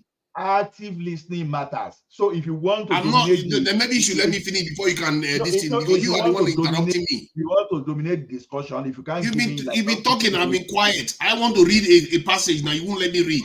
You that I just came and meeting that I just. You want to be talking. See, 5 minutes ago. Do you want to hear your voice talk, or is there anything that you're going to say that is more important? You are saying this since we are talking here, it's not new. That's what I'm telling you. Okay, to Niger, yes. You are still on. You can still read. Let us hear him. Then maybe after him. Then I'm tired of. It's not about you now. It's not about you. Actually, it's about me. Everything is not about you now. Did you not hear about that? This is about Dangote, and this is about our country. This is about our ability to be able to have industry that can help our economy grow. Are you going to talk about minutia? Conversation is what to go. I mean, I'm just trying to give opinion on what I understand in what is happening in my environment. Compare. Are you talking about this issue, or you're talking about? We still talk about it. We still talk about this issue. Hold on now. We're talking about an issue. I'm not going to allow somebody to derail the conversation. You can see the way you are. Let me tell you. You complain about our leaders. The way you are behaving. Are you going to? Can you be a good leader? What you are doing here is that you are not focusing on the real issues. You are going to play around the bush when they are telling you are seeing real problem that people are reporting here. That these people are not allowing our oil refineries to function. Tomorrow you will be the one sending money to Nigeria every time. You will not be able to travel. Insecurity is going to be everywhere. This is how it happens, and you're not paying attention to it. What exactly? Okay, what will you do? I've suggested a solution that they should give Dangote more access to crude. Now, give me your solution. You suggested a solution that they should give him more access to crude. Do you have any way of doing that? Do you know why those people are blocking it? See, allocate more oil block to this guy and let this guy go and find partnership to be doing exploration for his own refinery. I just think that's it. Okay, that's a fair point. But in terms of the federal government right now, that he needs the oil to sell to Nigerians, what are we going to do to those IOCs that are charging him above international rate? We're talking about something that might kill his company. They just got judgment against Nigeria. They are selling. They are taking over a foreign company that we broke contract with. The state government. They are selling Nigerian property. They are selling Nigerian property in the UK, and they are still looking for Nigerian property somewhere else that they will still take over, and they can get judgment against the federal government. Farabale. Now, these people we are talking about now, Buhari before Buhari left, he has sold our oil. All these organizations we are talking about, they've sold some of this oil for our contracts that they've not even fulfilled. Now, but that is not the issue. They are willing. See, Dangote is willing to buy it at international rate, but these people are selling it at higher than international rate to him. Why is that the case? He's not saying that he should not buy it at international. Look at that. They're saying they're asking for ridiculous or humongous premium on the or they state that the crude oil is not available. They'll tell them the crude oil is not available. Then at some point, we paid $6 over and above the market price. I'm not disputing what Dangote is talking about, but at the same time too, I know that Dangote too is not only fighting for this crude oil, he's fighting for his own backward integration, which I'm not against. But that one, we may not realize that also. Let him be putting that energy now. Let him be putting that energy now. That's what I'm saying. I'm not even saying these people are not doing. And what will you see? So he's one man. He doesn't have enough energy. If the people don't support what he's doing, and the people don't call the government to account, who do you think is making all this possible? Hold on. Let me finish my point. Who do you think is making all this possible? It's our own leaders, our own people that are the ones giving these IOCs this power to do this in our own companies. Who is saying they are not our people? Who is saying they are not? Okay, look. But you have to know how to call them out, because if you don't call them out and you're busy talking about other things, that's how they Dangote father is dead too. Guy, wait. When Glo started his own projects, MTN and Nekone that even were mostly Nigerians, then they frustrated this guy, but over time he was able to overcome the challenges. Now, when Dangote Cement started too, it didn't start well, even though he had been selling cement for a very long time. When he was taking all those this guy, what's the name of this guy? This Eastern guy, this cement in Eastern, I forgot the name. He took the guy to court and still won the case. This battle you are seeing this battle will linger for like 2, 3, 4, 5 years. It's not going to stop today. As I speak today, my region, Abata, my province, the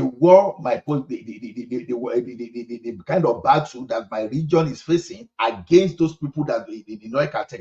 Look at this way. In this same Canada, we are the largest supplier of the US when it comes to crude oil. Do you know that we have a province A in Canada that doesn't want to buy even crude oil from Canada, and they are still sharing from the equalization fund that Abata contributes? Rather, they would rather go and bring crude oil from Saudi Arabia when they have more than enough supply, that they were even looking at where they sell it to within. And they are blocking almost every means for us to expand the pipeline from A to B, British Columbia.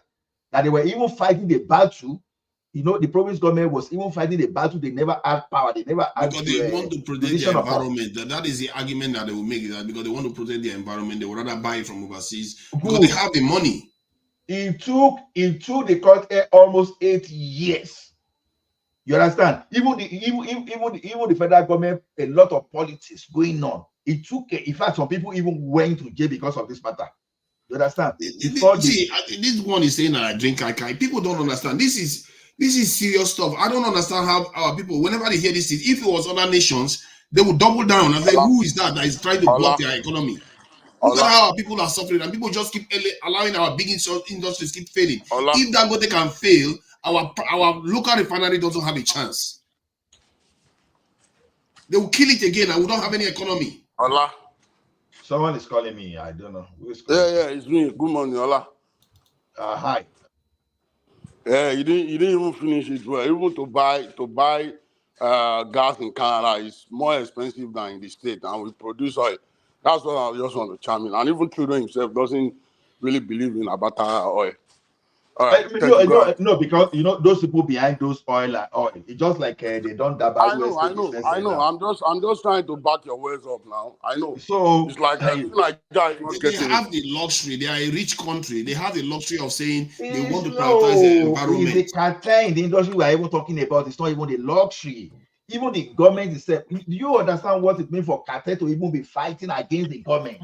So now I'm here in the UK too, where they wanted to do fracking in the UK. The people fought against it, that they don't want it in their country, even if it was oil. It's not some countries they can afford to say we don't want to use oil because they have nuclear. Canada has nuclear. They have all kinds of power sources. To Nigeria, hear me out. Someone is fighting, say, because of environment. Oh, we want to protect our marine. We want to protect our road, all these things. You are using tanker to import gas, crude and gas from the United States of America. But you are fighting against the pipeline that has no history of spilling. You are fighting against from crossing from here to British Columbia. You know why they are fighting that? It's just because of their interest. It's just because of their interest. To them, it pays them to import fuel, crude oil from Saudi Arabia, and to use tanker to bring fuel from United States than for Abata to supply them. Now, let me tell you one thing. There was a time they were selling crude. They were selling OPEC was selling crude oil around $50-something per crude. That Abata was running at, in fact, was selling at around 11, between $10 and $12. Its own crude oil to United States of America, because they have to empty all those things from the tank farm.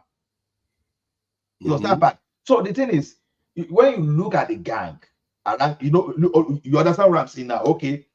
It's not, you are conflating two countries. One is desperate, the other one has a luxury. We are saying the cartel behind this thing, that international in the operation, and you have to. But it's not the reason why. Your issue is that you are not understanding that the people of that country, they are not facing the same situation Nigeria is facing in terms of whether they want to support the crude oil industry. Most people in the world, in the developed countries, they don't want to support oil production. They don't. Do you know because of that oil? Do you know because of that oil, Abata said they wanted to secede from Canada, that they will prefer to join the United States of America so that they will solve the energy challenge in the United States of America. Yeah. Some people will always say that. Some people will always say that due to it was a serious issue. It was not even a joke. It was not even a joke. Yeah, it was a serious issue. You have to understand, these people have the luxury. They have a good economy. They are doing very well for themselves. They can decide that, okay, Canada has at least 6 nuclear power plants. They are an advanced country. They are not like us, where we are trying to get one thing going, which is our refineries. And the only one we are literally buying petrol when we have crude oil coming out from the ground. And now we have a refinery that should be coming on stream. Nigeria should be actually looking to grow right now. Now, the refinery, Dangote refinery is there. Local refinery should be coming on stream. But instead, what did we get since this government coming to office? Dangote is having problems. Hold on, I told you what Dangote refinery has come to stay. There's nothing. Keep saying that. Keep saying that. That's how the Nigerian refinery came. 4 of them went down, or 3 of them went down. See, anything you want to do in Nigeria today, let me tell you one thing. Even okay. Look at what this earpiece guy is facing now. You understand? Look at what he's facing. You understand? Now, some international, the cartel in the airline business, they are trying to frustrate the guy. The guy will eventually find. If we are not careful, we will lose them. This is what people don't understand. No, it's to Nigeria. Just hold no. You are speaking to the same issue. Yeah, so you don't need to.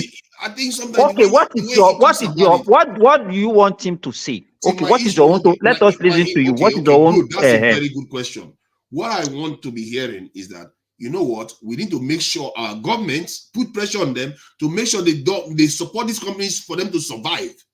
Because if they fail, we all fail. Capitalist system, the way capitalist systems become powerful is through these private institutions. If you look at all the institutions in America, that's where their power is coming from. Apple, Nvidia, Lockheed Martins. This is how capitalist system functions. Okay. So what do you think Nigeria can do? Nigeria government can do in this case? Because as it is now, we don't have the capacity to drill this oil. So if these oil companies say, okay, they are leaving Nigeria today, what can we do? If they say they are leaving, other people will feel them. There are Chinese people that will be very happy to feel them, and maybe even Nigerians that might be happy to feel them. Because right now, the one that have left, the Chinese, have they been able to feel it? Of course, they are feeling them. I don't know what arrangements they've got. See, let me put it this way: you can't have an organization blackmail you. If they blackmail you that way, you tell them, okay, you want to go, you can go. We'll find some other people to get it. If Iran can get their own oil out of the ground, from what I can read from what you posted, though, with this thing that you are displaying now, what they are trying to do is that they are trying to favor their countries, the so-called Western world. You understand? What they are trying to do is that they wanted us to just be exporting crude to create employment in their own place, so that they will be now be buying refined crude from them. See, I think so that's just they it. are doing this stuff to favor Simba. themselves, but we This are is not the doing way it anything to is. favor ourselves. See, Simba, this is the way it is. You understand? Don't forget that Dangote is also a politician too. Like I said, if I were in his shoes, I would be doing exactly the same thing. It is not, this battle is not the battle for the IOC alone to supply him. Look at it this way. You have your business. Even as OPEC member, we have our own quota we are supposed to produce daily. As I speak today, Nigeria is not even before Dangote, Nigeria as a country is not even meeting its OPEC quota. Just to start with. These are the problems we are facing, and we should be pushing the government to fix them. Wait now. This one is telling you of something. Now, all this IOC we are talking about, some of them, they've operated in Nigeria for more than 60 decades. And they've already have their own customers. So the customer that they have, don't forget that they have a long-term agreement with them too. I won't just come and bring my oil exploration here now, and I will be signing contract of 1 year with you. Probably I have a contract like 5 years, or maybe after working with you for like 10 years. So I want to secure my future. Maybe I have like a long-term deal of 10 years with you. Now, you as a country, you are now coming. You are saying, okay, the customer that I've secured for more than 20 years, and I don't want to lose that. And you are now forcing me that, okay, because the refinery is opening within my country, that, okay, you have to give a law that I should not supply them again. Two things can happen. Number one, that's why I say I'm telling you that, because I won't pretend to know that industry very well. But if I see the way Nigeria will be losing assets for breach of contract somewhere, I want to believe too that if care is not taken, if we not handle the situation very well too, there could be some kind of legal tussle. So what I think we should be visible, although it's not going to be immediately for Dangote to do for Dangote. If they discover new well, Abi, and then they should give award and give We are him. talking about now. There will be no time for No, new well. He's going can't to you go down. understand what Ola is saying now? You can't just stop these people like that. So you are pretending, you are saying that because they are now charging us above international, we are not saying we shouldn't buy it. We should buy it from them international rate. But they are charging us more than we charge anyone else. You have your mind set up. That's not the thing. Now, it's not about mind set up. You are saying that we should avoid battle with them. It's not a battle, it's a contract. And so you want them to charge us for breach of contract? That's what Ola is talking about. That. He's the one saying contract, and we don't know that it has anything to do with contract. These people might just be sabotaging our economy. What he said, it sounds to Nigeria. You are talking as if this thing is just like a one-man thing that you have to use your power. But this has to do with what he said. It sounds reasonable. No, this reasonableness that we keep following, where has it gotten us? These people, okay, the only thing I will say is that we haven't heard from the IOCs yet, but we better hear from them, and we better hear the excuse that they are giving. And this is kind of stuff our people need to be demanding. We are not demanding to hear from what is your excuse for treating Dangote like this? Wait. You are IOC in Nigeria now. You supply. You have contract with the Ghanaian government. That, okay, you have 10 years contract, that, okay, this is your capacity. And based on your capacity, you market yourself to the Ghanaian government. You sign contract with the Ghanaian government that every day I will be supplying you 100,000 barrel of crude oil. That's your capacity. Now, to secure your market, you sign like a 10 years contract.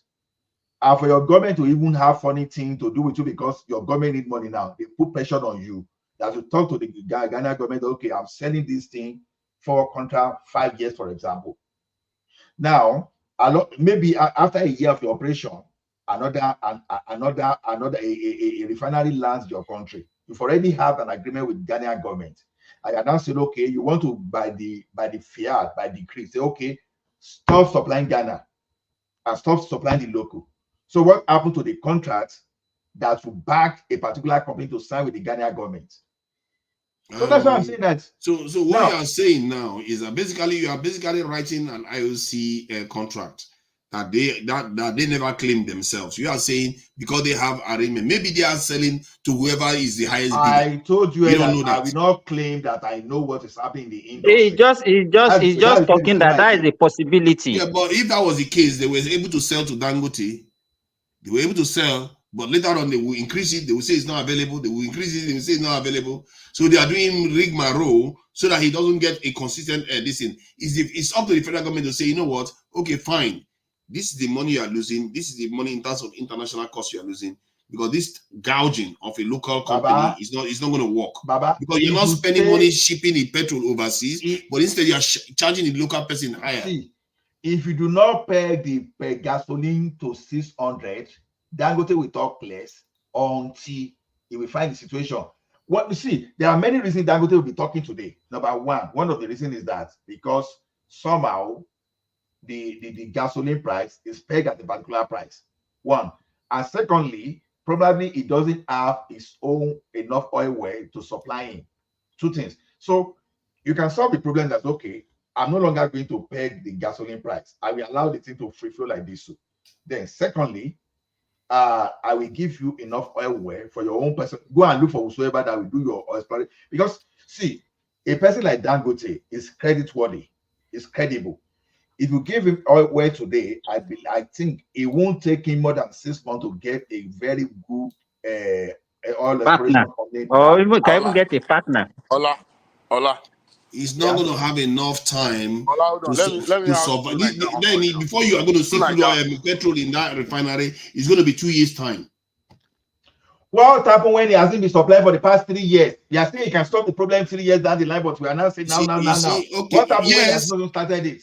You see, your problem is that you people, this is why your country never does well. You always think that your people's problem should be postponed to the future. Why those people come here to come and wreck your economy for you? To Niger. What? Go ahead. Yeah, let me ask you one question, please.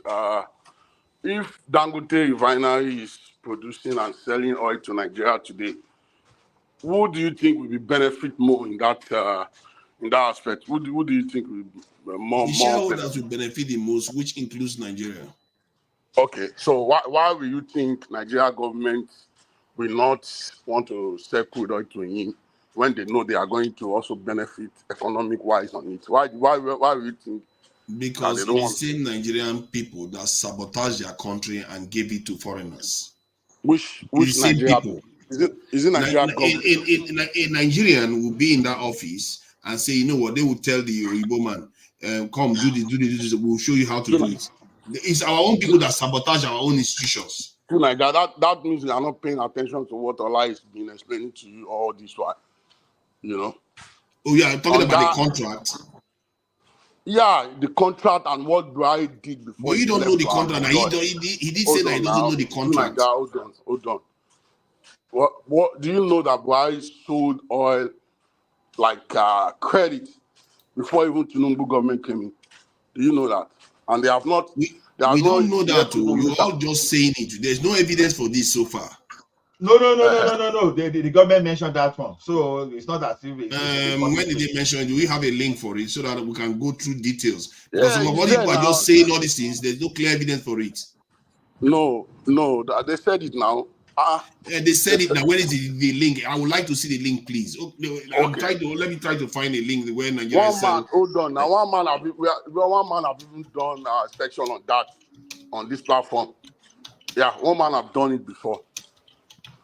I'm trying to find this in Nigeria to compel firm to sell crude oil to domestic market. Still, that makes no difference. It doesn't say anything about selling our crude oil into the future. Shell agrees to sell Nigerian offshore listed subsidiaries. Nothing about selling. If you have a link for this, I would like to see, because I've heard of this stuff being said, insinuated that Nigeria sold its oil into the far future. I want to see it. Because I don't know how we are making money out of it then. No, I think Buhari used it to borrow some funds. That's what happened. You can say that they use it to leverage to borrow some funds, but how long? Is it 6 months? Is it 1 year? Is it 10 years? Nigeria gets about $30 billion a year from crude oil. So if that is the case, how much does it borrow with crude oil? I don't think he borrows up to $30 billion on crude oil, and that's just for 1 year. Tonight, I believe we have done this on this program before, so I wouldn't remember. We know, I know that we did talk about it. I'm just asking for evidence because we cannot just simply say stuff don't worry and now. using to defend IOCs for when there is no real evidence for what we are saying. I will call in and tell one man to bring it out. I know we discussed about it on this platform before, but I don't think any responsible government that knows it's going to benefit on one thing or the other will not do it for his own people. I don't really think so. Ask yourself why 4 refineries are not working in Nigeria. Hold on now. If it is not working, is it Tinubu government that spoiled it? Are they the one that not people? Is the people? I'm not even talking about. It's our people. We are the ones causing it. Including Tinubu, including myself, all of us. There's something wrong with us. Tonight, hold on now. You are saying two things here. First of all, you are saying it's the federal government. Now you are saying it's Nigerians. So which one do you want? Because you are saying it's not Tinubu. I'm saying it's general. All of us are part of it. Because even the way we talk about these things is completely all wrong. Tonight, hold on now. Hold on, tonight. So you want Tinubu to come in 1 year to fix what has been decay for over 40 years. Tinubu has been in power since 2016. His party has been in office. Let's not pretend. Okay, now I understand. Go ahead. Somebody else. I know. Go ahead. Do we really want to discuss solution to a problem, or we just want to grandstand? Because two different things now. I don't care about grandstanding. I'm not grandstanding. I'm basically saying we should be taking this quite seriously and putting pressure on our leaders to do the right thing by their people. You are still saying the same thing, but without even we understanding the problem. We are just saying pressure. You want to put pressure, you put pressure on exactly what? Let them explain to you. If you don't put pressure, you're not even going to get any explanation. So is anybody coming in now to explain to you? Maybe because you are not busy putting pressure now. It's not only one person. All of us have to, because if you don't make demands, how are you going to get anything? Look, guy. This is what I'm saying. Okay, look at it this way now. You say our people are the ones sabotaging us. I'm even surprised when I hear that thing, because in every system in the world, the citizens are the ones sabotaging the effort within. We collaborate with people from the external. So as we talk now, America, Canada, Britain, they have saboteurs within the system. Yes. So it's not a new concept. The difference is that our saboteurs are the ones in charge. In the Western countries, the saboteurs are not the one in full control. Nigerians have interest in those IOC too. That's where because they are foreign, because they are foreign companies does not mean that there are no Nigerians that are part of those IOC. So what does it matter? The poor Nigerians don't make any penny out of it. Those IOCs you are talking about, most of the wealth goes to their country. It doesn't stay in Nigeria. So that is damaging the Nigerian economy and our future. Since when did you realize that Nigerians make money out of it when we are talking of food regulation? But isn't that what we are talking about? That we need to put pressure on this, not to be allowing this to carry on. We can't carry on like this. How can we have potentially? So how do you want to put? How do you want to put the pressure? Okay, so do you know how recently they put pressure on the government? This thing, even if you look at this in Kenya, you look at even in the case of Nigeria, where the government realized that they don't like the cyber attacks, they pull back. There are certain things you do and you let the people understand. If the people understand it, you don't need to tell them whether to get across. Just leave them to make their own decision. Many of them will see it and say, no, this is not right. Dangote people are coming out openly. Our own local modular refineries are complaining that they can't even have access to their own crude oil. This can't be allowed to carry on. Excuse me, Tunaja. If you are a businessman, I'm very sure that Dangote himself knows that he can't rely on one source of crude for his refinery. Right from inception, you should understand that if he's a good businessman, he knows. You understand? He knows. He's a businessman as a politician. So this one that you are talking, I'm very sure what Ola is saying is that this is the teaching period. You understand? I could remember in my state when the when Aregbesola left and the new governor came, and they were saying that okay, there was no money because of the money that Aregbesola has borrowed.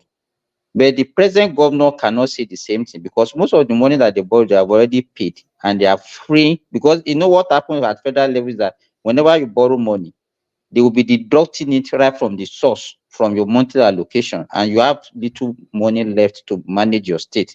But presently, most of the money has been liquidated and the loan, and then they are having more money. The same thing will happen. Whatever agreement we have with any of these foreign company or any country based on our crude, with time, when we now say, okay, we now have a functioning private refinery in Nigeria, this thing will be free with time. That's what Ola is What saying. makes you That think your private refinery would ever work? it will work. Let me tell you, if they don't get crude in Nigeria, they can source for crude outside Nigeria. See, even if you see that even when your private refinery starts working, then they still hijack. And one of the things you have to ask yourself, which kind of government? Let me ask this question: which kind of government will have Dangote start building refinery, fixing their own refinery? You don't make any provision to actually take your own crude oil to refine in that refinery. What kind of people do that? Let me. You know, our problem is peculiar. Let me give you, for example. First of all, we are not meeting our own quotas. Most oil producing countries. Okay, let me give, for example, Saudi Arabia. You're not answering the question that I asked you. You just shifted No, the I will answer your question. Saudi Arabia has the capacity to produce more than what they are producing today. And if you want them to, even today, to increase it by maybe 2 million, 3 million, 4 million barrels, they can do it. They have an installed capacity that can do that. Nigeria, we don't have that. You understand? So for Dangote to come in, where they maybe to start a refinery, and they cannot plan on what okay, it will finish also this, so we have to write our contract has to be terminated. No, that's not the way it works. Now, if it's functioning you can't plan for that. You can't plan for, say, if you know local refineries are going to be coming on stream within a certain year. Because if you look at it, they were all clustered around a certain period from last year, this year, maybe next year. A few refineries should be coming on stream in Nigeria. So, in other words, by that time, you should be saying, okay, all these contracts that we were signing on to till this period, it should be going. Do you know? Okay, now do you know how the length of those contracts? That's the question. We are not aware of that. And so if we are not telling you that with time, when all these contracts expired, but you don't know. You don't know. You are just claiming that there's a contract. You don't even know whether there's any. You're just giving those companies the benefit of the doubt. Why are you doing that? You don't know. See, tonight you are not allowing us to talk solution. We have to be factual here. You can't come here to give me information that you don't have any clue about. Okay. Let me give you this. Let me give you this. You are giving foreign companies the benefit of the doubt before your own people. Earlier on, when we are talking about crude for loan, just Google leadership. I think this is about 5 months ago. Even it was even an article that was talking about it, that $3.3 billion loan was got that we got from Afrimax, that African bank, for emergency crude repayment. Yes, and it is 12 for, and they are going, and it's crude. That's not for subsidies. That's for subsidies, isn't it? It's not for subsidy. This is, they got a loan, a cash. It was even cash, $3.3 billion. And that one is already taking a part of our oil, because it was oil that they are using to service this loan and paying the loan. You understand? So this thing that we are saying is not as if we are conjoining it. It's a fact. And at 11.85% to 11.85%, and it's not going to be 1 year deal. It's several years. So Afrexim Bank is very lenient. It's an African development bank. They tend to be very lenient in their It's terms. not about leniency, but you've already allocated your resources to repayment of debt. See, that 3.3 billion is 1 year payment. It's not even that. See, Nigeria makes 30-something billion a year. 1 quarter we sell more than that. That one is man. I don't know I don't know this type of argument. I'm just, if I give you answer, all for you to say is you are lying, or if it's true, it's maybe not we are not about going to you paying the giving debt. answer. Look, to Nigeria, you are a producer. Okay, let me give you a producer, just like all those aircraft manufacturers. When you need the aircraft, you pre-order, you order it ahead. Even turbine, you order all those things ahead. You may order turbine today and the delivery period will be 3 years time. So the fact that you now, because you belong, okay, if Nigeria are the manufacturers of that turbine now, and maybe America now place order for like a 300 turbines, and they've not given America that, okay, they will deliver everything in the next 3, 4, 5 years. UK, everybody, they order their own now. The fact that you now have a power company in Nigeria today that want to rush, you cannot just go and do decree that, okay, they should stop the production of the contract they have for United States of America, because there are penalties for not fulfilling the contract within the time. Insurance, financial institution, everybody will be on you. And there are some kind of international business law. So you don't just do anyhow when you are dealing with international companies. That's what we're telling you. So the thing is this: when I told you, no, this is just my speculation, and I think I understand what I'm saying, is what Dangote is fighting for is more than the local IOC in Nigeria supplying crude. You understand? He can still get his crude from the United States. Don't forget, but he's saying it's expensive. Listen to that word carefully. It's expensive. Now, if the market, okay, why do we have PIB? We've been trying to pass this PIB as far back in 2006 or 2007. They fought, almost done under Jonathan. Even when Dangote himself was part of the economic team. You understand? They were unable to do it, and eventually passed. Just the act, just to liberate the industry. Now, we've liberated the industry now, but we are still finding a way to peg crude at $600, because I'm still trying to understand the type of intervention the government is having there. Because when you compare the price to the price of diesel, you start looking at what is happening within. So the question I want to ask yourself is that Dangote may be fighting for two things, because he fought that one in the cement. You understand? When he fought the petrol to stand still, he used the legal instrument, took him to court, that the guy was not following the term of the license, and he was able to prove it. Beyond that, he got a very good judgment against Ibeto. Beyond when people are saying, "Oh, what did he do to Ibeto?" People are not looking at that it was a court, not government. It was a court that pronounced Ibeto the status that we find Ibeto found himself. Why are Lafarge and other cement industry company, why are not like that? Why are they not like that? Why is it that Dangote was unable to get judgment against them? So the thing as it stands now is this: government can either go and implement that Petroleum Industry Act fully. Don't regulate, don't peg anything. Allow the market to determine the price. So you people are crazy. Sometimes which country do they? Sorry. Are you talking about just crude oil? They will allow the market to decide of foreign currency. See, look. When you say you want to deregulate, deregulate fully, and don't be holding the same petroleum industry dealers. There is no company that is fully deregulated. Don't you know that? So our telecommunication industry is not fully deregulated. Our broadcasting industry is not fully deregulated. What are you talking about? I'm saying there is no country that is fully deregulated. It's not like I didn't say that some industries are not in a country, but most countries have regulation in many areas. Even today's debate when Trump and Biden are debating. Don't take the regulation. Okay, allow the market to say if that one is okay for you, because the word regulation is the problem that you have now. When you say deregulation, you have to apply it in the proper term. Don't think of because you say deregulation now that there won't be some agency that will be regulating. That is not what we're saying. The regulation is this: the government will not be fixing the price. You won't tamper with the price. Yeah, this one is a 5-year facility, by the way.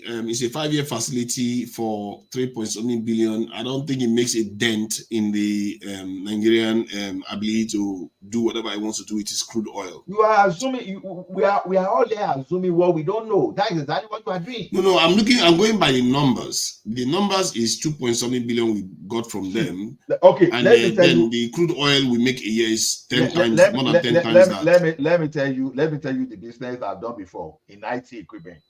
Sometimes we will place order for some IT equipment that will take a year to launch. Yes. And it's even worse when you are holding like say maybe 1,000 quantity, especially because I discussed something with Simba like 2 or 3 days ago. When you are making like when you were making like 1,000 units of that, you were not going to get it in 3 months. Sometimes it might take 2 years for us to fulfill everything because it will compress a lot of things. Along the line, you cannot just jump and come and say, oh, we want this thing urgently when we've not even been able to even supply those ones that we've already got before. That's just a simple IQ. Now, not as complex. Let me respond to this. I think the thing many of us do. Sorry. Let me just respond to this guy. Ayo, Adio. You see, the thing many of us do is that when somebody sets a dish for us, we start eating from there. We don't say how was it cooked. We don't ask any question. Where did the ingredients were bought? And all that. We just start. You see the point he's making now that you want to have a logical debate that when I get emotional that I wouldn't be able to think. I'm actually being emotional. This is logical. I'm just saying go back and say the way you are talking about this is all wrong. You are conceding a ground already that the people that are in power have created. They are conceding a ground that they are saying, oh, let's think about the contract that they've got because we have a history of losing contracts all over the place. This is not how all nations are run. Nations are not run like this. If you keep saying that other people have one leg over your own people constantly, you will not have a future. Every time they keep setting the table, we keep eating from it. They set the table, we keep making excuses for them. Look at our country. There's nothing there. We have three. Okay. We create crude oil and we bring crude oil out of the ground. We can't refine it. We can't do anything with it. Now we want to. Now hold on. Do you know what I was picturing last year? Last year I was saying Dangote refinery coming on stream, Port Harcourt refinery coming on stream, Warri, Kaduna, Nigeria has a bright future if they don't find a way to torpedo it, and that's what's happening now. That's what is happening now, and we as a people don't pay attention when all these things are happening to us. We just leave it and just say, it's okay. Let's just keep going. Let us keep going. It's going to get better. How is it going to get better? I'm tired of this. So to Nigeria, one of those things they can do now is you bring more oil exploration company to Nigeria and you allocate them more oil exploration license to increase the output. As you say now, even up to April, Nigeria was struggling to meet OPEC quota of the oil exploration. You understand? Even though they were asking for more, but yeah, the one they have, they were unable to even meet the quota. So, but what even that figure that he was quoting earlier on, that you are quoting to Nigeria, where did you get it? That Nigeria made $30 billion from crude. It's readily available online. Let me see. Nigeria hey, no, because let anybody can that's dangle. On Punch now. That is on just Punch. Hold on. It's something that okay. How much do you think? Because you can't just multiply. Even if you multiply the crude, what is our average production per day? You want to do that math? You can do it now. But I'm looking at Punch now. Well, I just did it. I put it at an average production of 1.5 million barrel per day, which we cannot even maintain daily. So average production. Okay, let's do our number. 1.5 or 1.2, 1.5 million times what? You want to do the math? Let's do the math. That is 355. No, just Ola, I know what I'm doing. 365. That's it. Times 365. Let's say times 75. Times 75. Okay, good. Let's see how much is that? To 41 billion 62 million. Now, just hold on. So, how much do you think from if we say okay, an average price per barrel is 75? How much do you think Nigeria will get from that 75? Exactly.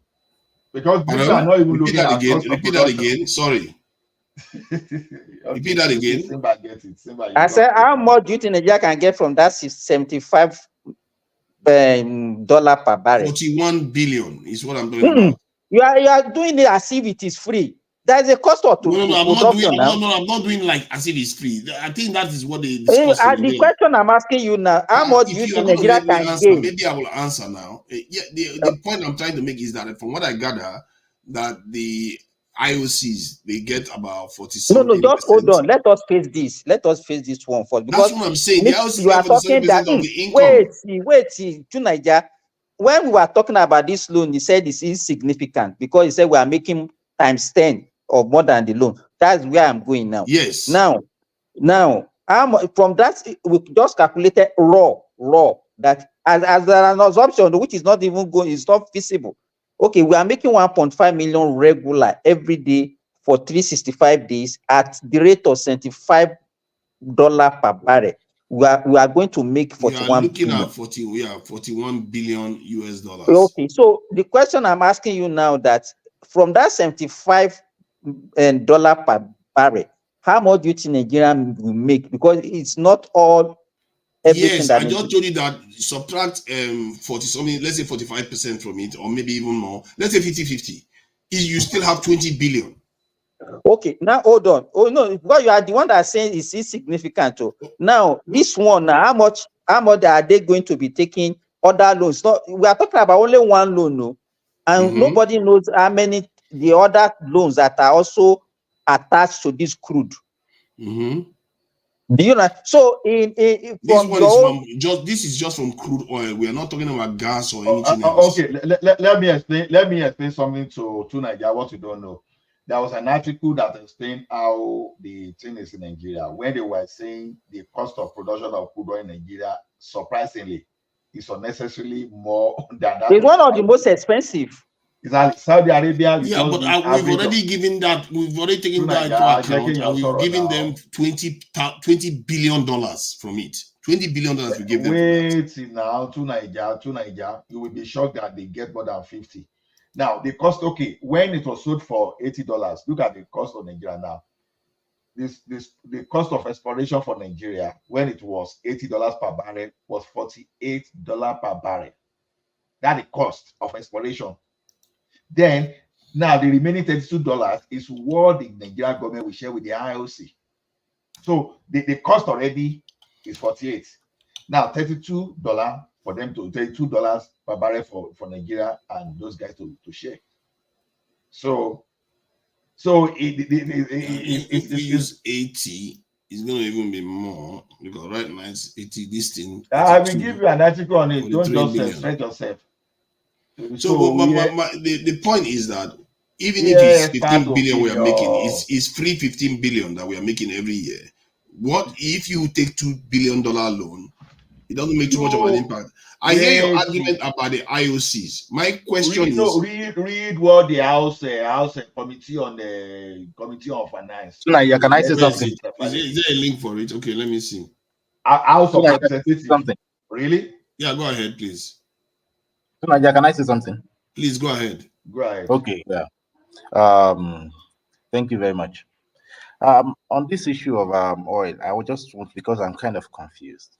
Are we saying that the nation has no plan for all the refineries that we've been building all this while? Yeah, look at them now. Look at it. Are we saying that there is no plan to supply them the raw material that for those refineries to work? But are they working? When last did they work? No. So that means that everything is just basically a joke in this nation. If that's the case, it's like they already know that nothing is going to work, and we should just continue to deceive ourselves. Is that because let me even answer the person that's speaking. You see, all those people you see before these people destroy our refineries. Now, some of the quota they are now selling overseas, they use those quotas to feed those local refineries before. Now, some of those local refineries, the last time they performed to their best was during the June 12th riot, when some people took advantage to further destroy the refinery. Now, since that time, you understand, they find a way. We were first selling to America, but during the sanction, so the China came in and we were selling to China under Abacha. So over time, all those quotas that were meant to feed the local refinery that they've already destroyed, maybe tactically they destroyed the refinery. You understand? They were supplying overseas. Now, Dangote was just the only person coming. Not only person anyway, Boa and some others, they were coming as a private, not NNPC refinery this time around. So they've not actually increased because it's the same IOC on ground and still the same IOC on ground. You've not asked them to increase the capacity of what we're giving to them, even though we know that there's tendency they are producing more than that, but some are being reported stolen. Assuming, you understand? I don't want to assume that maybe those people even know something about that stealing. You understand? So the plan, you understand? The plan was not for all this Dangote and whatever refinery you are having now, because what you have for grant, they be sold already. So that's why I'm saying that there's nothing stopping the government from giving Dangote oil exploration because he already has refinery. It's a good case. He has a good case to fight. Now let him go and look for someone that will do that for him. He can do that. After all, if he can still be his assembly car, part of the car that he's even using to run his factory. He's assembling that in Nigeria. So give him oil to feed his refinery. That is as simple. You understand? Meanwhile, that time, if you want this problem to solve, because Nigeria, we have to choose one. Because now, I may be talking as a wicked person now, but that's the reality. If you really want that industry to liberate, because look at it this way.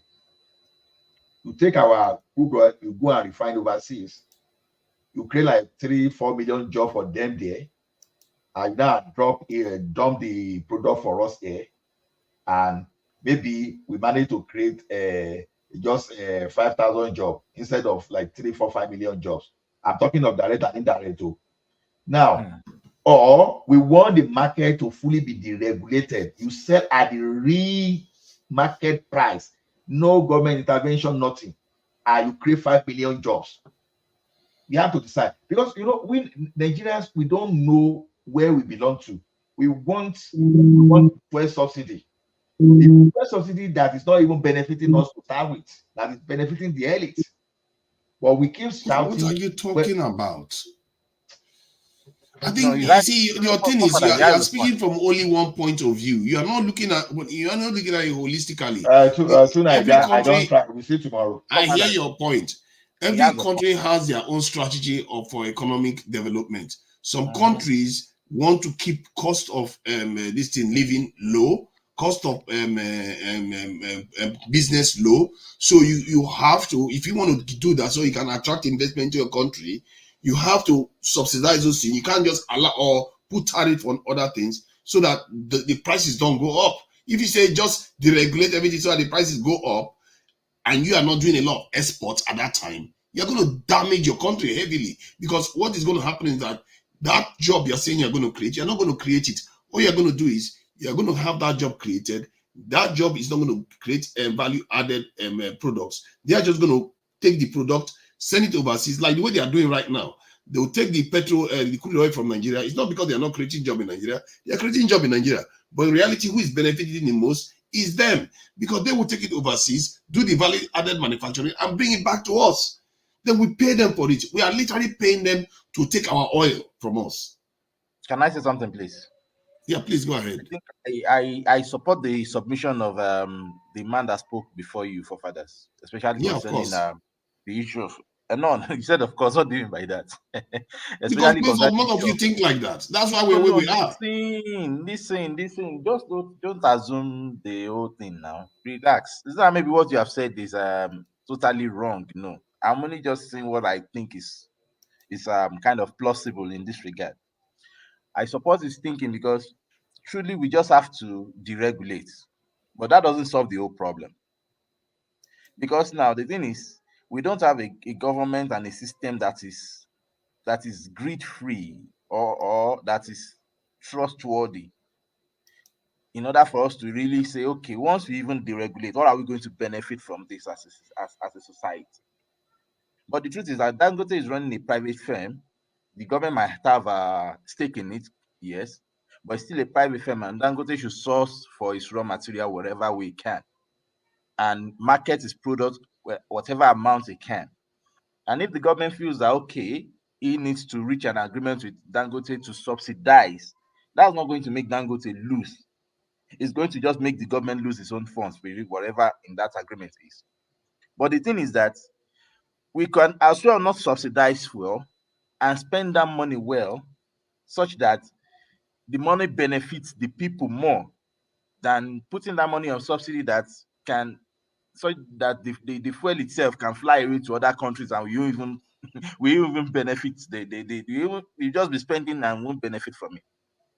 So I think it is right to go that route.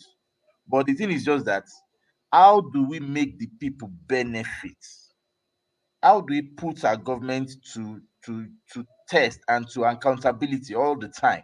That this month, okay, look at the first 6 months that Tinubu came and he just removed the subsidy. He claimed that for each month there's a certain amount of money that they were saving. What have they done with the money? What is the system? What is the, what have they used the money to do? What infrastructure? What, for example, the transport system? How has it influenced us in that regard? That Are they okay, not the regulating as you people want? You want the regulation now. You got it now. See, no. the Let us be the factual, point I to was Nigeria. Let us, making. because I think we have talked about this thing several times here. When you say they remove subsidy, you understand? Some people, why do you think some people think that okay, there is one money kept somewhere that they are using for this Oh, subsidy? nobody's So, thinking that. We all know that. no, We that's all what know he's that saying. That already. what have they done to transport? What have they? Where have they put the money? That is the question he asked. That where have they put the That money? money technically is available because if they are able to borrow it for subsidy, they can also borrow it for other things. That is the point. It's not. Okay. It's not. Yeah, because they can Technically leverage it. available. What do you mean by technically available? I don't Yeah, understand. because if you can get spending money for for subsidies, you can get money for yes, other things too. the money should be available for other things, isn't it? That's how it works now. We know that. If you are borrowing money, let me tell you, you are borrowing money for subsidy, and you say, okay, you cannot borrow money for subsidy again. Is that money available? It's Well, still available, except you decide not yeah, to borrow. No, let him answer me. The question is not directed to you, because me, you and I, we have had conversation about this before. Simba, what is the Yes. claim that Tinubu's government made? That what? What were their submissions to them removing subsidy? The submission as out that we can no longer afford it. That's their submission. That is one of it, that we can no longer afford it. Yes. And now when they continue, they said afterwards that those monies, that instead of it to go into subsidy, should go into something different. Is that not part of the argument? Yes. Exactly. That is the point. So what is the point? They themselves claimed that So those the money monies we cannot are go saying into that is not something available. It was technically available. I don't do that. Let me They finish. didn't agree that they're going to use it for Let other me have things. this conversation with Emilio Con or whatever. You're not going to have it by yourself now. I'm not in any mood. I'm not. Because this It's one, the two of I can us. keep Let quiet on other me and topics, you but and I'm I. not going to keep You quiet on can this kick topic. us out so that you can do it alone. If you like, I can. You the want two me to of us kick out. you out? Yeah, are you asking to be kicked out? What are you talking about? So that you Are can you asking continue to be on your own. kicked out? I can't. You know, You see, know what? you don't Try understand. See, understand me. this issue is a You and serious I, matter. just And wait. see, You when I and see I, you I talking, when think we I hear have you had talking this sometimes conversation about this before. issue, you know what I picture? This thing, Simba. This is what I Okay. picture when I hear you talk about this issue. People that are complacent with our future. You are too complacent about things, and it has its positive for people to be talking like this sometimes. But in other issues, it's terrible. You know, It's killing tonight us. there was a day I raised one question. It might sound weird. You understand? I asked this question. I said, why are we doing? Because nobody can deny that there is still subsidy on fuel in Nigeria now. Can And it's anybody? back now. It's back now. It's We all back know that. fully, more than before. You You see understand? what So we that is why I said, even in the first place, we should not even that subsidy of a thing is a bygone. It's not even something that we're supposed to be even be discussing it again because it's back. Who did it? Is it not these Okay. Now, hopeless people that say they are running an economy? The question I'm asking, I said, why can't government even just liberalize this petrol thing the way they liberalize the diesel, and let Nigeria be buying it at the market price? The so-called money, 5 trillion or whatever trillion that they said there, let them give it to people, like increase the wages so that people can if Beniners can afford it at a market price, the Ghanaians, the Cameroonians, the Nigerians, what stop us from is because Nigerians don't pay high wages. Let them be using the money, pay Nigerians, let them get this money and let them so that even the so-called people that are now stealing it and smuggle it to the neighboring country to go and be selling and be making billions of naira. To me, it's a waste. See, It might sound as if the way this works is that I hear what you are saying. The way this works is that if you want to deregulate an economy, it's fine to deregulate if you want to deregulate, but it has to be done in a managed I way, think slowly what they had and gradually. into Niger. No, I this think what point they is had important. in Now, mind that let me time. just finish the point. See, I'm Okay. not against deregulation. If you want to deregulate, you have to manage it in a way that your country remains stable. At the same time, you incrementally change this in the regulation, transition it to a new one. Not just say, okay, we want to do it, and then the problem Successive returns government again anyway. to Niger, successive government in Nigeria has been trying that, but Nigerians refused.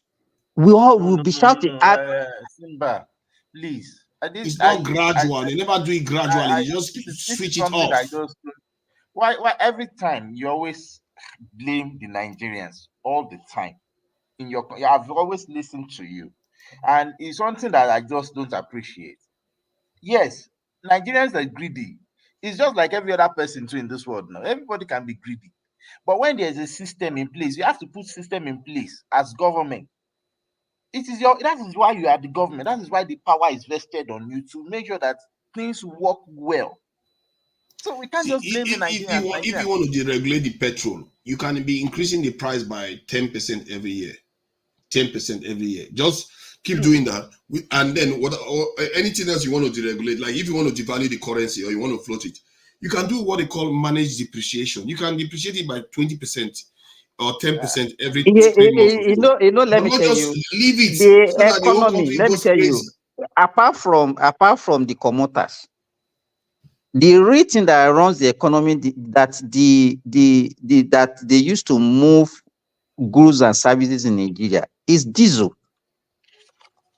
and it's already deregulated. You understand what I'm saying? This thing that we are fixated on people, okay, the way I want to travel to Lagos, maybe you want to travel to Lagos once in a year or twice in a year, all those money that people pay for transport. But the real thing that affected But you see how goods and wicked our governments services, are now. You see how wicked the our people real are. thing that affected goods and I services, hear which you is diesel. saying by diesel, but you see how wicked they are. They went and deregulated the area that is responsible for creating wealth. The industries, they deregulated. Instead of you to subsidize the industry to generate wealth, you make sure that the production is very hard for them to do. Our people, the kind of mumu we are, it's just unbelievable. Our mumu wear trousers. Naija, this is why I am clamoring for a regional system of government or a separation. Because you see, these are the reasons why we always come to that conclusion that somehow it's not going to work. The good people that will make sure that things work, who can be fair enough not to make gains from Nigeria, that they will never let them get there. These are just the things that you continue to see, and you just ask yourself, okay, how do you solve this problem? Because you have to look at it that these things are not difficult to be solved. But why is it in Our Nigeria? countries are being sabotaged. Our leaders are not listening They to us. That's let the me tell problem. you, We are the ones sabotaging it. Emelokon, what I used to say, let me tell you, you might find it, I've been repeating it and I cannot change it. Let me tell you, Nigerians, I cannot blame any leader. I will blame Nigerians. We are the one. No, you see, I get I've always listened to you. I understand that Nigerians are at fault as well. I'm not going to deny it. But the thing is that The issue, let me tell you, whether any way you look at it, even if you in don't the punish, religious if you don't aspect, I punish, am a Muslim. Let me say this. I am a Muslim. And even if you look at it logically, you can't have leaders that are better than the followers. Because you choose among the followers. You understand? Let me tell you, why should somebody be elected and you see people, is tribal people, is church people, is mosque people jubilating, happy? But that is what happens in every That is country. why Let's face it, other countries are You tribal too. understand? Our problem is that Nigerians, we are let me not tell taking you, care of you business. Stop see, going on about they will give tribalism. him chief AC title. That is our value.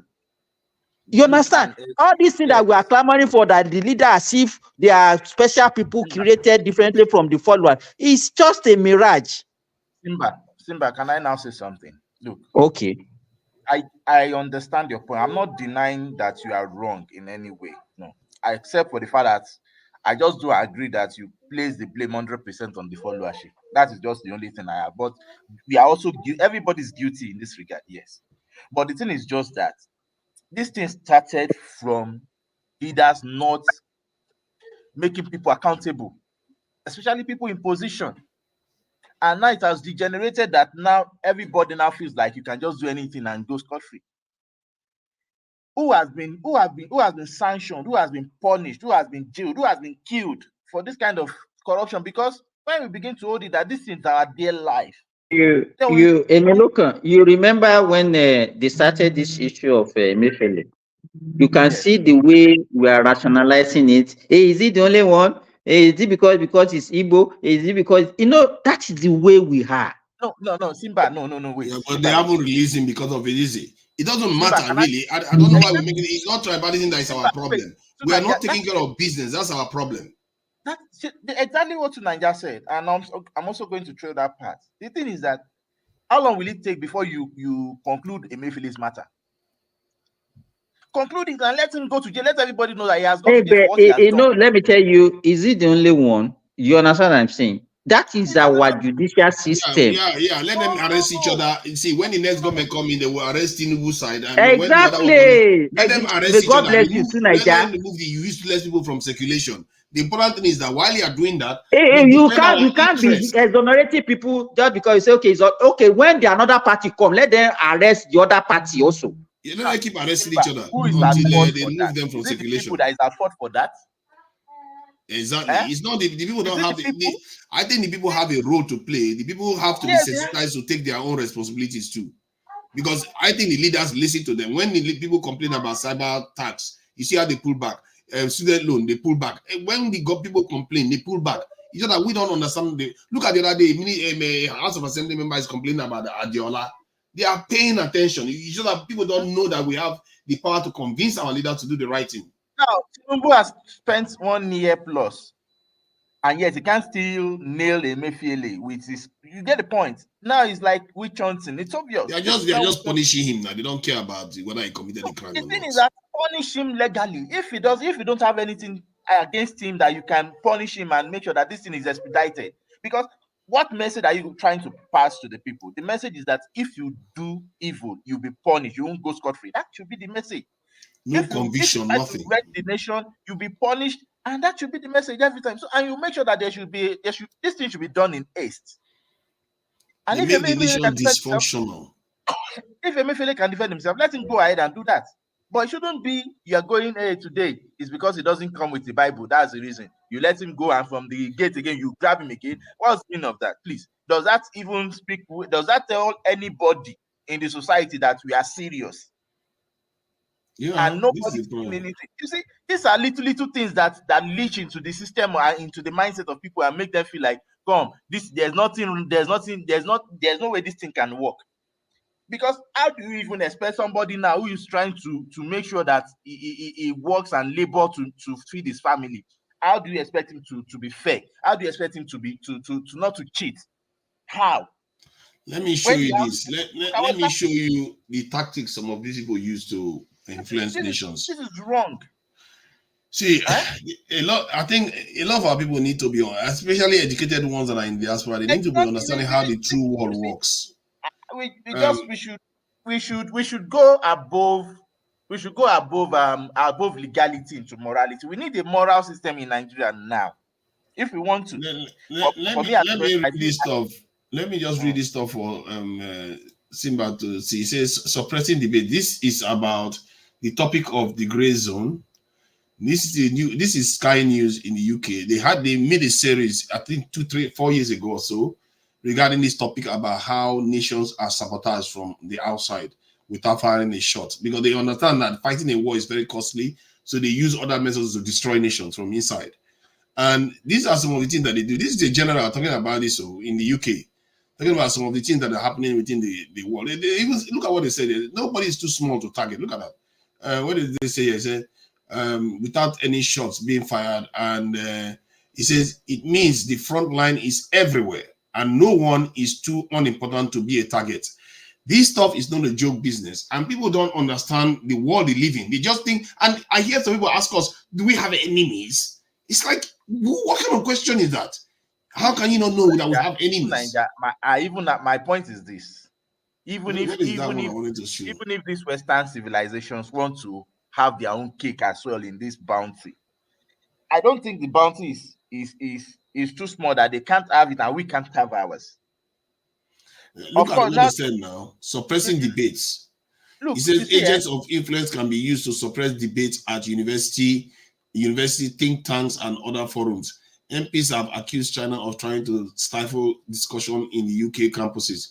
So if they are accusing all these people of doing it in other places, guess how many things? I can see it even in the Nigerian space. Sometimes you want to talk about something, they will just tell you, they will find a way to just shut you up so you don't talk about it in the Nigerian space. That it happens. There's a video of a guy that I saw. What they call them, the economic hitmen. And what do they just go to do? They are basically hitmen, but now they use economics to do the eating. Look, you see, this is part of life. No big deal. I don't have problem with the Western world wanting to have their own. It's the whole world. It's not the only way the Western world. It's only all our people that are not aware of it. It's the whole world is at it. It's only us, the mumus. That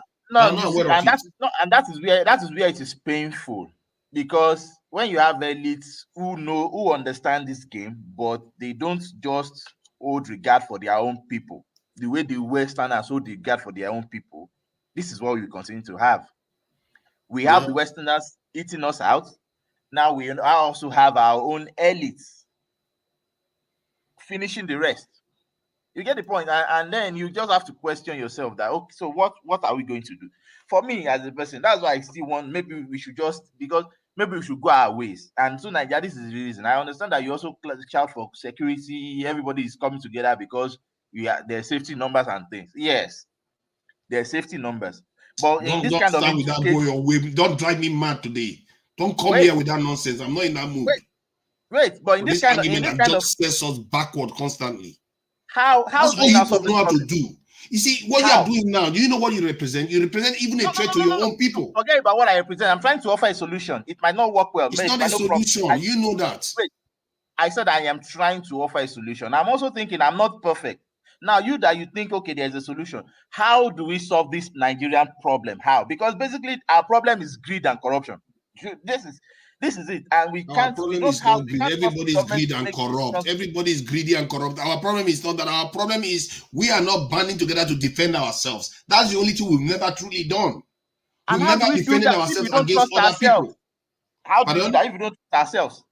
No, how you do that is by sensitizing your people to realize that there are challenges that that we have to face in this world, and your leaders are the ones compromising you because you are so quiet and because you are not aware of it. They are doing it and getting away with it. You need to let them know that you are picking up on what they are doing and demand better from them.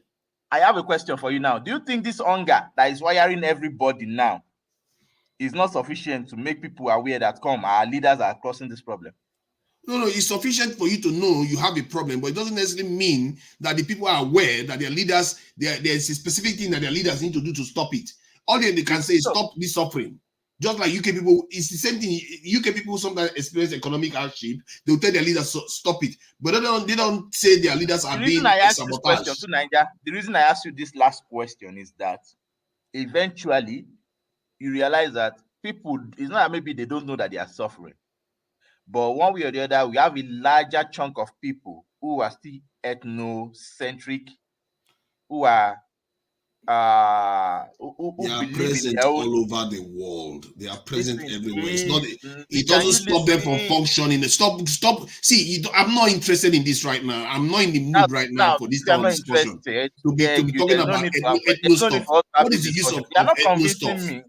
You're not convincing me, but you're not even trying to listen to I'm not interested in it. That's the point. We've already And been there before. can you see why we can't even He doesn't want to take us back to 200 years ago where we got colonized. It doesn't get us anywhere. All fine They are and busy good. Then forming NATO. You are talking about breaking up to pieces again.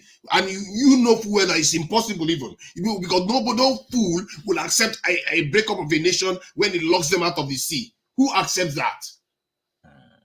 Why are you worrying about arguments that is not going to get us anywhere? Nations that are landlord today, are they dead? Is Rwanda dead? All these nations that are landlord, what I said was, who is going to accept now in Nigeria to be locked into this thing, to be landlocked? What do you mean who is going to accept? Those nations that will be locked up, do you think they don't have their own raw materials to sort themselves when they out? were created was when the colonizers arrived. Most of those nations was when the colonizers arrived.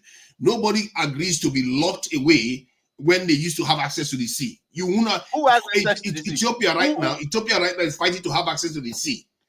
And they don't have access to the sea. They regretted how they have managed to lose their access to the sea. And you are telling the northern part of Nigeria that, oh, don't worry, let's break up and you're not going to have access to the sea. The other side is the desert. And yeah, that's fine. You know that's not going to happen anytime soon. And there are many people in the south too that will never accept that. Why bother with that kind of argument?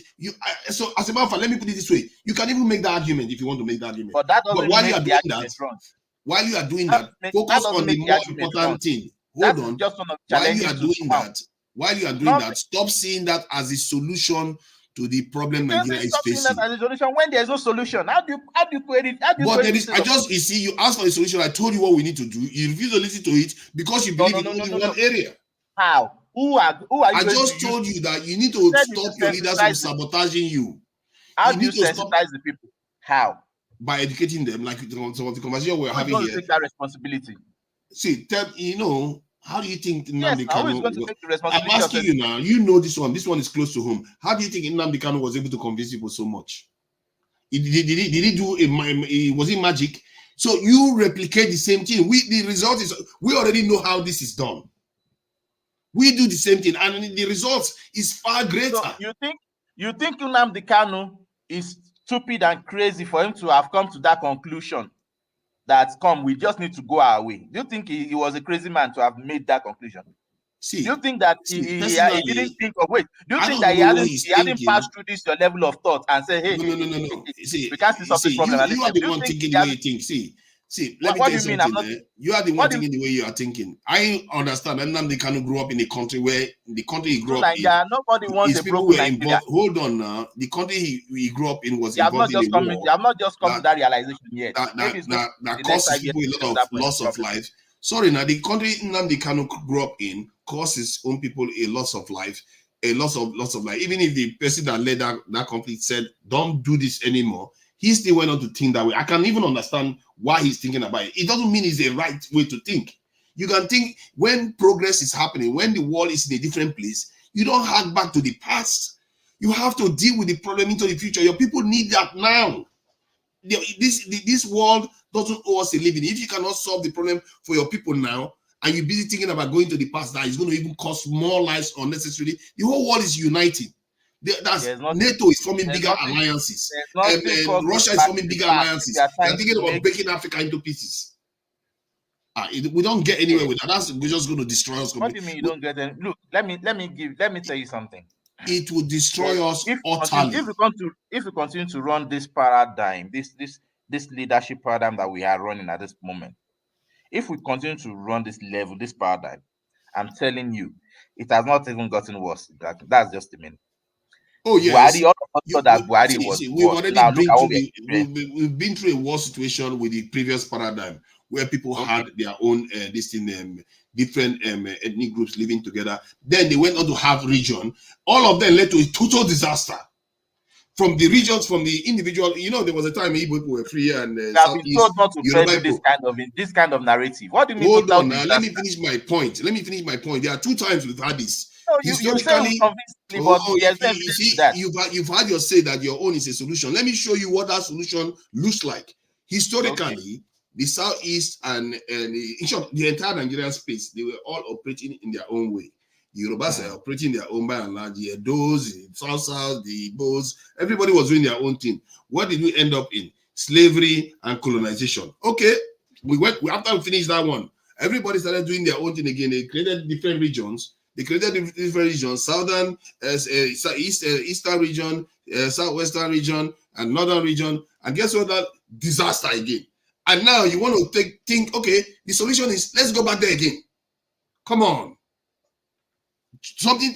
What that is showing you is that it is trying to tell you that that direction is the wrong direction. If you cannot see the signs by the outcomes, what else is going to teach you a lesson? Okay, are you done? I'm done. All right. Now this is my thinking. Anything can be right and anything can be wrong. It is part of life. It depends on how you handle it. And there's no system that doesn't have its own inherent challenge or limitation. There's no system. This current limitation we're experiencing this current system the style of leadership we're running has this limitation, and that's what we're experiencing at this moment. And the thing is that with these current limitations, I don't see us progressing with it. Why? Because this system is such that the worst of us will only come to power. There's no way the best of us can come to power with this level of what we are running. It doesn't look like it's going to happen. See, we will never move forward if we cannot move forward with this one. Going backward would even be worse. And the example is everywhere. I don't know how this is a mystery for you to see. You can see Cameroon. It's not a mystery. Hold on. You are making it look like it's special. Let me explain this to you now. Saying I want to be on my own. Hold on now. Let me explain this to you now. Let me explain this to you now. The South You've explained it now. What are you? No. I want to give you another insight. Yes. You just finish talking now. Let's dialogue now. If you want to dialogue openly, let's dialogue openly. Look at Cameroon is right next door. Cameroon is probably technically the same population as the Southeast. Look at Benin Republic. Look at Togo. How many of them are doing exceptionally well just because they are small? It doesn't make any difference. As a matter of fact, they are all looking up to us because we are bigger. And one man was right the other day when he said, the only reason why people even listen to you is because they think that you are part of a great nation. And you're saying, let me get smaller because that's going to be any better. Who listens to Benin Republic? Tell me who listens to Benin Republic. So what has your leadership on Benin Republic done to them?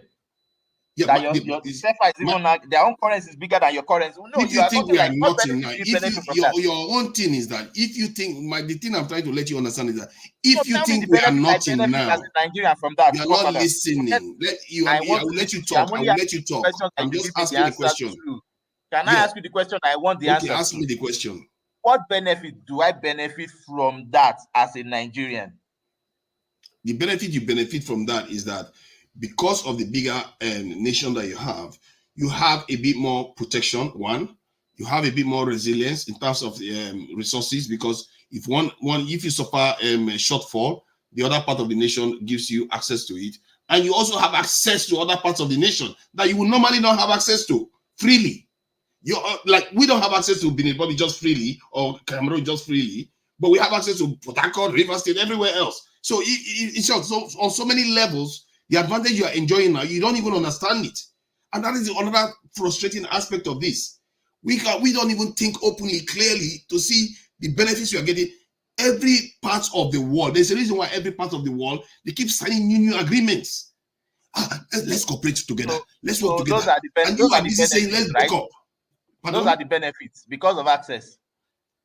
Access to prosperity. How has that affected the food? How has that made you more educated? How has that? What are you saying? Let me say this to you.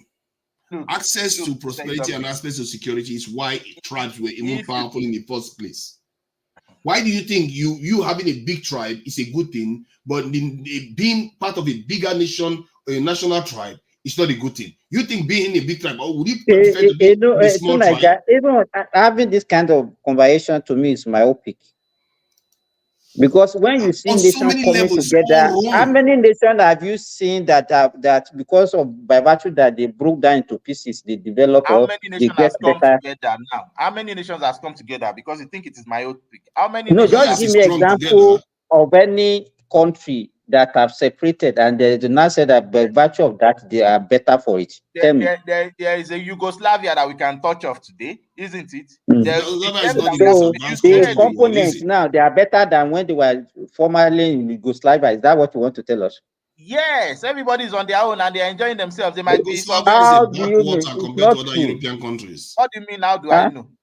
say What do you mean? How do Yugoslavia I is a know? backwater compared to other European countries now. It's not close. If I mean it benefits, then it will be like Germany Any of now. them, Slovakia, Czech, There's a USSR, Slovenia, isn't they it? are down the pecking order. Yes, there used to be a USSR. Now we have Russia. We have all the And Scandinavian USSR countries. is worse, and individual nations are worse off for it to an What are you extent. talking about? Do you know? Because the Are you listening to USSR yourself? offered them a lot more power. What power? What are you You talking see, about? that's what you don't understand. What do you want to use the power to do that will not solve your problem? It's like he will What are you not talking about? understand. You can't win this argument with him. Don't worry. USA is USA today What do you want to because do with of that the power? Why are you states. bothered about power that Without wait, you are not utilizing your gift? Even with this current power that you claim to have in Nigeria, you are not utilizing it. So That's why I'm saying that that's what you need to fix. Even when you create that small nation, that's exactly what you need to fix. If you don't fix it, your country will never emerge. How long is it going to take you to fix this problem? Better to start from where you are, because if your thinking is by maybe if you are small you do well. Tell me one small country, even in West Africa, Gambia I think is the smallest country. Are they really doing well? Just because you are not hearing them crying because of maybe they have their homogeneous and they are not crying because of that, does that mean that they are better? Okay, so who do you think, if you have a Gambian passport and a Nigerian passport, which one is better? Let's start from there. I don't even understand your You guys argument. think that you know how to reason well. I don't think you understand the concept No, where just you are answer speaking the question from. I asked you now. Answer that question. Who has a better passport between a Gambian and a Nigerian? Answer that question. Who destroy your passport? Is your government that destroy your passport or your shenanigans as citizens? Oh, so who made that happen? You can see that you don't want to take responsibility. I don't know why I'm telling you the solution. You are telling me that you have to do that so that you can have you are free power to think how you think. What do you want to use power to do? Amy, you are free to think how you think, but then why are you look at making it look like just Nnamdi Kanu or people who have taught that level, they were stupid?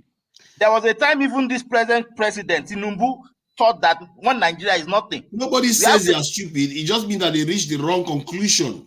Yeah, because like the a wrong world conclusion. is If telling somebody you says that is wants not to the on right his own, conclusion. you can't say it's a conclusion. No, I just it's a wrong conclusion. Amy, I know I'm not going to convince you, but I don't know. Because we for can't me, solve I'll our try to problem. understand. If I want to criticize an Igbo man or an Hausa man that he has done wrong, the ethnic people will come up and say, let me ask you this. Which country is the largest? No, Emelukan. Is clamoring that Emelukan. Which country is the biggest in Europe? Which country is the biggest in Europe in terms of size? I don't know. Except if I want to Google that, and I don't think it's going to help. It's Germany. It's Germany and France. And if you look at the economy, prosperous ones. Exactly. Go to America. It's just Brazil is the biggest in South America. So it's not by virtue of size. In Asia, which one is the biggest one, and which are the ones ahead? This in EME. India and China. Are they not the ones ahead right now? Per capital income. Oh my goodness. Answer now. At least when you say I don't know. Let me check for China's per capita income. You must consider the population, isn't it? You must consider their population as well, isn't it? Or will you just bracket that you expect the economy of China per capita income is almost $10,000 or so. 12,700. So what's the Nigeria is 1,000 of a smaller country, a country with a smaller population, maybe in Europe? Of course, there are countries with smaller population that have very, very advanced like Switzerland. You accept that? Switzerland is 92,000. Yes, I think I rest my case on that one. Switzerland is 92,000, but Switzerland is nothing like the way you are talking. Switzerland is multicultural. USA is 110. USA is 110. Simba, let me tell you, Switzerland is multicultural, multilingual, and they have a regional system whereby they have 7 presidents at the same time. high So advanced level of democracy where they have direct democracy. They were not looking to break all those different multilingual people together. They speak multiple what languages. does Switzerland want to You break are arguing to go to only one language. What's the definition of a nation, actually? Do you know that the Yoruba nation that you're talking of doesn't even have one single Yoruba language? Do you know there are several dialects? Oh my goodness. Are you now trying to compare that with English, French, and this thing? Jesus Christ. My brother, the Netherlands that you're talking about, they speak their own unique language. Every other language is acquired. They speak their own, they have their own unique language. Either way, they have different groups that are from different So what are you talking areas, about? What am I come saying? together. You're You want to break up. trying to twist things around. Look, to Nigeria, you don't have the whole solution. If some people No, I don't have the whole solution. I'm just asking you to why I'm saying think about it rationally. Whenever people talk like this, sometimes you just go angry unnecessarily. If you can't hold it, then you keep it to yourself. You have no right to make. I don't go angry unnecessarily. Actually, I get tired of. You have no right to be tired of that. If I come here every day, hold on. The system down. Calm down. If I come here every day, you can't tell me to calm down if you are not calming down. Then let me just say something. Then, if I come here every day, can you just try to hear from my point of view? If I come here every day and start coming, hold on now. If I come here every day, I can't tell you, I keep coming to tell you that Nnamdi Kanu is rubbish. All these Biafrans are rubbish. You are not going to like it. You're not going to like it. Every time you come here, anything you say always ends up in, oh, let's find a way to break up the country. When it's completely illogical. I am not saying that is the best solution. I'm only telling you not even a solution. It doesn't lead to health anywhere. It just weakens us even further. Okay, now let me share this to you now. This is something that ECOWAS, this our Mumu people again, they should have done a long time ago. ECOWAS should have had a defense pact among themselves. That would have made sure we are no longer as vulnerable as we are right now. Those three nations, Niger, Mali, and Burkina Faso, within how many months they signed it amongst themselves. ECOWAS couldn't do that for how many years? Now they have started this year. Another nonsense again. They are looking for 2.6 billion for 5,000 soldiers. What do you need 2.6 billion for 5,000 soldiers for regional district? I would be thinking that you're thinking about 50,000, not 5,000. You're looking for $2 billion for ECOWAS force. So that ECOWAS force, that doesn't mean that we have a security pact. No, these Mumu people, man, our people are such mumus. I can't understand. It's like, what is wrong with our people? Because if you have a security pact within ECOWAS, that means no coups will ever work.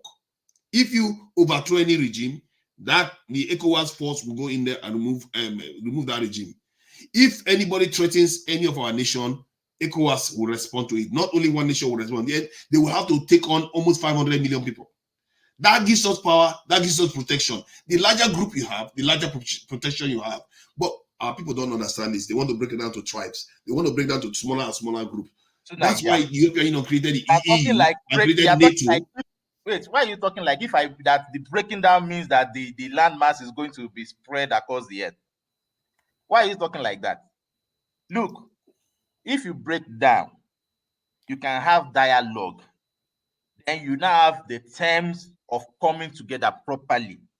There will be a memorandum of understanding. There will be a bilateral relationship laws. This is the way we want to relate with ourselves, and there will be respect there. But right now in the Nigerian system that we have, it is basically a broken down system that we are just patching with plaster and cement just to make sure it looks old. But the truth is that it's broken down because. But you have asked yourself, all the nations within Africa right now, how many relationships do they have with each other already? Even all this stuff you're talking about, they don't even have good relationship now. We can start with ourselves. It doesn't matter. No, the one you separated from is going to be special. What do you mean? Do you think it can't work? See, what you are asking for, if it works, it's going to work in a world where all the other powers have disappeared. It will never work in a world. Because if I'm the man on the other side. So why? See, I'm telling you now, if I'm the man, if I'm a Weibo man, I'm a Chinese man, I watch you people doing this, I'll be like, hey, these people, they're mumu, they wear trousers. And what I'm just going to do is, whenever I want, I will just come to your country. What are you going to do to stop me?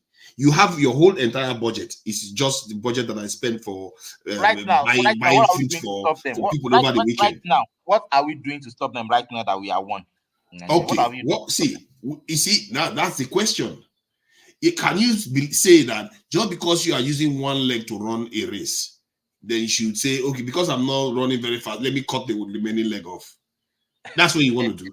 You should be saying, let me get prosthetic, That's the wrong and so that analogy. let's find a solution to this one leg race I'm running, Give you my own so that we'll analogy get to two that legs.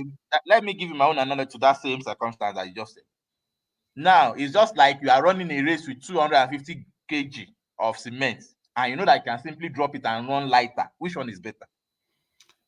If you, of course, the one that we are running lighter is better, but your problem is that you are thinking that you are seeing the hold on. Your interpretation of the load is the way you are wrong. The load you are carrying, not interpretation. You don't have the your true you load are not is right weakness. interpretation as well. But that's the thing. That's why I've told you that if I'm the one sitting on the other side, your true load is weakness. It's not strength. Not because you are sitting next to an outside man or a Fulani man. It's because you think the small group that you think are small can't fight for themselves. Why are you bothered about that? You can't. Let them have their own. None of them have been able to. What do you mean they can't? Let them decide. Let them see. If I was in your country now, your entire let's say Let me give you an example now. You gave me your load example. Let me give another example. If you have a country that, let's say, you are generating $20 billion GDP, or let's say $20 billion budget, which technically is what Nigeria has, and I have an economy that is 3 trillion, and I come to you and I want to ask for something. What odds do you have of stopping me, given that I have $2 trillion at my disposal and you only have 20? You can't compete. But if you have, let's say, 50, 100, at least you have a better chance. So that is what you're arguing for. You're arguing to be smaller. You are just deceiving yourself. The better chance that doesn't still go is it doesn't amount to anything. What better chance? Better chance. You see, you don't understand. In this world, what do you mean I don't understand? If you can capitalize on the little advantages you have, you stand a chance at least. What little advantage? Is it the advantage that the northerners, they are excavating their gold and whatever resources on their own and driving it and go sell and keep the money to themselves? That the southerners are using money on the Nigerian system? Is that an advantage? My brother, we are low to ourselves. Let us just say the facts. If you think that is a problem, then watch out what happens when it becomes smaller. For me, it doesn't make any sense at all. You guys should let people in a little bit into the conversation. If you think that is a problem, you are going to have even a bigger problem when you find yourself being smaller. When you are smaller, nobody listens to you. Everybody takes you for granted. They will tear your country up as they see fit. Okay, who listens to you right now? That point you're making, it's not true. I mean, okay, MLO Corn has been making the points that needs to be made as far as where our situation. Every country is unique. There is nothing to say if a country is small, right? They may have a handsome GDP per capita. That's the rule, not the exception, right? Now, when you're talking about, let's say, a bigger country can then fight you and defeat you, first of all, that's still not true. But we don't have that situation. I was asking you in the comment section. What do you mean we don't have that situation? We don't have a situation where the big fish takes the little fish in our neighborhood or in Africa. They're taking it all the time. No. You just don't see it. They're not taking anything. Just hold on 1 minute. Whatever is applicable to big African countries obtains in the small ones, which is people from outside doing all kinds of neo-colonialistic stuff with Africa, because people like you, for example, we have to understand that if things that Oyibo has gone through, a lot of things were going through a long time ago. So they have doctrines, they have laws that govern those kind of things. But just hold on 1 minute, because I don't want to expand the debate. What I'm saying to you is that the examples you've been citing have been improper. You said to him, or one of the guys that left was asking him, look, give me an example of a country that did better after they divided. And of course, India is one of the ones you're citing that's doing good in the Asian, with including China. India divided into 3 or 4 times now. Pakistan was a part of India, and they were going. They're not going to get anywhere if Pakistan and India were the same up till now, even though they look alike. And they share a lot of things. They still have Muslims in India. I hope you know that. Yeah, they do now. We're not looking at exclusivity here. We're looking at the threshold and the projection of There's success. no real metrics to any threshold to make any. No. What I'm saying is that, on that. Yeah, I'm telling you because it's not unique to India. I'm saying that if the China you cite, right, they rounded up all their Muslims and put in a camp for re-education. I know you've heard about the controversial move they made, right? So they did that over there. Japan doesn't allow Muslims into their country. You can't practice or do it. As a matter of fact, you may not even be able to go there, period. So now there's so many countries because the problem we have is the same problem. Now it's not. Now you're making the Muslims the problem. It is a problem, right? Just hold on. Listen to what it's not the Muslim that is the problem. It's the weakness that is the problem. Listen to me. You are drawing the conclusion. I'm just going by premises for right now. You agree with me that India and Pakistan broke up, and they're not even good neighbors. They broke up from the period of ending of the colonization. Hold on. Don't tell me. Period. That has not. If it broke up yesterday, if they broke up 20,000 years because ago, it matters when they broke up. It doesn't matter. Listen to what I'm saying, though. It's a matter of like they've been together for 10 years and decided to break up and they were doing better. And besides, 2 of them are actually doing better than us right now. Yeah. But I can agree. I mean, better. Even Pakistan, it's a nuclear-powered country, right? But you don't see it in their standard of living. You don't see it in any. Yeah, but will you stop employing that technique of talking like a girl when I'm talking you? No. Crying. I'm trying to cry because hold on now. Don't take it personal. No. I'm just saying. I've been here for a long time. Yeah. I'm trying to short circuit the argument so we don't go too long. Okay, no, you don't have to because I'm not gonna be talking for a long time. I'm saying between the debate you already have with Emiloko, who's making this sense, but he's not spirited about it. He's doing it reluctantly, which is the problem we have in our country. Those who are right, they could take or leave it. You're trying to correct somebody who's right. Do you know what it does when you are operating with falsehood, especially if it's wittingly, if you're doing it on purpose? Because you all over the internet, you got your own AI there. The argument you're making is trying to ignore the facts. Now, it's not politically correct to talk about what our problems are. I'm the rare person who comes and I'll tell you. Because we need to know.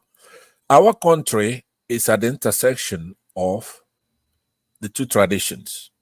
Period. That's all it is. There's nothing else. What traditions now?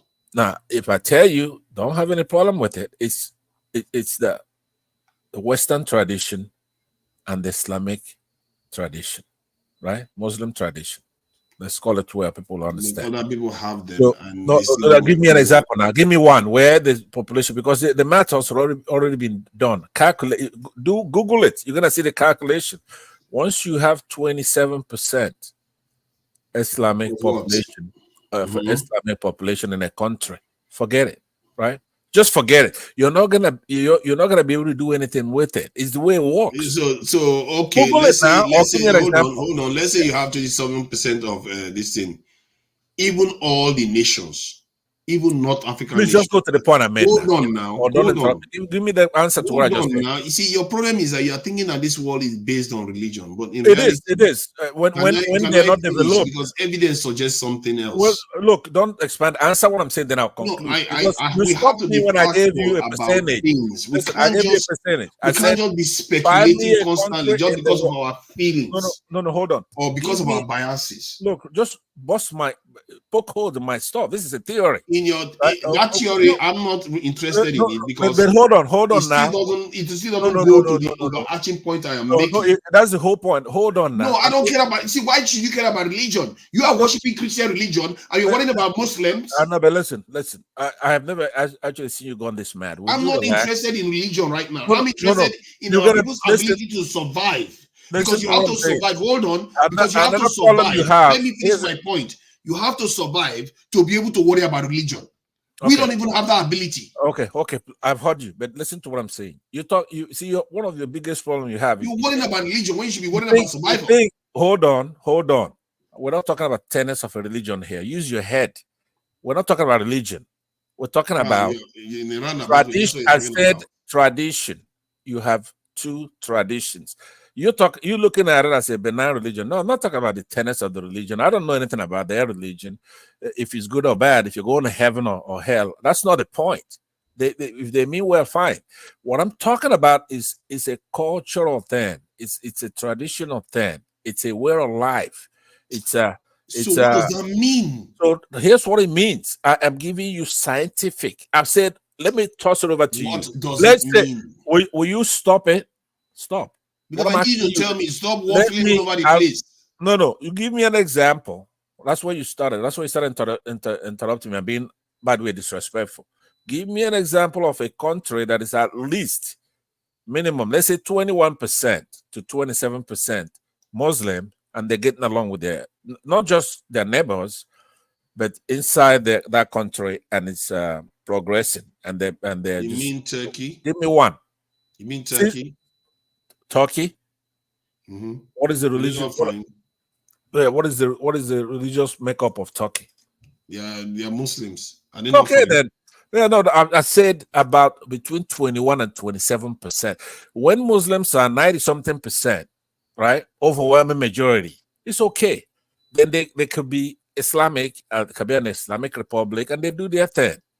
Of course, they're going to almost wipe out their Christian population, the minority. They're not going to have any mercy on them. But that's not our discussion right now.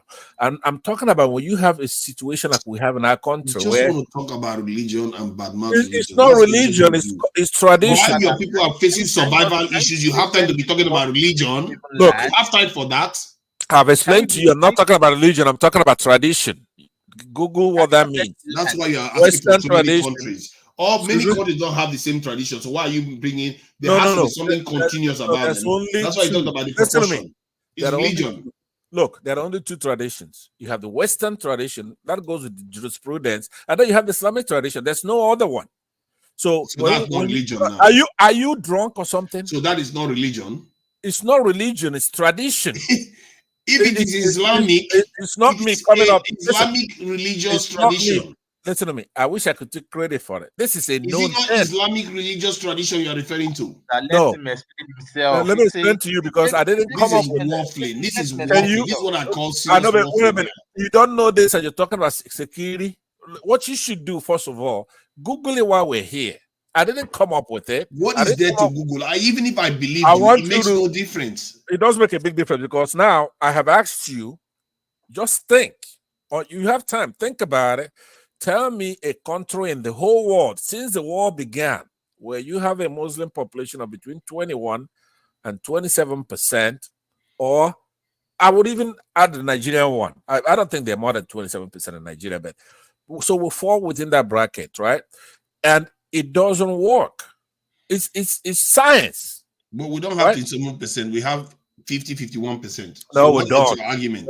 No, we don't. Don't listen. That's part of so the now problem. The Muslims in Nigeria is 27%. That's what we should believe. I think it's probably like 21. Oh my God! 21. But listen to me. But listen to me. That's not the debate. But listen to it. Here's another thing, right? I'm willing to go even 50. I feel bad for you. But listen to this. I'm willing to go even 50-50, right? I'm willing to go up to 60. Some people try to do it. Oh my God! I feel bad for you right now. I'm doing you a favor. If you're truly a patriot, what you need to first of all find out is what is our problem and how do we resolve it, no matter whose ox is God, right? I know what our problem is. I've been shouting at it from the roof. Okay, I'll listen. Go ahead. Tell me what is our problem. I have never heard you tell me what our problem is. First of all, if you truly want to know the nature of the world, it has nothing to do with religion. Because all religions, you're going to another topic. Tell me what is that problem. I'm telling you, I'm coming to the core of the problem, so you understand the true world you live in. The greater predictor of whether you are going to do well in this world or whether you are not is race. Race is a bigger influencer of people than religion. Even if religion was the case, you will find many African countries that are religious that are doing very well, and the same thing the other way around. But religion is not a great predictor. You will see black countries that are religious, they are Muslim, they are poor, they are Christian, they are poor. It doesn't matter. But if they are color, it seems to define who is going to be poor and who is going to be rich. If you understand that race is at the top of the agenda of the way people decide in terms of power structures, then you go. The second layer is your ability to defend yourself. Now, that is the one that we have to pay attention to mostly, because we've never really done that until after we lost the colonization war. We've never, no African country has actually fixed their security. Not one. Not one has ever matched the level that you have in any of the developed nations or even just standard nations. We've never even met it. So if you don't fix that, and the reason why this is a core issue is because it's fundamental to life itself. If you cannot secure your people, it means the people that have it will control everything you have. And I wonder why we can't even recognize this, that this happens all the time in our country. How do you think bandits kidnap people? You think they kidnap people by giving them roses? Because they exert force. They take it from you. And we as a nation have kept ourselves so weak that anybody can come and take whatever they like. And you think you're going to ever solve any problem. You will never solve any problem. Because whoever has got it, if I'm the one on the other side, why should I let you? Is it my job to let you enjoy yourself? It's my job to take everything you have. And God has ordained it that way too. You like it or not, that is the gift of the Most High. He has put it that way. Even in the Bible, the people that believe in the Bible, when the children of Israel came out of this, God just handed them the city, the promised land. He didn't hand them the promised land. As a matter of fact, when they went there in the first place, they were scared. They're like, oh my God, those people are giants. We can't take them on. It's too much. They were condemned to the desert for 40 years. Then when they were ready, they had to do what needed to be done. And what was that? What was that? Was it flower throwing ceremony? They had to fight for whatever they've got. That is the true nature of the world. And if we don't open our eyes to this, nothing we do will ever work. That is my case. You can worry about religion later on after you fix your ability to survive. You can worry about tribes later on after you fix your ability to survive. Because if you cannot survive, there's no room for anything else. There's no use. You think we are not surviving right now? From your point of view, you think we are surviving. But from my point of view, if I'm looking from the other side, I'm thinking these people are getting weaker and weaker. And in time, my children are going to come and take whatever else they've got, whatever they need from them. If my children don't need anything from you, they will leave you. But if my children need something from you, they'll come and take whatever they like. You know what I mean? Tunaja, let me interrupt you on a very important point, because you just actually made the point on wittingly that we need to. You cite an example such as Turkey, right? Because it's a more advanced Islamic country. Turkey, remember, in 1915, kind of thing, they had 1914. They had a population of 19.1% that are non-Muslims in Turkey, right?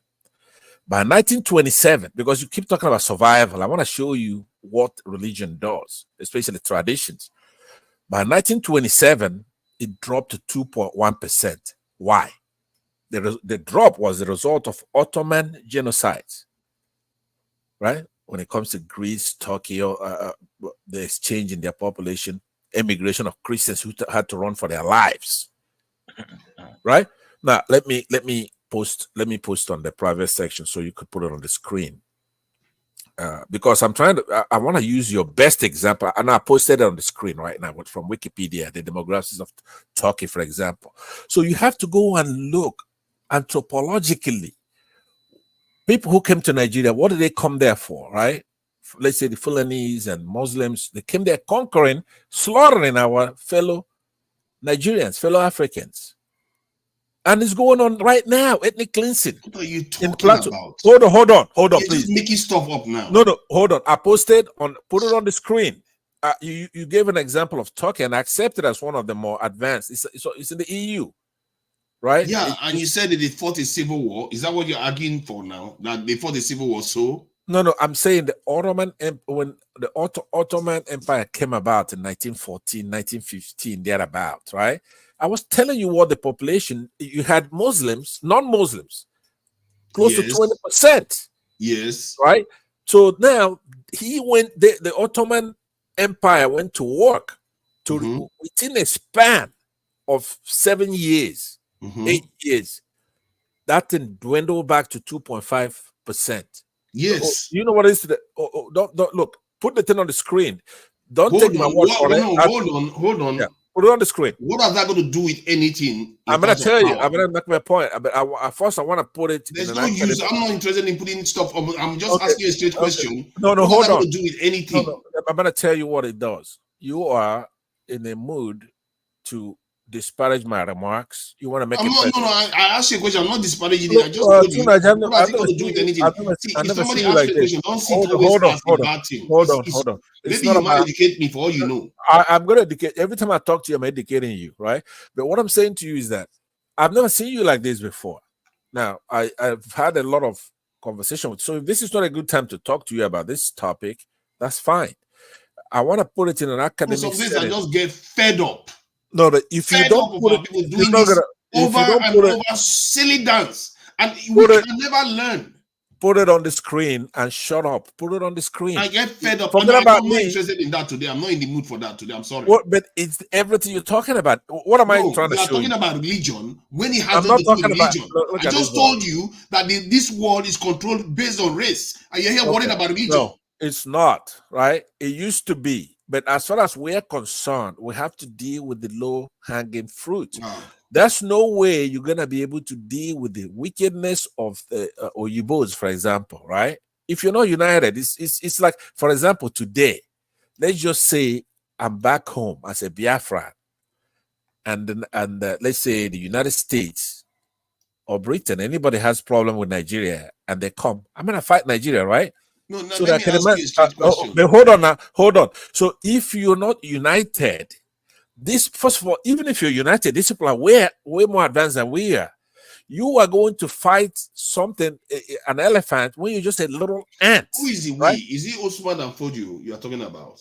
I'm talking about in the case of the talks, they were the aggressors, right? Okay, let me ask you. I want to ask a straight question. Yeah, go ahead. Now, if the entire Nigeria converts to Islam, yeah, what is the worst that can come? No, hold on. You see now, that's the problem.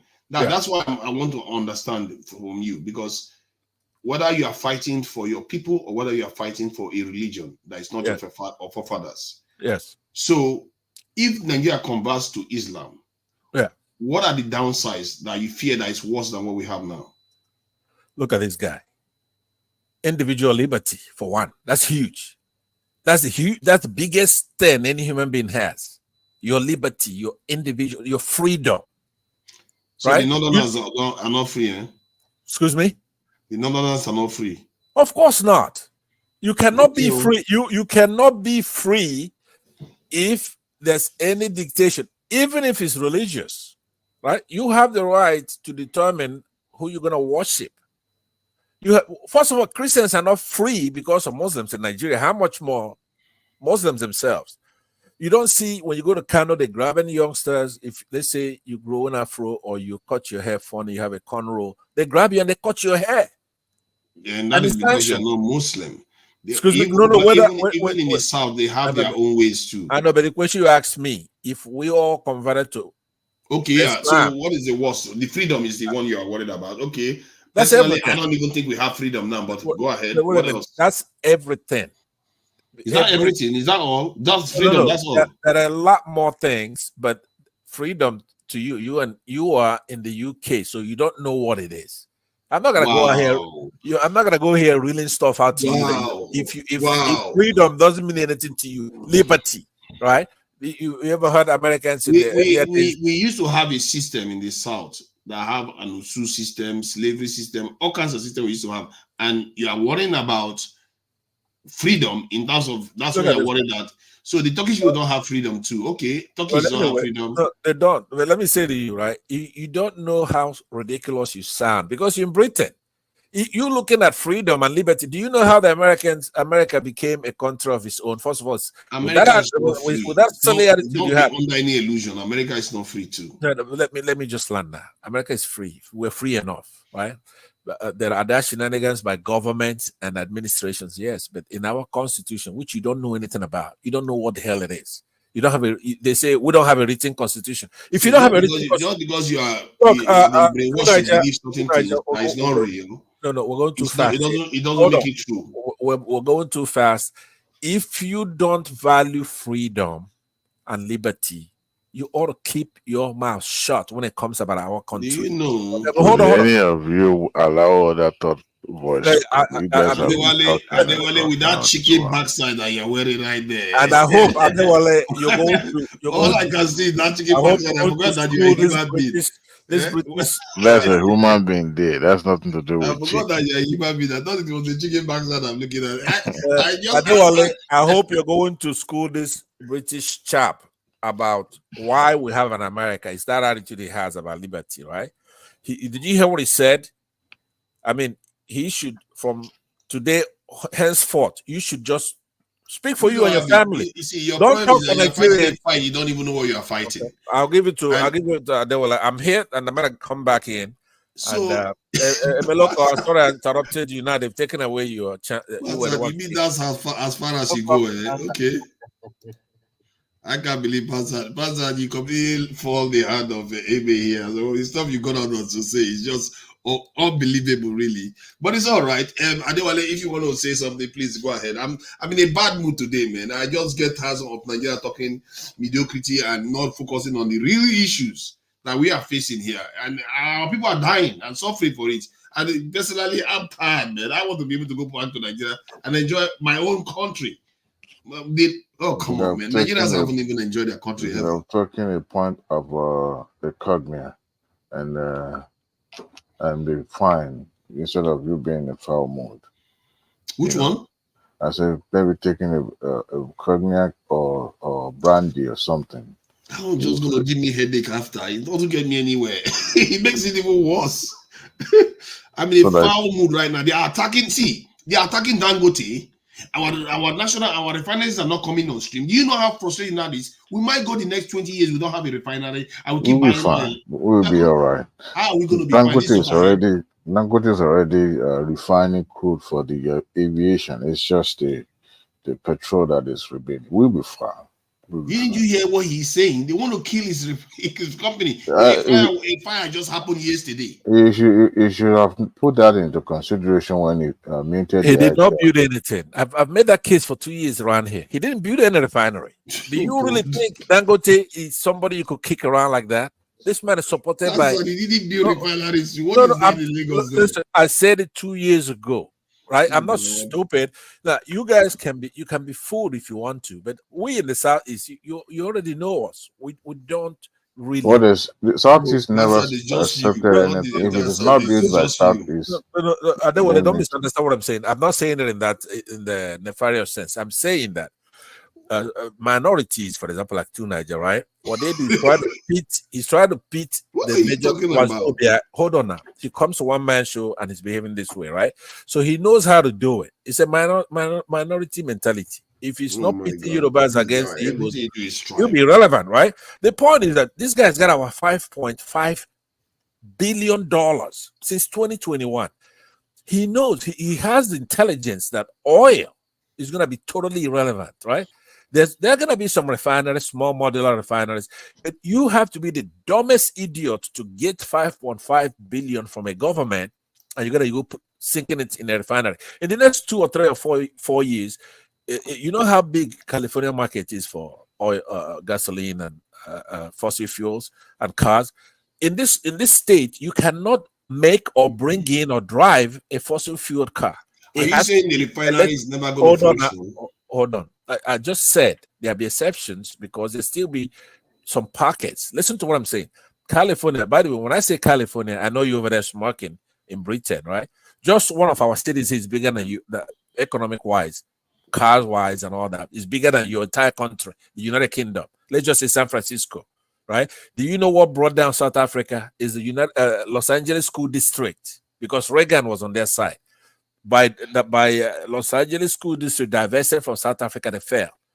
Without us, our second window and first tier window, you will be done in your country with $30 trillion economy. So when California has already mandated by law that you cannot bring in or drive any fossil fuel car, it's a big deal. The Germans aren't going to build anything.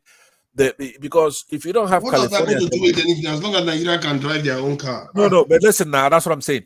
Nigerians, you know what, that Nigerians are copycats anyway. Once they know that everybody's driving electric cars, and the price is gonna go down. It's gonna be better with one charge you could drive 1,000 miles probably by then. So what I'm saying to you is that Dangote has this intelligence. He knows. So if you go there where he built his stuff, right? He overdid it. It's a lot of pipes, right?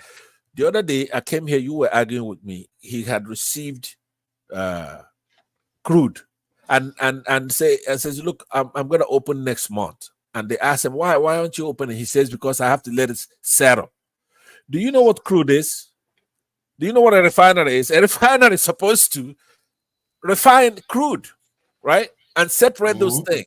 It's not supposed to be done by gravity. He's a liar. and he's never had any value added product. He's always competing with market women. Look, going to school is very important too, Nigeria. Let me tell you, this guy is not an innovator. Building a refinery is nothing but. Oh my God! Will you be what quiet? is your problem? No. I can hear you when you say he's not I'm doing making well. my case against him. But you are going on too long. No, okay. Let me round it up. Let me round it up by saying this. After this, I did all this time that I took from him. What I'm saying is that when we are criticizing Dangote, it's not because it's a tribal thing or religious thing. No, he's what do you call that when somebody, his colleagues, not a colleague, but people in his class are like Bill Gates, Elon Musk, billionaires. They're supposed to innovate, supposed to value added stuff. You're not supposed to go and take, as poor as Nigeria is, you go and take $5.5 billion. Do you know how much $1 billion is? And then we go through all that COVID. We go through this. Okay. Let me ask questions. Let me ask you some questions. Let me ask you a question. Just very brief answers. Yes or no? Yeah. Are you for the Lagos Calabar Highway? No, I'm not. Are you in support of this thing? Are you in support of Dangote building a refinery? No, I'm not. Are you in support of? It's an anti-investment. Hold on. No, are you in support of Onyema? This thing doing flight he's to an this Igbo thing? guy. Hold on. I don't do that now. You can't answer for him. Are you in He's support of Pansa. Onyema? I know Pansa very well. You don't know him. How Pansa gave his answer now? Are you in support of Onyema? Are you in support of Onyema? This is I hope you don't ask me why. Lagos, London. Okay, you are in support of that. Yes, I am. Are you in support of the second Niger bridge? No, I'm not. You are not in support of the second Niger bridge. Are you in support of the train lines from Port Harcourt to this in southeast? Southeast. No, I'm not. So you're not in support of all those things. Okay, now good. So you see what he has done. I'd like to give you why, because it's interesting. Okay, why. Give the whys then. Okay, on the refinery one, I believe that we have some refineries that could be fixed, because we're not really going to be on it for a very long time. You have about 4 or 5 fine refineries. Now, what Dangote has been doing is try to cripple those assets, like he did, by the way, in the cement one with Yahaya Bello, right? You could see that very clearly what he did there. He that's why he didn't go to school. He's so dumb. He goes to Yahaya Bello to take Yahaya Bello's their state's cement factory. Yahaya Bello goes to court with him, challenges him, unlike you who was worshiping everybody. Goes to court, defeats him in court, win that thing back. So now he's trying to appeal, and he's trying to have this guy arrested and to harass the new governor and stuff like that. So that's what he's doing in order. So monopoly, you're against him because of monopoly. The monopolistic things that he's doing and the way he's doing it, but he's trumping our country. That you have to understand that with the money Dangote and his grandfather and his father has taken from Nigeria, if we have that money, he doesn't have a penny more than what he's taking from Nigeria. Is the funny thing. Okay, now, I'm not so saying how about Lagos Calabar one then? the priority is completely misplaced. That we have a 30-something% inflation, right? People are starving. You don't have schools. Kids out of school. They don't have health care, It right? would have created a lot of jobs. No, but where now? You have to trace what they're doing to Shagori, right? Shagori Group, high tech. Go and look at his history. That guy's convicted here in the United States. He That wasn't guy was convicted. Abacha. Hold on. Yeah, he was convicted. He pled guilty. It's a conviction. But anyway, so he was Abacha's bag man, whereby he paid 300 million naira to Nigeria so that he won't get prosecuted, right? He's the bag man for the money. He's bad. So once Tinubu was winning the election, he ran to France. That was at his house. Yeah, so the priority is out of touch, right? Okay, so the second Nigerian bill, why are you against that one? I'm against it because the federal government should let states, all those things they have, about 60-something items in the exclusive list, leave it to the state. You see, here where we are, counties build roads, not even states. You may have a state highway here and there, but the actual thing is done by cities, by counties, right?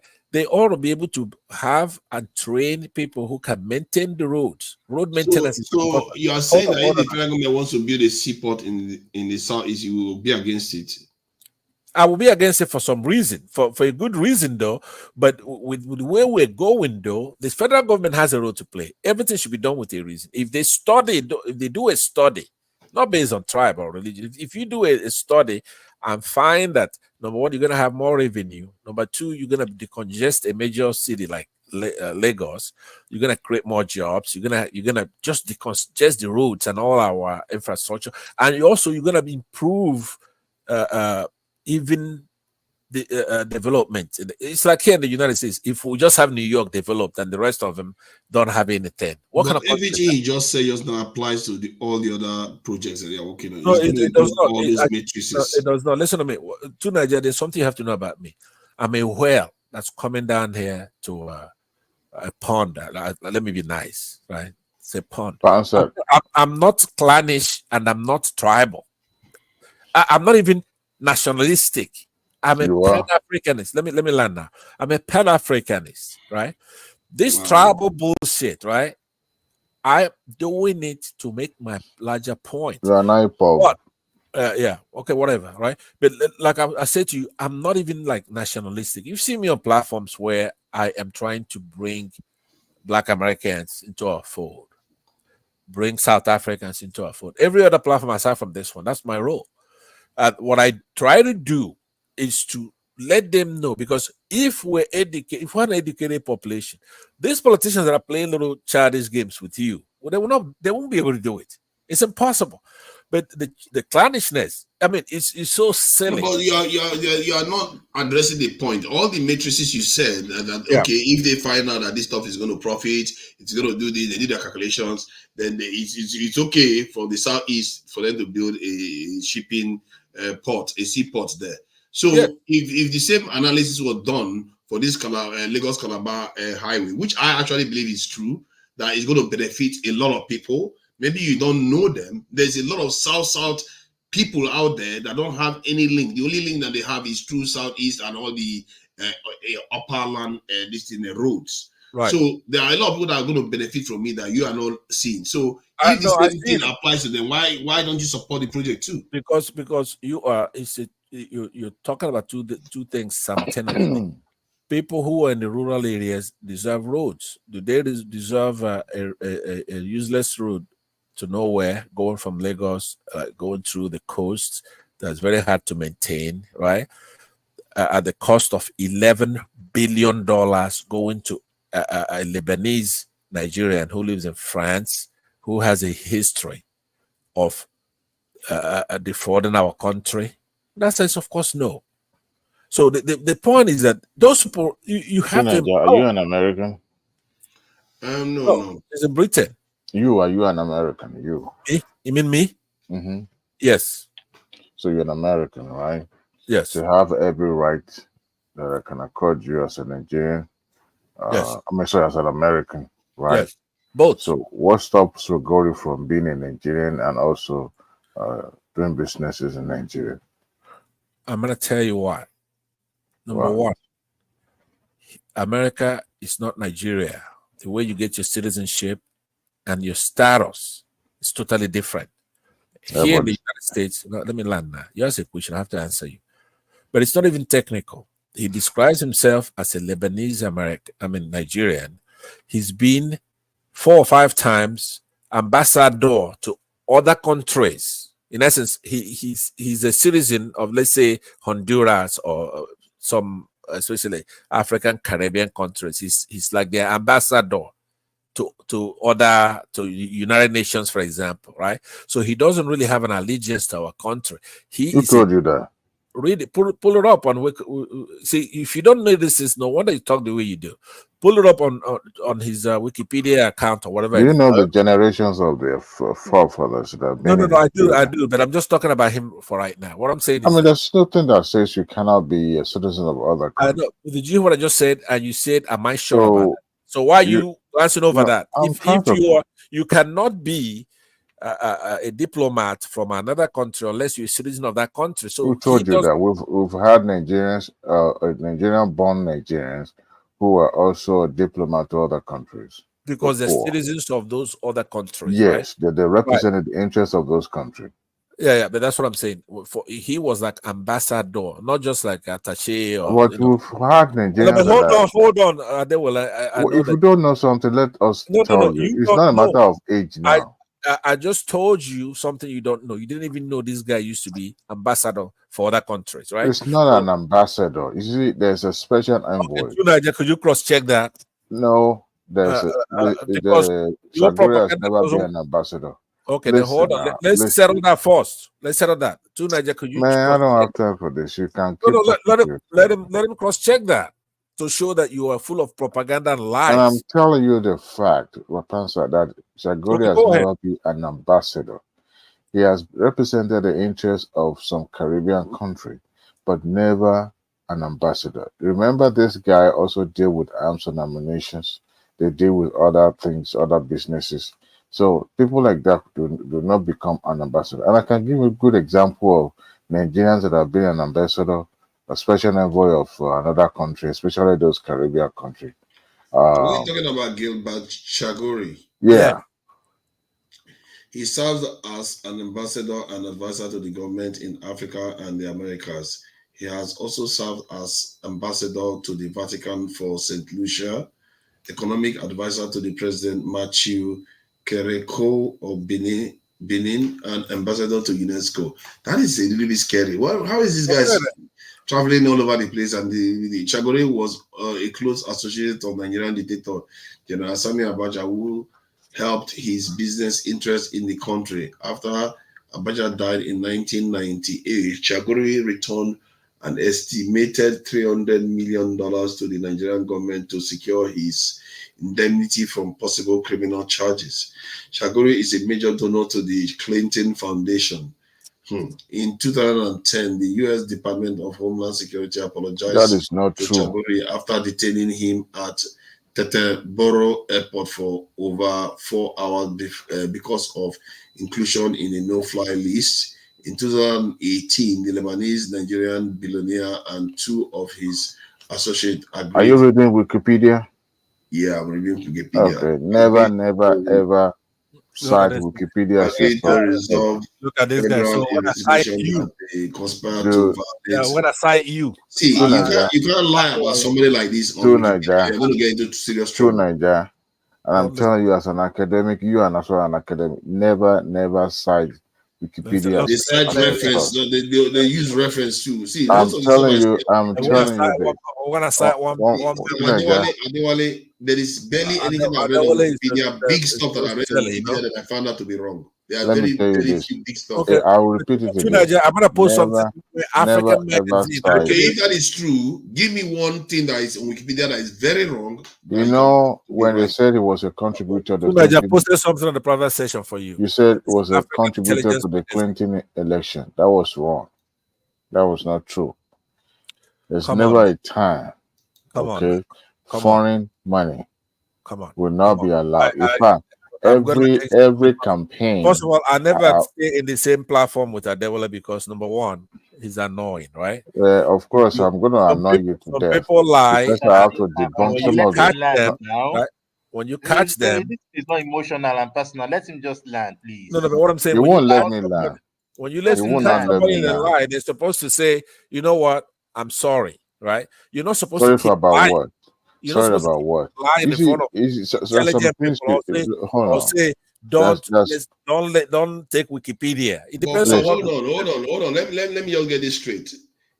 This is a little bit interesting because if Wikipedia is in any way correct, with the man with such a history, the current president and his family, it says the president's son, Tinubu, was recently appointed director of a subsidiary of Shaguri Group, marking another step in the return to favor of its Lebanese Nigerian owner.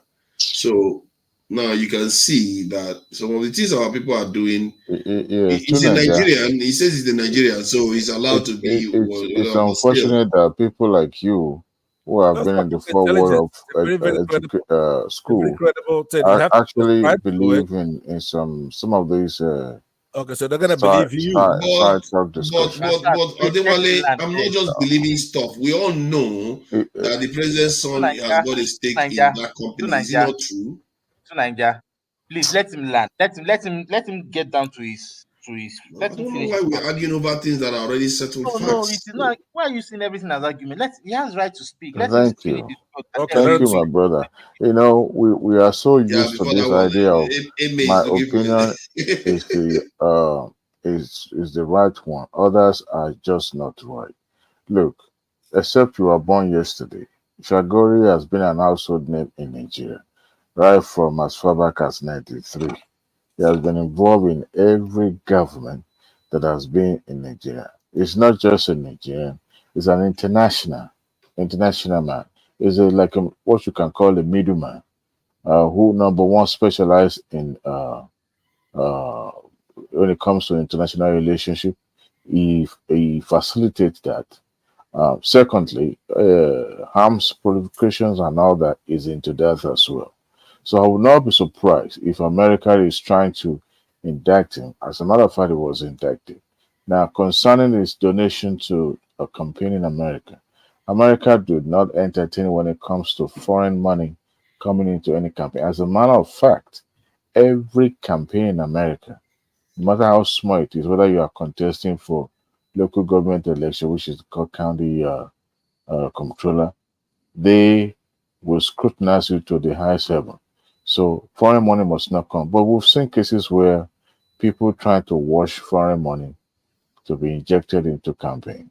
Now, as far as Shagori is concerned to Nigeria, look, people like him, I don't know if you studied very well. We've had the likes of Nigerians that have represented the interests of other African countries, if not just African countries, but Caribbean as well, because it's easier to represent those Caribbean countries. It's all about money. Okay. The likes of Dendi Fernandez has represented the interests of certain countries in Africa. And we also seen others. Now, the one that the title of ambassador, look, anybody can be appointed a special envoy.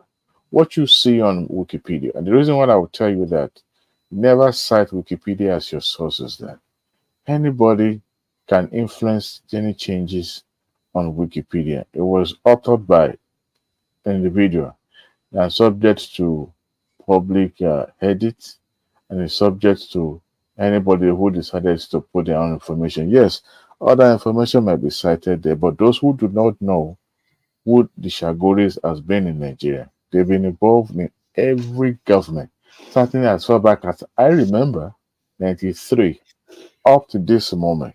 Is it Jonathan administration? Is it Buhari administration? They have always been involved because their generations have been in that is the Nigeria. thing, though. So you're not arguing that they've not been around so many different cycles.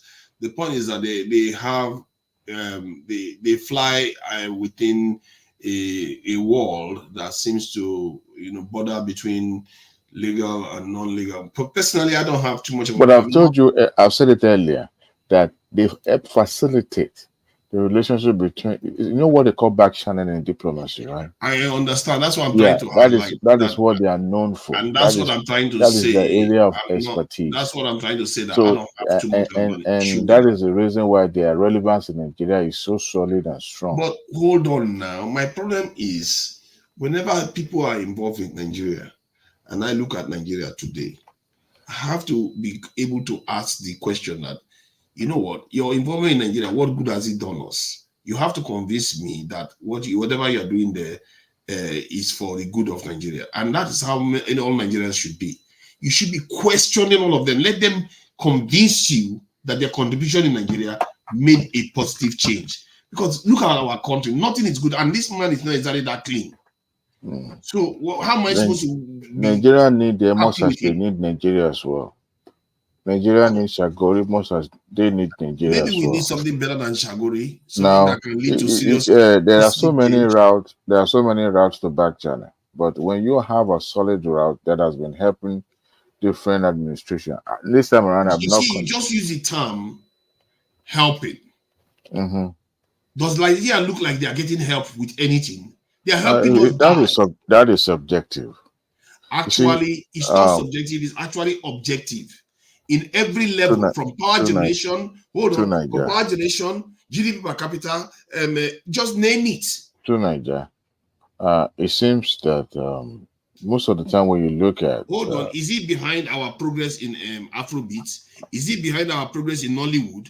To show me that, maybe I will say, oh, good. Everything else it seems to be involved in is the part that is killing us. Am I wrong? should I well, that's I don't not know. everything being You have to discussed in the score people highly. You have to score people highly on something that they actually but deserve. you know the funniest thing, when you've had a family. Can you speak up a little bit? Speak up a little bit so I could really. So the you can't hear me. I can't hear you. You've always having to. We might need to go check there with the doctor and see if you have a hearing issue. I don't have. You see, Fort is saying that every country has people like you have Peter Mandelson in the UK. Was that a no bid contract for $11 billion? There's no country in the world that would do anything like that. You know, $11 billion no contract would take somebody. You know, when you have $11 billion.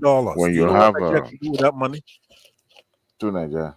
Okay, so you give that one 11 billion, and you give all these people are the kind of people that are destroying Haiti, there are so many. If you look at the certain people that are destroying Haiti, they don't look like the Haitians. Okay, so they just come to their country and destroy them, and we are just here saying, "Oh yeah, they're helping us. They're helping us." What kind of help is that? Helping us to the grave? One Nigeria, two Nigeria, not one having this conversation is totally useless, because at the base of it, I might need to. You have to get the basic things right first. You cannot give somebody. Let's hear Adewale finish what he said. Hold on, he will continue. We're making it conversational. Well, it's conversational. Hold on. I'm only going to chime in for a minute on what he just said already.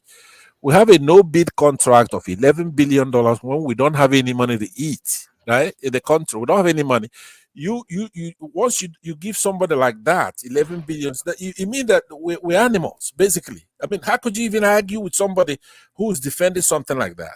Not only did he pay $300 million back to us so that he doesn't get prosecuted, he should never ever in his life again participate in any civil thing in our country. He paid $300 billion in this country. If you're convicted of something like that, right? Because to take that money from you means that you have put it in writing that you did it. Therefore, you're gonna pay this money. Let me ask Adewale now. Adewale, is there anything that he has been involved in that is big in Nigeria that is actually good? You know, some of those things that you are trying to pinpoint probably would not be will ever make a public discussion. You know why? Because people like Chagoris and the likes they are used for certain purpose, and they don't get involved in domestic issues.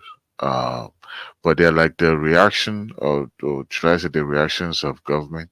Most of what they get themselves involved are much higher than what is in. But you don't know of any positive thing that he's done. Number one, I don't have to gauge him on what is positive or what is not positive. If the government, the federal government, has not engaged him, it probably would not have been relevant, right? So, and let me give you an example. And I will use this local example so that when the FBI is trying to do investigation, they will have their source, right? So their source might be a drug dealer who is also heavily involved in drug dealing. But this source is the one giving them information about how to do raids and all that.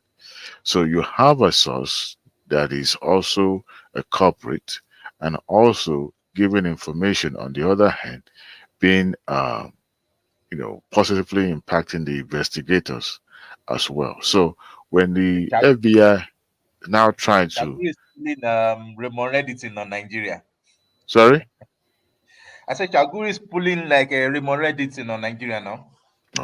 So when you now have somebody like that who is like the middleman between the government and the crime world, then it's now left for you to make the judgment whether what they're doing is actually making impact with the investigator, or they're actually one that is should be picked up for their involvement in crime. I don't know. Fort is arguing They that they never make they will never help you to make domestic decision. It's not about decision. I'm just saying that if we don't have any concrete positive input of these people to the state of Nigeria itself, then you tell the government to stop patronizing them. You know what is when you had your hands soiled. It could be negative for all we know. Yeah, these people are the ones sabotaging our country. When you have your hands soiled, for you on the larger you see this debate we're having right now is cultural. We the Southeasterners don't belong together with the Yoruba. Give me 15 seconds to answer. Give me 15 seconds to answer Fort. The issue is not about whether it's capitalism or not. It's about whether the capitalism that they are doing is working for your people. Nigeria is not working right now, and I want to know whether he has done anything positive for Nigeria. Okay, that's what I want to know. Yeah, listen, Fort is a Yoruba guy like Adewale. Remember, Adewale never lets anybody speak, right? So I'm just going to ignore him. You guys have been talking and dominating. He's a Yoruba guy. We in the Southeast, we don't belong together in the same country. Yeah, see, Pastor, let's be fair. No, let me land now. Let me land, please. No, Adewale was talking before he took over. No, what I want to respond to. Thank you. The overarching debate is that he may be right as well, and I'm right as well. We don't belong in the same country, right? Let him and his people go with their Dangotes and their Chagoris. We don't want any part of it. That's what I'm trying to say. He's right and I'm right. We don't belong in the same country. Adewale, please go ahead. Okay, thank you, Tunaja, for rescuing me from Pansat. Now, like I was saying about Shagori, there are so many people like them, like that family dynasty, that are being used for one thing or the other. I've never seen any government that has never dealt with them since the year that I mentioned, 1993. Now, it is some of the what they do for the country are not actually in the open in some way that directly impact the Nigerians. It is the government that are making the decision based on whatever they are doing for the federal government. Now, it is left for the government to decide whether they will continue to patronize them or not. But I'll tell you this, if somebody knows your secret very well to Nigeria and knows you in and out, would you keep that person close, or you rather chase that person away, knowing fully well that person knows your secret in and out? If the person is not contributing positively to your country, then there is no use keeping them close by. Whether they are away or close by, they are going to do damage. And they know your secret very well. Either you do away with them, you get rid of them one way or the other, or you do away from, because either they are on your side or they are far away, they are doing damage. As a matter of fact, when they are closer to you, that's more dangerous they are, because they are already doing damage. And if you leave them, it's like saying you have a parasite on your back. You say, oh, because the parasite is close to me, let me leave the parasite to be eating me. Hey, but have you heard the saying? Have you heard the saying that you keep your enemy close? Yes, but that's when you have control over the damage the enemy can do to you. Hey, but when the enemy is already doing damage to you, people like this, stupid. people like this have no direct involvement with the domestic discourse. That's what I'm trying to establish. But They you see, have now you are saying that just because they have secret, if somebody has secrets, they know what you are doing. So for you, you are thinking that how can you say somebody with that kind of power doesn't have any ability to wield it? to Nigeria, when you are dealing with the state affair, there are some things that are not open to the public, and I want you to put that on your left hand. Even politics apart, That government. includes you, though, right? No, I'm not being. You're not privy to anything that we're not, right? There's nothing you know. That if it's secret, then keep your mouth shut. Let somebody else talk. I don't believe in any of those things that you're talking about. And it's a shame because you're here in the United States. I could see if somebody's in Britain or whatever. We know how it's done. We copied our constitution from that of the United States. Ipsissima verba. To Nigeria, There's I'll talk to you there's no some other place. time. There's no place for that kind of talk. You come here to make some time. Go ahead, leave, because you're making a fool out of yourself, Adewale. So tonight, what I'm gonna say to you is that you talk about Nigeria progressing, trying to be like civilized countries, right? And then you're gonna tolerate elementary, basic stuff that these people found out centuries ago. There is no way any country is gonna give away $11 billion in no-bid contract to a known corporate like this. Where is this? Where is the security? Where is the security when your president is hobnobbing with somebody like this? How? Building a road that you're supporting. That company has been known to build projects like this. But still, it's not even the fact that the company is known to build a road or something like that. It's look at the process by which that contract was even awarded. Look at the way it was done. Look at the spontaneity. Look at it was just done quickly, as if it should have been interrogated. As if it was vetoed. And you have to, for such an amount that is quick. If I should understand, I think that should $11 billion, isn't it? That is basically like half of Nigerians' year's budget. And look, but is that all though? It can't even be all. These people are so greedy and so selfish and so wicked that they wouldn't just take $11 billion. That thing is gonna grow. It was just vetoed like that. No bidding process. No. But that is fine. I'm sure there must have been a form of not a lot of people who bid on the project. I just wanted to quid pro quo, right? It's quid pro quo. And let me tell you something. Why it may look on, I'm sorry, let me just tell you, even having this conversation with two Nigerians is totally useless. He's never lived in a democracy before, ever in his life. He's in Britain, right? So when you have when you have separation of powers, like we have a three-tiered government here, we have the executive, no president will survive anything like that. What they pulled off here, the son is in the board, and the first thing he does, because they didn't even know how long this man is gonna last. So the first thing they did in January was to go for this fraud, right? So and it's such a humongous fraud. But not a lot of money has been released. When they say 11 billion, you are making it sound as if the money is in anybody's bank. The money it's like Dangote. They released that 5.5 billion to him. Do you know we have finite resources? Think about 5 billion over there in 2021, 11 billion here. No matter how much money we have, how wealthy we are, it's a finite amount of money. I don't have any.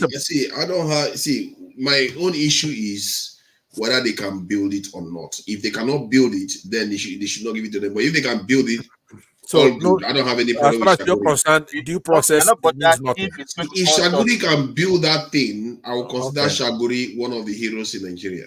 Okay, let me tell you something. That price, right? Yeah. Pardon? For that, does that price bother you? The price? Because it's a long road now. It's not a short road. It's all the way to cuts across Nigeria. The question is, do we even know how much it's going to cost from another company to do that exact same thing? Does that bother you? Okay. What is the total length of the road? Do we know? What's the total length of the road? Do we know? No, it doesn't matter. $11 billion. I can get a comparison to find out whether it's within range. that is the point. If it is a public thing, then it should be subjected to bidding. It should be subjected to But rigorous Emeloko, let me process. ask you a question. Let me ask you a question. So what Tuna just says right now doesn't bother you at all. Did you hear what he said? 700 kilometers. No, That's why I'm asking him a question. That how no, does he even? but well, you should be jumping out of a window from what he Of course said. we do. No, What we, I, one I, saying that he doesn't care how much it costs or the process, but no bid contract, whatever. He doesn't and he care. wants, And he'd be a no, hero if he builds the road. for So now, corruption is not an issue with Nigeria. okay, It so has never been I an would believe in because I have nothing to do with this to Nigeria. corruption is like I have It nothing. doesn't mean it is corrupt if somebody awards a project to somebody without a lot of people bidding on it. What is the It doesn't definition mean of it is corruption? corrupt. Corruption is when you take funds, when you take public funds to benefit your individual this itself. It's not only funds that is corruption to Nigeria. It is not only about But funds. him taking 300 can be and returning 300 corrupt. million naira from almost two decades ago. It took our 300 million naira. That's what he voluntarily returned. That's not corruption.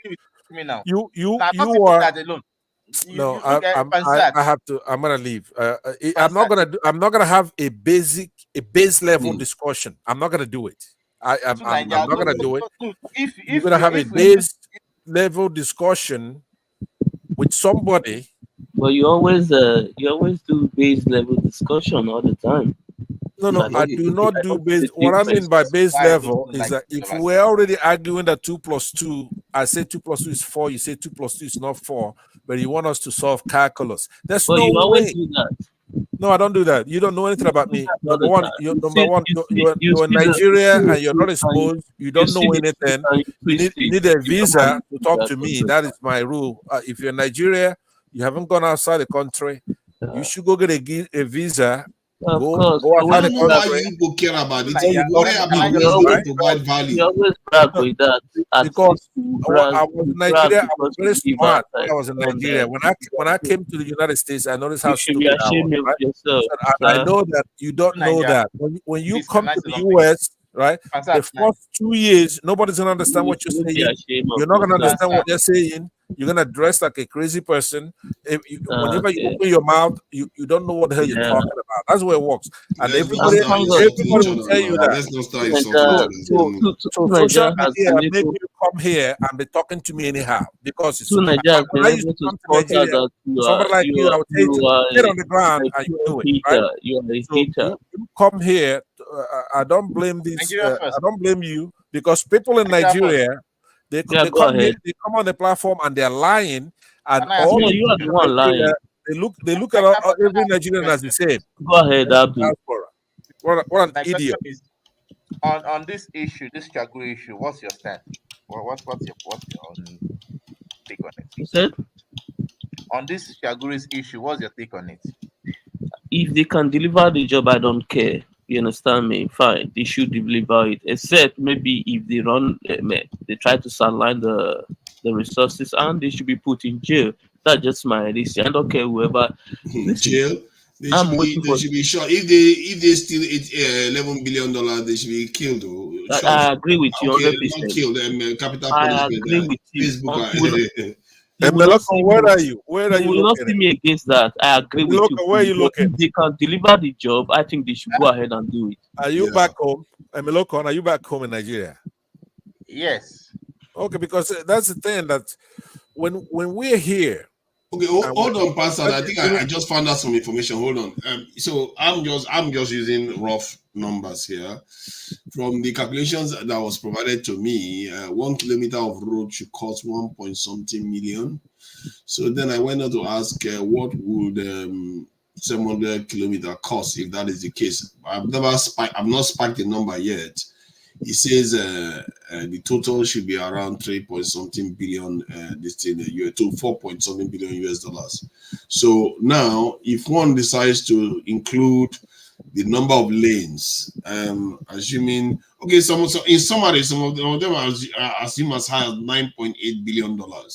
You see what I mean? So it's not totally out of range. Okay, just hold on, to Niger. Let me say something, and I'm gonna be leaving in a minute, right? And it's pathetic. It's pathetic, especially you. There is no way you're gonna come on this platform and you're saying that you don't care about process, no bid contract, that somebody's gonna be your hero if they build a road. And then when these people back home hear you talk like that, to them diaspora is diaspora, right? And then you want them to respect you where they're smarter than you are. How could you say you want security, you want this, you want our people to be like Oyibos or better than the Oyibos, you want to fight them, where you are pathetic. Do you think going to school is a waste of time? Have you seen any society where idiots, for example, Hamas, goes over there and defeats Israel? Yeah. Have you ever seen anything like that? You have to base things on true or false. Science, laws. Although they did say that the price is a lot lower if it's in rural areas, even if it's 6 lanes that are included. They are giving a quotation of about $3 billion. As a matter of fact, I'm never. Hold on, now I'm trying to give you information I'm not that gonna might help you. I don't want to talk about those kind of things because it doesn't matter. That is, the corporates who are in charge of this contract, they're not going to deliver anything. Roads here, for example. If they cannot deliver anything for $11 billion, when the average, the people, some of them are saying it could be as low as $5 billion, then that would be crazy. Those people, they deserve to be lined up and shot. No, because that's a distraction. What I'm saying, I should be careful what I'm saying. This is not the view of a one man went to move. I must say it's not my view. My view is that they should face the law. I'm about to go. Let me round up. Niger, right as we speak now, I am on in their website. They actually have proof of what they have done before, the works they have done across Nigeria, Togo, Benin Republic, and the rest. So I don't understand why. Share links so that we can have a look at it. Let me just say this to you, Nigeria first. That's not the way things are judged. Their ability to do the job is not the issue.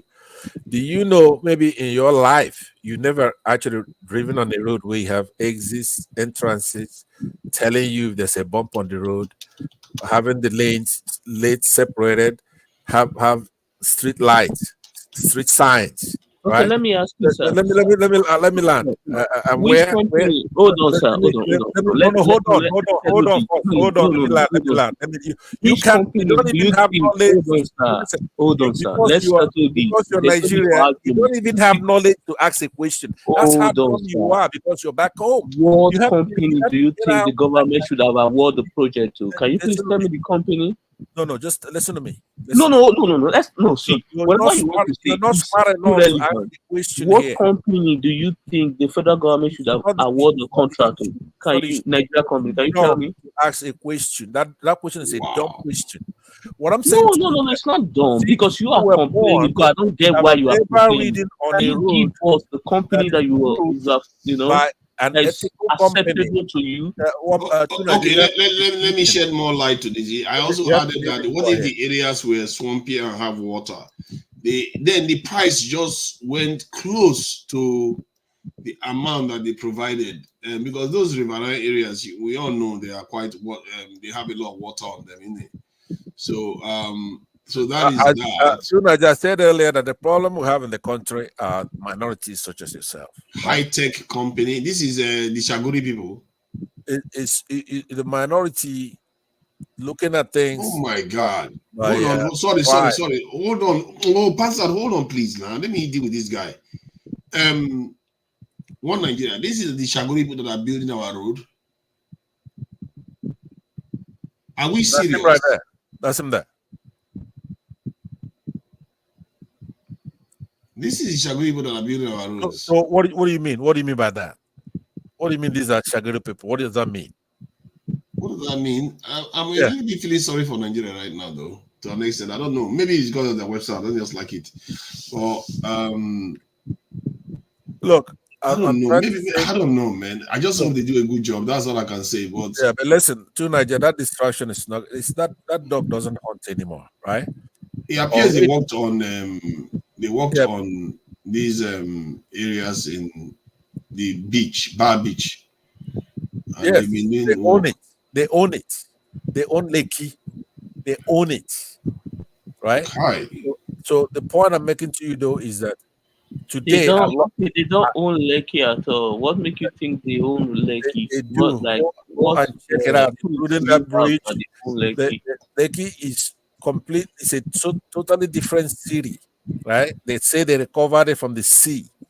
That's why when our kids went over there to protest on that Lekki toll gate, they were shot, not by our soldiers. Now that might go into conspiracy, but anyway, I'm not interested on that. Everybody knows it's a fraud.